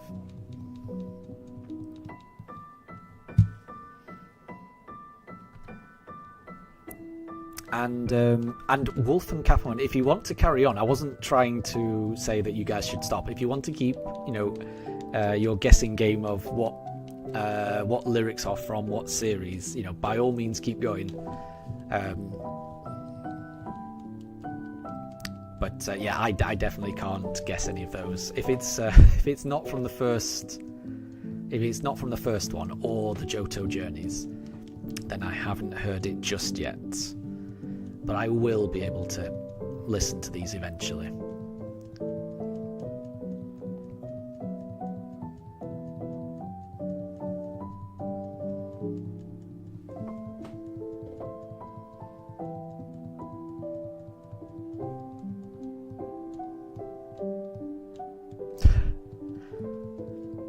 And Deb's written, Jesse, James, Team Rocket blast off at the speed of light, surrender now or prepare to fight. Meowth, that's right.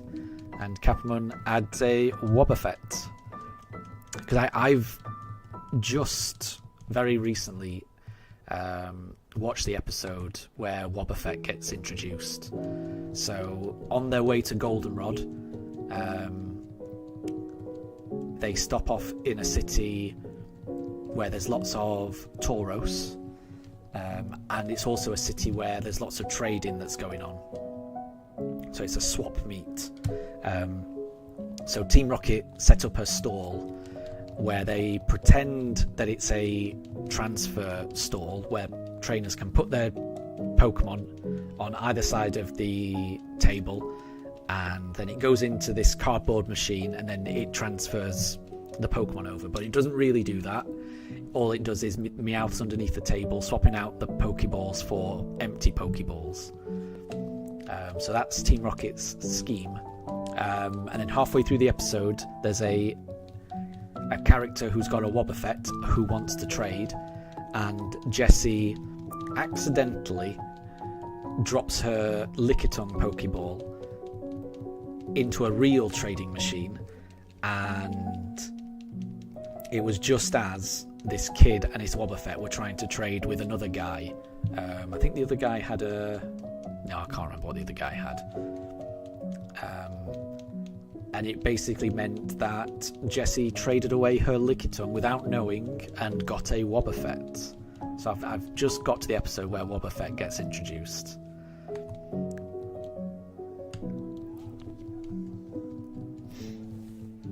So you want to be a master Pokemon. Do you have the skills to be number one? I recognise that one. Capamon and Wolf. That one I remember. That's one of the songs from the outro of the first season, I'm pretty sure.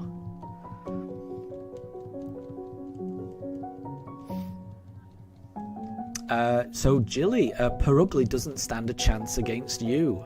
So you must be at the Windworks, am I right? I remember that Purugly from the Windworks, and I remember that Purugly being a pain. I remember that Purugly being an absolute beast. So well done if you're able to beat it. I've got a feeling I might struggle against that Purugly, but we'll see when I get there.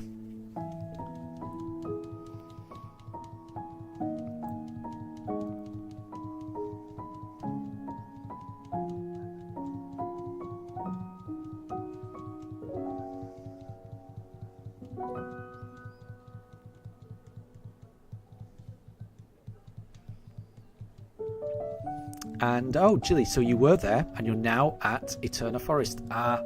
So that's where I want to do my next shiny hunt, Eterna Forest.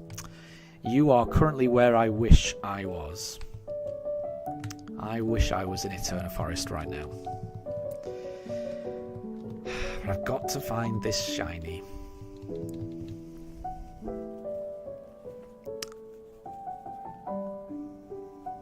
And Anna, isn't that Glameow's evolution? I think it is.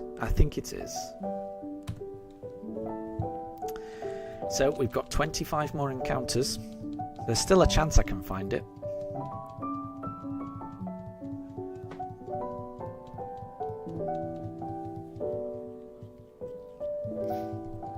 And Jilly, yes. So when you're in Eterna Forest, you're guided through for quite a bit, and you're having lots of double battles, so you should be encountering lots of wild double Pokemon. So yeah, that's my plan. So hopefully I'm encountering twice as many Pokemon in there, and hopefully I can find the shiny twice as fast. That's the plan, but we will see.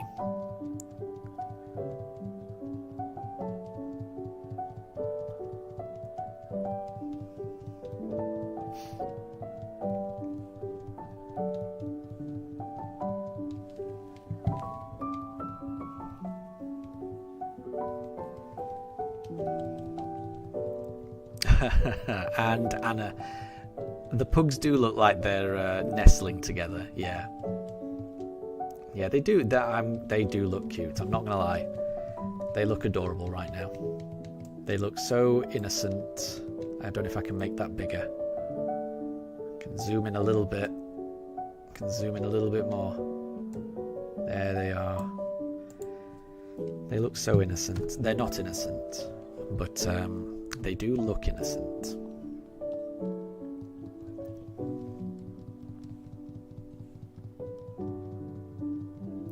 Oh, and Katri, it's thundering where you are.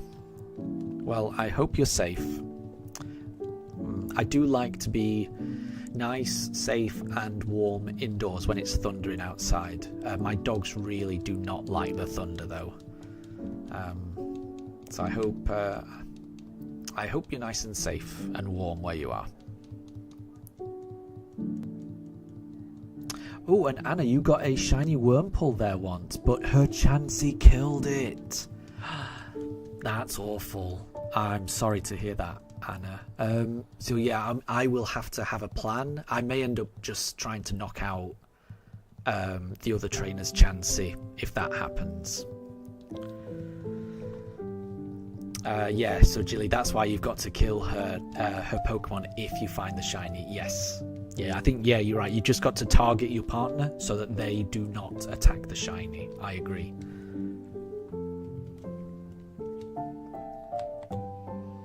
I think that's the best way. So, Katri, you're on the 3rd floor of your apartment. There you go. Good.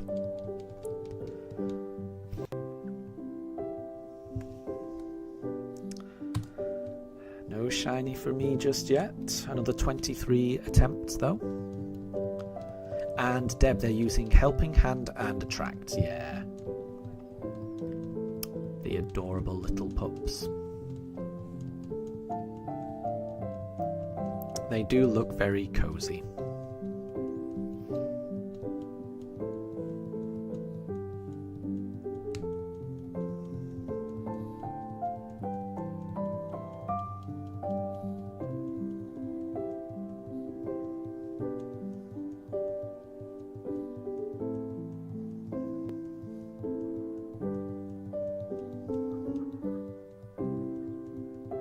So Anna, you'll remember that the next time you randomly find a shiny there again. Well, hopefully you do. Hopefully you do find a shiny there. And Wolf, yes, do not forget about food. Always remember food.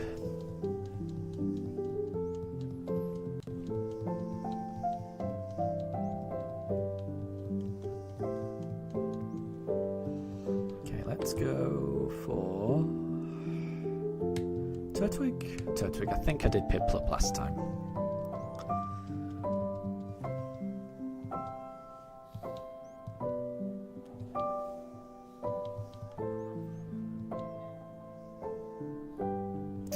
Nope, not this time.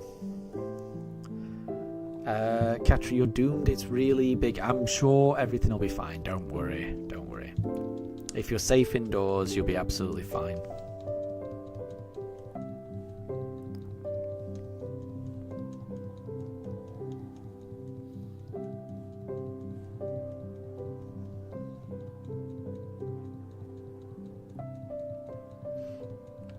Katri, is Zapdos doing this? I mean, possibly. But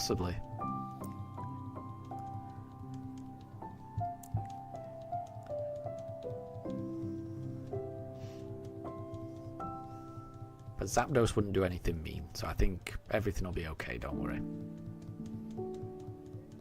And Jilly, you're already at the 2nd gym. Well done. You are flying through the game.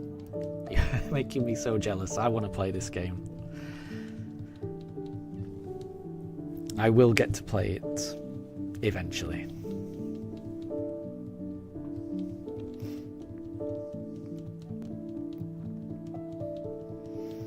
Okay. Right, we're going to do Chimchar this time. Yep.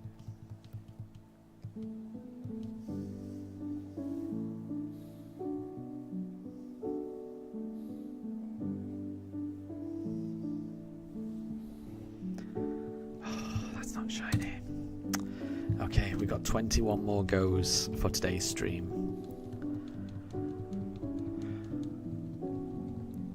I would love it if we could get the shiny. I mean, if I get the shiny in the next 21 encounters, then I'm gonna be celebrating and probably making it all the way to the gym.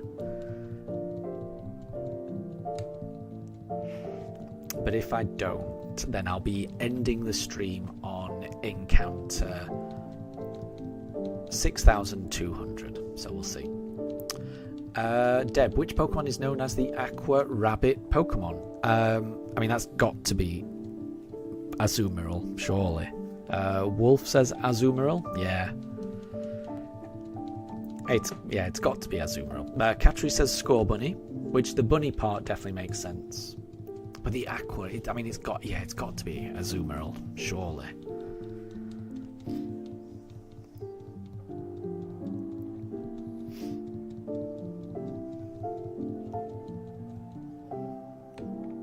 And we will go Piplup this time. And don't worry, Katri, honestly. It will be fine. If my dogs can survive a thunderstorm, then honestly you'll be okay. Don't worry.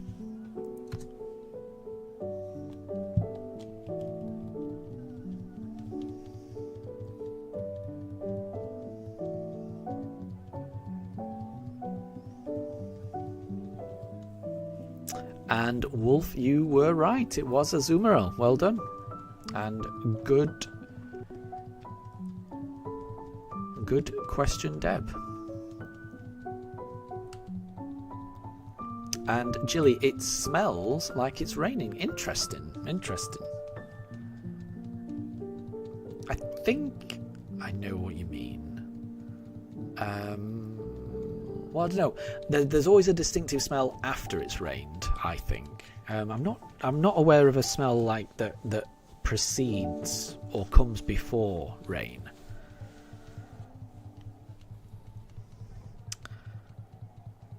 And yeah, Katri, I mean, I can imagine it would be loud and scary, but honestly, it's just try your best to ignore it is what I would say, because it will pass.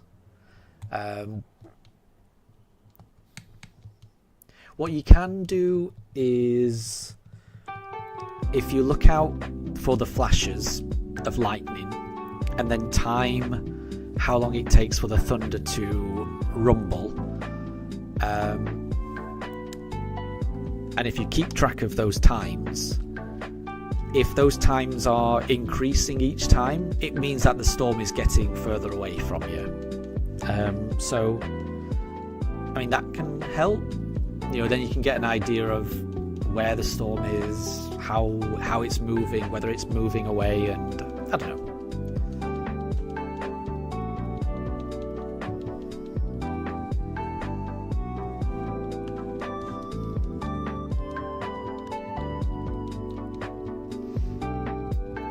But if you're safe and indoors, then I promise you'll be fine.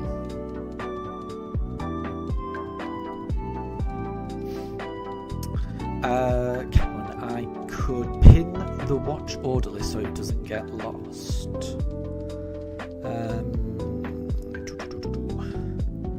Can you pin it in chat? Oh, pin message, sure. There we go. I think I've done it.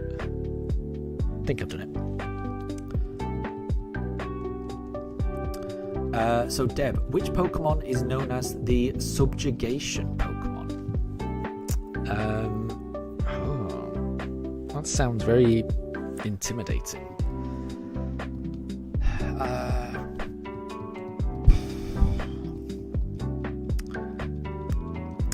Oh, and Katri, it sounds further away now. There you go. That's good. So I mean, if it's moving away, then it's only going to get quieter. So if the time it takes between a flash of lightning and thunder, that gives you a sense of how far away it is because of the difference in speeds in terms of how fast light travels and how fast sound travels. So sound is a lot slower than light. But if the gap between the lightning and the thunder increases each time, like if one time you look at it and there's like a 3-second gap between the flash and the noise, and then the next crash of lightning there's a gap of say 5 seconds, then you know that storm is moving away and it's only gonna go in one direction, so it's moving further away from you. And now it's just rain, so that's good. That's good. Right, subjugation Pokemon. That sounds. So if you subjugate something, it means that you control them. Yeah, that's probably the best word for it. So I'm not sure. I know. Well, in the very first Pokemon movie, Mewtwo tries to control everything. So how about Mewtwo as a first guess? We might need more of a clue though for this one, but I would imagine it's probably a legendary.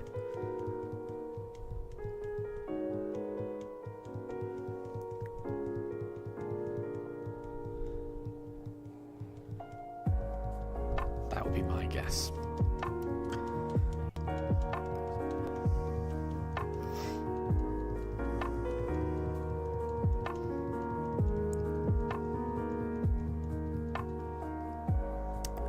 Capman, like grapple-locked, like he strangles you. Possibly? But I think the term subjugation is more like actually controlling something rather than physically restraining them.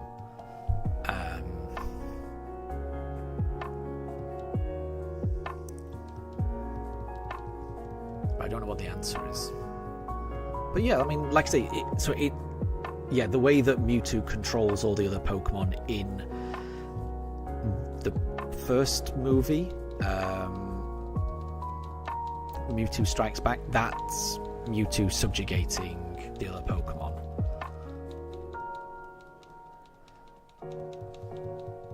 So I'm hoping it's Mewtwo. Ooh, Jilly thinks it could be Grimmsnarl. That makes sense. Possibly. I could imagine that.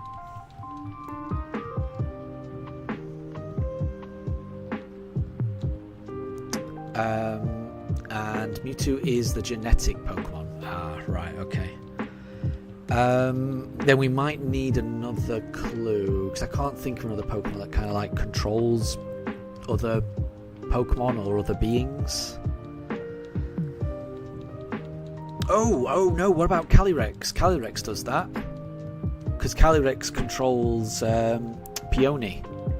Is it Calyrex? I could imagine it being Calyrex.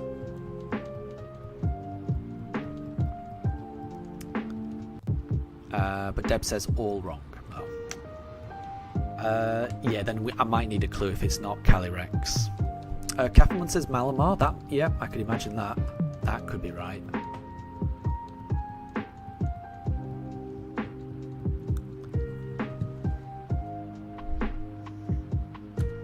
Or what about the Pokemon at the end of the DLC, the Mochi Pokemon,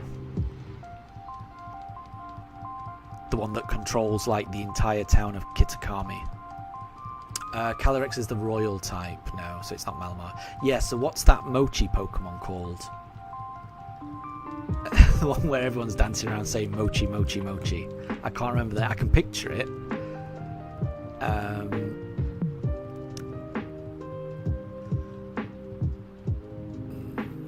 I can't remember it.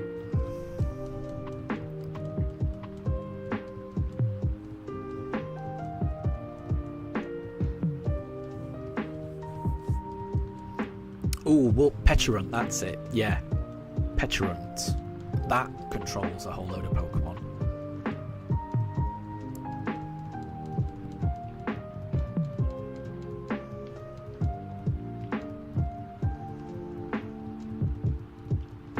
Ooh, and a hint, it's a new Pokemon. That kind of makes sense. Is it Petulant?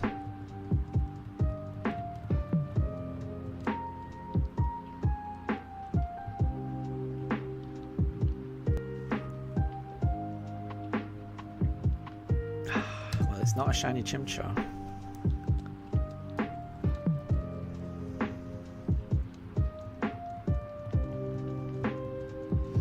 And I'm glad to hear that the sky is not flashing.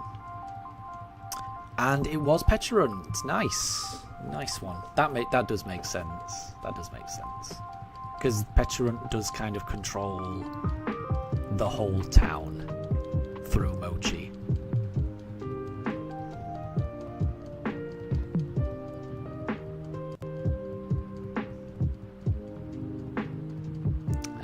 But yeah, well done Wolf and well done Capperman.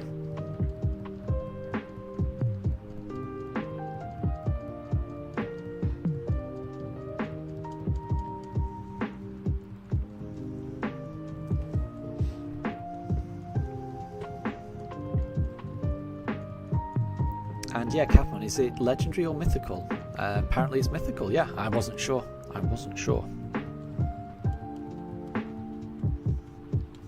Let's go for a Piplup. We've got 14 more encounters for today's stream.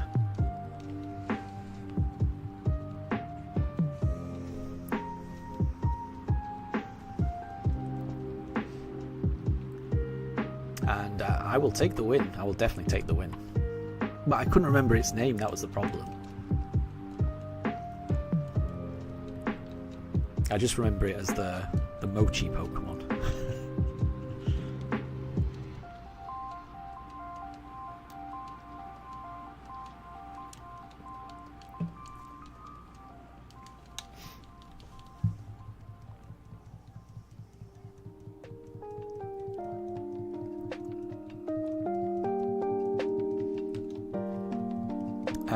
So Anna, is Swadloon Swaddle's evolution? I'm not sure. I'm not sure which way round it is. They're definitely in the same evolution line. I don't know which one's which, honestly. I don't know which one's the pre-evolution and which one is the evolution.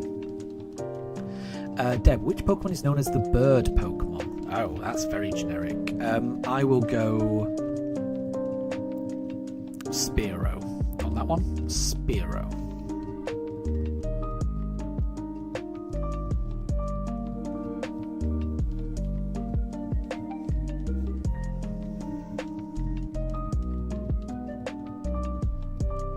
Just did Piplup, so let's do Turtwig.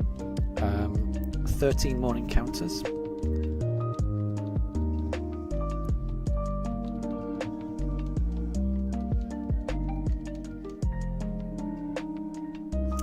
Nope. So we've got 12 more encounters now.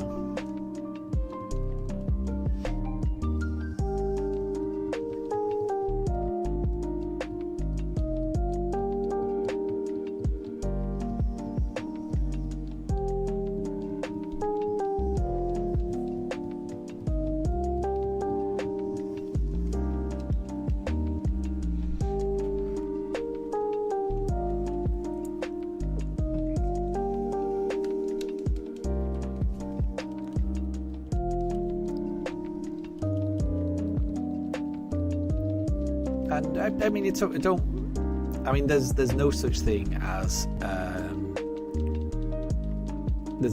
a wrong question or a silly question. So I mean, don't worry about asking a question. It's always fine. Don't worry.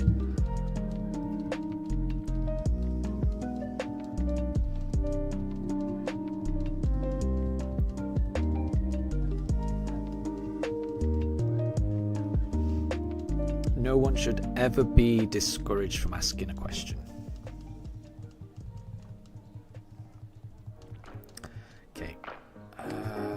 I think I did Turtwig last time, so we'll do Chimchar this time. we've got 12 more encounters. So, fingers crossed. There's still a chance.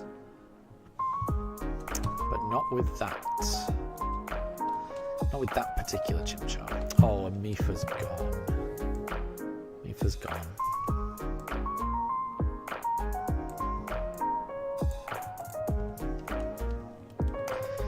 And Spearow is the tiny bird Pokemon. Okay. What about... I don't know why I'm thinking this, but what about, like, just Articuno?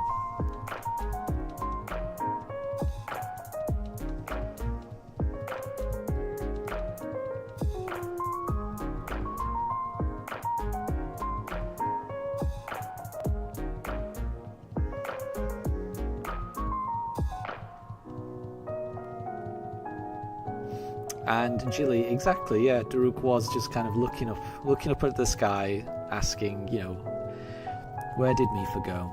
He was nice and comfortable like that. And, yeah, Mifa's just gone. So it's not Articuno.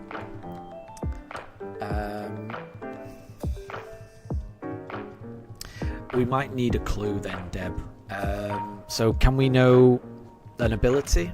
The ability? Oh, Pidgey's correct. Anna got it. Well done. I was ready for additional clues being required, but well done, Anna. You got it. Well done. Oh, and Capamon got it as well with Pidgeyline. I didn't see that. So well done, Capamon, and well done, Anna. And yeah, I think everyone should try to be friendly and respectful in the chat, hopefully.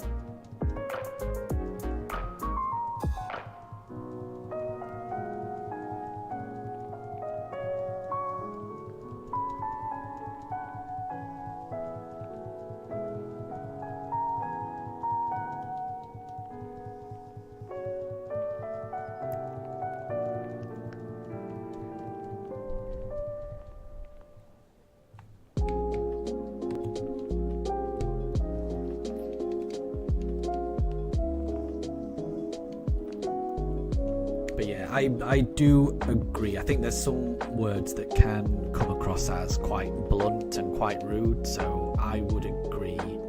I would always just try to think about how words can come across to other people, because it might be something...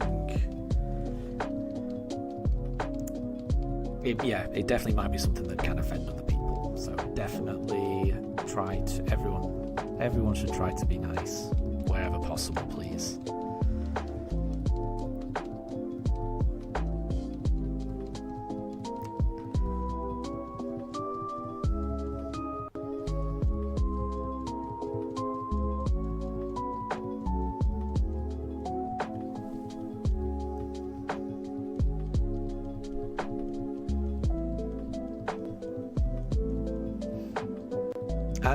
And Deb, no one's asking you to leave or anything like that. It's just everyone should also be mindful of how certain words can make other people feel, that's all. So just everyone should just try to think twice before you hit return, because sometimes words can be quite blunt and rude to some people, that's all.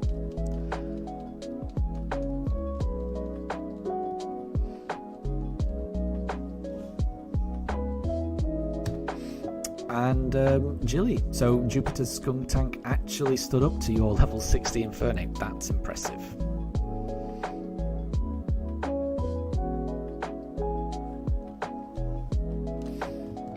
And as Capman says, try to use a helping hand rather than taunt. That's a nice way of looking at it. That's a nice way of looking at it. Everyone should just try and help each other rather than doing anything else.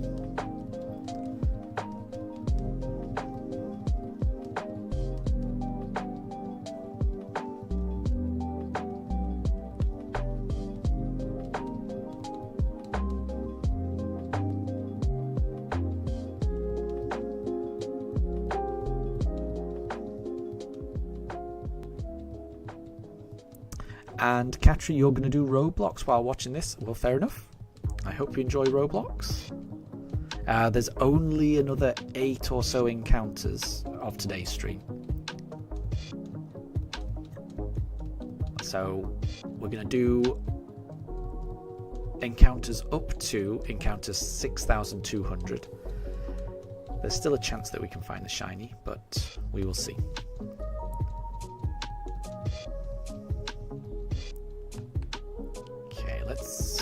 Let's go for a Piplup. So, Jilly, you've just read that if you give the move relearner 10 heart scales, then you can Oh, then he lets you relearn moves for free. I did not realise that. I thought it was... Oh, that is pretty good. That's not bad, actually. That is not bad. I assumed you had to pay for it each and every time, and that seemed a bit excessive. But 10, and then you can always relearn them. That's not too bad. How do you get heart scales? I might be wrong, but I think you can get them from mining in the underground by digging into those walls.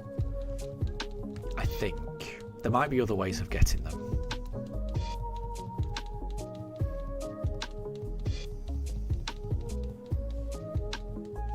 Ooh, and Wolf, Love Disc can hold them, but Love Disc is rare. Interesting. I didn't realise that, but that makes sense. That does make sense.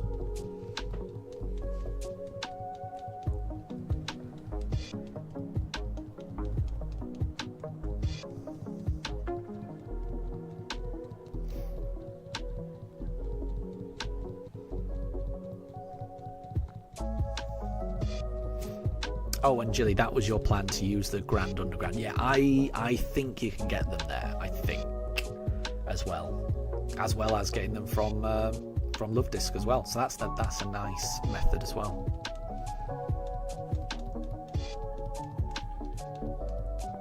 But I like doing the underground thing because then you can also find like fossils, which are useful. And also you can get those statues and also the shards, so you can unlock different parts of Romanus Park as well. So yeah, I think I do like that little digging mini game. I had a system, if I remember. I'd go in a certain pattern each time to try and see where things might be. It was kind of fun. It was kind of fun. I'm looking forward to doing that again. We've got 6 more encounters though. Let me just have a look at the poll in chat.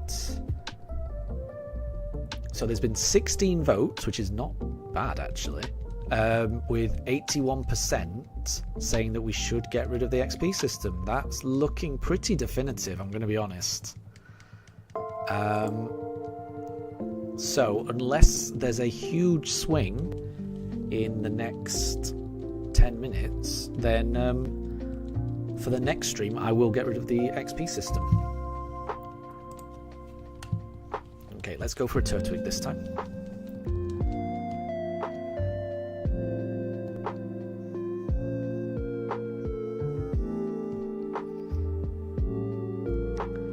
Oh, no, it's not, I'm afraid.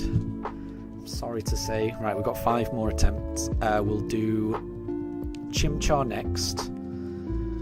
Then we'll do Turtwig again. And then I'll do the last 3 encounters with Piplup. Because I like ending it with 3 Piplups in a row.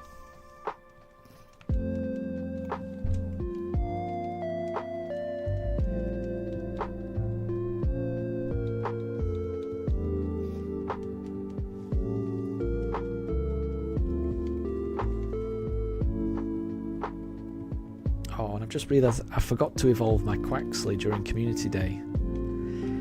Because that gives it a special move. I forgot to evolve it. Darn. Oh well. I'm happy with the shinies, that's fine.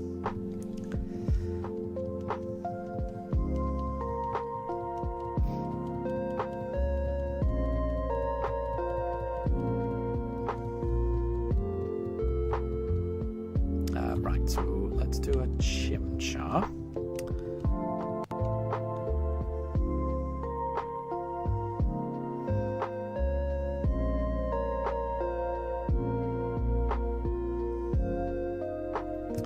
Nope, so I think that's going to be the last Chimchar that I do today. I'm going to reset again for a Turtwig, and then I'll do the last 3 as Piplup. See how I go.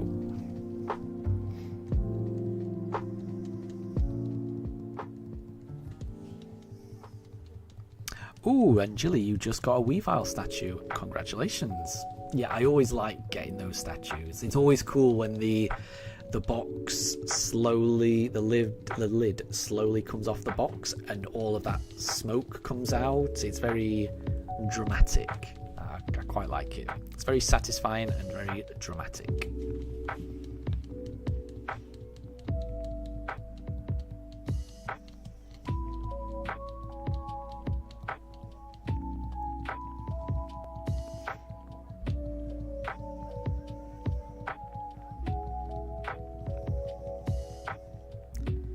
Okay, here we go. So this is our last chance to get a Turtwig, because after this, it's nothing but Piplups for the last 3.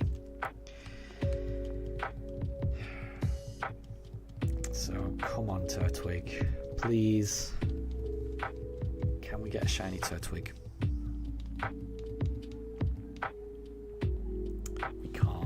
We can't, but there's still a chance. There's still a chance for a Piplup.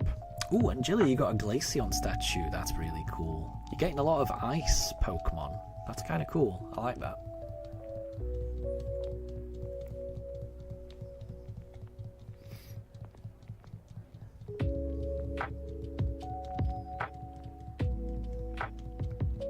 Right, now we're into Piplup territory. Fingers crossed.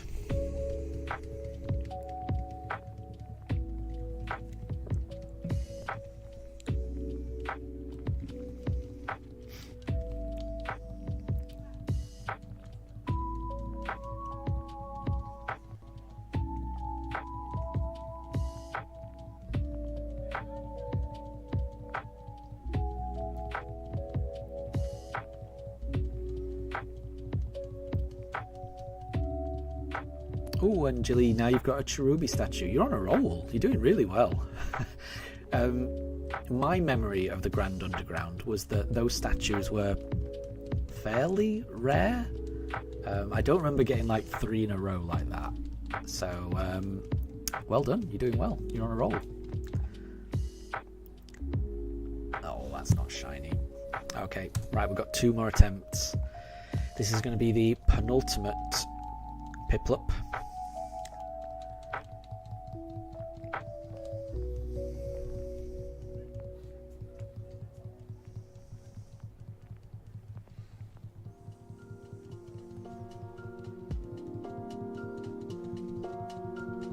And Jilly, you've always been good at these. Nice. So it sounds like you've got a bit of a technique. So, very good. Ooh, time to open some TCG Pocket Packs. Well, good luck, Capman. Let me see if I got one that I can open. I might be able to open one.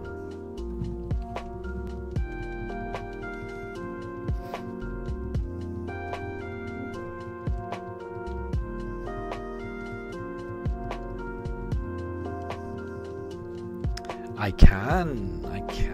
Okay. Right, let's do this Piplup, and then I'll open a pack while I'm waiting for the next Piplup to arrive.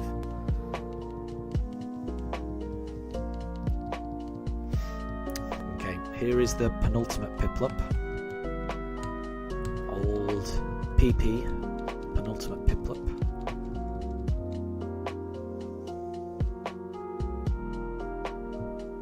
Jilly, you're on a roll. Oh, you got another Weavile. No. I don't like getting duplicates. That's a shame. And that is not a shiny Piplup, so this is our last one. So while we're waiting for that to load, here is my pack.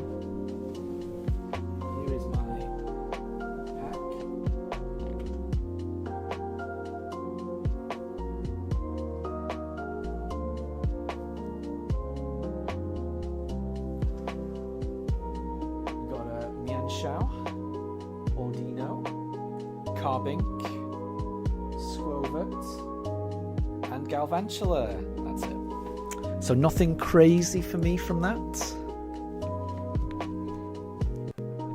Oh, and Jilly, you got your first heart scale. Well done. That's not too bad.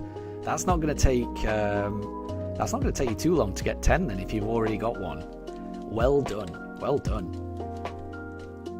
You are really good at this. You're on a roll.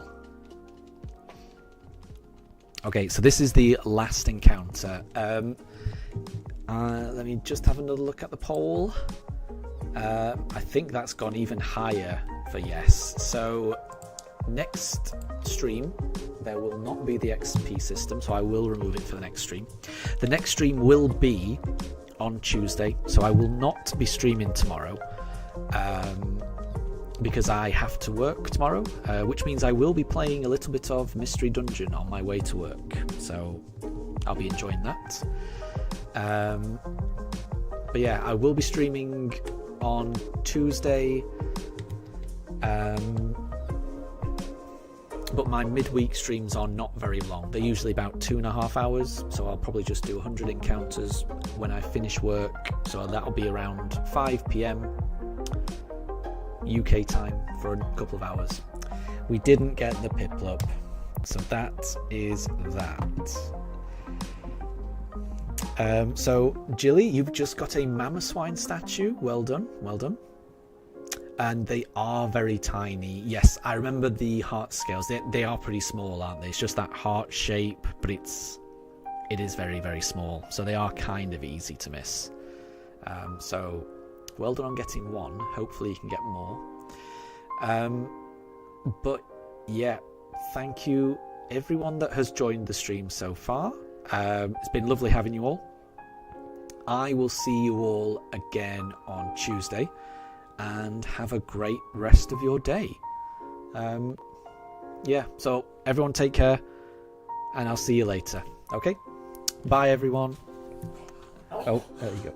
As soon as I say that, Drew gets very excited. So bye, everyone.